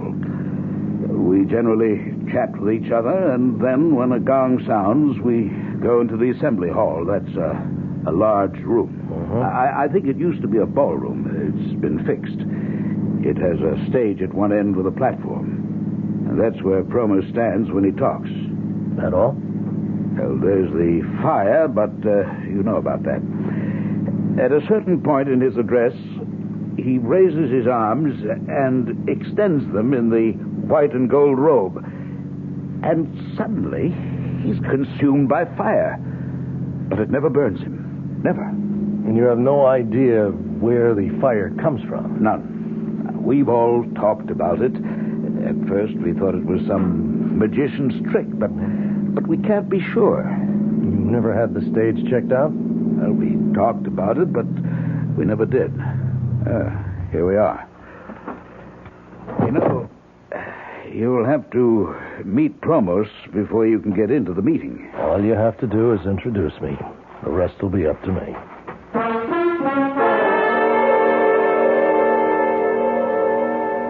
So, you would like to join the Prometheans, Mr. Casey? Well, that's why I'm here. Now, what's with this bit about taking your shoes off? If and when we accept you, we'll explain our rituals. But we do not allow you into the inner chamber with your shoes on. What do you know about the Prometheans? Well, only what Vern Marcus told me. And what was that? Well, it was pretty general that you were an organization doing something about the shocking philosophy in our contemporary society that anything goes as long as it makes a buck. Now, why do you feel so strongly about it? Atonement.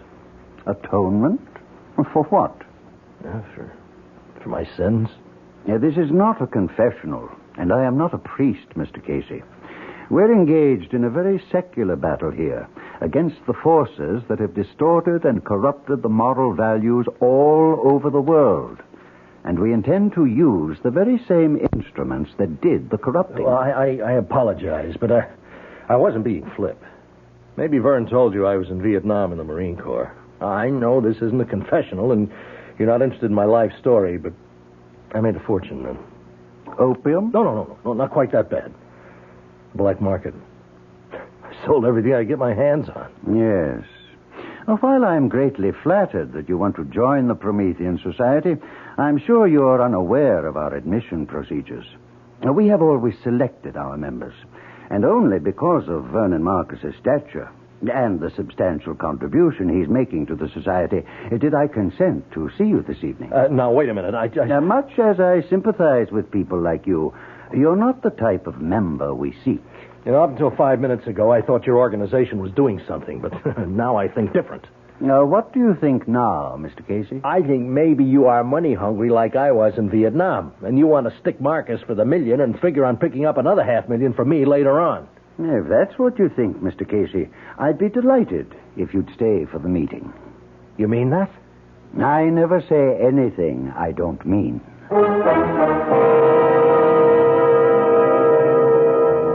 The world is made up of believers and non-believers. The two disparate groups argue about anything and everything, from the existence of ghosts to the importance of dream research. But few of the arguers ever get down to gritty reality.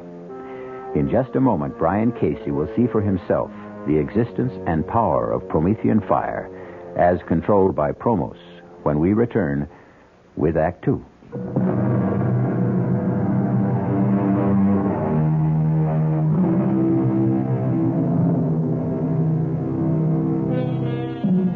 Have you ever noticed how much atmosphere plays a part in our lives?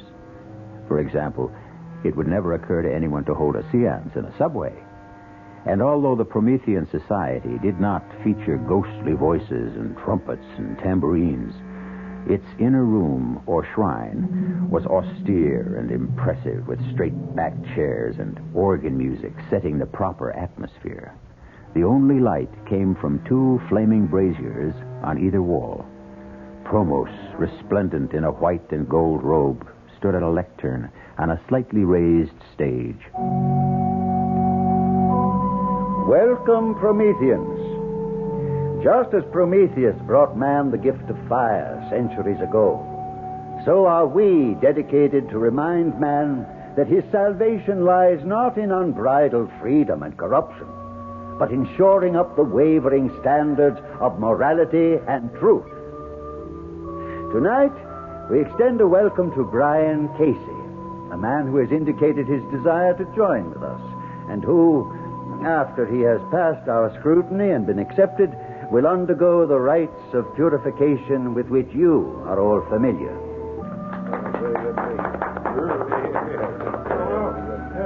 You have a question, Mr. Johnson? I do. As everybody here knows, I'm a businessman, and like everyone here, I joined the society with very high hopes. Yes, Mr. Johnson. Well, put it bluntly, hopes have been realized. Could you be more specific?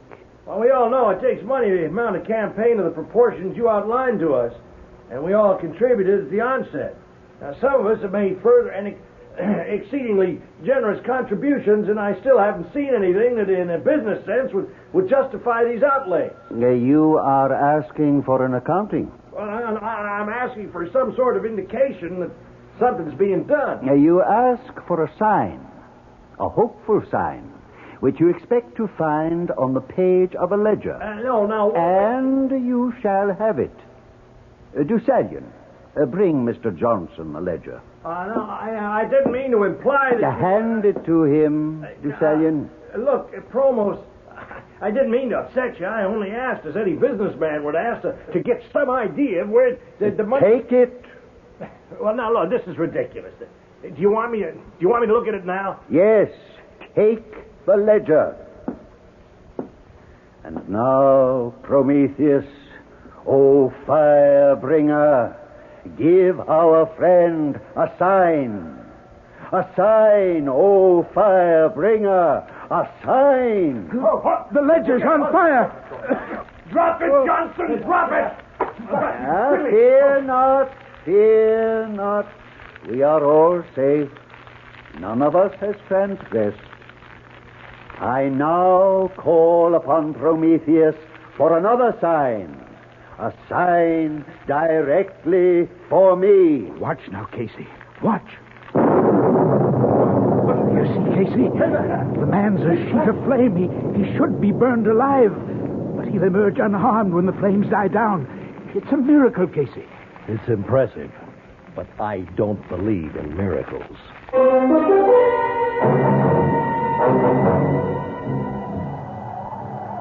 Well, Casey, what did you think of the meeting? I can shake you up pretty good. I'll tell you more when we get into the car and start home. Mr. Marcus. Mr. Marcus. Yes, Promos? Haven't you forgotten something? Oh, you mean... your contribution. The society has been counting on it. Of course. You understand that I've had some difficulty in... You've had plenty of time. I know. But I can't... Have you changed your mind about making the contribution? Oh, no, not at all. I was just waiting for Mr. Casey here to... Mr. Casey informed me of his wish to contribute. But I must ask you, Mr. Marcus, in front of Mr. Casey here, are you completely familiar with his background? Why, yes, I think so. Now, what are you getting at, Promos? You're not yet a member. We cannot accept outside contributions. Well, what's that got to do with my background? Your background will determine whether or not we accept you. That's fair enough. If you accept me, you can take my $500,000. If not, it's up to Marcus to make the total $1 million contribution. Yes, I will. When can I expect to hear about my application? I should say within the next 48 hours. Yes, definitely within that time.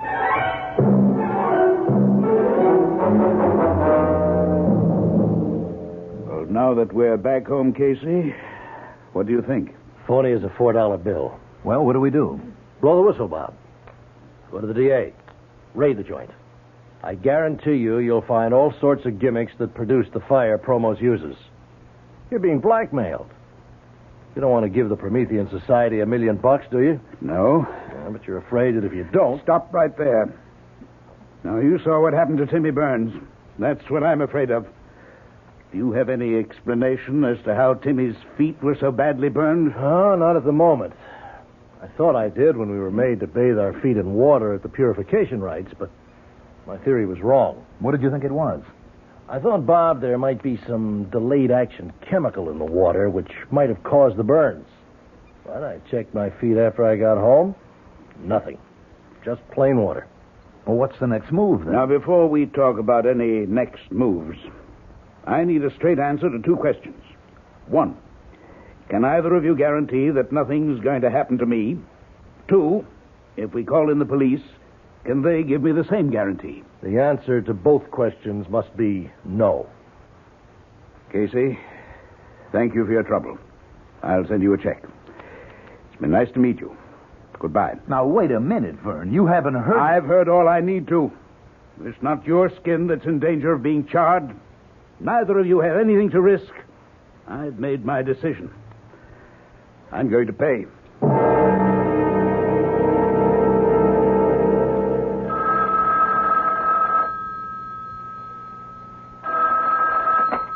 Casey Associates. Ah, Mr. Casey. How fortunate I reached you so promptly. Who is this? You don't recognize the voice? Promos? Exactly. I don't suppose I have to spell out our decision on your application.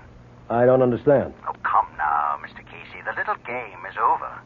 Since I've called you at your office, you must realize I know you're a private investigator. So? Well, surely you don't expect the Promethean Society to... I'm a private investigator. Now, does that make me a second-class citizen? If you've done any checking at all, you found out that I was in Vietnam and that the rest of what I told you is true. Please don't excite yourself, Mr. Casey. The private investigators are, by nature and profession, skeptics. Philosophically, you can't possibly be attuned to our lifestyle. Therefore, it's my irrevocable decision to refuse you membership. I called because I wanted to tell you this personally. Okay. It's your candy store. Not entirely, Mr. Casey. Although my instincts tell me you don't accept it, there is a god involved.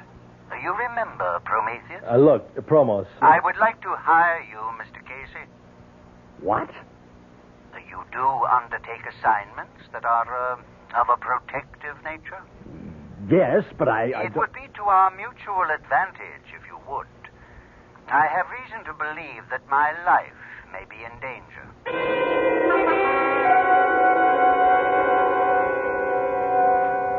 Are you willing to work for me? You'll be wasting your money. It's my money. Well, I'll think about it. While you're thinking, consider the fact that if you were really serious about wishing to join us, you might be doing me an even larger service by keeping me alive so that the work of the society can go on. It's a good point. As I said, I'll think about it. Good, Mr. Casey. But don't think too long.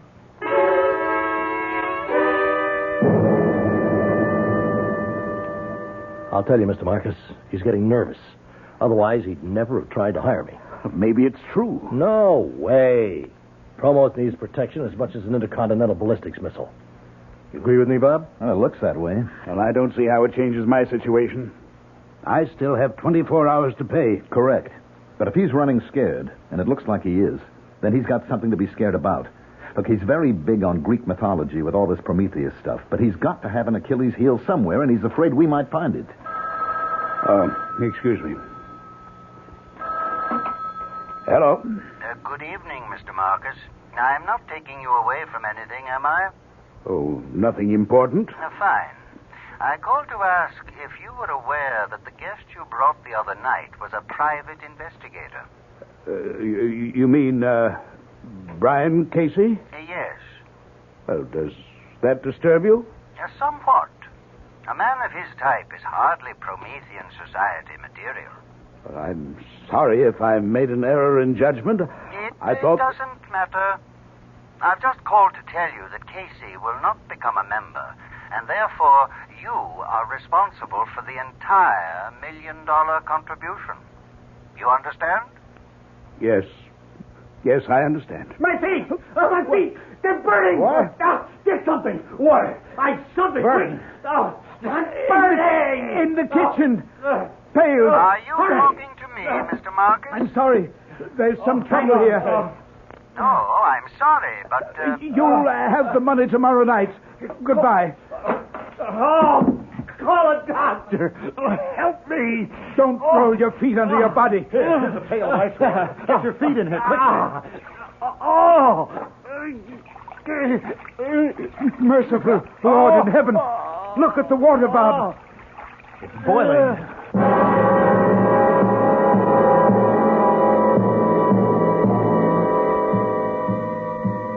What can turn a pail of ice water into a bubbling cauldron? Promos would say it's Promethean fire. What would you say? What would you do if you were in Vernon Marcus' shoes? We'll be back shortly.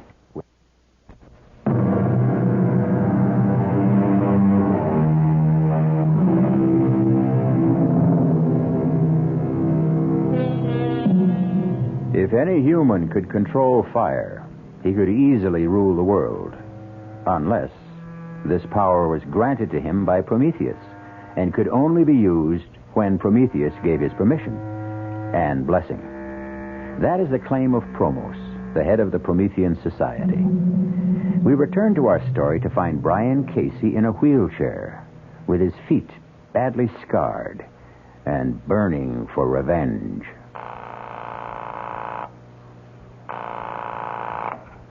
Hello? Bob? Casey, where are you? I'm at my office. But your feet. I'm in a wheelchair. Now, they tell me I'll be back walking in less than 3 months. You've got to do me a favor. Of course. When's the next meeting of the Promethean Society? Now, look, Casey, I don't want to interfere, but don't you think you ought to lay off now? Tell me. Then I'll ask you the favor. The next meeting is this Friday night. Did Marcus pay the $1 million? He's handing it over tonight. Where? Well, I don't know, but... Listen closely. I want you to persuade Marcus to invite Promos to a big shindig at his house tonight. I don't know whether... It shouldn't be too hard, but it's vital. Now, why wouldn't a guy come to a party to pick up $1 million? Casey, you ought to know better than anyone that Promos isn't just a guy. We both know he likes money. Now, Marcus can say that he wants to make a big publicity deal out of the party. There'll be a lot of tycoons there. Now, it'll be an opportunity for Promos to meet them. Some of them should be interested in the Promethean Society. And think of the impression it'll make when Marcus hands over the $1 million. Well, it's a point. It'll work. And think of the impression Promos will make when he shows up in his robes. Why would he wear the ceremonial robes? Because they're impressive, because he's a ham at heart, and because he has to for my plan to work. Your plan? What plan? It's better that you don't know, in case something goes wrong. Look, Casey, you're asking to use Vern's house, and... I give you my word Vern can't get into trouble. Now, you've got to make the shindig come off. Why? What's so important about Promos coming to a party? Because after he gets there, you're going to spill a glass of whiskey over those ceremonial robes. You've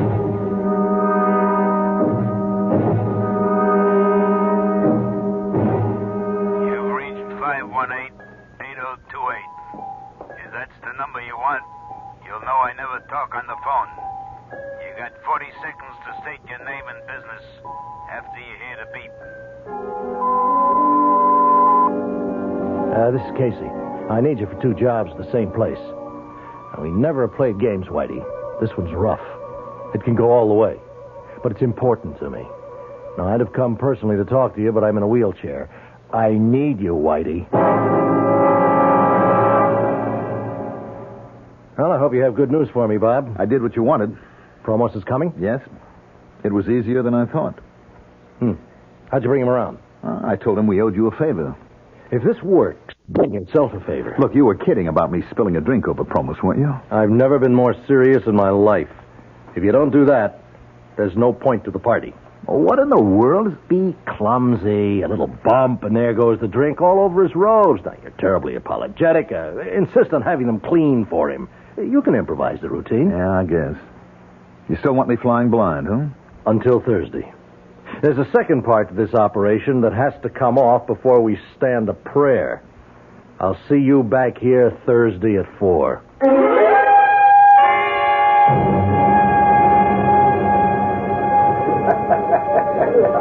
Bob? There's something very strange about this party. Nonsense, darling. I'm having a ball. Oh, who's this Promos? Oh, he's quite a guy. Does he have anything to do There with... you are, darling. Enjoying the party? Oh, excuse me, Vern. Ava, do you want a drink? No, thank you. And you don't need another either. Honey, we're not married yet. Dad? Yes? I want to talk to you about this party. Later, dear, after it's over. Where did you meet this man, Promos? Now, please, this isn't the time to... Well, he's the one who's been giving you the trouble, isn't he? I've told you, Avi, this is the wrong time for me to explain. You'll tell me later? If I can. Ava, darling, you don't know what you're missing. This bartender really knows how to mix a drink. Why would Dad give this man $1 million? Probably because he believes in the Promethean Society. Ridiculous. Don't say that until you've met Promos. He's impressive. He's a creep. Come on, let's go over. I'll introduce you. You may change your mind. Promos. Ah, Mr. Steele. And this, I take it, is your bride-to-be. That's right. Ava Marcus. Delighted. And congratulations to you, Mr. Steele. Oh, thank you. Oh, you're not drinking? Only wine.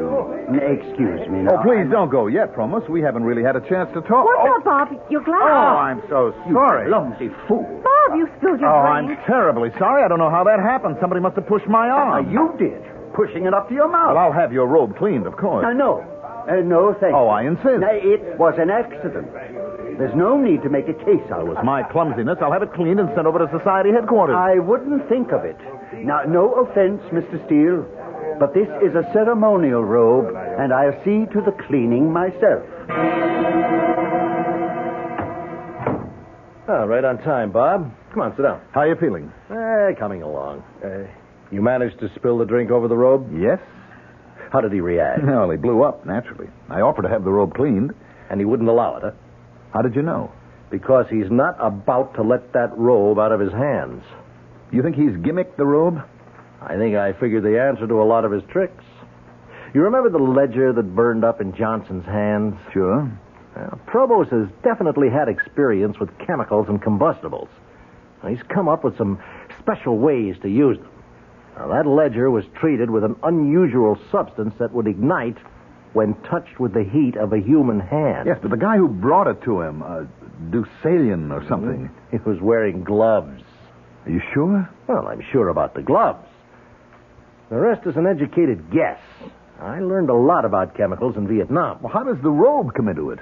I just finished looking over Promo's ceremonial robe. How'd you get it? Remember Whitey Phillips? Where did you find Whitey? He's got a locksmith business. I can't believe it. Forgive me for laughing, but that slick crook, a locksmith, is just too much. Well, it's a perfect business for Whitey. Now, he was here 10 minutes ago. He brought me Promo's ceremonial robe. You got to be kidding. Whitey stole it? No, not the robe you stained. I told him to lift the clean one. Wait a minute. How did you know there was another one? Well, there'd have to be two robes in case one went out of commission. Uh-huh. And what did you discover when you examined the robe? What I suspected. It was treated with some kind of flame retardant. Well, would that protect his face? I mean, Vern told me he doesn't wear a mask or anything like that. I know. I've wondered about that, too. Now, those flames leap all over. Now, if he had something that blew strong enough to keep the flames from his face... Well, that's pretty risky, isn't it? He's playing for big stakes. Casey, you're obviously convinced that the man is a phony. Don't tell me he's got you believing that Prometheus stuff, too. I can't figure him. Look, he wanted to hire you to protect him. All part of the game. He had to get me out to his place so he could fix my shoes. What? The fire that burned me started in my shoes, not in my feet. Now, he made me take my shoes off before I went into his office. Then he must have had the shoe treated with phosphor or some other of these chemicals that ignite under heat. Well, you know, like he did with the ledger. The heat of my body touched off the shoes. That's the same thing he did to Timmy Burns. I think so. Well, what are you going to do? Fight fire with fire. I managed to remove the fire-retardant substance from the robe Whitey brought me. I treated it with some chemicals that really like fire. I fixed it so that Prometheus will really have a chance to bring the gift of fire to Promos.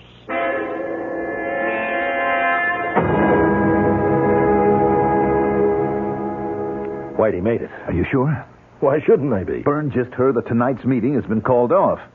Any reason given? No. Another date set? Indefinitely postponed.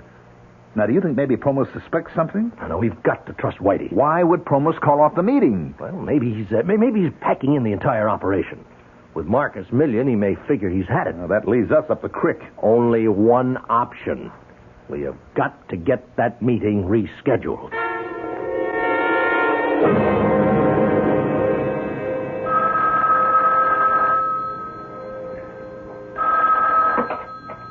A Promethean Society. Promos? Speaking. This is Bob Steele. Look, I don't know whether you even want to talk to me because of the way I behaved at the party. Accidents can happen, Mr. Steele. Well, I called because I heard that tonight's meeting had been called off. Yes? And no date had been set for another? Now, that is correct.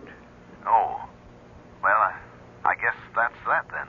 Mr. Steele, would you mind telling me what you're obviously trying to tell me? Well, it probably wouldn't mean much to you anyway. It was only a small contribution. Contribution? From whom? From the group that I represent. You probably don't know them, but import-export business with China, and I talked to them about the society and you, and of course I could only tell them what Bernard told me, but they were very impressed. And what has all this got to do with tonight's meeting? Well, it was kind of a wild idea to start. Without meaning any offense, Mr. Steele, I find it extremely difficult to follow what you're saying. Well, I apologize. I guess it's because of that spilled drink. I still feel embarrassed.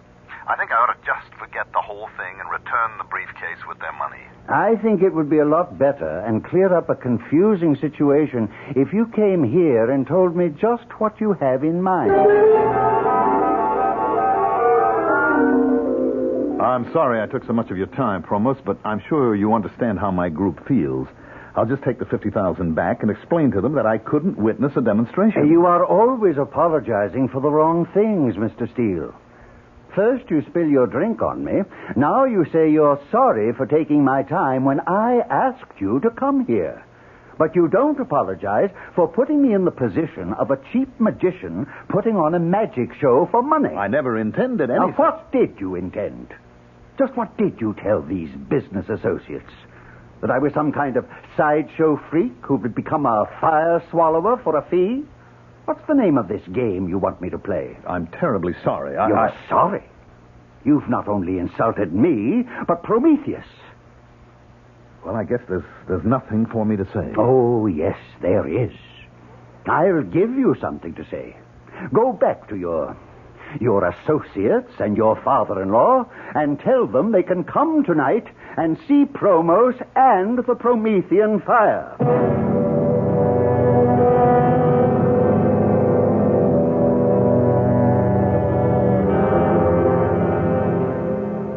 I don't like it. What's going to happen? At this point, I don't know. Well, what did Casey say when you told him how Promos reacted? Good evening. I will extend no welcome to those of you who have come tonight, not because you believe in a cause, but out of curiosity. I don't like this, Bob. Tonight, will you have the courage to face Prometheus, as I do? Oh, Prometheus, bring me your gift, your gracious gift of the purifying fire. Behold the fire, the consuming flames that Prometheus... Take it off! Take it off!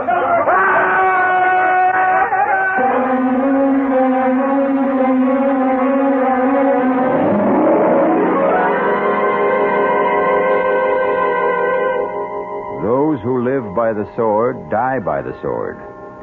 The man who called himself Promos, who lived by fire, died by fire. A flaming, horrible death. A warning to whom? To criminals, and perhaps a warning from Prometheus not to misuse the gift he brought mankind. I'll be back shortly.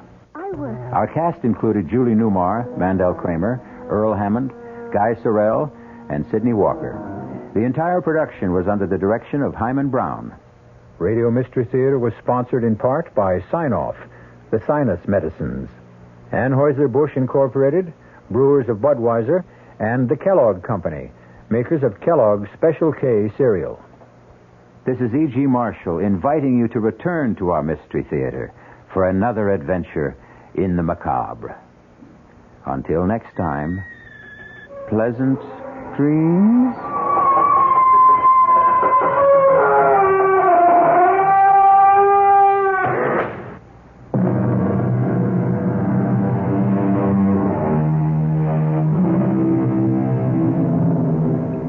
The preceding Mystery Theater program was furnished by the CBS Radio Network.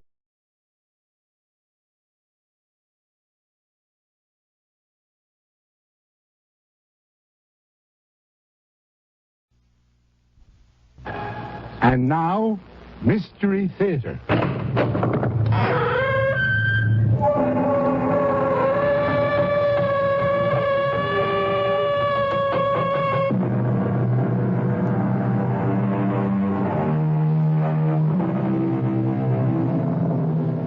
Come in. Welcome. I'm E.G. Marshall. Welcome to the exciting world of your own imagination. The law says, thou shalt not kill. And that's the law most of us openly acknowledge. Yet, there are other laws and drives that stir primitive, long-forgotten urges, instincts, laws that raise murder from the worst of sins to the most satisfying of deeds. Hey, please, let me go. Oh, no. I've got you now, Jim. You have no reason to kill me. We're friends. It's nothing personal, Jim. Why? Why do you want to kill me? A hawk kills a rabbit. Why? Because he has to. It's the law of nature. Frank, you're crazy. Put away that knife. I'm a natural man, Jim. I'm only obeying the law of nature. Kill me!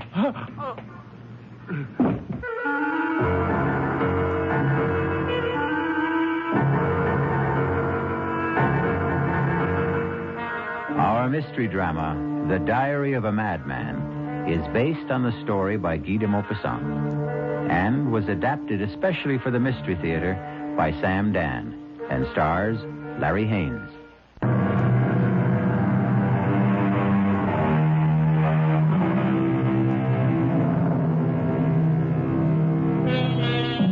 Homicide is illegal, immoral, and a mortal sin. We condemn and punish the murderer. And yet, from time to time, doesn't an entire nation rise up in righteous anger and slaughter another nation? And so, there are those who, naturally enough, ponder the question. If it's noble to kill for one's country at wholesale, why is it base to kill for oneself at retail? These are the thoughts that occupy the mind of a tall, well-dressed, dignified gentleman. He's walking down a deserted street very late one night in the early summer, some 25 years ago. As he passes a darkened doorway, he hears a gasp. What a relief. I beg your pardon. Oh. Is something the matter, miss? Yeah. Oh, it's only you. Me? Yeah, you. I don't believe we know each other, Miss... Wilson. Darlene Wilson. Oh, my glad it's you. I'm afraid I don't understand. Well, you see, I took this job at Benji's Diner. My first night at the job. You know the place? No, I can't say that I do. We'll never go there. Oh, what a bunch of creeps. Anyhow, somebody said this street was a shortcut to the bus stop. And I was walking down the street and I heard these footsteps coming up right behind me. Well, wouldn't you be scared if you was me? Well, I suppose. Oh, I got so scared. I tried to hide in this doorway. Oh, and it turned out to be you. Well, I'm sorry I frightened you. Oh, forget it.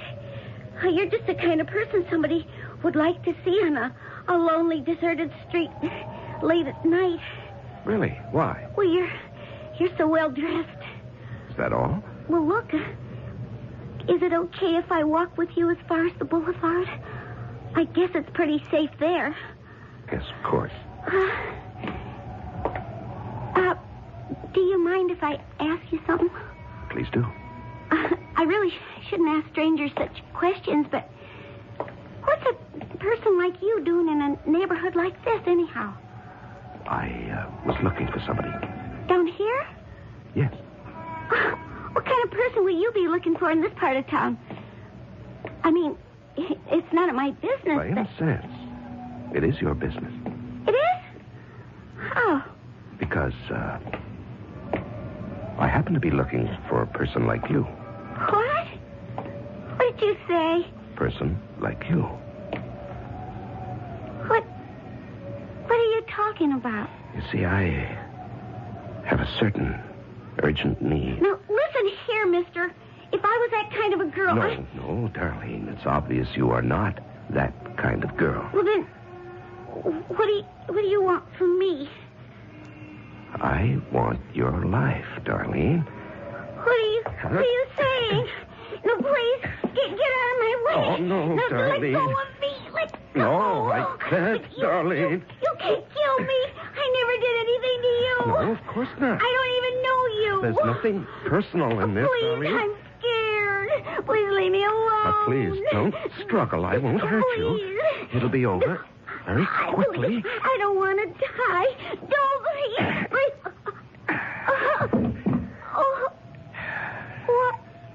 Why did you do that?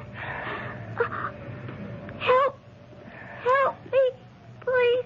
Somebody, help me. Some maniac. I'm not a maniac, Darlene. To kill is to obey the law of nature.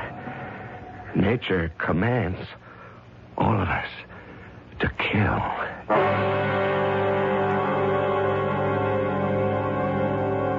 June 29th. I've done it again. And again. It was so easy and exciting. She struggled desperately. I could feel the wild beating of a heart, the hysterical pounding of pulses. And then the climax of the drama. A single thrust of the blade. And once again, no one will ever know. Who could possibly suspect me? The knife. I carefully cleaned and hid it in my desk. There was blood on my lapel. I scrubbed every trace of it away.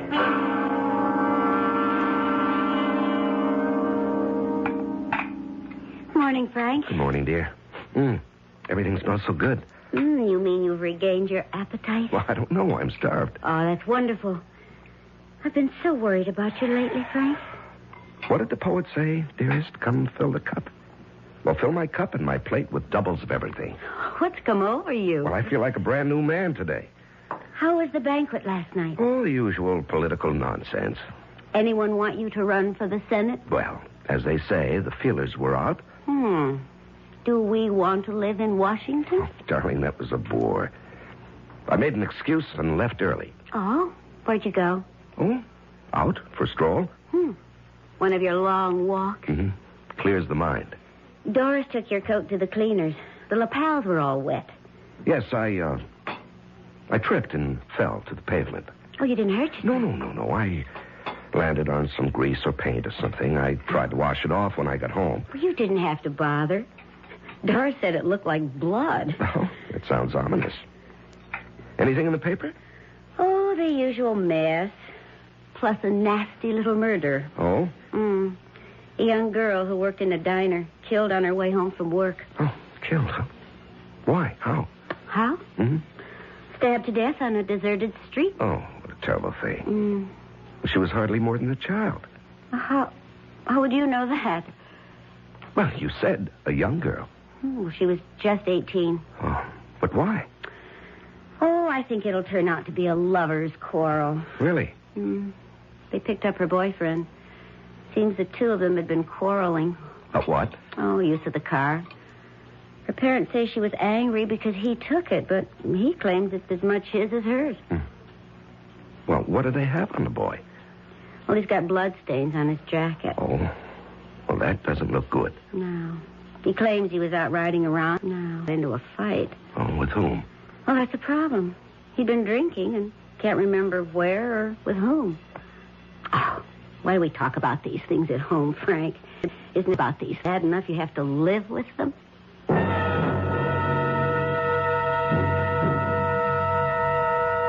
June 30th. Although I'm completely above suspicion, I can't afford to be careless. Not that anyone in his wildest dreams would ever suspect. Still, I should be more careful about my clothes. Last time, there were also bloodstains. And yesterday, I'd forgotten to lock my desk drawer. Of course, Estelle never bothers. But still, no one should ever read this diary. I didn't do it. They're lying. They're all lying. Order! Order! Order, I'll clear this court. The defendant will rise and face the bench. Your Honor, Don't you call me Your Honor, young man. By your conduct, you show no respect for the law or for this court. Judge Wallace, I didn't kill her. Why would I kill her? Why? I loved her. Young man, you're being given a fair trial. You have every opportunity to prove your innocence. Judge, please. None of them believe me. What are you saying? Everybody thinks I'm guilty. I can tell. But I was cruising around and I got into a fight. I got the bloodstains that way. I got no alibi, but I didn't do it. You'll have to be seated. And we'll proceed in an orderly fashion. Will the attorney for the people continue his cross-examination?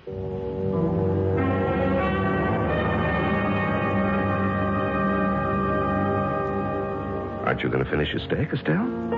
You mean you still have room for more? I'm always this way when I'm trying a case. Well, it must take a great deal out of you. Yes, especially this one. Why this one? Oh, I don't know. Frank, that boy's innocent. Estelle, that's for the jury to decide. No, not completely. It's for you to decide. I think you've decided. How can you say that? By the way you're handling it. Please, Frank, you may not be aware of it, but... Aware of what? Well, you're favoring the prosecutor. Now, that's ridiculous. Well, then, it has to be my imagination. I don't understand why we're even talking about this. We never discuss my case. It's just that. Estelle, you're actually pale. What is it? I'm convinced that boy is innocent. Well, if he is innocent, he'll be acquitted. But you know that isn't true. The innocent don't always go free, and the guilty aren't always punished. Estelle, I've never seen you like this before. I know, and I just can't account for it. But I have this conviction. That boy is absolutely innocent. Darling, there's evidence. I don't care about evidence. Now, that's irrational. Well, what can I do? I know. Don't ask me how. I just know. That boy is innocent. Well, then there's every chance the jury will agree with you. No, Frank. That's what makes it so terrible. I don't think the jury will agree with me.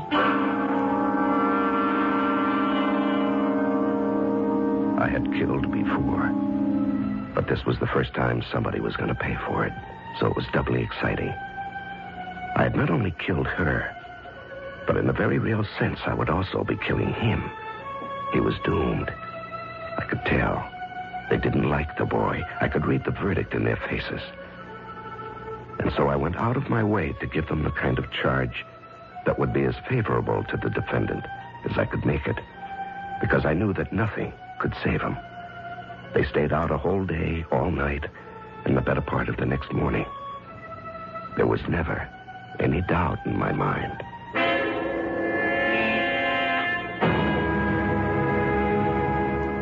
Peter Simmons, you have been found guilty. Have you anything to say? I was brought up to believe in God and to believe in justice.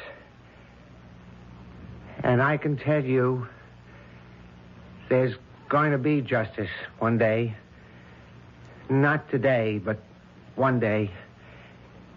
And the person who killed Darlene will never be forgiven.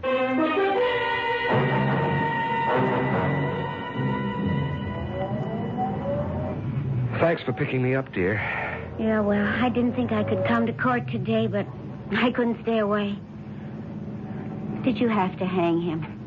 Darling, it was out of my hands.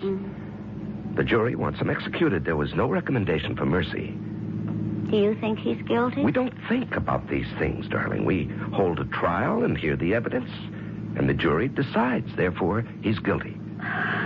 Well, I still say he didn't do it. I'm sorry. I heard your summation. You were obviously on his side.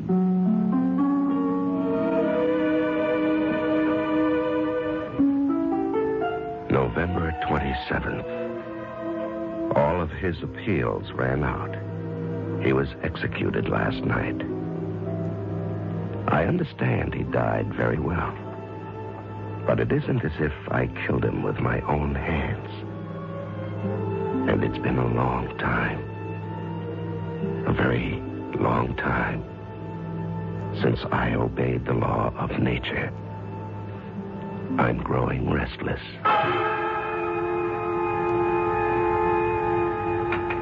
Oh, honey, I took so much trouble with that chicken. You haven't even touched her. I'm sorry, dear. Oh, you're out of sorts tonight. Actually, honey, you haven't been yourself all week. You've been working too hard. I have a headache. Oh, well, why don't you lie down? No. I think I'll take a walk. Well, it looks drizzly out. Well, that's just the kind of weather I like. Well, when you decide on one of your walks, there's nothing I can say to stop you. Put on your rubbers and wear a raincoat. Yes, of course, dear. I don't want to have to worry about you.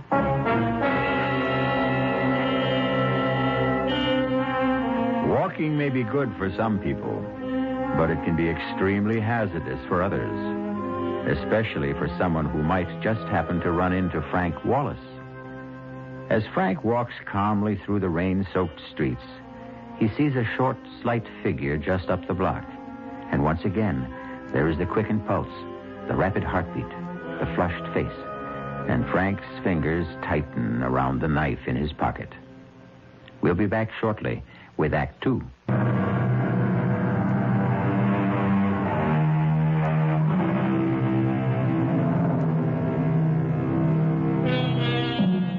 Franklin K. Wallace is a distinguished judge.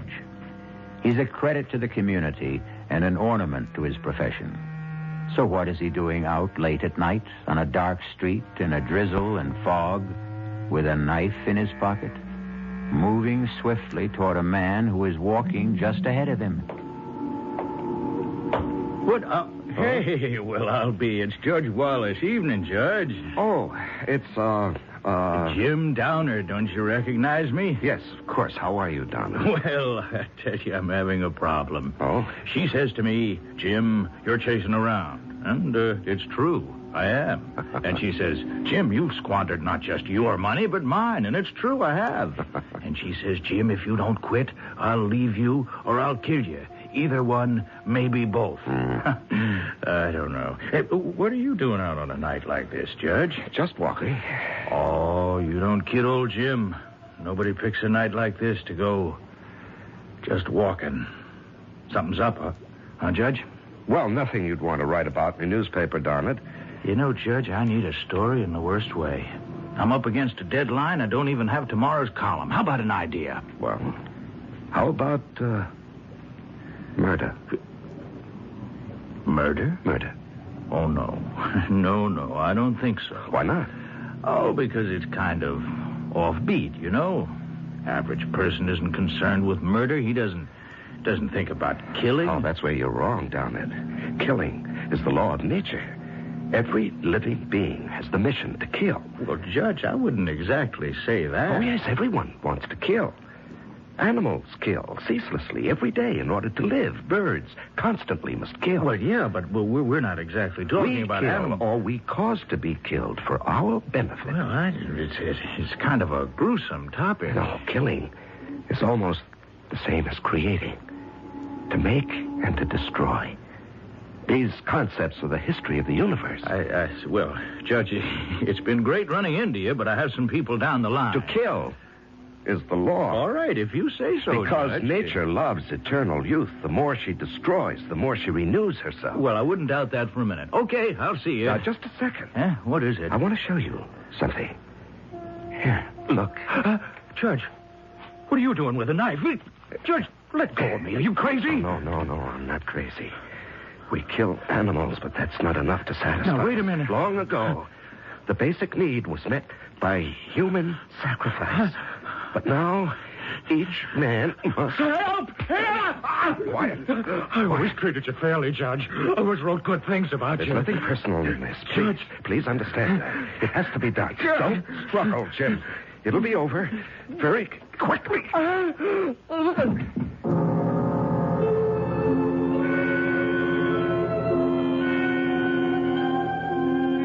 Was he dead?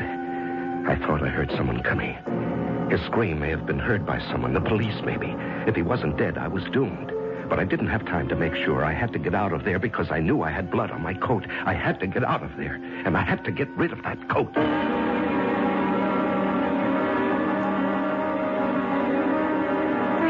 your coat?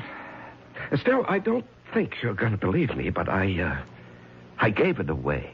You what? Yes, you know the legend of the rich man who gives his coat to a beggar? Well, I ran into some poor derelict, and I just gave him... Frank. What a generous thing to do. Well, not really. The coat was getting old, and I was getting tired of it. And I never really liked it. Oh? Let me tell you the latest news. Mm-hmm. Jim Downard, the political columnist on the Herald. Yes? What about him? Well, he was found stabbed on the street. Oh, no. Uh-huh. Is he dead? He's in a coma. Oh. He was unconscious when the police picked him up. Evidently, he'd been attacked. He'd been screaming for help. Well, will he recover? Well, the police are convinced he'll be able to identify his attacker, but, well, he has to regain consciousness. Yes. Estelle. Mm-hmm. I'd like to go to the hospital. I'd like to see him.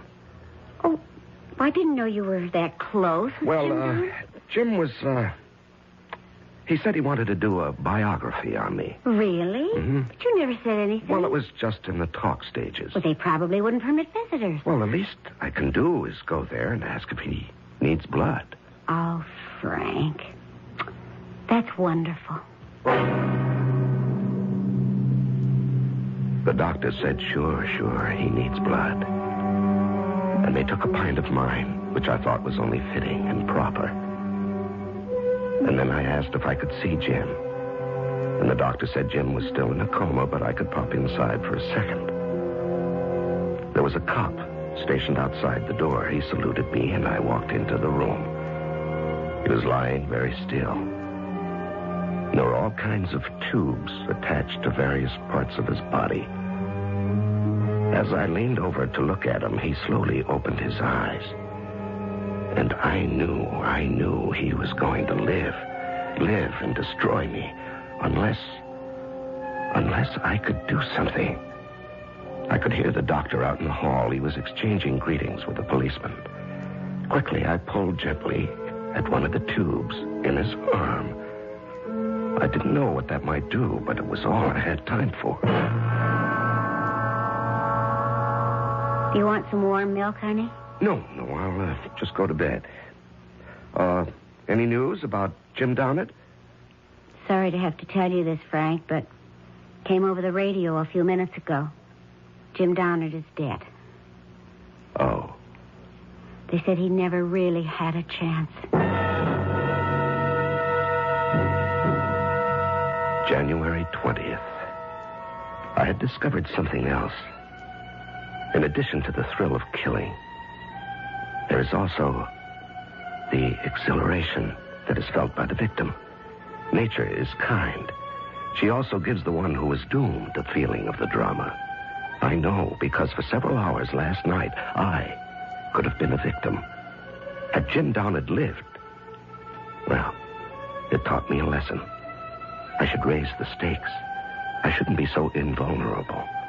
After all, if I am absolutely 100% safe, where is the thrill? Morning, darling. Oh, I see you've prepared a big breakfast. You know, it seems to me that every time there's been a murder, you eat a big breakfast the following morning. Oh? How do you account for that? Well, how do you account for this? Police have suspect in Downard murder. Have they? It's remarkable. It only happened late last night, and they have their man a few hours later. Darling, he's not exactly their man. He's just a suspect. Well, they don't say, but they hint pretty strongly that the evidence against him is rather heavy. Well, now, that's for a jury to decide. I don't know, Frank. I don't think he did it. Oh, no. Here we go again. Well, it's just a feeling. Darling, he'll have his day in court. Well, that doesn't necessarily prove anything. Estelle, are you attacking our system of justice? Did that poor kid, what's his name, Peter Simmons, did he get justice? Well, he got a fair trial. Huh. Well, I still believe he's innocent, for all the good that does him now. And I believe this man is innocent, too. Estelle, you don't know what the evidence is. Well, it's just a feeling, and it just won't go away. Oh, you're being silly. Maybe. I just wish that you weren't involved. Well, I have to be involved. It's my job. February 23rd. The man's name is Tom Lewis. 30 years old. He has a previous record. He did time for robbery and again for assault. I don't think his chances are too good. He doesn't have a very good story either. Well, I was just walking along down the street, see, and I thought I heard somebody yell for help. So I wasn't going to get mixed up in it, see, but it was foggy. And I couldn't see, And I guess I must have tripped over him. I could see he was dead, or good as dead. And there was blood. There was blood all over him. And that's how it got over me. And the money, well, all right, I figured as long as he's dead anyhow, he might have a couple of bucks on him, so I reached into his pocket. Your Honor, we should like the jury to examine this $50 bill. I not deny. Bill. Listen. Order. But somebody else had already knocked him off. The accused will remain seated and orderly. Well, I'm being framed. Mr. Lewis, I will not warn you again. The court cannot tolerate these outbursts. But I didn't kill him. February 25. I see now each of my murders has been a masterpiece. I feel like an artist. With this difference, I cannot accept credit for my work.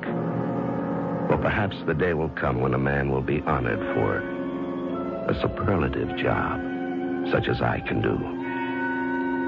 Meanwhile, I'm not exactly being cheated. No one else wants to take credit for my work either.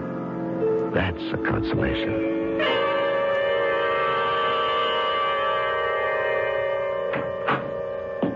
Estelle? Yes, Frank? Well, now, what are you doing sitting here in the dark? Is it dark? I hadn't noticed. Well, did you fall asleep? No. Well, let me turn on the light.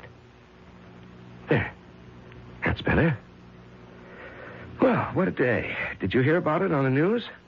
No. The boy. He isn't doing his case much good with all those outbursts. Would you like to go somewhere for dinner? I don't feel like eating out. Oh, well, that's all right. I just assumed. The truth is, I don't feel like eating at all. What's wrong? That's a good question. How can I answer it? Estelle. I don't have the faintest idea of what to say or what to think. About what? About everything. Darling, I wish I knew what you were talking about. But there's really nothing I have to tell you. You're the one who has to tell me. I always tell you everything. I was paying the bills today. Oh, well, that's enough to get anybody down. And, I ran out of blank checks. Oh? I remembered... Yes? That you always have an extra book of checks in your desk drawer. Oh. But you always keep it locked. Yes, that's right, I do. I thought, maybe this time, you might have left it open. Estelle, I never go through your things. We always respected each other's privacy. But the drawer just happened to be open. And I found this little book. And, did you read it? Yes. Yes, Frank, I read it.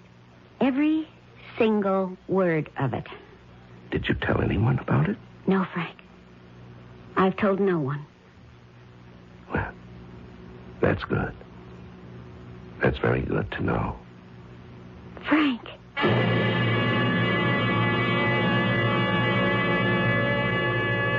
How would you like to poke innocently through your husband's desk and come up with a diary like the one you've been listening to? Well, you could say she's twice foolish. First, to find the diary, and second, to let him know it. We'll let you know what happens when I return shortly with that. Might have left...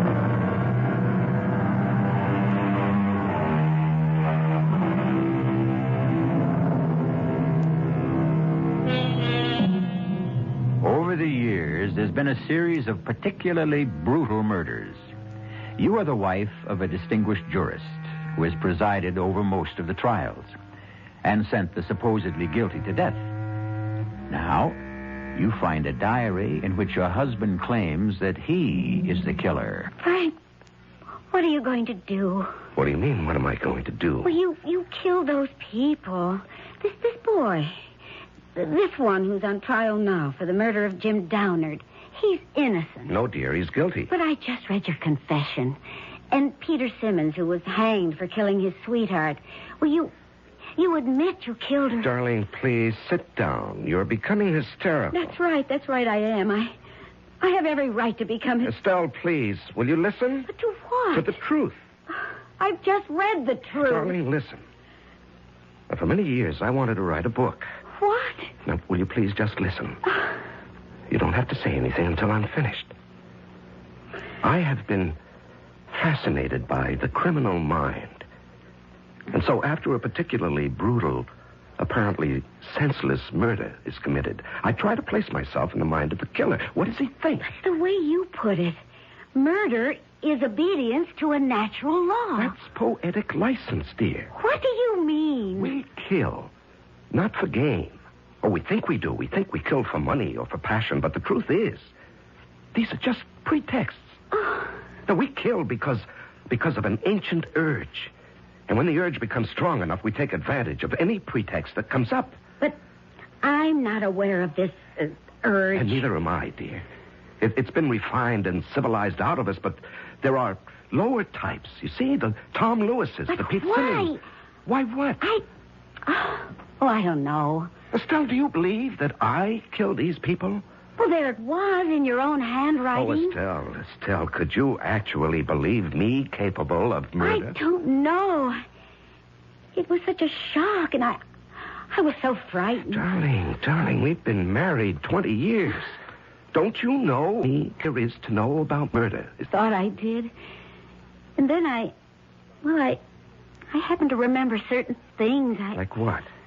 Well, one of those. Each time there's been one. What murders? You just happened to be out walking. Well, there is such a thing as coincidence. And when that girl was killed, well, you did have stains on your coat. Oh, darling.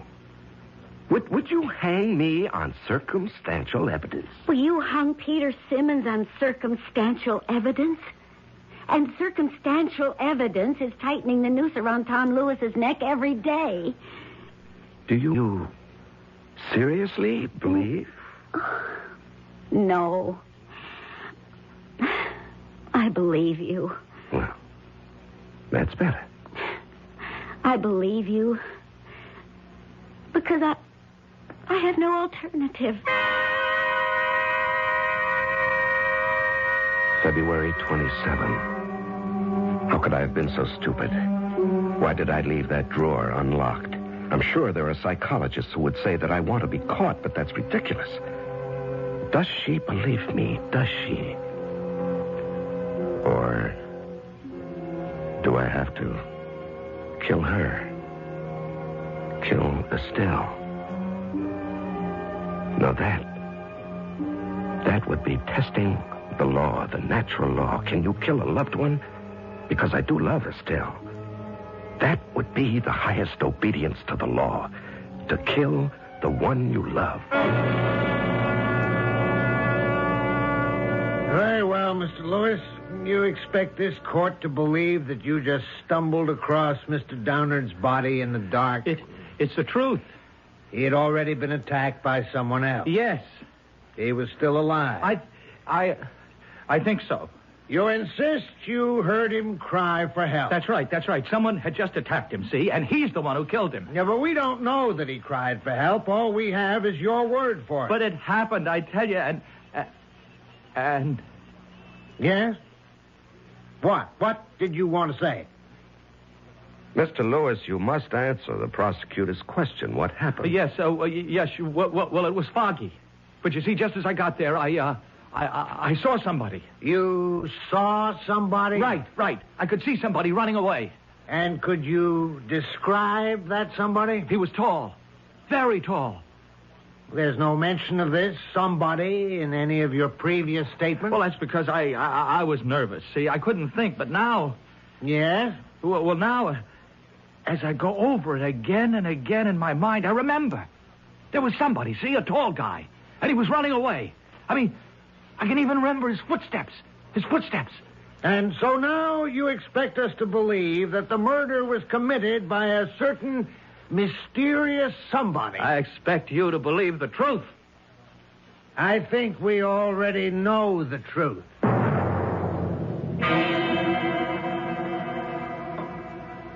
You heard about today's testimony, Estelle? Yes. He claims that a tall, mysterious stranger was running away from the scene. Yes, I know about it. I was out walking that night. And I'm tall. Exceptionally tall. Yes. And if you want to add it, I came home without my coat. Now, why would I do that? To get rid of it. And why would I want to get rid of my coat? Because of the stains, naturally. Oh, please, Frank. How are we going to live with this, Estelle? You suspect me of being a killer. I never said You don't that. have to say. I can tell by your face, by the tone of your voice, you suspect me. I don't know. I don't know what to think. Well, if you think I'm a killer, shouldn't you want to stop me? How? Even if I believe it, who would believe me? I'm sorry, Estelle. I'm sorry for both of us. I should have never written a book like that. You should never have read it. I don't know what kind of life we can have together. You'll never know the truth. But I will, Frank, I will. I found a way to determine the truth. How? How could you? The truth is in your diary. I read your diary very closely.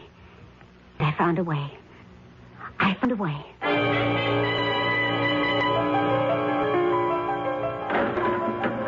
Who are you? That's not important, Tom Lewis. How'd you get in here? It wasn't easy. Now, what do you want? I want to save you. Yeah, why? Listen, I pulled a lot of wires to get into the prison. I'm the only chance you've got. Who are you kidding? I got no chance at all. Unless you can work Miracle. How are you at Miracle, lady? Just pull yourself together. You have a job to do. Now, look, lady, I don't know who you are, what you want, but it ain't going to work. You have absolutely nothing to lose.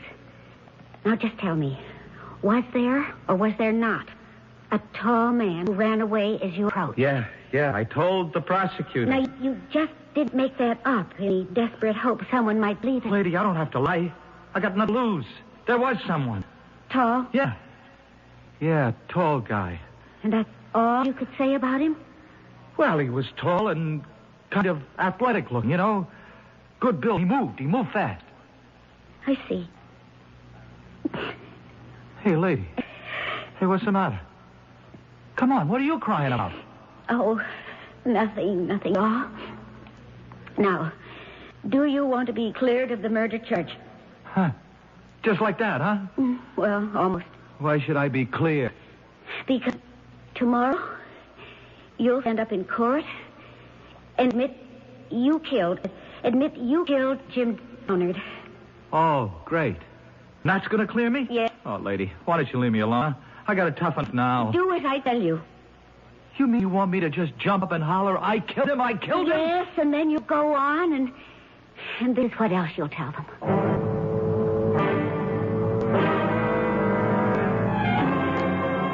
So, ladies and gentlemen of the jury, you've heard all the testimony, seen all the evidence, and now it's up to you to decide whether the accused, Tom Lewis, is guilty as charged of the crime of murder. They don't have to decide. There will be order in this court. Order. I mean, what's to decide? I'm guilty.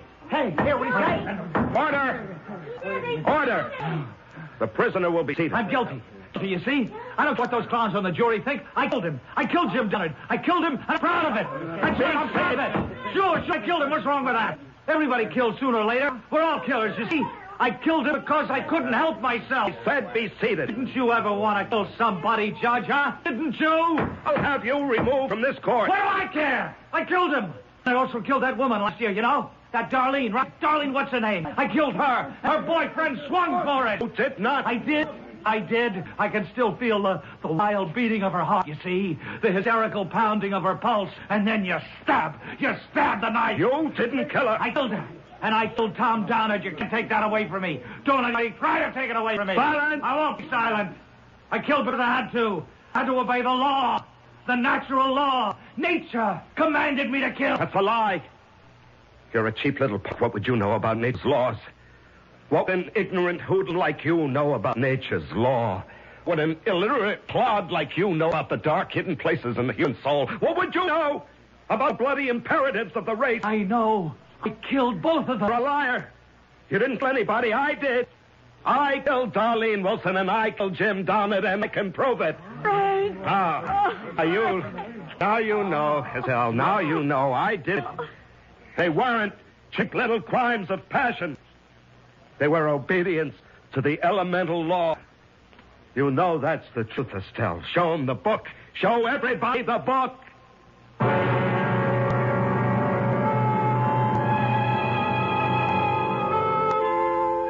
Well, they were all set to throw the book at ex-Judge Frank Wallace, but, of course, the plea was insanity. And if it proves anything at all, it demonstrates that no one should try to steal credit from a true artist. No one else should ever try to pose as the author of his works, even if those works are concerned with murder. I'll be back shortly.